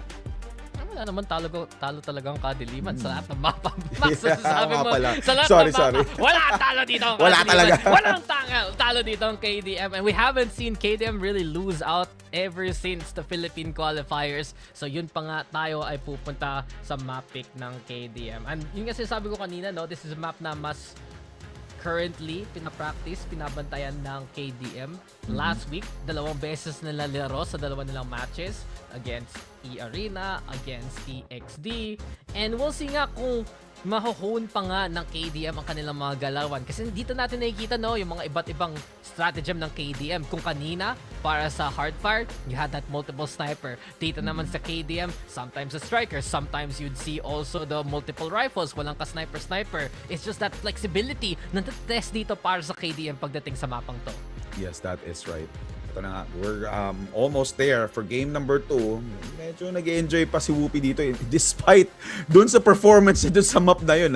Hirap na hirap siya and they're just laughing it off. And to be honest, kahit naman anong mangyari talaga dito, Kadiliman will be able to secure their slot for the semifinals. I think what their strategy here is talunin ang Heartfire para makapasok ang E-Arena. Yeah, we'll see kung sino pa ang makakapasok no mismo. Heartfire, the conversation still is all about them kasi sila ang naging medyo alanganin after that loss against E-Arena. The points are on their side, but right now, KDM are the ones in the lead here. 1-0, magsisimula na naman tayo sa action natin mismo. Blacklist nga para KDM at si Whoopi. Nako, pasabog kagad ng maaga. Wala pa nga Chinese New Year nga mismo. 1-for-1 trade though. Manggagaling dito sa KDM at sa Heartfire. The snipe from 0908. Watch out for that one. Iikutan siya dito ni Papi. Dire-diretso na lang. Papi ang tapang mo. Papi muntikin pa. Pero 2v1, it's all up to Majo now. Alright, another jumping spider attack there, Majo. Di pa rin siya nag-overcommit doon. And yung C4 kasi naiwan nga pala sa mid side, so he needs to get that C4 or else may possibility na maprotektahan to ni Tiny. Ito na nga, masasandwich pa nga ba dito si Majo? Hindi. And then, there you go. He was able to see Tiny. Tiny will not overcommit. He will just deal some damage onto Majo and Majo will just rotate on mid side. Magkakaroon siya ng angulo. Si Zozo muntik na. He was able to move really fast para hindi ma-secure ni Majo yung kill na yon. Pero si Tiny low on HP. He needs to be careful as well. Isang bala na lang and the crossfire was there between these two players. More like a baited, honestly. So nakatingin si Zozo. Buti na lang andyan ang tropa niya. And Heartfire, you can feel they have a chip on their shoulder. You can feel na parang sasabihin nila, alam mo kung mas marami lang rounds yung last map na yon, pwede pa tayo sana manalo. But this is where they get off to a good start on the defense, especially Heartfire. Ano maging pastuhan nila? 4 actually ang dumediretso na lang dito sa May 8. 3 agresibo kagad and Tiny, matapang ka ba Tiny? Ito na naman tayo. Grenade pupunta kay Whoopi, Pabi and the resto. Alam na nila na sumusugod dito ang Heartfire and Smile. Siyempre siya ang tagasimula. Alright, and ito na nga, medyo ahead dito ang Heartfire dahil even though that they weren't able to overcommit, kita mo naman yung mga HP agad ng Kadiliman. Tinatamaan sila ng mga utilities na hinahagis ng Heartfire. Though Smile GG, medyo naging aggressive siya doon and he needs to back off since the 20 HP or 30 HP na lang ang natitira sa kanyang buhay. And checking out the playstyle here from Kadiliman, it's a 3-2 push.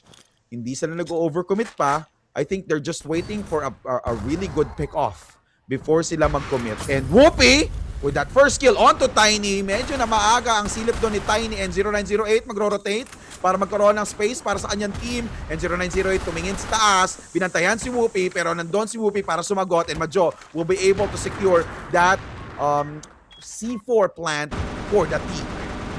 Kadiliman, pansin nila, mukhang weak point dito ng Heartfire ngayon ang B. At magandang call, mag-rotate at yun pa nga, diba? Whoopi here, he is ready for action. Dito natin makita na naman ang impact ni Whoopi. Triple, sige, si Melo, sige. He's trying to go for the dance pero wala pa rin yan. KDM, magandang read at magandang plant. There you have the execute to get on the board. Alright, ito na. Sumagot sila sa napakaagang win ng Heartfire. Pero again, they cannot relax. Heartfire still in this game. Nag-iinit din talaga ang players from Heartfire. Kita mo naman, 3 kills agad si Zozo. And he can actually continue getting more kills here if Kadiliman will not be careful. Ito, Zozo with that grenade. Hindi kumunek sa kahit kanino. And Whoopi, magkakaroon siya ng angulo dito pero hindi naman nag-overcommit si Tiny. Whoopi, sige, mapwesto na lang dyan. Molly comes on and through as well. And KDM, kaya nila pinapadala dito si Whoopi rin para makuha yung intel. Kaya nga nila napansin na pwede itong B na to. Hardfire, the hard adjustment as well, na dalawa na ang nakabantay mismo sa B, and they even throw out the early molly. So dito nang papansin ng KDM na mas mahina tong A na to, pwede tayo lumusob, at kaya nga nag-utility na muna si JC, tinitingnan ano mo kuha, pero 0908, pansin niya si Whoopi, ayan na ang go signal para sa KDM. Ito na nga, Smile GG. Uy, ang ganda ng pagkakatrade doon ni Wovic, kaso nandun pa rin si Melo para patayin si Wovic. And now it's a 3v2 situation. Sinagutan pa nga ni Melo with that double kill onto Wovic and JZ. Last player alive will be Pabi. Will Pabi be able to do this? 4 players pa rin ang natitira dito sa Heartfire. Makukuha niya ang angulo kay Melo, kaso hindi niya napansin. Na-timingan pa nga siya ng Heartfire doon. Napilitan na lang yung Kadiliman mag-execute at sabi nila, oh sige, try na natin to push na to. Heartfire though was more than ready on the other side. And that's enough para sa Heartfire na naman. Pagdating dito sa depensa, no, confident sila sa mga holds nila mismo. Yung mga initial positioning ng Heartfire, hindi sila tumitigil, hindi sila umaalis hanggang mahuli talaga sila mismo ng Kadiliman. Totoo. And now we're seeing another action here from Whoopi. He missed that shot. That very important shot against Tiny and as well as 0908. Ito na nga, uy, Majo with that double pistol, getting the kill onto Smile. Ito, uy, dalawa pa lang nagbabantay doon. And we're seeing a very aggressive playstyle here from JC. Ito na nga yung nakikita natin ginagawa ni JC doon sa previous map. Making some space here for the whole team. And ito na, si Tiny, low on HP as well as Zozo. C4 will be secured. 38 seconds on the clock here. And Tiny will try to make some space here for the team. 0908, sinasalo na lang yung molly. And di niya nakita yung angulo ni Pabi doon. Bigla na lang sumugat kagad ni KDM. And yeah, they just tie it up. They realize na, okay, tong A na to, ito magiging chance natin para mabilisan na execute. Ngayon na mas konti na yung mga miyembro mismo ng Heartfire, lulusob na lang tayo. And we've seen that be a bit of a weakness, honestly, for Heartfire kung hindi nila binamatayan yung mid na maaga. Kung walang tao doon, players like Majo, players like Pabi, sila ang nakakapwesto pagdating doon sa A, at yun ang magiging advantage dito ng KDM. Ito na. Uy, sumisilip si Tiny! Yun! First kill by Whoopi onto B site. Magkakaroon sila ng mind gameplay dito. Hindi pa rin magko-commit dito ang KDM. Ha? So I think what will happen here is they're just wait for Heartfire to rotate first. And now we're seeing Whoopi with the utilities that he needs. And kailangan ng double smoke dito. Oy! After that smoke, nakasagot pa rin si Smile, at least getting the kill onto Whoopi, and Pabi will just secure another kill for the team. JZ lurking around, getting another kill onto Zozo, and now it's a 4v2 situation. Meron pang lurker, so mahihirapan dito si Melo mag-rotate. Yeah, Kadiliman again showing how strong they can be on the execute. Bigla na lang pagdating sa post plant. Maraming nakapwesto dito sa site, at yun pa nga yung flank mismo. KDM now running around the map here, using that to their advantage. At yun pa nga, sila na nunguna dito. Grabe. Yung lurk talaga ni JZ, very important. Since every single time that he tries to lurk, nakaka-pick off siya ng at least 2 to 3 players here. No, especially nung nagro-rotate na yung Heartfire. Diba, kita-kita mo naman na off-guard dito sila Melo. So he just needs to continue that. Pero syempre, hindi naman nila pwedeng ulit-ulitin yung same playstyle. Especially Heartfire knows how to adjust and also adapt. Yeah, yun talaga, no?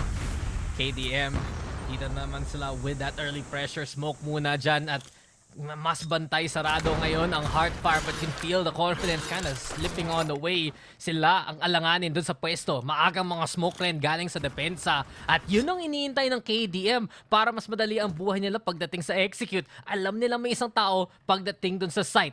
Sino ba ang papwesto na naman for that first contact? Ayan si Smile. Molly red, pinaghahandaan na dito ng Kadiliman. Execute, sige, iniintay dito. Flash comes on in, pero Tiny, pansin niya, may tumagos na nga mismo. Heartfire get 2 for the price of 1, at Kadiliman ang hindi makapasok. Ito na nga, Zozo trying to use all his magazine dun sa smoke, especially nahirapan bigla ang Kadiliman mag-commit dito sa B site.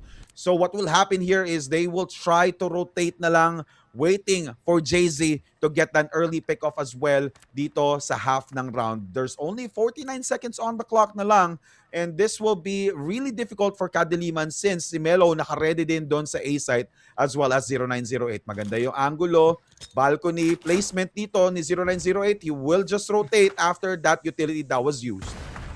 0908 and the rest now. Nakapwesto na naman ang Heartfire pagdating dun sa A. Pero dito natin nakikita, no, pagsasama-sama ng KDM. Talon galing sa bahay. Action shot pa nga malala. But 0908 threading the needle. Nice. Now nahuli na nga si JZ. Paubos ng oras. But KDM, they've done a good job to clear out the site at the very least. Bobby, makakaplat nga siya mismo. Ito na si Melo. Gusto mag-contest. Papunta dun sa may pit. Ayan na ang tulong para sa Heartfire though. May apoy na naman naharang para nang sana ma-isolate ang kalaban. Si Tiny ang mangunguna. Ito ba ang chance ng KDM? No, not gonna happen! Sigurado na naman ang Heartfire sa pwestuhan nila. And they tie it up again. Ano tong series na to, Max? Dikit na dikit ang labanan kagad. That is true. Talagang sagutan ang nangyayari between Heartfire and also KDM, which shows that Heartfire deserves their spot as well. Pero kailangan nilang galingan, di ba? They have to make sure that they will use or they will be on their A game if they're against Kadiliman. Yeah, Kadiliman. Siyempre ba naman, Kadiliman Yes. is your first seed of Group B. Kadiliman has had a perfect record. At dito natin nakita na gaano kalupit ang palag ng Heartfire mismo. From the Vietnam side, Vietnam versus Philippines, it's very likely yan na magiging matchup talaga pagdating sa LAN, pagdating sa playoffs. And with KDM na naman, na pinaghahanda ka nilang execute. Hinintay natin ano yung maging utility pasok dito sa B. But Melo!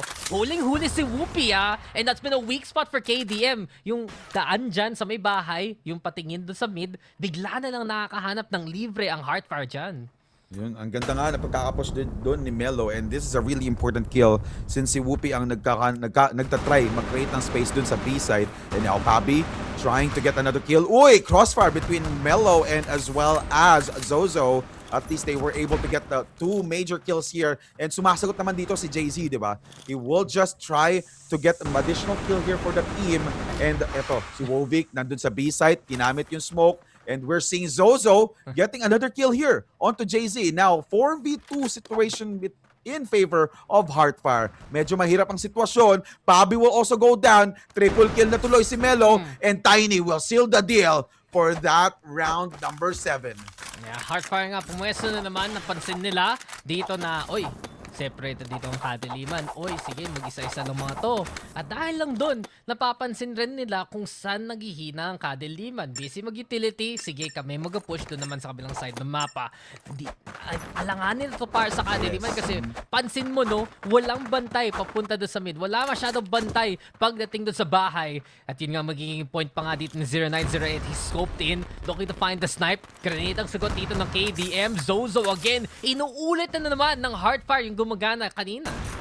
Yes, that's right. And I think I know the reason why bakit hindi agad bumabaril si 0908 para at least ma-bait out ang Kadiliman. Pero ito na nga, hindi lang just basta-basta na-bait out ang Kadiliman. Majo coming in really angry onto B side. And there you go, A side rather. And there you go, they were able to get 2 kills. 0908 sumagot, pinatay niya si Majo. And now 4v3 dito sa A side. Mahihirapan kaya ang Heartfire mag-push. And JZ with that lurk again. Waiting for the right moment at the right time. JZ sumasagot na naman. Nagsispray and pray dun sa mga box. Tinatry niyang patayin. But then Tiny will be fast enough to get the kill. Getting another win here for round number 8. Man, what a retake galing sa Heartfire, no? Kala natin nakapwesto na lang Kadiliman. Pero 0908 with a vengeance, honestly. Pansin mo, na-feel ngayon ng Heartfire ang kanilang mga shots. At dun pa nga, diba, pistol lang hawak ni 0908. Nakapasok pa siya ng site. Nakapatay pa siya ng marami. Ganun pa lang, nanghuna na ang Heartfire ngayon. Ito na nga, and they just need to do the same thing. Andun na yung momentum, andun na yung tamang playstyle. Ang tanong, may sagot kaya ang Kadiliman sa ganong ginagawa nila? And then Whoopi will just do the same playstyle that he had from the first 3 rounds. He will try to secure B site, wait for someone to overcommit, and JZ will lurk again, will help out the team na mag-aatake doon sa A side. And JZ did not connect onto anyone. Whoopi nahihirapan dito dahil sa smoke, pero napakalalim ng pwesto niya. He's just waiting here kay Tiny. Kitang-kita naman dito sa minimap kung sino yung kinaabangan niya. And then Wovic, tinamaan ng grenade. Ngayon, magsusmoke siya and he won't be able to get any information there. Majo getting a kill here onto 0908. Very important kill, especially sa 0908 dito ang nagpa-create ng space para sa team. And Melo will stay inside the site, will try to surprise Kadiliman. And ang tanong, maso-surprise nga ba ang Kadiliman dito? Or will he be able to at least finish the game here with the help of the team? Uy, napatay ni Whoopi. Napatay ni Whoopi yung nasa B site, and makikita tuloy natin dito ang Kadiliman magro-rotate sa B. And now Smile with that utility will not connect to anyone again, and then Whoopi. Going back on Whoopi's POV, sobrang daming nangyayari. JC nang gigigil na maganda na naman ang pagka-alert. Double. Though, nasagutan siya ni Zozo. Yeah, yun pa nga, diba? Si Zozo na natitira, and eventually, Kadiliman nakapwesto rin dun sa B. Walang nakatingin anti-flash there, and Zozo getting the drop out to Whoopi. Zozo, muntikan pa, but Warwick will continue the trend para sa Kadiliman. Nakabawi dun ang KDM sa huling round. Nakapasok pa nga ng B. Dun talaga nagkakachansa ang Kadiliman. Sayang. Na off-angle si Zozo doon. Hindi niya ini-expect na magiging aggressive ang last player here from Kadiliman. So he wasn't able to seal another win for Heartfire. Ito, napigilan na naman yung momentum. 5-4, lamang pa rin naman yung Heartfire. Though, Kadiliman was able to answer the right answer to the playstyle that they have. And 0908 as an attacker ng gigil kay Whoopi. And ito, again, Whoopi still napapansin ko, medyo walang-wala sa laro dito si Whoopi. And dahil doon, ang ganda ng push dito ng Heartfire sa A-side. Napapunish siya ng Heartfire. Yun talaga naging problema dito ng KDM. And same can be said for the rest of the team. Kita mo, knife out pa nga. Huling-huli na smile na naman ng kalaban. Heartfire, they just get the drop. Napapansin nila kung kailan talaga yung timing nagagana para sa kanila. At si Jason lang natitira dito with 7 HP. It's looking unlikely. Heartfire again. Ginagawa nila ang lahat para makatakas sa KDM para hindi na maulit yung overtime. Trying to get the 2-round lead. Ayan na nga, 6-4 pa nga. Alright, and 0908, nagagalit dun sa round na yun. Triple. Early triple actually. Nung napatay nila si Whoopi, dire-diretso agad dun sa mid side. Alam nila yung playstyle ng Kadiliman dun sa mid na only one player lang ang nagbabantay, especially pag si Whoopi. Napansin ko rin yun kapag nagde-defend, most of the time si Whoopi mag-isa, and then the rest of the team laging double team. And ito, Heartfire 0908, makakuha na naman kaya ng kill dito sa B site, may smoke, so walang mag-overcommit na sa Kadiliman. I think this is the best answer that they can use against Heartfire as a defender. I mean, pa na natin nakikita si Whoopi ang mag-isa, whether be attack and the defense, the rest of the team nagsama-sama dito mismo sa may A. With the smokes coming into play dito sa may connector, Smile and the rest, naghahanap naman ng palusot. Pabi though, different plan, different outlook. Sige, tumawad kayo dito sa connector. Sige, okay lang nandito ako sa spawn. Yun pa nga, diba? Si Smile, dumidiretso na lang. And a nice punish by Wolvik. Yan ang habol ng KDM. Hulihin na lang in action ng Heartfire. Pero Zozo, hindi siya makukulong. The doubles there, JC. Galing sa itaas, pero may tao pa rin dito sa may side. The trade comes in again. Si Pabi talaga ang titingnan na marami. Pabi, another sure shot. And it's up to 0908 now. Wakamo lang nangyari. Nung nakita yung ulo, binaril agad ni Pabi, and now it's a 1v1. Ito, tingnan natin if he will be able to secure this. And there you go! That's the third kill for the game. Triple from Pabi. Pabi there, stepping up when needed the most. Yun yung pansin ng Kadiliman, pero pagdating sa depensa nila, sige lang Heartfire, kunin nyo yung pwesto yan. Sige lang, dyan kayo manggulo kasi ipapressure ka namin galing sa kabilang side, tas iba pala ang huli sa'yo. What a great trap there set by KDM na daling sa spawn at pagdating mismo sa labas ng A. Yun yung mga papansin natin sa depensa nila, at iba kagad ang magiging plan na ngayon. 0908 looks for the snipe, pero dalawa kagad ang nakita niya papunta dito sa B. Alright, ito. Tamang utility lang. Oh! What a snowman play there by 0908. Napatay agad si Whoopi. Ito na naman, napakaagang nawawala ni Whoopi sa game dahil kay 0908. And then, ito, sumagot na naman si 0908 with that double for Wolvik. And now, Heartfire will be able to secure that push onto B-side. Secured na secured. May nagbabantay doon sa loob ng smoke. But then, nakita nga ni Majo si Melo. And now, 4v3 pa rin naman. Lamang ang Heartfire. And Majo, receiving tons of damage here coming in from Heartfire. Uy! Ang ganda ng backup dito. Pabi and Jay-Z will get another here. And now it's a 3v2. Merong Molly. Nasusulong sila Jay-Z. Naluluto. And then 0908 nasagutan si Pabi. Hindi niya napansin. Hindi napansin ni Zozo na nandun na si Jay-Z. But then again now, it will become a 1v1. Majo, will he be able to secure this? And then 0908 low on HP. Oh, pinang-bait niya Oras? yung C4 defuse. Oras, madi-defuse ba?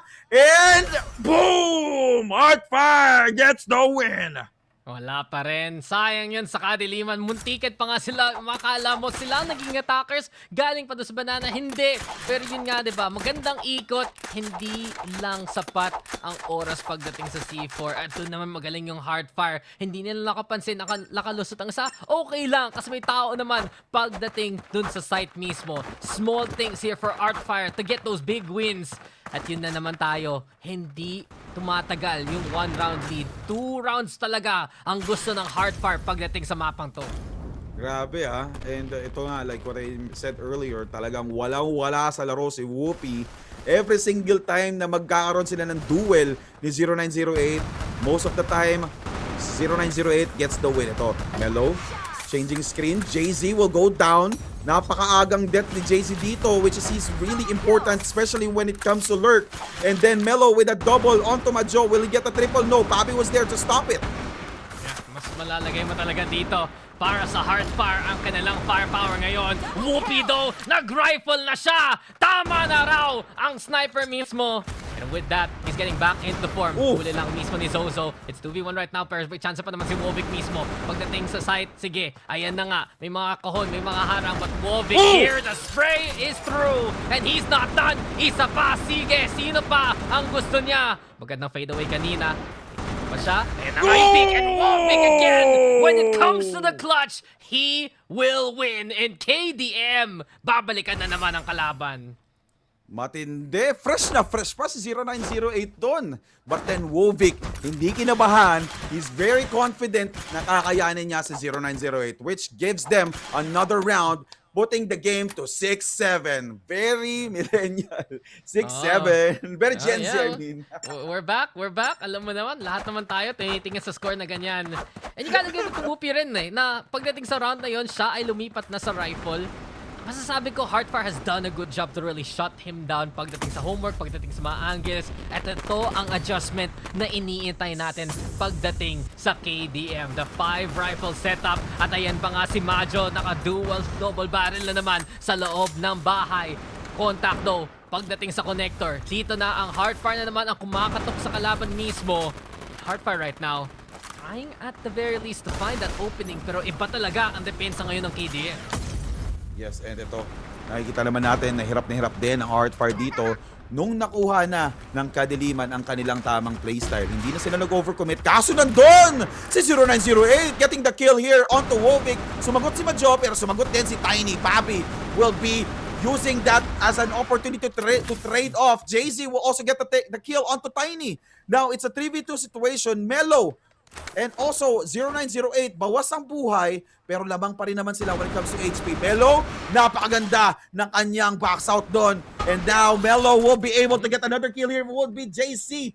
Whoopi, this is the right time for you to catch up. Unfortunately, sobrang baba ng HP niya. 14 HP, dalawa pang player. Oh my God! Wow! What a force! Pero nandun pa rin si Mellow para pigilan siya. Diba? Okay na sana para kay Whoopi. Even we were amazed sa pagdating ng shot niya doon mismo. But the end one for Melo. And yun na naman tayo, no? 2 rounds na naman ang agwat. Heartfire. Lahat na lang ginagawa nila para ma-secure to mapang to. And that's the thing. We've seen that comeback from KDM. Nakita na natin nung dikit yung labanan. Umabot pa ng overtime. Pero paano kung ganito? Kaya after this round, mag-call na ng timeout ang kadiliman. Whoopi, tingin na naman sa marami. Molly comes on in. Ayun ang maging sagot ng Snowman, yung nade. Pasasaktan pa nga si Whoopi ng konti. The utility shuffle. May smoke rin dito para hindi kagad lumusob ang Heartfire. Ito na. Uy, tinamaan si 0908 ng grenade. And hindi pa rin nag-overcommit dito ang kadiliman. Well, which is the right actual play. Uy, Jay-Z! Biglang nag-push. And he was able to seal that kill onto Mellow. Ito, lumalamang na ang kadiliman when it comes to the count of players or when it comes to manpower. And tingnan natin kung anong magiging play ngayon ng Heartfire. Losing Melo really early, especially si Melo ang tagasagot dito ng multiple kills against Kadiliman. Melo being shut down like that. Alam mo, mahihirapan ng Heartfire pagdating sa entry, and KDM again, handa na naman sila sa gitong klaseng push. Nakatak away na si Majo. May tao pa nga pagdating dun sa site mismo. And this is what I like to see pagdating sa Kadiliman, no? Yung pwestuhan ni JZ, laking tulong yan dito sa depensa. Smoke rin, tatapon muna nila. Magiging sagot rin dito na KDM, utility of their own. At kahit hindi gaano makapush si Majo, nag-rotate na dito ang Heartfire. Alright, and ito nga, napakaganda ng pwesto din ng Kadiliman na very unorthodox ng kanilang defensive playstyle dito. Hindi sila nagsistay doon sa mga tamang pwesto na ginagamit ng ibang teams. And now, Wovik will be able to answer that push onto B-side, but Smile GG was there to stop his onslaught doon sa depensa nila. And now, we still have 2 players here na nandito sa B-side. Nasunog pa nga si Fabi with the help of that AK-47 from Smile. Majo gets a kill. 090 sumagot kay Majo. JZ, Zozo onto JZ. And now it's a 1v1. And then Whoopi will be the last player who will get the kill for round number 14, if not mistaken. And 15. Kadiliman, they're getting back into form pagdating sa kanila. Though mag-timeout muna sila. At yun nga sinasabi ko, no? Max, na sige, Whoopi has had an interesting series, let's be real. Pero, pagdating dito sa mapan to, halatang basang-basa siya ng kalaban. Halatang na dito talaga linagay ng Heartfire ang kanilang practice, ang kanilang homework, babantayan kung saan naglalaro ng sniper, ang Kadiliman as a whole. At ano sagot ng KDM dito sa depensa? Ilagay na siya sa rifle. We've seen it before. Nakita na natin yung mga ganitong klaseng mga spray plays galing kay Whoopi, and it is working. He is getting back his kills. Nakakabalik siya sa mga kalaban niya mismo. Kung siya'y mapitas ni 0908, okay lang kasi may taga-trade, may taga-entry. Siya na nga ang entry rin kasama ng mga kapwa niya. And this is what makes that change happen. This is the flexibility no, ng Kadiliman na hinahanap natin at mukhang binabalikan nila ang Heartfire ngayon.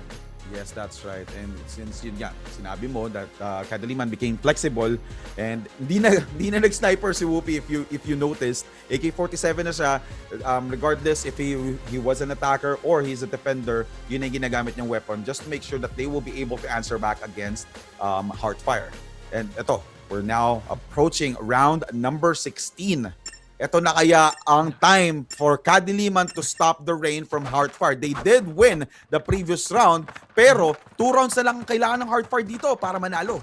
At kailangan mo bigay talaga kay JZ tong series na to, no? Hindi lang no, sa map number 1, map number 2 rin, siya ang nagdadala para sa Kadiliman. 18 so far, we know he can do more. Muli pa nga dito, maging frag, tatapon doon papunta ng B at Heartfire for the time being. Tinatakot dito ng KDM, hindi sila gaano makapush ngayon. Ito nga, multiple smokes were being expended here from Kadiliman. Medyo delikado to kasi maaga nilang ginagamit ng kanilang utilities.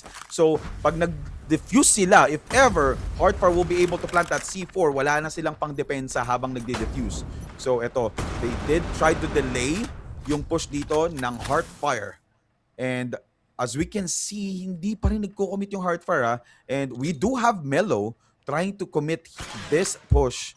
And ito, slow push. 0908, walang footsteps na maririnig dito. Sila ang Kadiliman. Pero naramdaman nila with that beautiful grenade connecting on to 0908. Low HP tuloy siya. 15 HP in a dream ang matitira.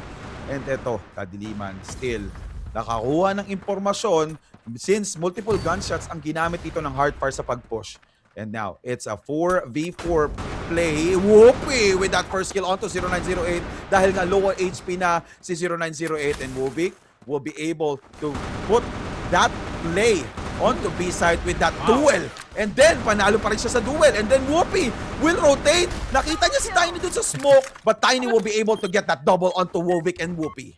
Oo nga, nagdala ng SMG bigla dito si Tiny. Sa malapitan talaga lumalaban ngayon ang Heartfire. Pero after the efforts of Whoopi, you can see the advantage para sa Kadiliman, no? JZ, ayan na nga. Picking na naman. Sagot dito dito. Molly rin, kailangan na lumusog ng Kadiliman. Sila mapipilitan.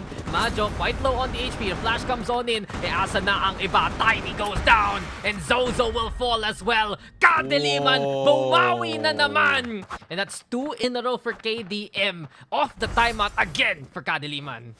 Making the series tied to 8. Both teams will just need 2 points unless pareha silang mag-9.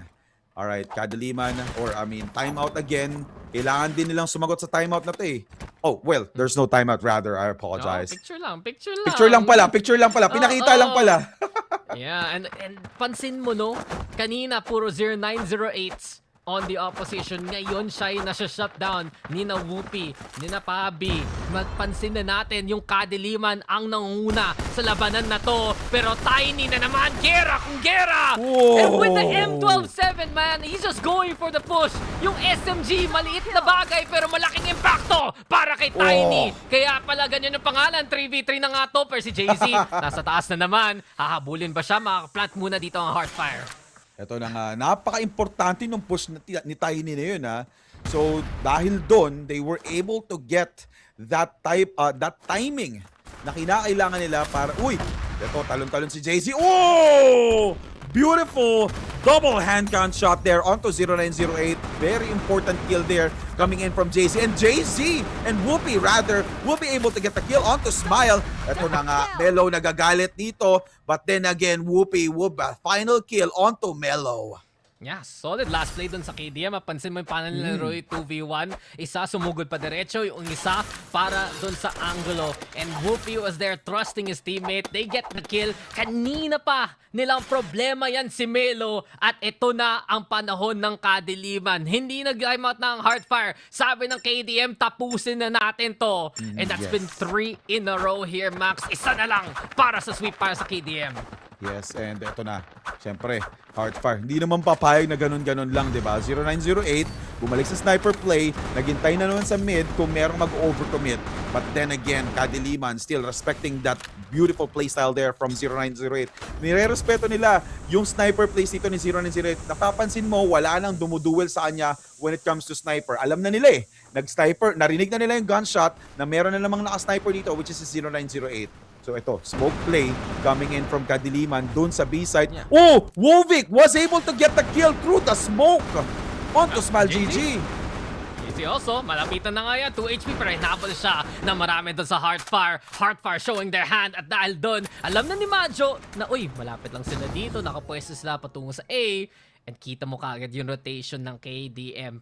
Willing silang ibigay tong B. Willing silang maglaro ng retake dahil meron silang man advantage. And it's up to really Zozo on the lurk kung siya makahanap ng pitas dito.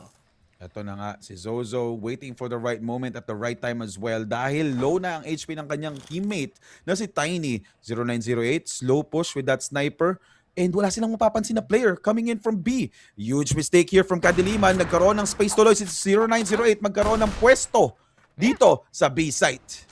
Well, they're willing to. Kakita mo nga, di ba? Inuna nila ang nag-lurk dun sa A. Plant nyo, sige, kaya namin tong timer na to kasi 4v2 naman. All part of the plan for KDM.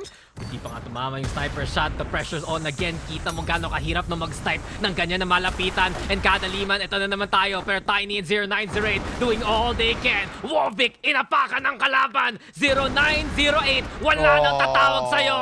And KDM, all part of the plan. The 10-8 to win it out talaga. Puso kung puso para sa Kadiliman as they sweep away Heartfire now. Yeah, 2-0 pa rin pero kita nyo naman, Heartfire almost did it. They almost got the win. Both, di ba? Both games. Game number 1, game number 2, close fight. Lumamang ang Heartfire. It's just that KDM became the better team against them. Grabe talaga tong series na to. Nakaka-pressure on both fronts. How do you play the long angles? How do you play the snipers? Kung bigla na lang meron kang katabi. Naging problema yan para kay Whoopi, sige. Pero mas naging problema yun kay 0908 dun sa last few rounds, no? Siya ang napilitan na try mag-snipe ulit. Wala pa rin kasi nandyan na ang Kadiliman. And yeah, they have arrived. They have showed on up that win streak at the end para ma-confirm sila ang panalo dito ngayon.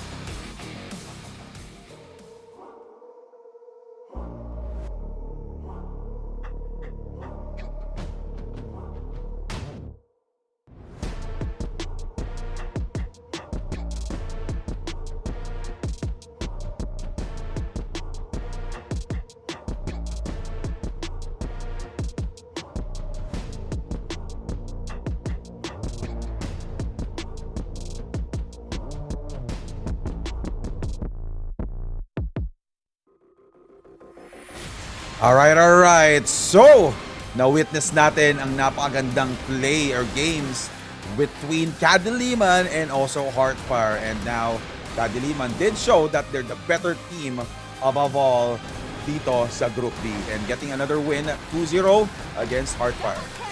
Yan, Kadiliman again. Talaga yung mix-up ng Kadiliman mismo, no? Yung mga calls nila na pag nag-timeout, sige guys, sige, bahin na natin to. Gawin na natin ibang klaseng setup, ibang klaseng format, ibang klaseng mga baril for key players. At dahil lang doon natin nakikita palagi nakakabawi ang KDM. Many of these games, para sa Kadiliman, yung 7 series wins nila, yung 14 map wins nila so far. Dahil lang sila ang nakakahanap ng adjustment against their opponent. They've done it against everyone else. They've done it here against Heartfire. At dito natin nakita, nung umpisa ang init na kamay ng Heartfire, pero konti-konti, bigla na lang naging KDM pagdating ng second half. Yes, and still kudos dito kila Tiny. Especially dun, napaka-unusual ng weapon choice ni Tiny doon. But it did work multiple times. And kitang-kita nyo naman na kanina dito sa highlights na ang daming napatay ni Tiny, di ba? So still kudos to Tiny as well as Mellow. Pag napapansin ko, whenever Mellow and also 0908 goes down, medyo nahihirapan sa communication dito ang Heartfire. Totoo naman kasi nawawalan sila bigla ng anchor point, whether it be the sniper, whether it be that hard entry, at dun na lang nakakapwesto ang KDM. Kita mo yung last few rounds natin dito sa depensa ng Kadiliman, hindi na nga parang yung usually napapansin sa group stage na okay, patayin natin sila lahat bago mag-plant ng C4. No, it's so different from KDM dahil sa kanilang experience, dahil sa kanilang pedigree mismo. They're playing these retakes that you don't see too often dito sa group stage. Sige, tanim nyo yung C4 na yan. Okay lang kasi kami ang nanguna. Sila ang magkaka-man advantage, sila ang magkaka-position.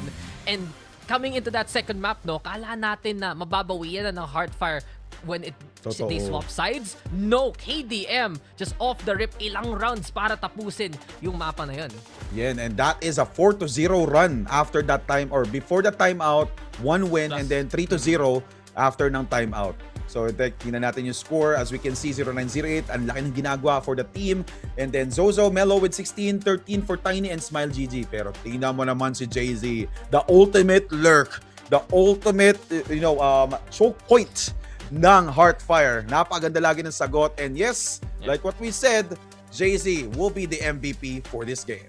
Yeah, this has been a series. Nasabi na nga natin in the middle of the game, no, na Jay-Z, siya ang nagiging pag-asa dito ng Kadiliman na sige, may mga ibang players na nalalamig. Okay lang kasi mainit ang kamay dito ni Jay-Z all throughout. From map 1 to map 2, hindi siya tulog at all. Gising na gising si parang Jay-Z. And yun pa nga, 4 headshots, almost 2.1k damage and 21 kills. Feel ko parehong game, umabot siya ng over 20 kills pagdating sa mga laro to, and head-to-head pa nga, diba? Some of the entry players na pinag-uusapan natin, Zozo and Majo, doing what they could for their teams. Yan, eto na nga. So pero, tingnan mo naman yung stats. Even though that Kadiliman Majo was able to get the win here for their team, sumasagot din naman si Zozo with that 16 kills and multi-kills as well for 3. Medyo close when it comes to the damage as well. And again, kudos to Zozo for, putting that great job for the team. Unfortunately, they lost. Kadiliman stay stronger. Yeah, Kadiliman, yun talaga ang gusto natin makita on the Pinoy side. And there you have it, 7-0! To almost wrap it up, may 1 series pa sila in a few days, pero pagdating nito, sigurado na ang first seed natin for Group A and B. Evo will not be touched at all. Sila ang magiging first seed yan. At Kadiliman, same can be said na hindi na sila matatanggal sa pwesto nila. Ang tanong na lang, no, ano ang magagawa ng E-Arena pagdating sa groups na to? Yung points magiging problema ng E-Arena. But yeah, Heartfire, they're gonna end their campaign na masasabi ko naman na dikit yung labanan against KDM. So hindi naman gaano kasakit para sa Heartfire. Pero bukas, no, may mga matches pa tayo. And especially that first match talaga will define who goes to the playoffs para sa Group A. That's true. Kitang-kita mo naman, mainit ang game number 1 tomorrow. Vanguard Familia and also Evos, like what you said, mainit na, sobrang importante nitong match na to. Both teams actually, kahit E-Arena. Kailangan manalo ng E-Arena sa TXT for them to be able to have their score close with Heartfire as well. Yeah, gusto naman nila dikit sana para sa E-Arena, pero tingnan natin how that all pans out tomorrow. But it's really Vanguard Familia versus EVOS that will say who goes to the playoffs, kasi alam mo na ano pa ang makahawakan nila, no? Tong Arena 14 pag pumunta ka sa LAN. Has been our sponsor, this has been our phone of choice, and it's Series Smooth Legend, absolute gameplay at its finest pagdating dito sa Arena 14. Alright, and let's not forget as well, yung camera or webcam na ginamit, which is OBSBot. Kitang-kita mo naman na na-capture yung panalo ng KDM doon with that beautiful smiles as well from the team. So you can also use this for streaming as well, especially when you're streaming Hardfire. So don't forget to check out OBSBot Me Too Gaming Webcam. Yeah, OBSBot, alam naman natin, nakikita natin ang reaksyon, ang mga aksyon ng mga players mismo, and dito pa nga para sa inyo naman to, January 26 to February 1. So ilang araw na lang ang ating giveaway mismo, so log in to receive the VVIP weapon QBU09 Eldorado. Talaga mga gold guns, gold skin. Gustong-gusto natin yung ginto na yan mismo. And it's our 4th rep weapon skin in rotation. No first 3 weeks, iba't iba yan. Dito sa week number 4, may sniper pa nga. And we got more kasi yung M4A1 Iron Beast Noble Gold Top Tier Red V has officially arrived in Crossfire Legends. San ka pa sa mga skins natin, di ba? Diba? Ito na nga, ito yung Red V has officially arrived once you check out your in-game store. So don't forget to use the M4A1 Iron Beast Noble Gold. Meron pa may AK-47 pa. And you can only get that AK-47 by watching live inside the game. Dun sa Esports Center, manood ka lang and then you have to predict, and then you'll be able to get the chance to get this AK-47 and beautiful pistol as well. Yeah, just so many things to watch out for. So many things to play for rin. At kayo rin, di ba? Nakakahanap ng magandang aksyon dito sa Crossfire Legends. And grabe, init ang labanan. This has been the longest game we've ever seen dito sa ating group stage. That's the first time na umabot tayo ng ilang overtimes plus the final round. Kung ganyan na makikita nating aksyon pagdating sa playoffs, alam nyo na magiging mainit yan in a week's time. Yes, that is right. So tomorrow, mainit na naman ang labanan. Vanguard Familia versus EVOS, and as well as E-Arena versus TXD. So again, thank you so much for watching, guys. Don't forget to follow the official social medias dun sa tatlong app natin. And also, watch out for any updates. So again, this is Max. I'm with... That's me. I'm Dax. And yeah, we are looking to close out the show here, no? Malapit na lang, konti na lang. Grabe talaga, Max, na yung last game natin mismo, ay yung one game natin mismo, no? Yeah. Main event, sulit na sulit sa oras natin. And there you have it, Vanguard Familia versus EVOS. I just think that game, but we have a little bit of time here, no? That game is gonna be one to watch. Kung kahit hindi ka fan ng either side, pero syempre Pinoy broadcast to, di ba? Para sa Vanguard Familia tayo. Sasabihin kaagad kung sino ang second seed. Hindi ko in-expect na aabot tayo sa pwestong ganito na talaga we have a must-win head-to-head coming into Group A. But that is gonna be a story for tomorrow. Salamat sa lahat ng nangungunod dito mismo. Thank you, guys. See you guys tomorrow. Have a good night.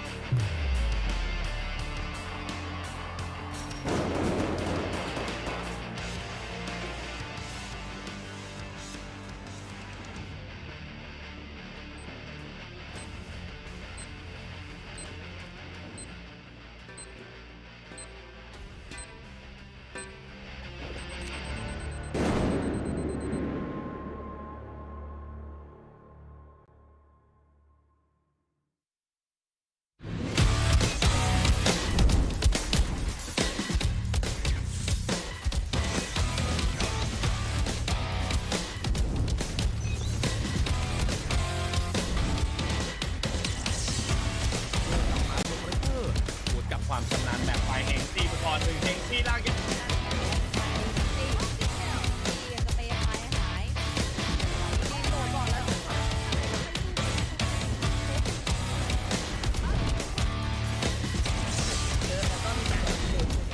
แต่มุมนี้มันจะลวดฮึบ เทียบหรอ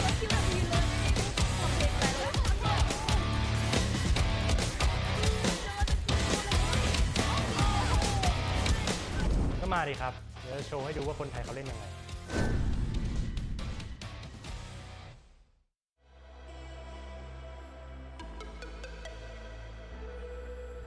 สวัสดีครับผมชื่อไซโลนะครับมาจากทีม Full Sense ผมเล่นตำแหน่ง Support ครับแล้วก็เล่น Crossfire มาเป็นเวลา3 เดือนแล้วครับแล้วก็เคยมีประสบการณ์ใน Mobile FPS มาก่อนครับก่อนที่จะมาถึงจุดนี้ผมไม่เคยเป็นนักแข่งเกมอื่นมาก่อนเลยครับเป็นเริ่มเล่นเกมนี้เป็นเกมแรกครับก็ในฐานะที่ผมไม่มีประสบการณ์นะครับแล้วต้องเจอทีมที่มีประสบการณ์มากกว่าผมก็อยากลองฝีมือดูครับว่าทีมต่างประเทศจะเก่งสักแค่ไหนแล้วผมอยากลองดูว่าผมจะยิงสู้ได้มากน้อยเท่าไหร่ครับในวันที่ผมเลือกเอาจริงกับเกม Crossfire ผมรู้สึกว่าตัวเองเปลี่ยนไปเยอะมากเลยครับในฐานะนักแข่งนะครับตอนนี้ผมรู้สึกกดดันกับแรงกดดันที่ได้มาจากโค้ชครับเพราะว่าเราต้องพัฒนาตัวเองอยู่ตลอดเวลาเราต้องรับฟังฟีดแบ็กจากโค้ชแล้วนำไปพัฒนาตัวเองครับผมเคยรู้สึกอยากจะหยุดครับเพราะว่าบางทีแรงกดดันมันก็มากเกินไปแล้วก็ที่ผมยังเลือกแข่งอยู่ก็เพราะว่ายังรู้สึกสนุกกับมันอยู่ครับแล้วก็ความท้าทายจะนำไปเป็นสิ่งที่ทำให้ตัวเองพัฒนาครับสิ่งที่ผมคิดว่าจากทีมผมที่จะไปสู้ต่างประเทศได้ก็คือความแม่นยำในการยิงครับแล้วก็การสื่อสารที่เฉียบคมครับความฝันในฐานะนักแข่งCrossfireของผมในตอนนี้ก็คือการได้เป็นแชมป์และไปแข่งที่เวียดนามครับและในปีหน้าความฝันของผมก็คือการเป็นแชมป์โลกครับ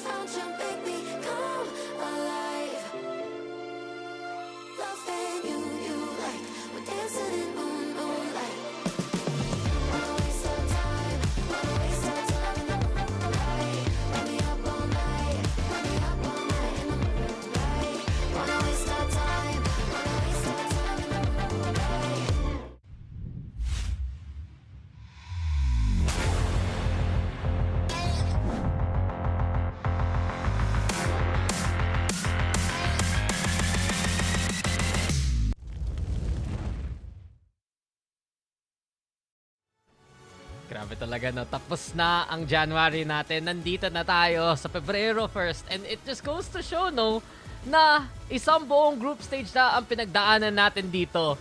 At 2 na lang matches ang kailangan natin makita. Welcome guys dito na naman sa Crossfire Legends Championship. Pinoy Broadcast, syempre magsama-sama tayo dito. And I'm Dax here, joined by Maximus at Max. Today, let's be real quick. Sigurado na ang 4 natin na playoff slots. Alam na natin yung seeding. Pero itong araw na to, no, makikita natin kung kaya ba ng Evolution at ng Kadiliman i-perfect yung run nila sa buong CFLC. That's right. And itatry din naman talaga ng mga teams na lalaban sa kanila kung matitibag ba itong 2 pader na teams na meron tayo for Crossfire Legends. And by the way, before we proceed and talk to the teams and also the matches that we have, let's not forget to thank our sponsors. Oppo Reno 14 series Smooth Legend is out now, so don't forget to try it. Ito yung ginamit and also ginagamit ngayon sa tournament, and it's really smooth when we tried it, so test it out.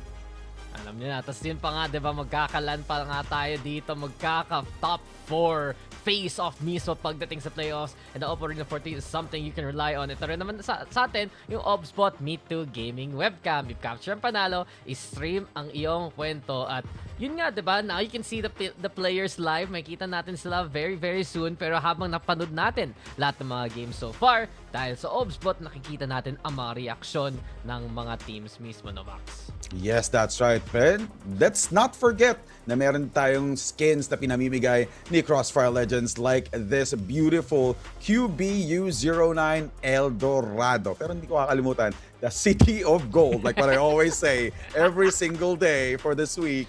And January 26 nag-start until Feb 1 na lang. So don't forget to miss it out. Or don't miss it out, rather.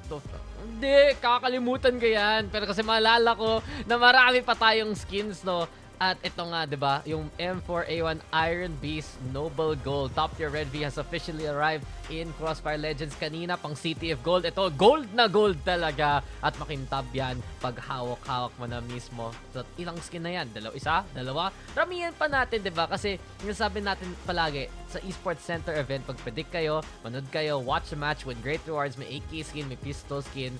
At sa araw na ito, medyo madali lang ang prediction natin dito unless we get the biggest upsets at the very end of the group stage itself. Nako, pwede pa nga mangyari pero sa nagawa na natin sa lahat ng matches, we know Evolution Team, KDM, sila talaga ang nangunguna sa lahat ng mga teams mismo. Yes, that's right. And last week nga, no, hindi nakapag-join ang Full Sense, but now they're back and they would like to make a statement against Evolution. Pag natalo nila Evolution, this will definitely be a statement for the whole team of Full Sense. And dito na, let's talk about prize pool. This is also one of the reasons why bakit lumalaban pa rin itong mga teams na to regardless of their position, because we do have a total prize pool of 45,500 USD. Meron tayo for 5th to 6th place, 7th to 10th place, as well as champion, runner-up, 3rd, and 4th. So meron din tayong special rewards as well that are ready for our players. So this is the reason why they're still fighting back. Ako, naninibago lang ako na February na pala. Natapos na yung 4 na week na yan. Ang bilis ng oras, ang bilis ng panahon. At yun nga, diba? Pag umabot ka pa ng playoffs, alam nyo na minimum makukuha ng teams like Heartfire, like Vanguard Familia, Kadiliman Evolution Team. May 4K na sila pag-apak pa lang nila sa Manila mismo. But you have a 45K prize for 45,500 kasi may special awards rin tayo. At ako excited na kaya, ano kaya yung mga special awards na yun, Max? Baka may award para sa'yo, para may 500 ka rin eh. Why not, diba? Why not sa atin din, diba? And anyway, speaking of the event journey, we did go through open qualifiers last November 21st and 23rd, national qualifiers. Nung December, kasama na yung national qualifier finals, which was held dun sa One Ayala. And then ito, group stages, tapos na tayo. Last day na. I'm sad to see that this is the last day. But then again, next week, meron tayong LAN semifinals and grand finals. Balita ko, meron din tayong guests for the event. So stay tuned, guys. Ikaw? No, not me. Not me. Iba ka na talaga, Maximus. Spotlights on you, good sir. Pero ito naman, diba? Maganda naman ma-roll call natin lahat ng mga teams mismo sa mga groups. Kasi yung iba, tapos na sila sa kanilang mga games. So Group A, no? Vanguard Familia and Evolution parehong pasok sa playoffs. Evo's Full Sense at O2 ang nakipaglaban. Sa Group B naman, KDM at Heartfire. So kitang-kita, no? Philippines versus Vietnam. At dahil sa seeding, pwede pa nga maging PH versus PH, Vietnam versus Vietnam. Ayun na Makikita natin kung ganun mangyayari yan. Pero to be fair though, you had Paramex, you had E-Arena, you have TXT as well from Group B, and we really got so much representation sa mga regions natin. Pero ito ang schedule natin mismo ngayon, Max. Ayan, mag-uumpisa tayo sa Full Sense versus Evolution. Ito na nga, though Full Sense, like what I mentioned earlier, hindi na nga nakalaro nung last time. Ito, time for them to do a huge comeback against Evolution, di ba? Pag natalo nila Evolution, definitely gonna be a statement when it comes to the Crossfire Legends esports scene. Kasi wala pang nakakatalo sa Evolution. And if they will be able to do that, yeah, this will be a different story for them sa next season. Next game, Kadiliman versus Paramix Mythic. Same thing as well. Wala pang talo ang Kadiliman. And now, let's check out the roster for Full Sense. Yan, na-miss natin yung Full Sense, no? Iniisip natin saan kaya sila napunta last time around, pero andito naman sila at ngayon para makipaglaban ng isang huling beses. And yeah, Peter, we got Hengzi's Dolphins, si X-Carl at si Cyro. And I'm interested na makita na rin natin si Peter.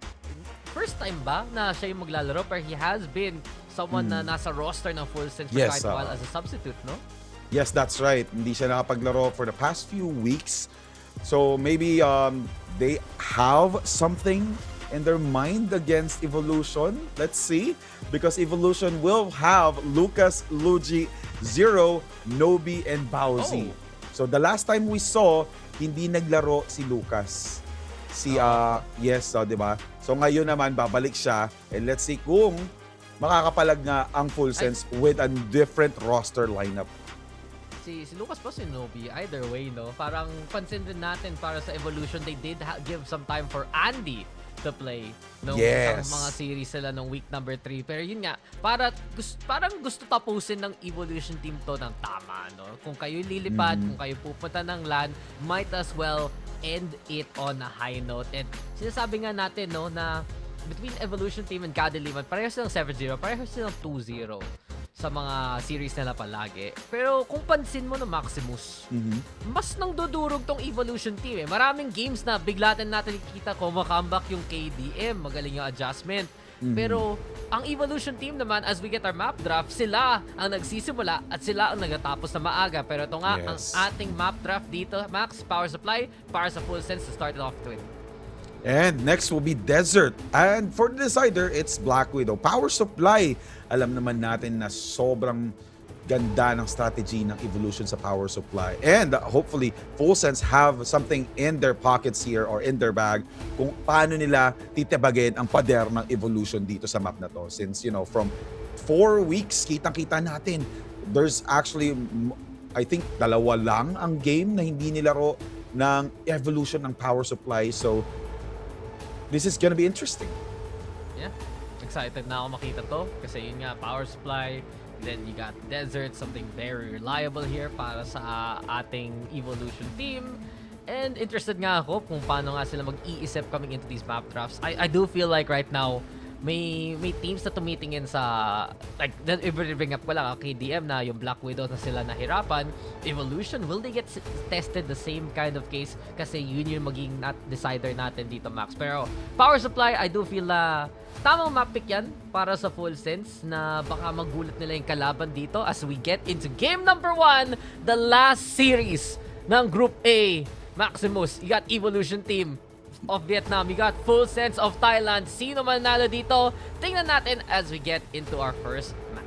Alright. Anong predict mo dito, Dax? Is it gonna be a 2-0? Hindi, wag mo na ako tanongin. Sa totoo lang. Well, ito yun eh. Kasi ganun sila kalinis, no? Totoo naman. Sa buong 3-4 weeks natin, they have been the standard really of gaming. And ito nga, Evolution team sila muna dito. Split muna pagdating sa mga side and Full Sense, maaga silang tumingin na. Nag-aggressive peak pero Bowsy, dire-diretso na lang. Walang tigil dito ang Evo. Kinakuha na nila yung B. Libre na nga pero yung C4 nasa A at ano to? Ito na naman. Max, palagi ko sinasabi, walang bonus points. Pag makakuha mo parehong side, hindi mo kailangan gawin to, Evolution team. Pero mukhang ninusob na lang nila. Hengzi, lumalaban pa rin pero 3v1 yung C4 na dala na sa B at Nobi will finish it off. Grabe.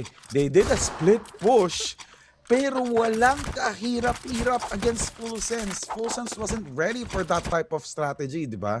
And eto napansin ko yung gun choice, ibang-iba. Oh man, you're right.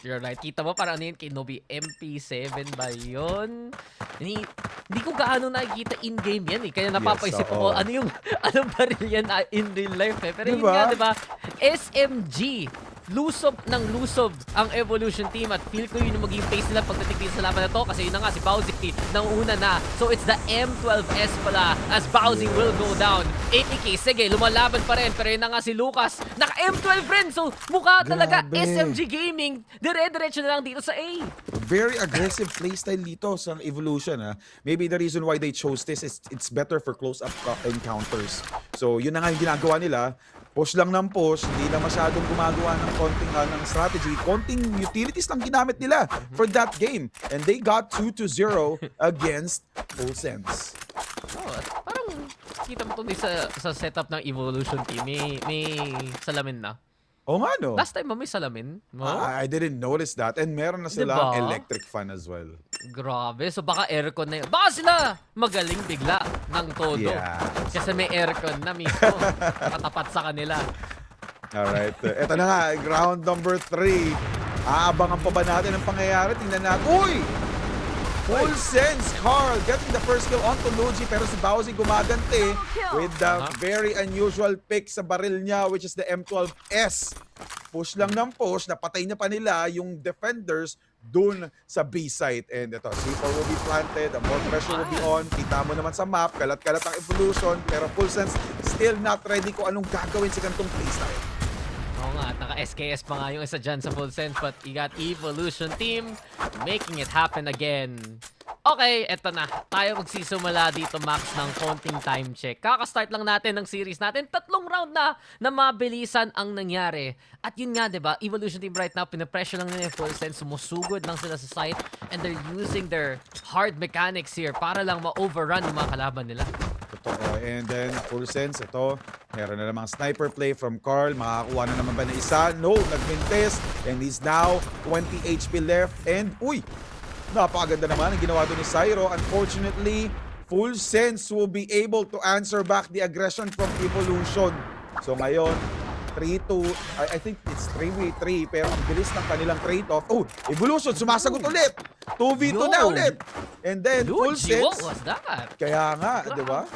Grabe yun, Luigi, And yeah, Full Sense at the very least, sila ang nakapag-trade dun sa bakbakan sa may bahay. And I think napansin na ngayon ng Full Sense na lumulusob lang ang Evolution team. Willing sila mag-play ng mga malapitan na angle. At sa totoo lang, doon natin din makikita kung ma-exploit ng Full Sense yung range advantage pag naka-rifle sila. So, 0, siya naka-AK. Si Luigi naka-sniper. So, mukhang tama naman yung baril ngayon sa mga natitirang members ng Evo. And 0! What a Ferrari pick! But ang bilis niya! At ito pa! Evolution team! Again, making it look too easy. Yes, that's true. And pinakita din ni Zero na ganun kabilis ang reflex niya when it comes to his sniper plays, di ba? Pixel perfect eh. Di ba? Nag-Ferrari pick. Ang bilis nung kanyang reflex and din nakuha pa rin niya yung kill real quick after that push. Yeah, bigyan ng kotse yan. Mas mabilis pa sa quick. Kita mo yun eh. Zoom ng isang side ng mapa dun sa kabila. Yes, that's right. Ay, I don't know, man. I don't know. But yeah, Evolution team, showcase muna para sa kanila. At biglang sabi ng Full Sense, sige tama nga to. But Peter, not like that, Peter. Huli ka dyan. You got X-Cral though, at least giving the advantage. Full Sense sila na ang nagbibigay ng bika sila lumusob. Instead, itong A ang pwede puntahan ng Evolution team at makaka-plant ka sila maaga. Alright. C4 has been planted ahead dito ang Full Sense, but coming in from the skill-wise dun sa first 4 rounds, regardless of numbers, Evolution is way ahead against Full Sense since hirap na hirap ang Full Sense mag-strategize dito. Ito na nga, Full Sense from 4 versus 3, naging 2 versus 1 bigla in favor of Evolution. There's no way, right? At paano pa nagawa ni Lucas yun? Nasusunog na siya! Nauuna pa ang kalaban niya. And, it's a sign, man. It's a sign tong Evolution team na to. Ramdam na ramdam talaga nila ang confidence nila mismo. And you said it. Kanina, ano yun, di ba? 3v4? 4v5? Yes. Basta may man advantage yung Full Sense.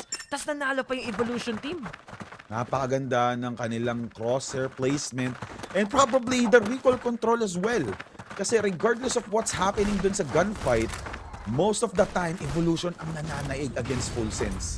So, praktisado sila sa kanilang aim. Oh, gumaganti na. Full Sense. Hensi with a double against Lucas and also Nobi. Pero syempre, papawi din naman si Luigi with a double from that sniper onto Hengzi. And then Bowsy sasagot din with an additional kill in his bag. Last player alive will be Carl. Hindi natin kung makakahabol pa nga si Carl. And Bowsy, dire-diretso dun sa site. Umilag lang siya, nag-crouch lang siya, tapos pinatay niya yung kalaban. Evolution team, yun talaga next level palagi nakita natin sa kanila. And at this point, simple lang yung strat eh. Josh A, go kill. Sige, makapwesto tayo dito. At feel ko naging problema ng full sense kayo. Masyado rin dry yung contact nila eh. Yung utility talaga ang tutulong dito ngayon sa full sense. Kung ma-flash lang nila dito ang evolution, mahihirapan sila mag-push. Pero yung full sense, gusto na rin ang laro ng evolution. But Evo's better! They know how to win this! Sige, thank you very much! Lusob lang kayo para 7-0 na to! Yeah, I've noticed as well, maybe the reason why Evolution has their full confidence, aside from their skill set, hindi na sila mawawala doon sa top 4 teams. So maybe the reason why, ito nga, sobrang confident nila, wala nang at stake eh. The only thing that at stake here is their position as an undefeated team. And kaya maybe that's the reason why dire-diretso na lang sila sa kanilang strategy. Mapapansin mo naman yun if they're playing safe. Ayan, tulad yan. Full sense, sumasagot, nauubos na yung evolution dito, pero every single time na may madadown sa evolution, may kapalit. Yun nga, di ba? May mamatay sa evolution, andyan pa rin yung dragon. And that's the thing, evolution team right now. Sige, finally, we see weakness. Finally, we see them at a disadvantage. Pero Luigi! It's a melody stuck in my head, man. Yung sniper daw, hawak na pistol pa nga dito. X-Call! X-Call! Paano ka ba nahulog doon? Paano ka ba natalo doon? I don't get it. I don't get it. Evolution team, lahat na lang ng tama na gagawa nila. O Papa, what the Luigi ka talaga dun sa pangyayari. That's a 2v1, especially sniper pag gamit niya. Ang galing masyado. Ang galing. Malakas masyado tong evolution to. KDM, it's up to you. Yes, it's up to them kung mapipigilan ba ang evolution. And maybe Vanguard Familia will be able to have something up their sleeve as well pagdating dito sa semifinals. Depende sa matchup, diba? Yung iniisip natin, no, kung first seed evolution ng Group A, second seed ng Group B, Heart, kita-kits na lang yung mga Vietnamese sa Manila kung ganun talaga magiging laro mismo. But yeah, evolution team, ito na naman tayo. Dire-diretso na lang ang Evo papunta sa B. Umiikot na nga ang full sense, pero sa totoo lang, yung strategy na sa depensa, makahanap ng pitas, hindi gaano gumagana. Hengzi, honestly, he's having a good game with 10 kills. Sige, Hengzi, ayan pa nga, diba? Naplanta yung C4, nag-iintay si Luigi kung may mag-pick man. Pero dalawang angulo, dalawang 1v1 at sabay pa! Sabay pa! Pinatay ng evolution team yan! That shot from Luigi, wallbang pa nga. Wallbang pa yung nangyari since he was able to get a little bit of pixel perfect shot there against Full Sense. So ngayon, match point ng Evolution, 0 pa rin ang score ng Full Sense. Anyway, going back dun sa sinabi mo, di ba, na possible maging Pinoy versus Pinoy, Vietnam versus Vietnam. So, well, the good thing about there, or the bright side, is at least may Pinoy from the finals. For the finals. Oo, diba? Yun eh. Sure na sure. Magiging Pinoy versus Vietnam. Pero syempre, ipapansin pa natin yung seeding mismo. Zyro though, there's the start here for Full Sense. By the way guys, Full Sense na umaatake kasi 9-0 ang naging first half para sa Evolution Team. Depensa naman dito ang Eva Bowsy overrun. Ayan na si Zero though, nakapwesto na rin mismo. And Zero, not 1 but 2. Bumibilang na tayo dito para kay Zero. Gusto mo gawin 3? Sige, magbilang ka pa. Na-plant na yung C4 at uy, walang tao dito. Walang tao dito! X-Carl, kailangan mo lapitan yung C4. Oh. Nice shot! Sige, pero tapos na ang laban! Evolution Team! Off the back of that performance, we get a 10-0 para sa unang mapa natin. That was the most one-sided match I've ever seen dito sa 4 weeks run ng group stage. Full Sense needs to step up kung at least if they wanted to show something different from what we've seen for the past few weeks. So again, congratulations for Evolution. That is a straight 10-0 win against Full Sense. And Zero, Luigi, Lucas, Bowsy, and Nobi still showed dominance, you know, regardless of what will be the map pick coming in from Full Sense. Sa totoo lang, ang raming nakatingin na itong Evolution Team na to has to be the team to beat and for good reason. Yes. Dominant wins from the get-go, umpisa pa lang. At ako iniisip ko talaga, Max, nakakita ka na ba ng 10-0 sa buong tournament natin? 10-0 ganun lang kabilis, ganun lang kadali para sa Evolution team sa map pick pa ng kalaban nila. Yes, that's true. Actually, kahit nung Nationals, wala pang nakikitang 10-0. It's 10-1, 10-2, 10-3. Pero 10-0, this is the first time. Diba? Kasi 10-1 yung mga games nila against O2 nun eh. Dalawang 10-1 na pinag-usapan na natin nga dominant pa nga eh. Pero ito, next level play na lang eh. Next level na ang lusob ng Evolution. And hindi naman gaano sila nagpakita ng stat mismo dito eh. Naglabas silang SMG, ganun sila kakampante na kaya nila i-rush down yung mga side. May mga players na naka-sniper, bigla na lang nag-pop off na yun nga, si Luigi diba? Si Zero had some incredible rifle shots as well, and it just goes to show nung nadala na yung full sense eh, Max, na kesa mag-hunker down sila sa mga side, lumusob na sila sa Evolution team, trying to play their own game, and it didn't work out. Ito yung best example eh, na 1v2 pa nga ng Evolution team pagdating sa clutch, no? Nung nangyari yun, alam mong tapos na yung laban. Nung nakita mo pa lang yung 9-0, sure na yan, wala na yan ng second half. And this is that moment. This is the play from Luigi that sealed the deal. Yes. Yun nga, di ba? 2v1, naka-sniper pa, close-up quarters combat.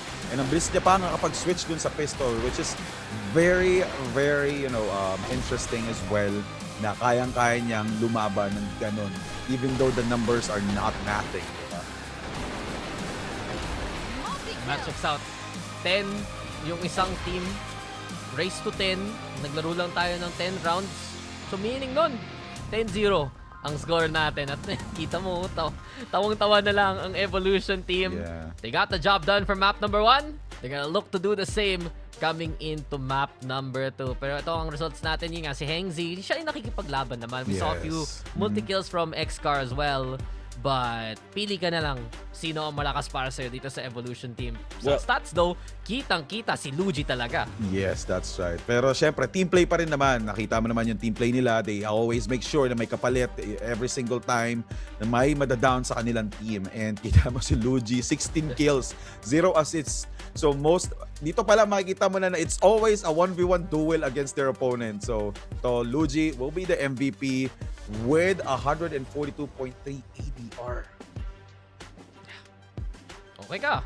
At wala pang headshot, hindi kailangan pag sniper yan. Yeah, 1.4k damage. And, uy, Max, ang dali no mat, no? Kasi 10 rounds, divide mo lang yung damage ng 10. Tapos magiging 142.3. Pareho yung number. Galing, no? That's true, that's true. Ito na nga, di ba? Yun lang yung fun fact of the stats. Wala eh. Yung, nasabi na natin, no? Yung 1v2 talaga, nagdala dito sa Evolution. Sabi nila, guys, gusto nyo ng perfect score? Sige, tapusin na natin to. At wala nga tayong head-to-head stats. Kasi diretso na tayo na map number 2 into Desert. Yes, ito. Desert. Evolution pa pumili. So, very confident ng Evolution dito. From what I've seen, confident naman talaga Evolution whatever map they actually use. It's just that they have some maps na mas preferred nilang gamitin against specific teams or specific time. So ito, Desert, alam naman natin, Evolution still undefeated sa kahit anong mapa. It's always 2-0, di ba? Yep, it's always 2-0. Pareho naman sila ng KDM. Neither team have lost a map dito sa Southeast Asian stage natin, and pagdating talaga sa fundamentals, no? This is the perfect map to do so. Kasi in Desert, maraming may alam ng layout na to, maraming pamilyar sa mapa ng Desert mismo, and Evolution team, na nakita na natin ilang beses ano ang nagagawa nila mismo. Pero yun nga, record-breaking scores. Mga 10-1, sige, mga 10-2, sige. But 10-0, what can you even say about a game like that na from start to finish na alam na nila eh. Parang kung maglalabas ka round 1 ng SMG pa lang, parang feel mo na yung sarili mo pagdating sa araw na to eh. Yes, that's true. Tapos napanalo nyo pa agad yung first round with using that SMG. So, doon pa lang yung confidence mo talagang aangat ng sobra na we can do this. We can do this 10-0 run easily. So, at least, yun nga, full sense, they have to step up their game. At least to show, at least get more points for the team. Actually, napansin ko parang wala tang si Sir Sick kanina, no? Napansin mo na? Wala si Sersik dun sa Full Sense.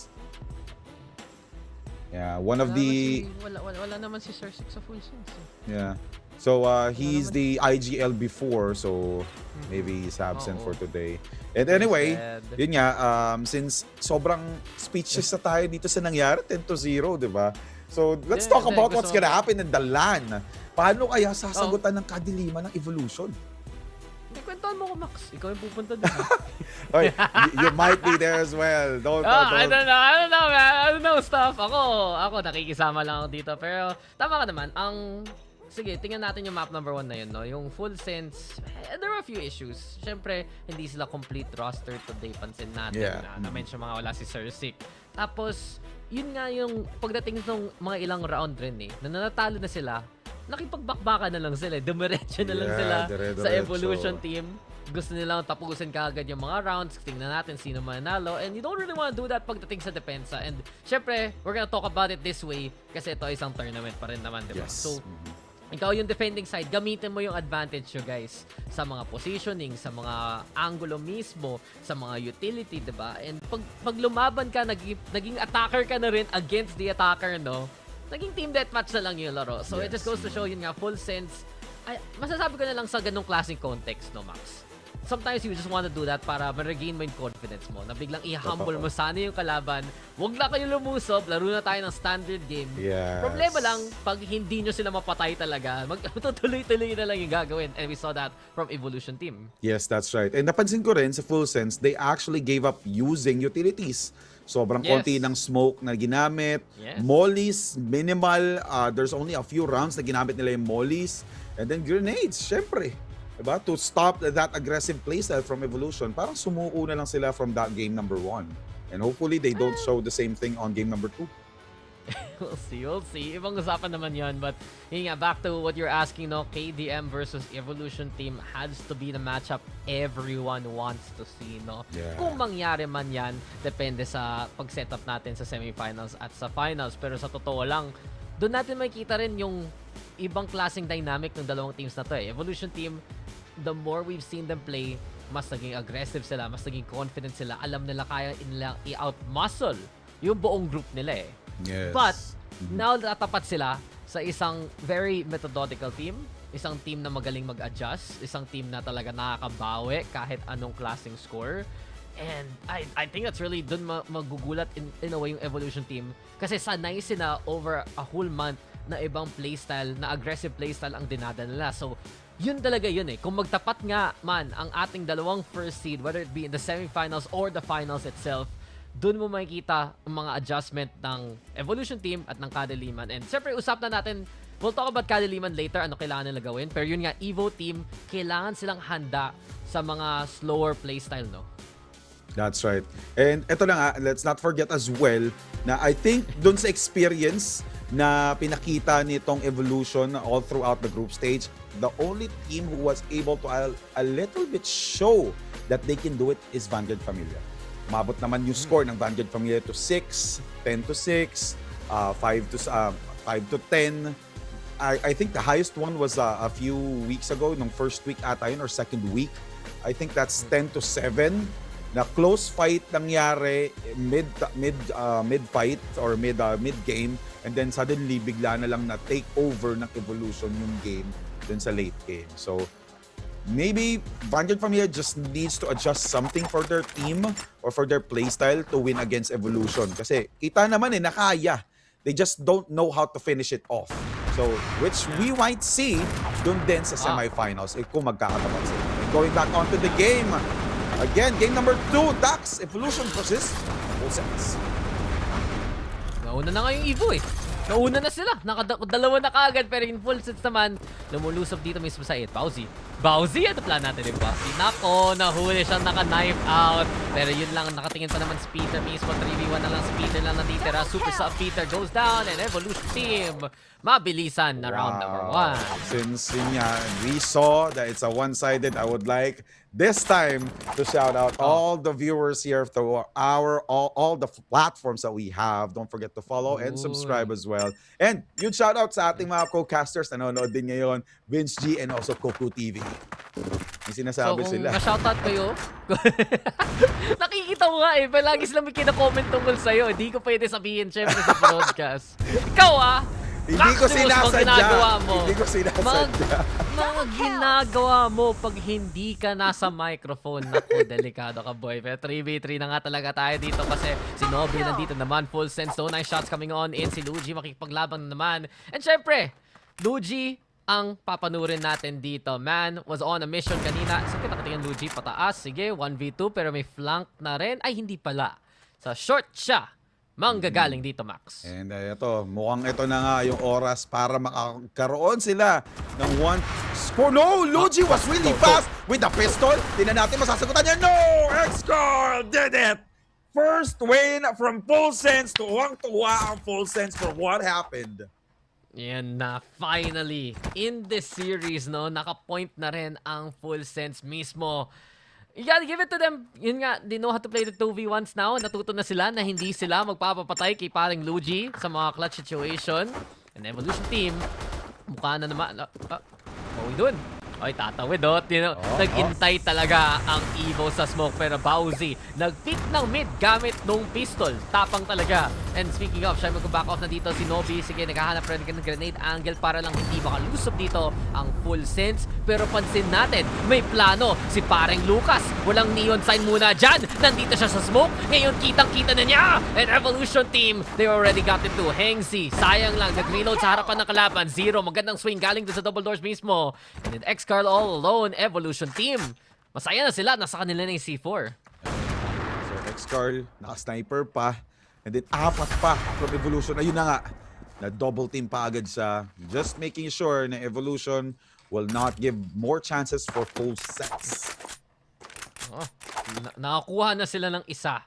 Itigil na natin to, sabi ng Evo. And that's really the showcase so far. Bigla na lang sila nag-off timing play na naman galing kay Lucas. Nag-distraction play sila dun sa may short rin. Talaga, na nadala yung Full Sense naman. Pagdating dito, Bowsy! What a shot coming on through. Tumagos, tumama, Cyro and Dolphin. Wala. Nashawarma na lang sila. Nashish kebab pala. In any case, Peter, yan na nga rin. I don't know my foods, okay? Nagugutom na tuloy ako. Gabi na eh. Gabi na talaga. Full Sense, mabilisan lang. May laban pa rin yung Full Sense kahit maganda yung shooting dito ng Evo, ha? At Lucas, nandito sa gitna. Nandito sa spawn na yun. Diretso. Wala pa rin nakatingin! Wala pa rin nakatingin kay Lucas! Sa likod, siyang magagaling an Evo team with a backstab to get the 3. That was a perfect flank. Most probably the reason why hindi nakatingin ng Full Sense, naka-knife kasi yung nasa harapan nila. So iniiwasan nilang ma-knife kill sila nung nasa harapan nila from Evolution. So ito, nangyari, inubos sila ni Lucas. Wala eh. Natuhog bigla doon yung Full Sense sa simula pa lang eh. What do? You make tusok sa fishball gamit ng sniper. Tinatry din gawin ni Carl ang nangyari doon. Pero unfortunately, Evo, dire-diretso. Lucas, nagbabantay. And then we're seeing 4v3. Napigilan ang push ng Full Sense. But then again, meron ding flank, which is si Zero. Uy! Naabangan ni Carl si Zero coming in from Ito na. Luigi! Anong nangyayari? This is total chaos! Iniikutan lang sila. At si Hengzi na lang natitira. Pistol. Huwag ka na mag-snipe. Defuse. Bowsy. Wala. Ay, magaling yung planta. Magaling yung plant. Pero yun nga, pulado ng kalaban. Nice try, Full Sense. I'll give it to them. That's a really smart plant kasi alam mo nag-flank yung kalaban. But Evo team, they'll get the 4 and there you go. Solid. Just Evolution still showing dominance. Real dominance against Full Sense. Di talaga matibag ang kanilang pader. Even though nakaisa ang Full Sense, hirap na hirap pa rin ang Full Sense to get another win for their team. Eagle Cement matibay, boss. Ganun talaga. Ito, naghihintay na naman si Bowsy. Ayun, may smoke pa nga at yun, pinadala na ng Full Sense ang apat dito sa una. Nobby mag-back off rin dito sa blind spot. Okay yan sa may cubby, sa may sulok. Tawag pala, in-game, blind spot. Pero ito, hindi naman bulag si parang Hengzi. Alam na niya, may galing sa likod. Ini-expect na to kagad ng full sense. At yun nga, diba? Dire-diretso na lang sa punta sa A. Wow. Pero yung tropa ng Evo, sila handa na. At ito na naman tayo, Bowsy. Just wow. Bowsy! What a shot! And Bowsy's not done! Sumo-showcase si paring Bowsy! At dahil dito, nako, nasa Evo na nga tulay to. Bowsy? Oh, he knows, malayo yung kalaban, pero X-Carl ang hirap ng shot niya mismo. Smoke comes on in, and the C4 across Evo right now. Eto na Max, sino ang mas malapit sa pixel angle mismo? Si Bowsy, china-challenge si X-Carl. Ayan na rin ang utility. Sige nga, sugod ka dito. Alright, so I'm not entirely sure what Bowsy is doing here. Nag-smoke play siya. Since they already have the advantage though. So, mukhang susugurin natin. It forces him. Oh no! Lakas masyado. So you make that smoke happen, Max, para lang magdedesisyon mismo yung full sense kung lulusob sila. Yeah, and instead, siya pa yung nag-pre-fire, siya yung diba, tumatalos ng bala dun sa may smoke para makita niya ng konti. Yes. At yun, naglaruan lang niya ang gulo. Bowsy knows his right place. Really shows na nakakatakot talaga ang katapat ang Evolution regardless of which player it is. Kitang-kita mo naman, kanya-kanya silang may skill, different type of skill, and also different type of play style.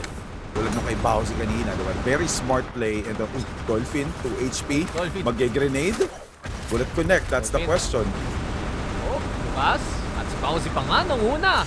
Pre, tumingin tayo kay Lucas, pero yung mga ibang players ng Evo yung nakakapatay. Ba't ganun? Kinukunan niya ng kill si Lucas. Paano siya makakabenta dito? Ayun. Para sa Evo. Ayan na nga, 6-1.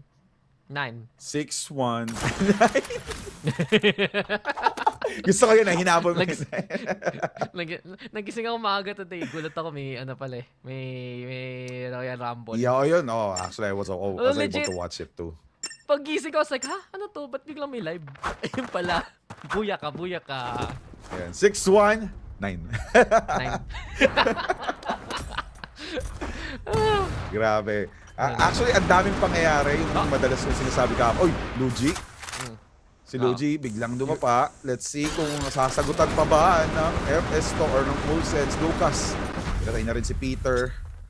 Lucas, Novi. Oh! Hengzi, sumasagot ulit ha. Nanggigigil na si Hengzi ha. Yeah, Max, why you have to make it sound so sad? Pinatay niyo si Peter. Ginawa ni Peter sa'yo. Kaya pag ganun yung pangalan pag ganun yung IGN, pangalan lang ng tao, si Peter, si John, si Carl, pwede pa nga si X-Car. Kasi di ko alam kung X-Car, Scar, X-Carl 1, diba? Maraming pwedeng sabihin natin para sa kanya. Pero ito si Zero.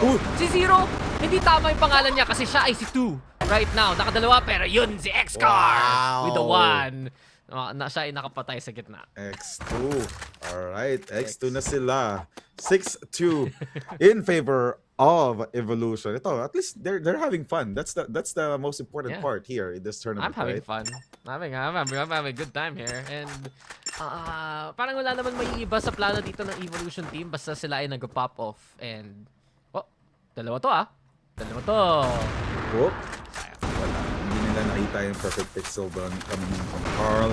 Hengzi pushing in. Lucas napitas agad si Dolphin, giving a huge advantage. Uy! Tatlong nakabantay!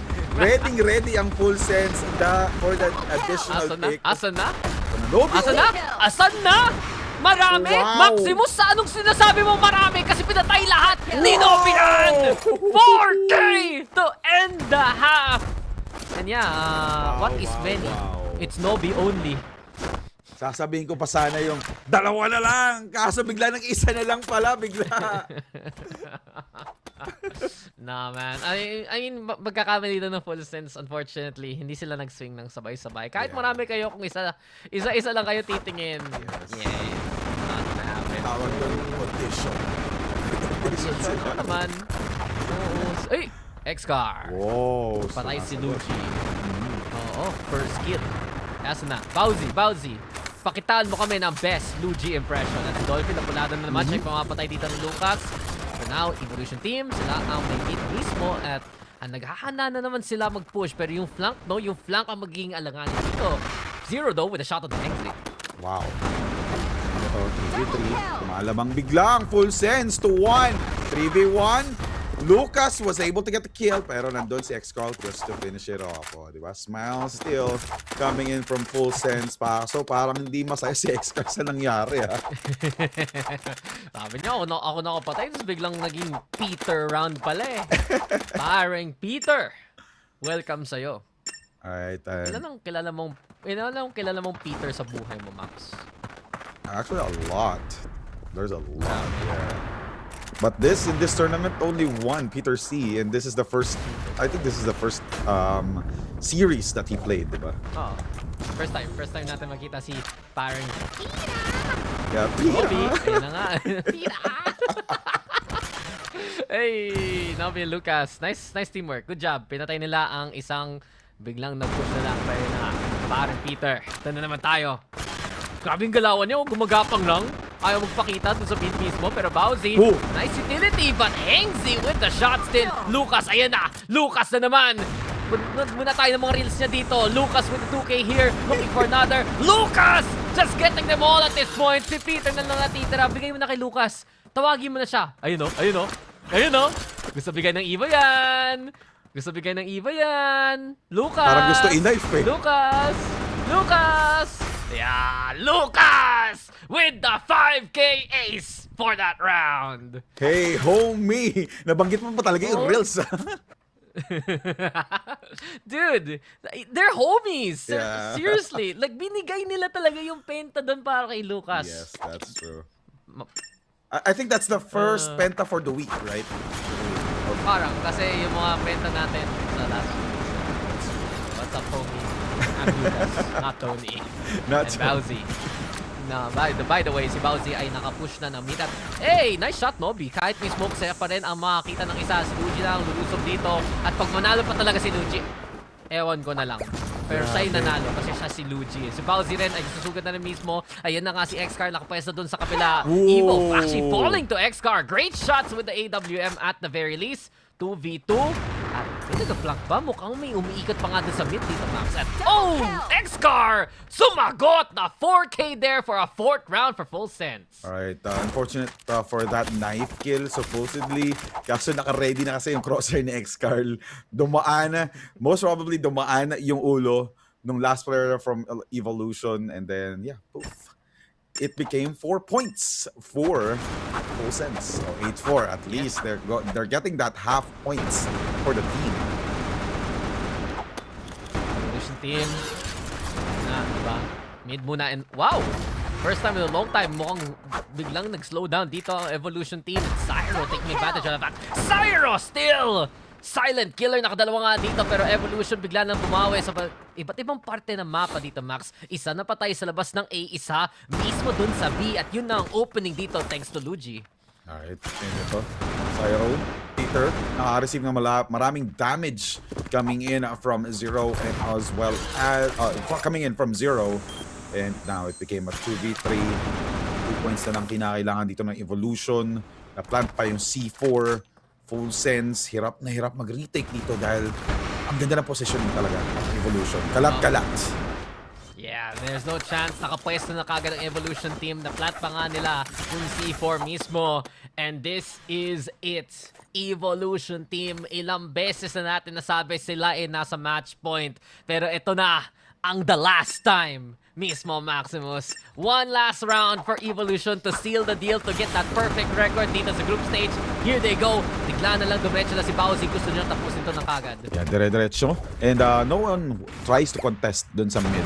Alam naman nila na magiging aggressive dun si Bowsy. Pero naging aggressive din si Dolphin. He was able to get the kill onto Bowsy. Pero sobra yung leak out dito ng Evolution. Hengzi, nakahanap na naman ng isa. Luigi will also go down. Dolphin, nandun na siya sa spawn. Sobrang galit na galit. Dire-diretso lang yung kanyang sugod. And the flash, blinding himself. Pero, uy, Zero What? answers? Hello? Wow. Zero has gotten 2. Muntik pang siya makakuha ng 3. And now here we have it, Zero. Zero actually with the 3K. Siya pala yung buhay doon. At nakikitang-kita natin sa minimap na ipit doon si Zero. At hindi pa tinatanim ng Evolution team yung C4. Grabe. Novi wants the kills. He's looking to see kung may nag-alert pa nga dito.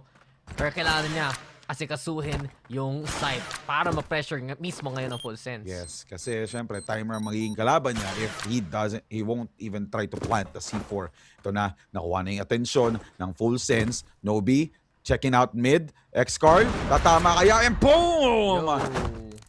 Full sense is still alive. May oras pa para sa C4 since 24 seconds na lang ang natitira. Eh, paano kung di na dinefuse? Yun nga, sumuko na, no? Paano kung tapos na yung game? Eh, hindi naman. Kaya pa daw. Kaya pa. Kaya pa naman.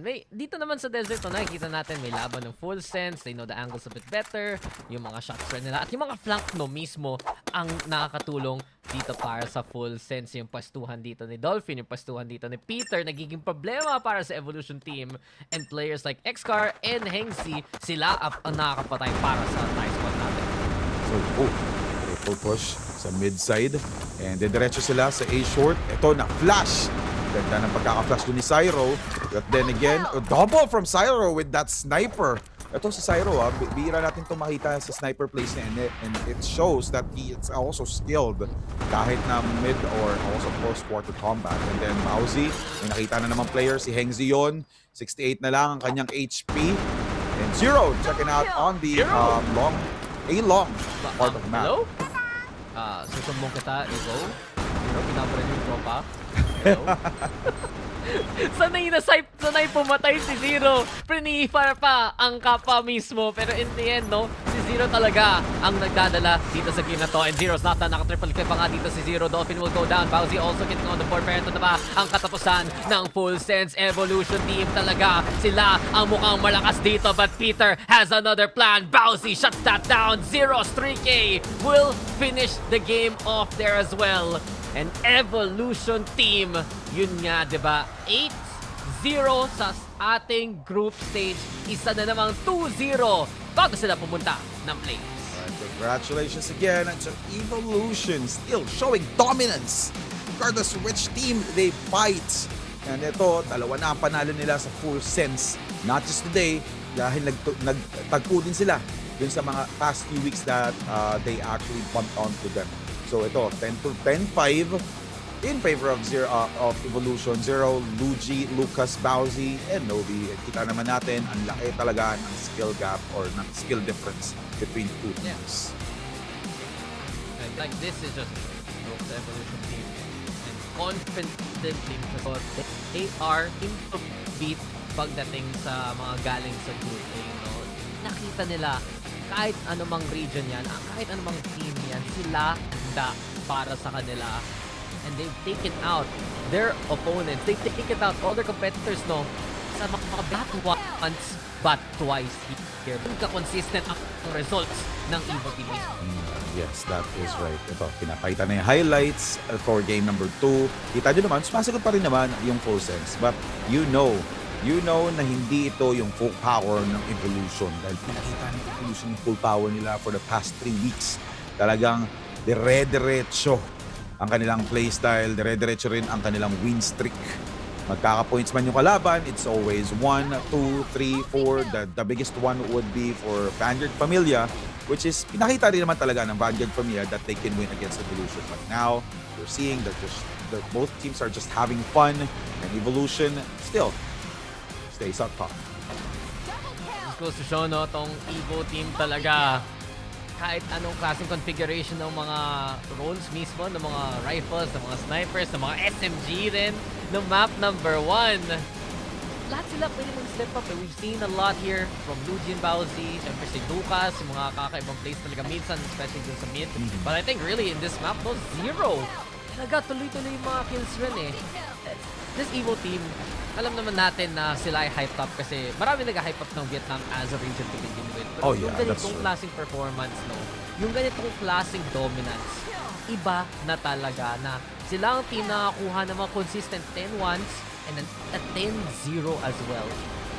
What a result here for Evo team. Yes, and now, since we've talked about a lot of things about Evolution, I'm also concerned and also intrigued if ipapakita ba ni Bowsy yung mga pang-aasar niya sa LAN? Because it really affects, di ba? It really affects yung condition ng kalaban nyo, di ba? So, ang hilig niyang gawin yun, ha? For the past few teams, lagi niyang ginagawa niya facial expressions niya. He's very animated, that's for sure. Yes. Alam naman natin yung Evo team na to makita pa natin sa next week's games pagdating sa top 4 mismo. Pero nag-racing si Zero at si Lucas. At Lucas talagang naging lason sa mga smoke. Nagulat na lang niya yung full sense. 12 assists as well. Kitang-kita talaga na yung Evo team ang mas nakakuha ng value doon sa utility. Si Luigi rin nakisama sa 10 assists niya. But full sense, this game though at the very least, may laban no mismo Max and X-Carl as well as Cyro. You know that they did all they could para lang makipaglaban. Pero yun nga, what's up homie? It's Lucas as the MVP. Yeah, 5 headshots pa coming in through the smoke. Napansin ko yun, yung most of the headshots, pagkalabas niya ng smoke, maganda yung crosser placement and yeah, gives him 5 headshots with 1800 damage. Ito nga, like what we saw earlier, nag-racing sila ng kanyang teammate when it comes to the score, pero mas marami siyang assist, which gives him the MVP crown for this match. Thank you for the breakdown there, Maximus. Yun nga, diba? Triple-double stats ang habol natin. At yan, ang na-miss ko yung head-to-head natin mismo. Pero ito talaga mga players dapat the highlight. X-Car, he did show on na pagdating dito sa mapang to, yung defensa niya with a sniper dun sa A, no? Yung 4K mismo. Yung pinantapat nila dun sa 5K ni Lucas kanina. But Zero as well, kahit gaano ka delikado yung lagay, kahit delikado yung kanyang lugar, nakakagawa siya paraan. And with those 17 kills and 5 multi-kills as well, Max. This goes to show Evo team just a step ahead. Yes, that's right. Ito, kita-kita rin naman natin sa pinaka-result, di ba? So again, the Evolution stays at top with 8-0 with total of 24 points, meaning 24 maps. Diretso panalo. No, you're wrong. Tama ba? He only played 16 maps. 16 maps rather. Sorry. Yeah, kasi hindi maps. sila umabot ng map 3 ever. Oo nga pala, 16 maps. 24 total points rather. Oo, yeah. kasi hindi na nangyari yung map 3, so technically may libre silang point doon. Yes, exactly. Yeah. The math is not mathing today. kaya Maximus hindi Matimus eh. Lahat talaga. Oh. It's okay. May pag-asa ka in other fields. Alam fields. Mo na yan. Ibang klaseng finance ang para sa'yo. Yes, Pero yun nga, ayun, show na ang Series 1 natin, Evolution Team. 2-0, kinda what's new, what else is there to expect. Pero eto, ang main event natin for the night. Siyempre, Pinoy stream para sa Pinoy mismo. Kadiliman versus Paramex. And yeah, excited na ako makita ano pa ang huling chacha, ang huling sayaw dito ng KDM bago sila bumalik sa LAN setting. Yes, that's true. And kita naman natin sa past game that they had, Paramex Mythic, di ba? Pumapalag pa rin. Hindi siya basta-basta naging 2-0. Sobrang close ng kanilang score doon sa matches nila. So this is gonna be interesting if Paramex Mythic will be able to do a huge upset when it comes to their score. Kung magiging 7-1 ba yung magiging standing ng Kadiliman at the end of the day. Yan, diba? Parang gaano katagal rin yung series mismo lalagay. This game, natapos bago pa nga tayo umabot ng 7 o'clock. Pabilisan talaga ang karera pag Evolution Team ang naglalaro. But KDM, a whole different story. And you said it there, Max, kasi pagdating sa second series natin, we've seen Paramex be that team na maraming pwede, maraming sana, may mga chance talaga na nagkulang sila ng konti. So the potential is there for an upset. Pero KDM, alam naman natin, kahit dikit ang score, kahit nangunguna ang kalaban, sila pa rin ang nananalo sa dulo. I still can't get out of my mind yung game, no? Between KDM and Heartfire. Oh, yeah. Yung first time natin umabot ng 25 rounds. Ganun yung mga laro pag KDM talaga eh. Yes, and it shows then that the teams on Group B also shows that they are really good contenders as well. Hindi ko naman sinasabi na sa Group A is, they cannot show any type of potential. It's just that Evolution is just really, really dominant dun sa Group A. Unlike Group B, dominant ang KDM, pero it still shows that they are strategizing really well against their opponents. Mm-hmm. Yeah, I agree with you there. And yun nga, diba? Tapos na ang Series 1 natin. Asa na yung Series 2? Pagbalik natin after this break.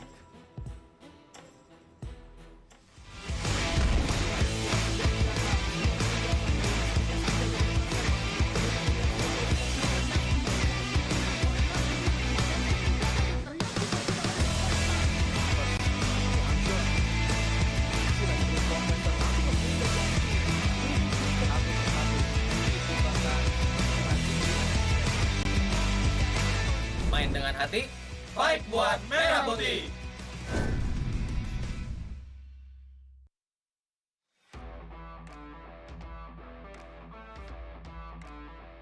Halo, nama gue Emra Agustian. In-game gue namanya Flykido. Asal gue dari Lampung. Umur gue sekarang 24 tahun. Awal mula gue join tim Paramex itu, gue diajakin sama Yaski. Karena kan mereka udah lolos di National Qualifier dan mereka ke saya. Perasaan gue seneng lah, kayak gue nyoba kompe lagi, kayak ada jalannya gue buat berkompetisi. Apalagi di ajang saya wakilin Indonesia juga.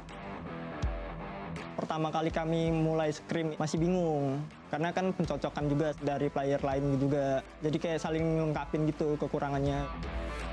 Yaski itu purely bagus banget kalau segi in-game dan out-game. Dia kayak suka banget ngebentuk dan kayak ngobrolnya tuh enak lah, masuk lah. Jadi kayak bahan eval dari dia itu bisa juga. Dan bagus buat entry fragger lah di tim gue tuh. Raser lah dia, raser. Halo semuanya, nama saya Muhammad Ilyas Alfarizi, nick in-game saya Yaski, umur saya 21 tahun, asal saya Pontianak. Saya berperan sebagai IGL. Awalnya itu saya main di warnet, seneng banget main Crossfire. Setelah tahu ada Crossfire Mobile, rilis lagi di tahun 2025, saya nyoba main, sangat fun, seneng aja gitu mainnya.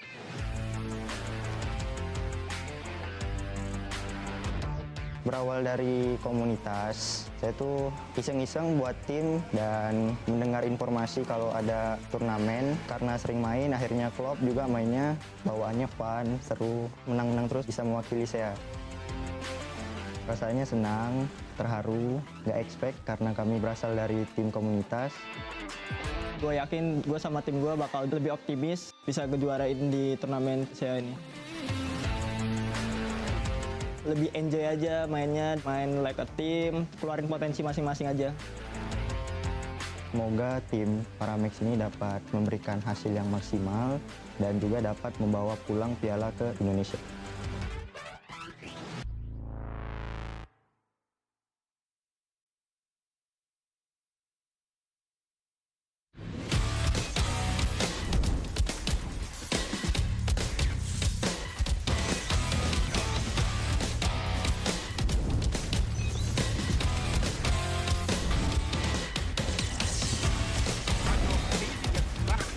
Pero medyo naman pa rin size ng pero din naman si Whoopi. Oh, not easy! Getting the first kill for the round.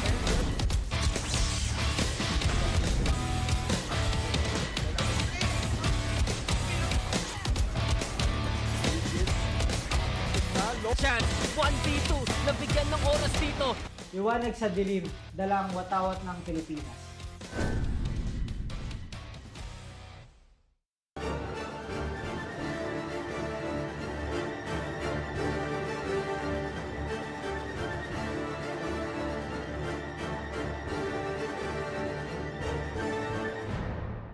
Ako si JZ from Kadiliman Esports.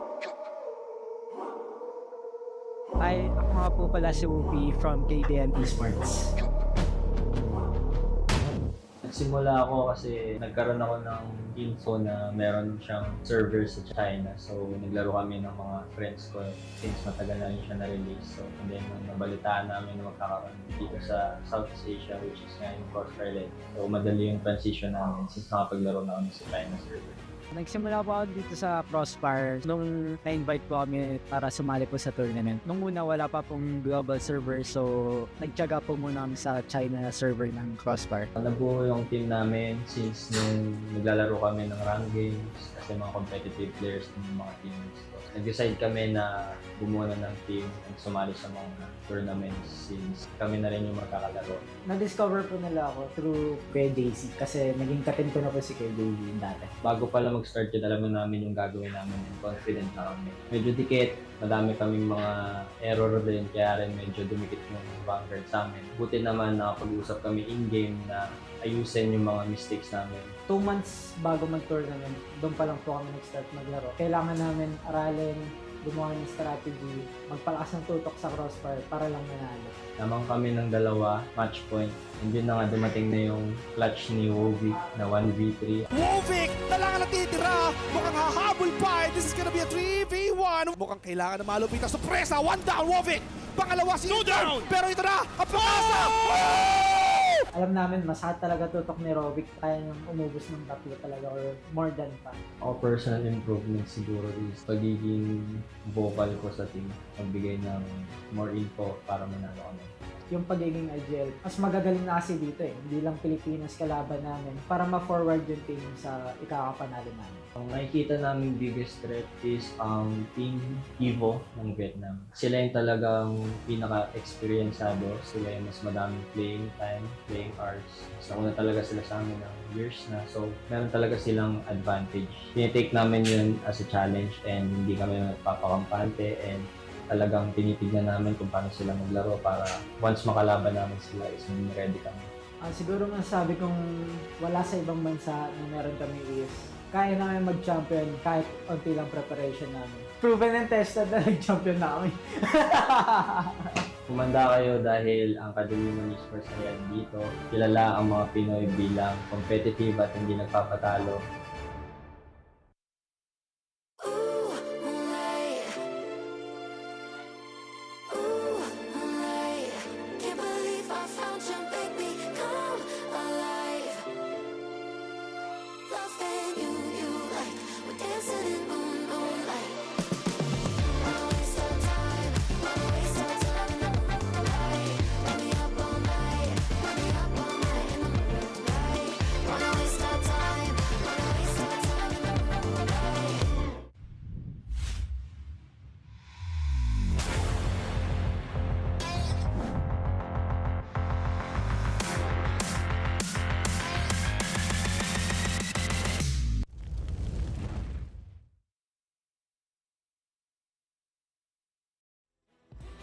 Alright. Talaga! Nagsabay pa tayo. Parehas tayo excited. Hindi ka nagsasalita! Kita ko! Bine-bail out na kita, Maximus. Kita ko, may nguya pa yan. Ako na bahala. Sige, ikaw na mag-intro. Ito na nga. Sobrang na-excite din kasi tayo dahil Filipino na ang lalaban for game number 2 for the Crossfire Legends Championship. Again, this is Max and I am with... Dax. That's me. Yeah, That's me. Ako po ay hindi po kumakain in between the break. Sinambong ko na kayo lahat.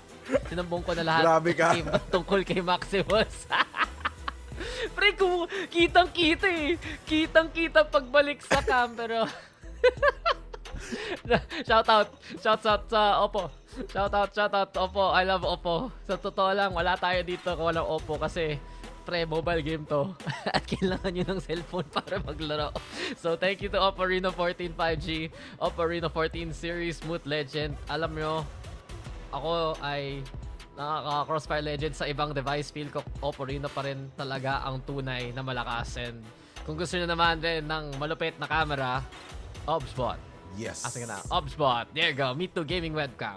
And kanina nga, kitang-kita, di ba? Capture na capture yung panalo at saka yung pang-aasar ni Bowsy. Sobrang linaw, di ba? That's with the help of OBSBot Me2 Gaming Webcam. And if you're streaming as well, eto rin, you can try it out since you can stream your story using OBSBot. It's an AI webcam. So, may filter pag ganun. Biglang magiging kang pusa out of nowhere. Pero ito, di ba? Ito, every week. Ito yung sure na, di ba? Login kayo to receive the VVIP weapon QBU09 Eldorado Maximus. Yeah, the City of Gold. Very good. Diba? It rotates weekly. Don't miss out. Kasi ito na ang huling araw para sa gintong baril na yan. At yun nga, diba? Palagi namin segue Ginto 1, Ginto 2. At ito na ba? M4A1 Iron Beast Noble Gold. And naging fan talaga ako ng mga gold skin dahil doon sa Barret eh. Nakikita natin palagi, diba? Yun yung parang skin of choice ng mga pros pag sa sniper. Gamitin mo na rin. Sa rifle mo yan. And let's not forget, isa pang rifle, AK-47 naman. And you can get this beautiful AK-47 by watching the matches and also predicting yung mga magiging result ng match through the Esports Center in-game Yan, sobrang thankful kami kasi this is the first time for me to be seen in-game, di ba? Sa laro, napapanood tayo. Thank you. Ha? Kala ko ikaw yung character dun sa Crossfire. Di ba yung may cinematic na yung naka-shades? Di ba ikaw yun? Wala, pogi yun. Maximus? Pogi yun. Huh? Hindi ako yun. Naiya ka pa. Ba't ka nahihiya pa? Bakit ka ganyan? Pero hindi tayo nahihiya mismo sa ating second series na to, no? Kasi dito natin makikita ang Kadiliman Esports. We want to see the Pinoy team. We want to see them shine. At wag natin kalimutan na so far, so perfect para kina Wovik, Pabi, Whoopi, Majo at kina JC. Yun na nga. Ito, ready din sila. Patunayan na kayang-kaya rin nilang mag 8-0 run dito sa group stage. But then again, ang kalaban nila ngayon is yung Paramix Mythic. Let's not forget that Paramix Mythic also gave Kadiliman a hard time dun sa last match nila. I think that was 2 weeks ago dito sa group stage. And then, but still, Kadiliman did show that they're still a better team dun sa match na yon, which also gave them 7-0 score dito sa group stage. And then, let's now check out the lineup for Paramix Mythic. Bam! Transition. Wala pa. Pero yun yan, di ba? KDM, what else is there to say? Kasi pinag-uusapan natin no, ilang beses na lang para sa Kadiliman na itong team na to, grabe yung mga adjustments on the fly. But on the other hand, ang team na to na may potential talaga, Strix Duren, Fly Kido, Yaski, and Adrock. And if you look at the results, no, if you look at the games na nalaro na ng Paramix, marami silang mga laban na dumikit sila sa kalaban nila. And speaking of that one, yung sinasabi mo kanina, Maximus, na 2 weeks ago, yun yung nangyari pagdating sa series ng Paramix at KDM. KDM still 1-2-0, pero yung mga score mismo, 10-7 sa map number 1 at 11-9 sa map number 2 ng power supply. So umabot talaga ng overtime na pinilit talaga ng Paramix ang lahat para labanan doon ng KDM. Yes, that's right. Ito na nga, titingnan natin ngayon kung kakayanin pa rin ng Paramix Mythic ang Kadiliman. Especially, since nagkabanggaan na sila before, Kadiliman might be able to adapt to what Paramix Mythic shown nung last match nila. And then Paramix Mythic, same thing. They already know how KDM does their thing. And also, let's not forget the match yesterday, or I mean the few days ago, si Whoopi missing a lot of his sniper shots, which is really unusual. Ito na nga, speaking of sniper shots, mapa para sa sniper festival, pinili agad ng Kadiliman. I mean, are we even surprised at this point, no? Basta makakita ng Pinoy team, pipiliin nila yung festival 9 times out of 10. At yun pa nga ang magiging simula natin. But on the other hand, satellite, sa totoo lang, I like this from Paramix na linabas nila yung satellite. Ito ang isang mapa talaga na hindi natin gaanong nakikita na maaga para sa kanila. But they do wanna change it up. But then again, yung last map ng Black Widow, just in case, yun yung pinili ng Kadiliman para sa map number 3. And sa totoo lang, I like that a lot there, Maximus. Yes. Kasi sa totoo lang, hindi ako impressed sa Black Widow ng KDM so far dun sa kanilang unang showing on it just a few days ago. Yes. Kung meaning nun, mag-map number 3, pwede na i-practice on a tournament stage. Pwede pa rin nila i-practice in a way na kahit matalo sila, okay lang kasi sila ang first seed. Pero kung umabot man dun sa map 3 na yon, siyempre gusto pa rin manalo ng KDM, no? Do we get another 8-0 team dito sa Group B? Or do we see Paramix Mythic show off one last time? Ito muna tayo, magsisimula sa festival, no? At excited na makita ano ang gagawin ng KDM especially. Alright, so KDM, Kadiliman versus mga bato ng Paramix Mythic. Tingnan natin kung matitibag ng KDM the second time around ang Paramix Mythic. And we're seeing some action from Whoopi. Ano yung ginamit ni Whoopi ngayon, no? Kasi the last time we saw him, nagpalit siya ng... Oh, eto, bumalik siya sa sniper. Tatamaan kaya. And boom! First kill from Whoopi. Sumagot naman si Duren. But then Wovik and also JZ will also answer back. JZ with that double for the team. Duren will go down. Yaski will be the last player alive with just low on HP. And Whoopi will seal the deal.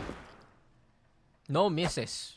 Tumira ng isang beses doon si Whoopi, may namatay. Tumira siya ng pangalawang beses sa isa pang tao. May namatay. Dalawa ay namatay. Okay. He's back. Okay, we're good. Good job, Bupi. Siya ay nakabawi kaagad sa a few struggles dun sa isang series niya mismo. Eh, yun naman talaga, diba? When you have an off day, sige, it happens. Pero alam mo naman, malakas ka pa rin. And when you're on it, then you show off as much as you can. Bupi, pinapatayan na kaagad dito sa labas ng B. Pero kadiliman, simula pa lang, agresibo na silang kumukontest mismo sa mid dito, Max. Ito, si Strix. Ito na naman. May magta-try umakyat dun sa pinto. Hindi niya nakita yung nasa likod niya. And Whoopi will be able to answer back onto Fly Kiddo. Ito, meron naman tayo nagpupush dito sa may rampa. Unfortunately, Paramex was able to answer back. Pero tatlo pa rin naman ang natitira sa Kadiliman. And then, Yaski, nandun lang sa may side. Dala niya yung C4 pero hindi niya maplanta dahil sa pressure na binigay ni Jace. Yeah, Jace. Pwede naman yan, shortcut. Yung Whoopi, diba? Whoops. Dati sa ibang mga bang-bang mismo. Si Jaze. Si Mads. Si Wolf, si Pab. Tamad mo naman magsalita, Max. Trabaho mo magsalita eh. Sina-shortcut mo pa. Ginagawa lang natin mga kakaibang name. Sarap po i-on the spot minsan. Pero yun nga, Yaski, sige, makakahuli ng isa. Doren, nice sniping shot. Nahuli na si Majo. Walang nakatingin kay Doren. Hindi napansin to ng Kadiliman. At dahil nga doon si Pabi pa at si Whoopi ang maghahanap ng kalaban na iba. But Whoopi goes down to all of the Pabi. Nice fight back kaling dito sa Paramex. At yun pa nga, diba, yung C4, iniikot na lang nila para hindi mahabol, mahanap mismo ni Pabi. But Pabi wins his first 1v1. Yan ang una. Sino pa ba ang mga kalaban niya? Pero pwestuhan, lugi siya kasi huli na siya ni Yaski dyan. Alright. Paramex Mythic sumasagot dun sa aggressive playstyle ng Kadiliman and gives them another, at least their first win for this round or game number 1. And Kadiliman, syempre, hindi naman nila pwedeng ibigay sa Paramex Mythic. Ang tanong, anong magiging playstyle ang gagawin dito ng Kadiliman? Will they be aggressive again like what happened earlier? Pero si Duren, nag-miss ang kanyang sniper shots and Adrak receiving tons of damage dun sa kanyang aggressive playstyle and Adrak was able to reward or get that reward onto JZ. First kill agad against Kadiliman. And Majo siya sa sulok. Naghintay na lang kung sino mag-ipiko na. Pero Majo, nice shot! Pre-fire pa nga niya mismo yung smoke at nahuli niya si Strix sa gitna lang ng lahat. So the C4 gets dropped. Majo right now doing all he can para bigla na makontrol ng Kadiliman yung pace ng laro mismo. Natin kung bantay sarado sila dito sa C4. But Adrock is just rolling the opposition. Naka 2K pa siya dyan mismo. Majo and Wolvik, yung dalawang nakahawak dun sa C4, sila pa ang nahuli niya. Ito na nga. Like what we've talked about earlier, sumasagot ang Paramex Mythic. Hindi naman siya one-sided match the last time na nagkabanggaan sila. And ito na nga, pinapakita ng Paramex Mythic na kaya din naman talaga nila ang Kadiliman regardless of what map Kadiliman will pick against them. Yeah, and exactly that. Tong Paramex nga na to, diba? Palagi na lang kung sinasabi mismo na itong team na kung mas maayos lang yung mga ibang round nila, mas maganda sana ang record nila mismo. They have these good pop-up moments, they have these good controls, and kitang-kita natin mismo, no? Like Kido, simula pa lang, napatay na niya si JZ. Doon talaga nakikita natin umuunlad ang Paramex Mythic. Majo though does find Duren. Majo and Wolvik are both in position. KDM again, kinontest na naman nila itong tubig dito. Pero Flykido, pansin pa niya na nakatago lang dito si Pavi. Sulok lang siya sa Flykido. Mag-back off muna at mag-reset dito ang Paramex. Ito na, Kadiliman does have the disadvantage against Paramex Mythic. Pero maganda rin naman yung positioning nila. Parehas sight, may nakabantay. Whoopi missed his first shot. Ayun, sinagutan ni Adrak. This will be a huge punish for Kadiliman since last player na lang si Pabi. And then yung C4, nandun, nakaready naman i-plant. And then Adrak will seal that win for or against KDM. Yan, Paramex Mythic taking the lead dito sa unang mapa natin. Napansin na nila ang unang pastuhan ng Kadiliman, no? Na nagko-contest sila papunta doon sa water, nagko-contest sila papunta sa may bridge, at handa na yung mga snipers, handa na yung players like Adrak, players like Doren as well to intercept Kadiliman there and then. So KDM, dito naman sila, naghahanap ng paraan para makabawi. Nate muna, tinapon papunta sa may naghahawak ng C4. Early utility dito, galing sa KDM para lang sila yung makapwesto ng sim sa simula. And ito na, more utilities being expended here, coming in from Paramex and also Kadiliman. Grenades and smokes just to make sure na madedelay ng Kadiliman ang aggressive playstyle dito na pinapakita ng Paramex.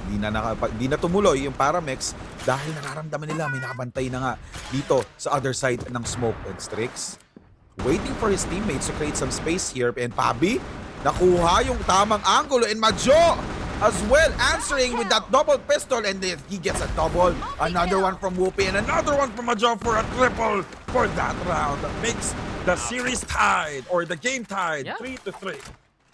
I mean, technically, tama ka naman, Max, na tied yung series. 0-0. 0-0. Tama ka naman, tama ka dun. Pero, yun nga, diba? Sa simula pa lang, nakita na natin yung adjustment sa KDM. And that's always something we highlight, no? Tong team na to, bumabawi ka agad. Tong team na to, nakakapansin ano yung kailangan nilang gawin. And in that last round, that early utility gave them the go signal para pumesto. Flawless round, galing sa Kadiliman. Ito ngayon, nakalusog na actually ang Paramex palapit sa A. Pero problema nila, may handa na ang Kadiliman. Dalawa sa may trend. And especially that utility, Pabi, nakikisama, kasama kay Wovic. And this is some good suppressing fire galing sa Kadiliman ngayon. Ito na nga, naiipit na dito ang Paramex Mythic. Especially si Adrak. Ang daming utilities na tumama sa kanya. Mostly, 2 grenade agad.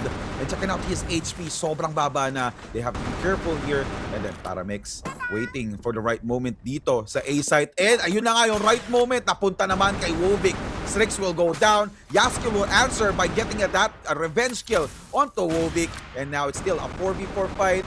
Pabi still low. Adrak also low. And makukuha pa kaya ng Paramex Mythic ang push dito sa A site or magro-rotate sila. Yun, nakakuha ng kills si Duren kay Majo doon sa B site. And it will give more information for Paramex para makapag-rotate sila. Yun naman hinahanap dito ng Paramex eh. Makahanap ng pitas si Doren, tas bigla na lang sila yung makakalusog na. Pero KDM, nakita na natin tong depensa na to galing sa kanila na may nakatago doon sa may site mismo. Ayan na nga si Whoopi, no? Pero pansin siya ni Doren! Mukhang walang angulo. Doon mismo si Whoopi mismo. So Doren, with that kill, Doren has done everything para sa round na ito. JZ goes down, Papi nahuli na rin, and Paramex Mythic, mukhang sila na naman ang nanguna dito. Nakakaamoy na naman ako ng overtime sa mga pangyayaring to. Sagutan kung sagutan ah. Pwede. I mean, dikit eh. Basta KDM eh. Yun talaga yun eh. Totoo. Dumidikit yung laban. Paramex Mythic rin. And in that round, no, na nakahanap sila ng palag. Nakahanap sila ng pwesto dahil kay Doren. And yun talaga sa festival, kung bigla na lang makasnipe yung kakampi mo, it suddenly opens up so much of the map. Yes, and ito, napakita rin naman ng Paramex that they're actually a better team depending on the type of round that they experience. So, ang maganda namang ginagawa dito ng Kadiliman is they are consistently adjusting dun sa mistakes na nagagawa nila from the previous round. Kita naman natin to for the whole group stage. Every single time na mahihirapan ng Kadiliman, okay, we adjust. Magiging aggressive tayo dito sa bridge. Dito hindi gumana, palit tayo ng playstyle. We take it slow. Pag nakita naman nila na kapag nag-uubos ng oras yung kalaban, they will try to become aggressive. So palit lang ng palit. Consistent changes of plans from Kadiliman which gives them the opportunity of winning more games. Ito, si JZ, first kill kay Strix, sinagutan ni Flykido. Merong utilities doon, nahirapan ng Paramex kumuha ng bagong angulo. And then, ayun na nga, si Whoopi naka-ready kay Adrak. Pero, tingnan natin kung makakapasok kaya ang Paramex Mythic dito since 50 seconds are left on the clock. Wala pa rin silang nakukuha ang tamang pwesto para maplanta ang C4. Ayun nga, diba? Full focus dito ang Kadiliman. So, pwesto sila sa may B. Nakuha rin nila yung lane control malapit dun sa B site. At dahil dun, no, ang ganda ng pwestuhan ngayon ni Papi. Inipit na nila ang Paramex Mythic. Kailangan talaga dumiretso ni Doren papunta sa B site para lang makalaban. And Whoopi as well. Oh no, he's not ready! Nahuli siya mid-utility. Nakapasok nga mismo si Flykido. But Papi again on that lurk. Huli si Doren. Ito na si Flykido. Lumalaban pa rin. And Flykido flying high so far with those kills. Yaski now, gustong tumulong. Pabi, sayang yung swing. Wovic, the only one standing. At grabe, it fell apart there for Kadiliman. Flykido clutching up with a 4K there. Ang ganda lagi ng positioning ng Paramex Mythic from what I've actually seen. Even though na nakukuha na nila yung site, merong laging nagpapaiwan, may isang nagle-leak out. Kita mo naman sa positioning, nahirapan ang Kadiliman to take over that site after the C4 was planted. Nakita mo na trinay mag-push ng Kadiliman, but then merong nakatago both ends. So talagang masasandwich sila. Tulad nito, Duren, na-sandwich si Whoopi doon sa placement niya. Nakuha yung tamang pixel, which is a huge loss for Kadiliman since ang sniper player nila is si Whoopi, and this is actually very important role dito sa map na to ng festival. Parehong pasuan talaga na back and Kadiliman right now. Sila naman ang nakastack malapit dito sa may A. Strix also, smoke muna dyan. Yaski, makakuha nga ng isa. Pero Kadiliman ha, delikado to sa kanilang pwesto mismo. Sila ang naipit malapit sa may spawn. Pinapantayan nila daw yung C4. Yun yung maging malaking bahay dito para sa KDM. But Paramex, pansin na nila ano ang rotation. Pasok naman dito sa may B. Pero walang smoke ha! Lumalaban kagad! Confident na ang Paramex Mythic, Fly Kido and Yaski. They've done it again! And Paramex Mythic running away with his first half here. Paramex Mythic on fire. Consistent playstyles, consistent aggression.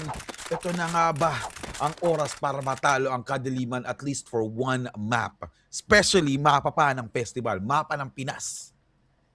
Nag-iinit dito ang Paramex Mythic, and yun nga, 'di ba? Etong team na to, nakakatakot pag lahat ng bagay ay nag-click para sa Paramex. KDM now on the attacking side. Kahit good start sila, hindi nila napigilan ang momentum doon ng Paramex in the last 2 rounds. Oh, Flakido, alam niya. Whoopi knows that that is a small angle to go for it. Pero dahil lang doon sa model mismo, hindi tatama yung bala.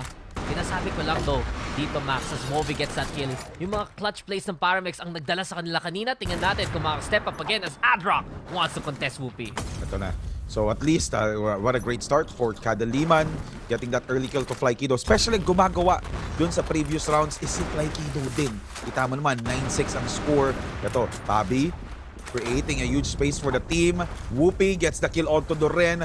Magandang impormasyon ang kinakailangan nila dito for that kill. Ito, Bobby, really aggressive. Nagmimintes, pero he made sure na makukuha niya yung kill. Yaski was able to get the kill onto Whoopi, pero sinagutan pa rin naman to ni Bobby. Pero nandun din si Strix, Bobby, with continuous aggression against Paramex Mythic.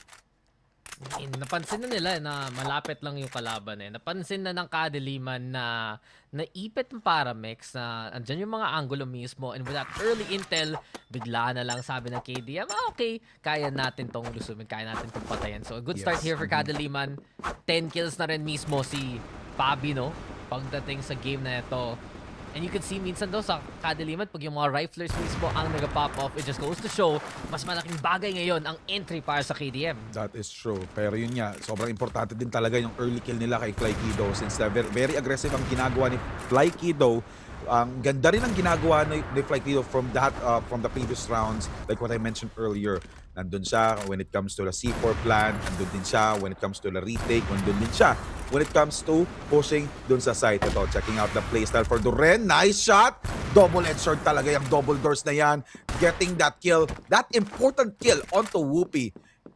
Walang kabayas-bayas, pero again, sniper is one of the critical role talaga dito sa map na to. Kaya pag nawala yung sniper nyo, mahihirapan kayong kumuha ng impormasyon at saka mag-pick off ng at least an easy kill dun sa long-range easy kill against your opponent. So kita mo naman, very critical play ang kailangan gawin dito ng Kadiliman. Ganda na rin ng rotation dito ng Paramex Mythic.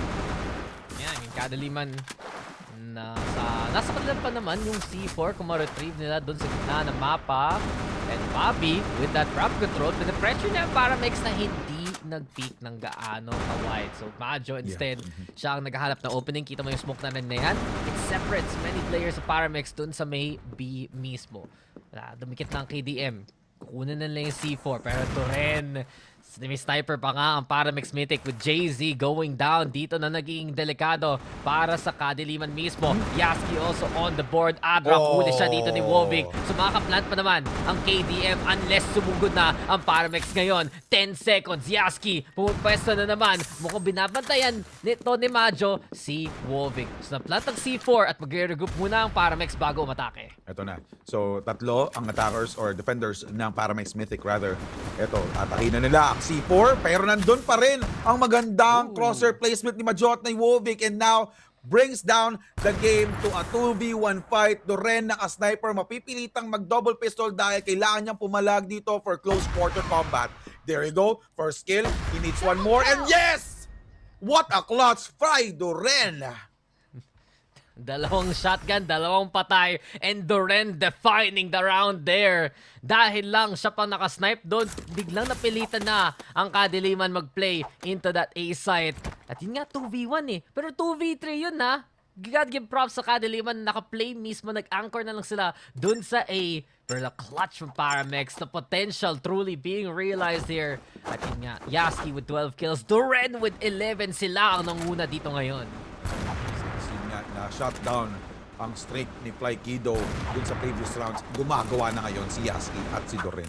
So Whoopi, di pa rin makuha ang kanyang angulo dito as an attacker. Maganda ang kanyang play nung siya ay defender. Pero like what I say, sniper as an attacker is always pretty difficult. Ito, nakuha niya ang pixel! Patay si Adra with that sniper shot for the first kill sa round na to. Nakahanap na open dito ang kadiliman. Kaya ba nila ituloy yung momentum na yan? Pansin do. Oh, Yaski with an incredible shot onto Whoopi. So binilikan lang kagad dito ang KTM. Pero Whoopi, nalaman niya marami ang nakapwesto mismo sa B. So ano ang palag ng kadiliman ngayon? Sila pa rin ang naka-angulo pagpunta dito sa may B. Kita mo nakatuntong si Wovic. Naghahanda ng utility para makatulong sa site execute mismo. JZ now finding Doren. Ito na ang pag-asa ng kadiliman. Magandang flash run yan. Mapapaback off dito ang Paramex. At itong mga nade na to ang magiging saving grace ngayon ng KTM para makapwesto. So maganda ang kanilang utility usage dito. Nakuha na nila yung B site and C4 was already planted. So time is ticking here for Paramex Mythic. Especially it's a 3v3 fight, oras na lang ang pinakakailangan labanan ng tamang playstyle dito ng Paramex Mythic. Pero like Kido, like what I said, magandang playstyle pero no! Swovic says no, pero doon pa rin si Strix eh. Ganda pa rin talaga ng trade-off ng Paramex Mythic dito against KDM. Di natin sure. Feeling ko, ang nangyari dito, they tried to review yung playstyle na ginagawa dito ng kadiliman, and then because of the the investigation, or let's just say panonood. Ayan. Mas gagawin natin basic, masyado malalim ginamit yung term doon. Yung panonood nila ng kadiliman matches, they were able to answer back really quick. Oh, di ba? Mag-review. Mag-review lang kayo. Ganun lang investigation. Yan. Investigador. Scene of the crime. Grabe pang GMA gabi talaga ang mapalabas paring Maximus mismo. Lumalabas ang edad. Lumalabas ang edad, boss. At lumalabas nga dito sa kadiliman. Sila ang napapansin ng Paramex Mythic. As you said, the homework has been done. Na-review na nga ng Paramex yung tape mismo pagdating dito sa matchup against KDM. At sa totoo lang, tong mga rounds talaga to, yung mga retake mismo ng Paramex yung nagiging comfort zone nila eh. Sige, makuha nyo yung site, pwede pa naman tayong pumalag. And besides the clutch up with the shotguns, yung last round naman mismo, no, handa sila eh. Alam na nila na nananalo sila sa mga straight up gunfights. Alam na nila na nakapwesto sila sa site kahit nandun na yung kadiliman. At dahil dun, willing na willing, maghanap lang ng pitas muna ang Paramex bago sa lahat. Pero wag na wag din natin kakalimutan. Sobrang normal na sa KDM ang gantong score. Nagpapabugbog sa umpisa, like mga bida, di ba? Nagpapabugbog sa umpisa, mananalo din sa huli. Na naman tayo dito, Paramex Mythic 2 away from actually staining the record of kadiliman, no? 2 round na lang para sa Paramex. Magkakamaplos na rin ang KDM at papayag ba ang kadiliman dyan? Umpis pa lang, no? Ayaw na nila dahil nag-timeout pa nga. Pero Yaski! Anong klaseng galawan yun? Hindi handa si Whoopi at mukha pa siya ang napitas mismo. Whoopi went for the shot, just not gonna be good enough in that angle. Ang hirap talaga makapwesto dito ng kadiliman dahil lang sa simula ng Paramex. He wasn't able to check out yung pinaka-corner doon sa rampa. And, that's a huge punish for Whoopi. And then, ito, napatay pa nga ni Strix si Majo doon sa may double doors. And Wovic will try to answer back to get that kill onto Adrock. Still, Paramex Mythic still on a huge lead for this round dahil apat pa rin sila. KDM, fresh na fresh pa rin. And waiting for the right moment. Pero Strix, nakita yung anino doon ni JZ. Picture perfect shot doon sa likod ng boxes dito sa B side. And because of that, this will be a good punish against Kadiliman. Wovic still fresh. He was able to get another kill here for the team. And titingnan natin kung paano magro-rotate dito ang Kadiliman. The C4 was dropped dun sa may bridge mismo. So nahihirapan ngayon sila Pabi i-take over yung C4. Ito, yung ka-teammate niya, nakuita. Yeah, there you go. Wovic was able to get the C4, 24 seconds on the clock. Ayun, nakita niya isa sa mga players. Alam niya may nakabantay doon. Duren will receive tons of damage from that AK-47 from Pabi. Pero nandun pa rin si Yaski. Pabi will answer back again. C4 will be planted with just 10 seconds left. Yung mga shots ni Flykito hindi tumatama kahit tinatry niyang wall bang, and there you go. He gets another kill. Parehas silang low. Sino kayang mananalo? Flykido or Pabi? Pabi gets that triple for the round. Yeah, Pabi ang pag-asa ng Pilipinas dyan, and Kadiliman off the back of that triple kill. Delikado na nga at pansin natin Miss Max, no? Yung C4 nahulog sa ilalim ng bridge dun sa may tubig. Kadiliman, kailangan na nila dumiretso dun sa site at umabot pa sila thanks to the efforts of Pabi there. So KDM, dito natin nakikita sa simula na naman after the timeout. No? Always that timeout conversion. Always we see KDM. Sila'y bumabawi pag nasisira ang momentum ng kalaban nila. And interesting enough, no? Nakita mo yun yung notification as JZ gets 6. Magka-time out na ang Paramix Mythic pagkatapos ng run na ito. Ito na nga. Time out from Paramix Mythic. Kasi naramdaman na nila kung nakakahabol na at nakukuha na ng Kadiliman yung tamang playstyle against them. And ito, kita mo naman, nag-adjust ang playstyle nila Whoopi. This is very unusual from Whoopi pushing dun sa may rampa. Mapapansin mo yan kapag attacker sila, si Whoopi nandun sa may bridge nakaabang. And then since yun nga, nahihirapan sila sa tamang playstyle na ganun, Whoopi was able to get a kill onto Duren because of that ramp positioning.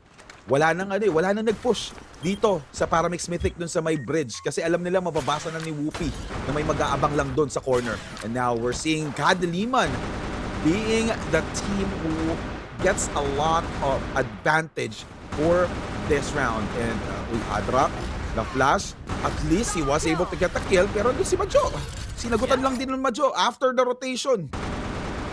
Kadiliman, yan ang naging mukhang convincing galing sa KDM, no? And you mentioned it na nag-adjustment kagad ang Kadiliman. Kanina pa nila gusto ipasok si Whoopi doon sa may rampa eh. Nung first time around, yun nga, siya yung nahuli nung isang rifler ng Paramix. Pero that time yun na-surprise ng KDM, hindi gaano nakalapit yung Paramix, and that allowed Whoopi to do what he does best. So itong timeout na to, para lang sa Paramix pag-usapan, okay guys, ano ang issue pagkalaban ng KDM? Pag nag-timeout sila, bigla silang nananalo. Paano kung tayo rin mag-timeout? No, we need to adjust for the adjustment. Pansin na natin, tong rampa mismo ang nagiging problema at doon naman malakas yung Paramix, no?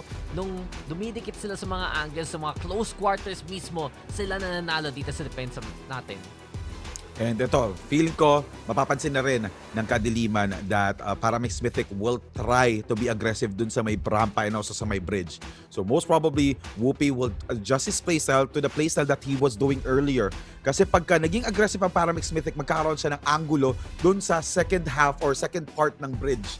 Pag nakuha niya yung tamang angulo dun, that's gonna be a huge problem for Paramix Mythic dahil easy pick-off eh. Makikita mo kasi dun sa may bridge, merong mga butas dun sa gitna, sa left side and also sa right side. And if Paramix Mythic tries to become aggressive dun sa part na yon, that's gonna be a problem. Yeah, yun magiging problema dito. Paramix Mythic right now.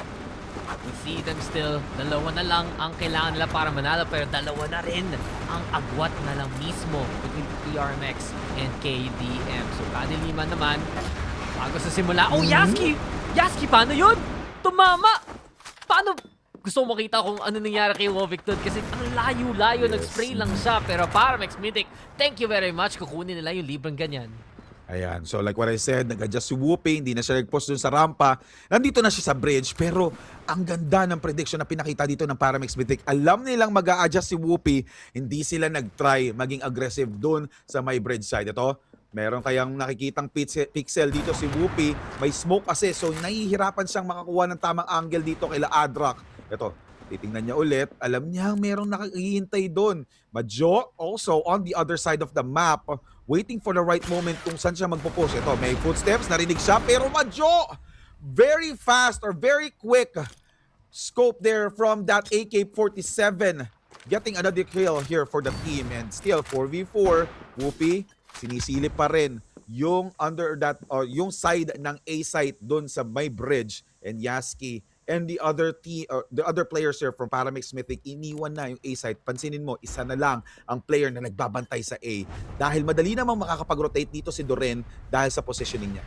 Yeah, sige, pero yun ginagawa rin ng KDM. Nagtatapon silang utility papunta sa B. Gusto nila i-sell yung fake na yung B site ang i-hit nila. At ito na ang Kadiliman. Na-flash muna daw, and Pabi trying to find the angle. Kailangan mag-execute ng Kadiliman ng mabilisan dito. And with 15 seconds left, the pressure's on. Ito na ang KDM. Mauna na si Pabi. At ang bilis niya nahuli si Atrak! Yun lang ang pwestong hindi mainit. At yun tuloy, naka-flood pa nga dito ang Kadiliman. Grabe, that was a huge gamble, ha? Siya pala yung dala ng C4, siya pa yung nauna. And if we actually died right there, mahihirapan tuloy i-take over ng Kadiliman. But again, because of that gamble, napaganda nangyari for Kadiliman. 20 seconds on the clock. Majo and the rest of the Kadiliman has a better position. Napagandang leak out at nahihirapan dito mag-take over si Strix. And Strix will also go down by the hands of Pabi with that triple for that round. They sold that pick. Nag-iinit. They sold that pick so well na lahat talaga ng utility tinapon nila ng B. Umaanggol sila ng A ng sobrang tagal.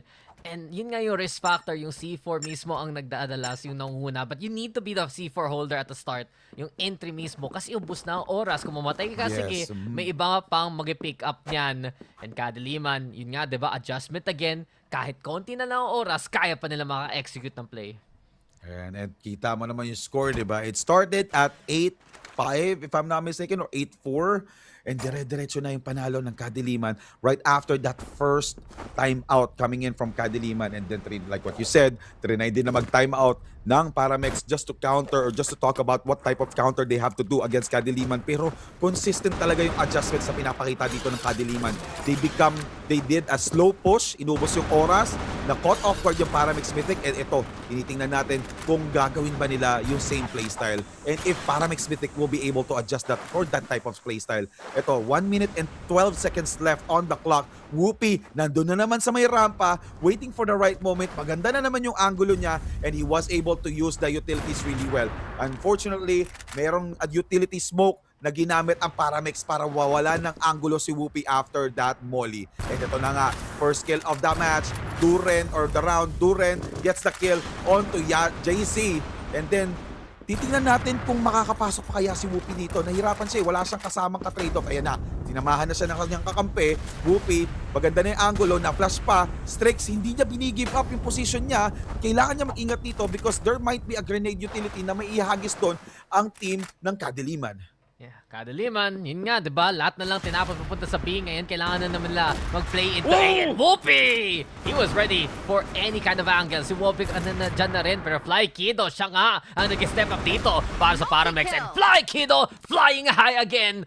Sky's the limit sa kanyang impact dito sa run na ito. At si Majo na lang ang natitira mismo. Doren even just flying in. And Paramex Mythic, isa na lang ang kailangan nila. Isa na lang. At mukhang hindi magiging ganun ka-perfect yung record ng KDM. Babawi ba ang Pinoy squad dito?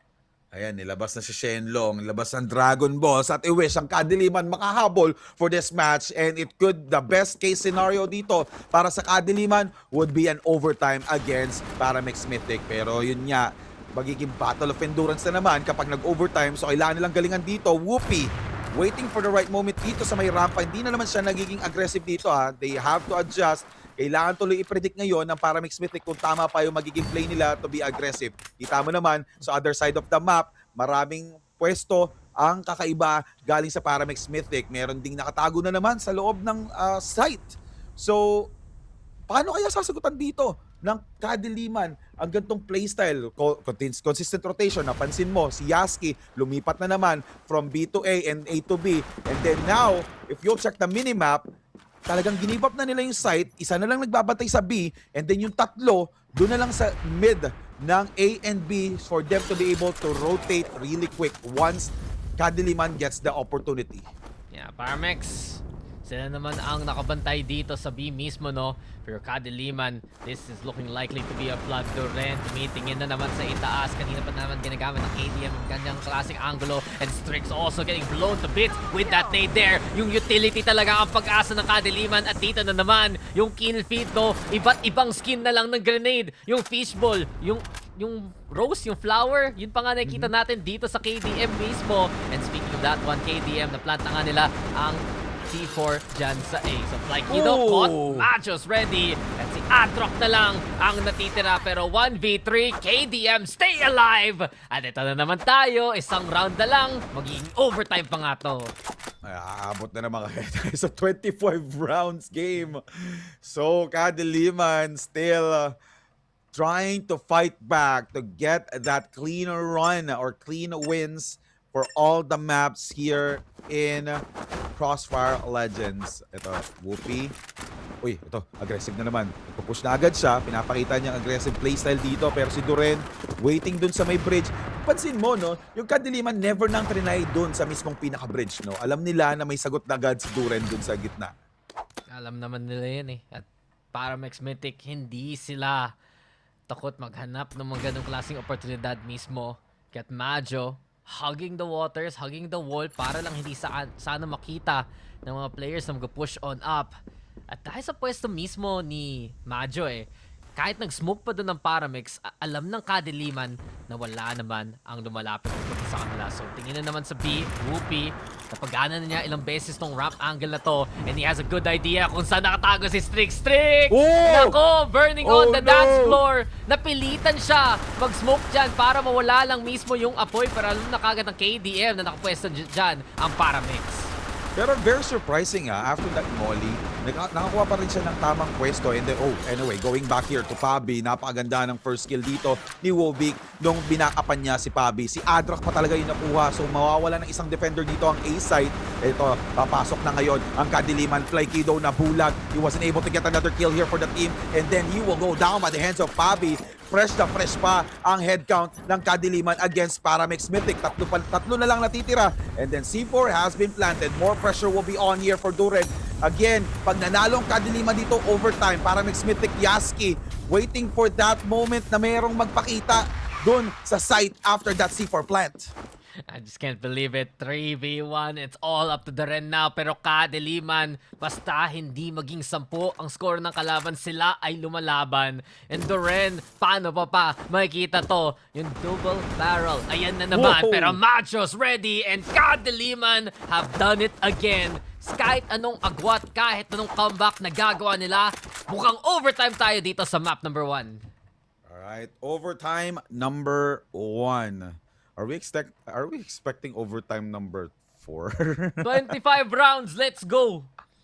Road to 25 rounds. Alright, Paramix Mythic, Kadiliman, reset. Palit na naman ang pwesto. Paramix na ngayon ang magiging attackers for Blacklist. And then Whoopi, maganda na yung pwesto. Uy, pinasok ni Whoopi itong... Uy, rampa! First kill sa rampa, Whoopi. Yaski, very important kill pa. Yun pa yung may 19 kills para sa team. Tapos si Wovik sasagot, papatayin din si Flykido. 3 players left here for Paramix Mythic, Adrock, Strix, and Duren. May sagot kaya sila sa aggressive playstyle ng Kadiliman. Majo, nag-try pumatay. Unfortunately, nakaiwas ang kalaban, pero andon ang double pistol for Strix. Yan, handa naman yung Kadiliman na naman pag sila'y nakapwesto dito sa mid. Bigla na lang nakaka-snipe rin si Whoopi mismo. And KDM right now, hawak-hawak na nila yung C4. Adrock, kailangan niya gawin ang lahat para lang pumalag. Pero siya na lang natitira. KDM right now, convincing round to take the lead. Sila pa ang naka-map point dito ngayon. Alright. Kadiliman ahead of this overtime number 1. May sagot kaya ang Paramix Mythic sa Blacklist side ng Kadiliman? That it will be a huge question here. And now, 2 minutes ang oras natin for the game. Magkakaroon kaya ng slow playstyle dito ang Kadiliman or another aggressive playstyle? Paano man ang palag dito ngayon? KDM, kailangan na nila tapusin to mismo. Pag nakapuelo na naman ang Paramix, pag bigla na lang nakalaro mismo si Yaski, no? And that was a key component of that last round. Yung MVP ngayon ng Paramex, handa na naman lumaban mismo. And I'm looking at his positioning. Siya pa nga ang nakapwesto sa loob ng B-site. Ito na. So, wala pa rin namang namamatay. And there's no damage yet. And Whoopi! Another perfect shot there onto Duren. Si Duren pa nga ang nakuha niya, which is a sniper player here from Paramex Mythic as a defender. And then Whoopi, tinitignan ko meron pa namang siyang makikitang magandang anggulo papunta doon sa A-site. Flykido, hindi siya nag-overcommit Alam niyang nakibantay si Whoopi doon. Bumaba siya doon sa may smoke just to make sure na hindi makukuha ng kadiliman ang tamang anggulo sa kanya. And now it will separate the whole team because of that smoke. Pero let's not forget, kadiliman, lamang na lamang sa head count. And now we're seeing a beautiful playstyle here for Kadiliman. Kita mo naman dito sa minimap, ang bilis ng rotation. Dalawa na agad ang nandun sa may pocket ng B-site. Flykido, sige, pwesto muna siya na naman sa sulok. Ang Paramex Mythic, naghahanda na sana, pero Kadiliman, eto na sila. Paramex, they fight back early. Dalawa kaagad ang nakuha ng defenders. Make that one more para kay Flykido. Unexpected ways, Paramex Mythic, ginagawa na talaga ang lahat. Flykido, sige, but Warwick's double makes it a 1v1. At yun pa nga, Warwick! When in doubt, trust this man. Kadiliman off the clutch. Kinaya pa dun sa overtime, 11-9. Grabe, 360. 360 yung nangyari. Nung naramdaman niya at narinig niya na may footsteps sa likod, inikot niya agad yung screen ng kanyang Oppo. Wow. That was a really good reflex though. Kasi kung ako tatanungin mo, hindi ko magagawa yun. Kaya nga sila ang Kadiliman at kaya nga sila ang panalo dito. Wobig, what was that? Ganun karami ang kalaban. Ganun karami kailangan niya patayin. Nagawa niya ang lahat para sa KDM. This roster truly built for comebacks, built for the long game. And KDM sila dito.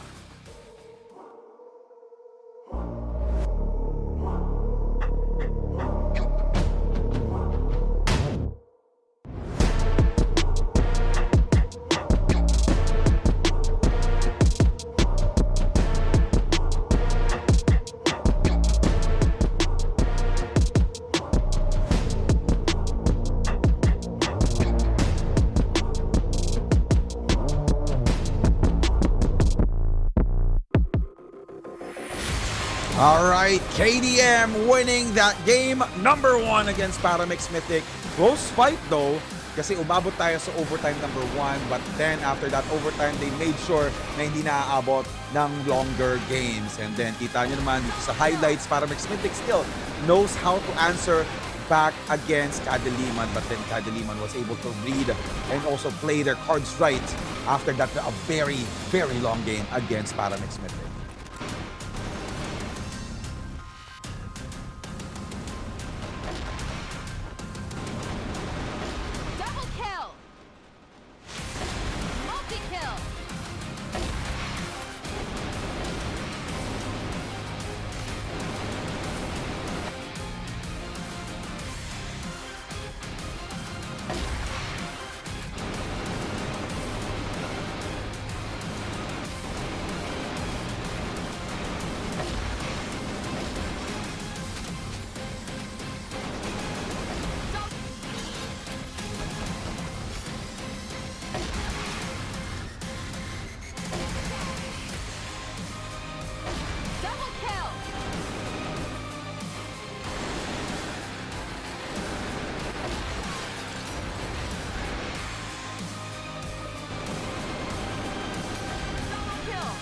That's true. Sobrang ganda ng pinakitang performance din talaga dito ng Kadiliman. And because of that, very rewarding match.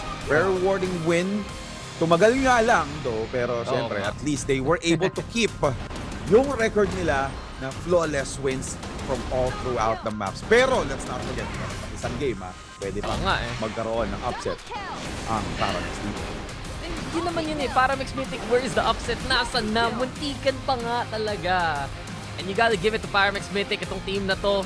Nakuha pa nila nga ang 9 rounds sa best map ng Kadiliman. Pero KDM Nakahanap nga ng sagot, and it just goes to show, when in doubts, go with Wovic. Kita natin sa stats do, lahat talaga ng kadiliman naka 10 kills plus. Wovic, hindi natin makakalimutan yung last play, yung triple kill, pero paano pa umabot yung kadiliman dito? Dahil kay Pabi. So sabi ko rin, nakisama na ako kay Majo, yung dalawa talagang yun ang sobrang importante para makapasok ang KDM sa mga site. And we saw that there pagdating sa A, no, dun talaga nakahanap ng last minute rotation ang kadiliman. And let's not forget, yung clutch doon ni Wovic, that is a very important win. But then again, Pabi will be the MVP. 20 popping kills for that round with 8 assists, 15 deaths though, with 93.5 ADR, 4 na headshots, and 1,800 damage that was dealt for all throughout the match. Pabi, with that beautiful rotation, he makes sure, actually kahit anong game si Pabi talaga yung taga-trade. Diba? Aside from Wovic, siya yung taga-trade off. He makes sure na merong revenge kill na mangyayari, kung di isa, dalawa, minsan tatlo pa. I mean, siya talaga yung consistent dito para sa KDM. At yun nga, diba? Kung hindi si Pabi yung gumagawa dito ngayon, si Majo rin ang kailangan natin pansinin. 2.3k damage, 7 kills for him. Yasky on the other hand, defining that streak. Hindi mangunguna ang Paramex Mythic pagkatapos ng first half kung wala yung mga ginagawa ni Yasky. At some point, no, he looked nigh ungiveable na wala talagang makakatalo sa kanya, and 19 kills proving gaano kalakas dito ngayon ang isang player ng Paramex Mythic. Alright. Ngayon ko lang napansin Indonesia na naman ang kalaban ng Philippines, and then close fight ulit. Alright, it means that Indonesia teams are actually pretty good as well, and nakakasabay talaga sila sa playstyle ng mga Pinoy. Ganun talaga. Pag Indo, Pinoy, labanan sa Comsec, labanan mismo sa laro. At dito na tayo sa map number 2. At papasok na rin mismo sa satellite. So for the second map, no, pinili rin to ng Paramex Mythic. Para sa akin, sa totoo lang, medyo sleeper pick to ng KDM na malakas yung potential ng kadiliman sa mapang ganito. But I do wonder ano ang plano ng Paramex. What do they have in store? Anong gusto nila gawin dito sa map pick nila? Yes, that's true. Kasi kung gusto nyo talagang maging ahead against kadiliman, it will be Black Widow. Kita mo naman yung performance nila. Especially nung last time. Hirap na hirap talagang magdepensa si Whoopi dun sa map na yun. So, what will be their plan here on Satellite? Maybe they just pick the most comfortable map that they can use, or they have something, up their sleeves. I mean, pinapanood ko talaga yung mga ibang series natin yung napapansin kong map draft mismo. At sa totoo lang, hindi pa nalalaro ng Paramex Mythic tong Satellite kasi pag nasa map 3 naman ng rotation nila, hindi umaabot ng ganun. Ito dapat yung map 3 between Kadiliman and Paramex Mythic. Ngayon, ito na ang map number 2. Ano ang plano ng Paramex? Malalabas na nila ba ang 100% nila? Anong secret strats, no? Ang plano dito ng Indonesian squad natin? O mas-shrug off lang ba ng Kadiliman at sasabihin, oy, thank you Satellite, sige, 2-0 na to. Let's get into it. Map number 2. Huli, laban na ba to? Ito na ba ang huling matchup ng group stage natin? Tingnan natin kung manalo man ang KDM. Alright, so tignan natin. Ang Paramex will be the blacklist players here. Uy! First kill coming in from Duren. Ready siya sa tamang angulo doon. And si JC pa ang kanyang napatay. Majo, maganda rin ng pwesto. Natry mag-trade off, pero Duren with that double pistol, giving him a double kill. Meron ngang utility grenade na ginamit doon, and Duren will be little bit low. And a triple from Duren. Wovic will be answering back. Kaso nandun si Yasky para patayin si Wovic. Pabi will also get another kill here, but he will be the last player alive. Though Paramex Mythic only has 2 players with low HP, and Adrak will be fresh. Pero andun, ang ganda ng angulo, and Paramex gets this first round for this game number 2. Oo nga, masyadong agresibo doon yung Kadiliman. Bigla na silang contest sa simula pa lang. At dahil doon, Paramex Mythic take advantage of the situation. Mainit ang kamay ngayon ng Paramex Mythic. Kitang-kita sa nagawa ni Doren. Pero usually naman, ang depensa ng KDM, yung 2-1-2 split at umpisa pa lang ginagawa nila. Isang nakatingin sa mid, KDM also, an early smoke para lang mag-show ng intention na sila ay sana mag-push. Flash pala, Whoopi though, siya ay nag-snipe na naman dito sa tulay. Sino man ang mag-peek mamamatay pag nakita ni Whoopi, and KDM right now sinosuppress na maaga ang Paramex. Ito na nga, lumipat siya ng pwesto. Kanina, nandun siya sa may mid-side. So now, he tried to take advantage on switching to that bridge or tunnel dun sa AA. So, ito, Duren, trinay na naman gawin yung same playstyle that he has. Pero syempre, mag-a-adjust ang Kadiliman. Alam nilang gagawin ulit ni Duren yon since maganda ang angulo ni Duren doon sa may B-side. So, ngayon, naiwan na lang mag-isa ulit si Duren. Smoke was expended, checking out on the minimap. And then, one of the players here, which is Kadiliman, Wovic, will also assist Whoopi doon sa mid. Yeah, Duren. Saan naman tayo? Sniper pa rin. Hawak-hawak dyan. Adrock actually finding Wovic. So simula pa lang, nakakahanap na kagad ng pitas dito ang Paramex Mythic. Pero Jay-Z, ginulat na lang si Duren. At Jay-Z, hindi pa siya tapos. Saktong swap into the rifle. Bigla na lang yung spray yung sakto para mahuli rin si Fly Kido. Bobby though, siya rin ay napansin. And Paramex Mythic, Kadiliman, ginugulat na lang ang isa't isa. Bulaga talaga as Kadiliman right now. They throw the flames. Yung Molly dyan, ang hindi pwede. Yaski, wag mo na laruin yan. Hindi ka pwede lumapit. Jay-Z also with the jump. Huli na naman ni Jay-Z ang kalaban. Ginagawa niya ang lahat para pigilan dito ang Paramex. Ito, ang ganda ng position niya. Nandun siya sa may likod ng pinto. Will Adrak be able to check on that corner? And yes! He gets the kill onto Jay-Z. Now it's a 2v2 fight between Adrock Strix against Majo and Whoopi. Ito na nga si Majo. Kita niya yun sa mga players.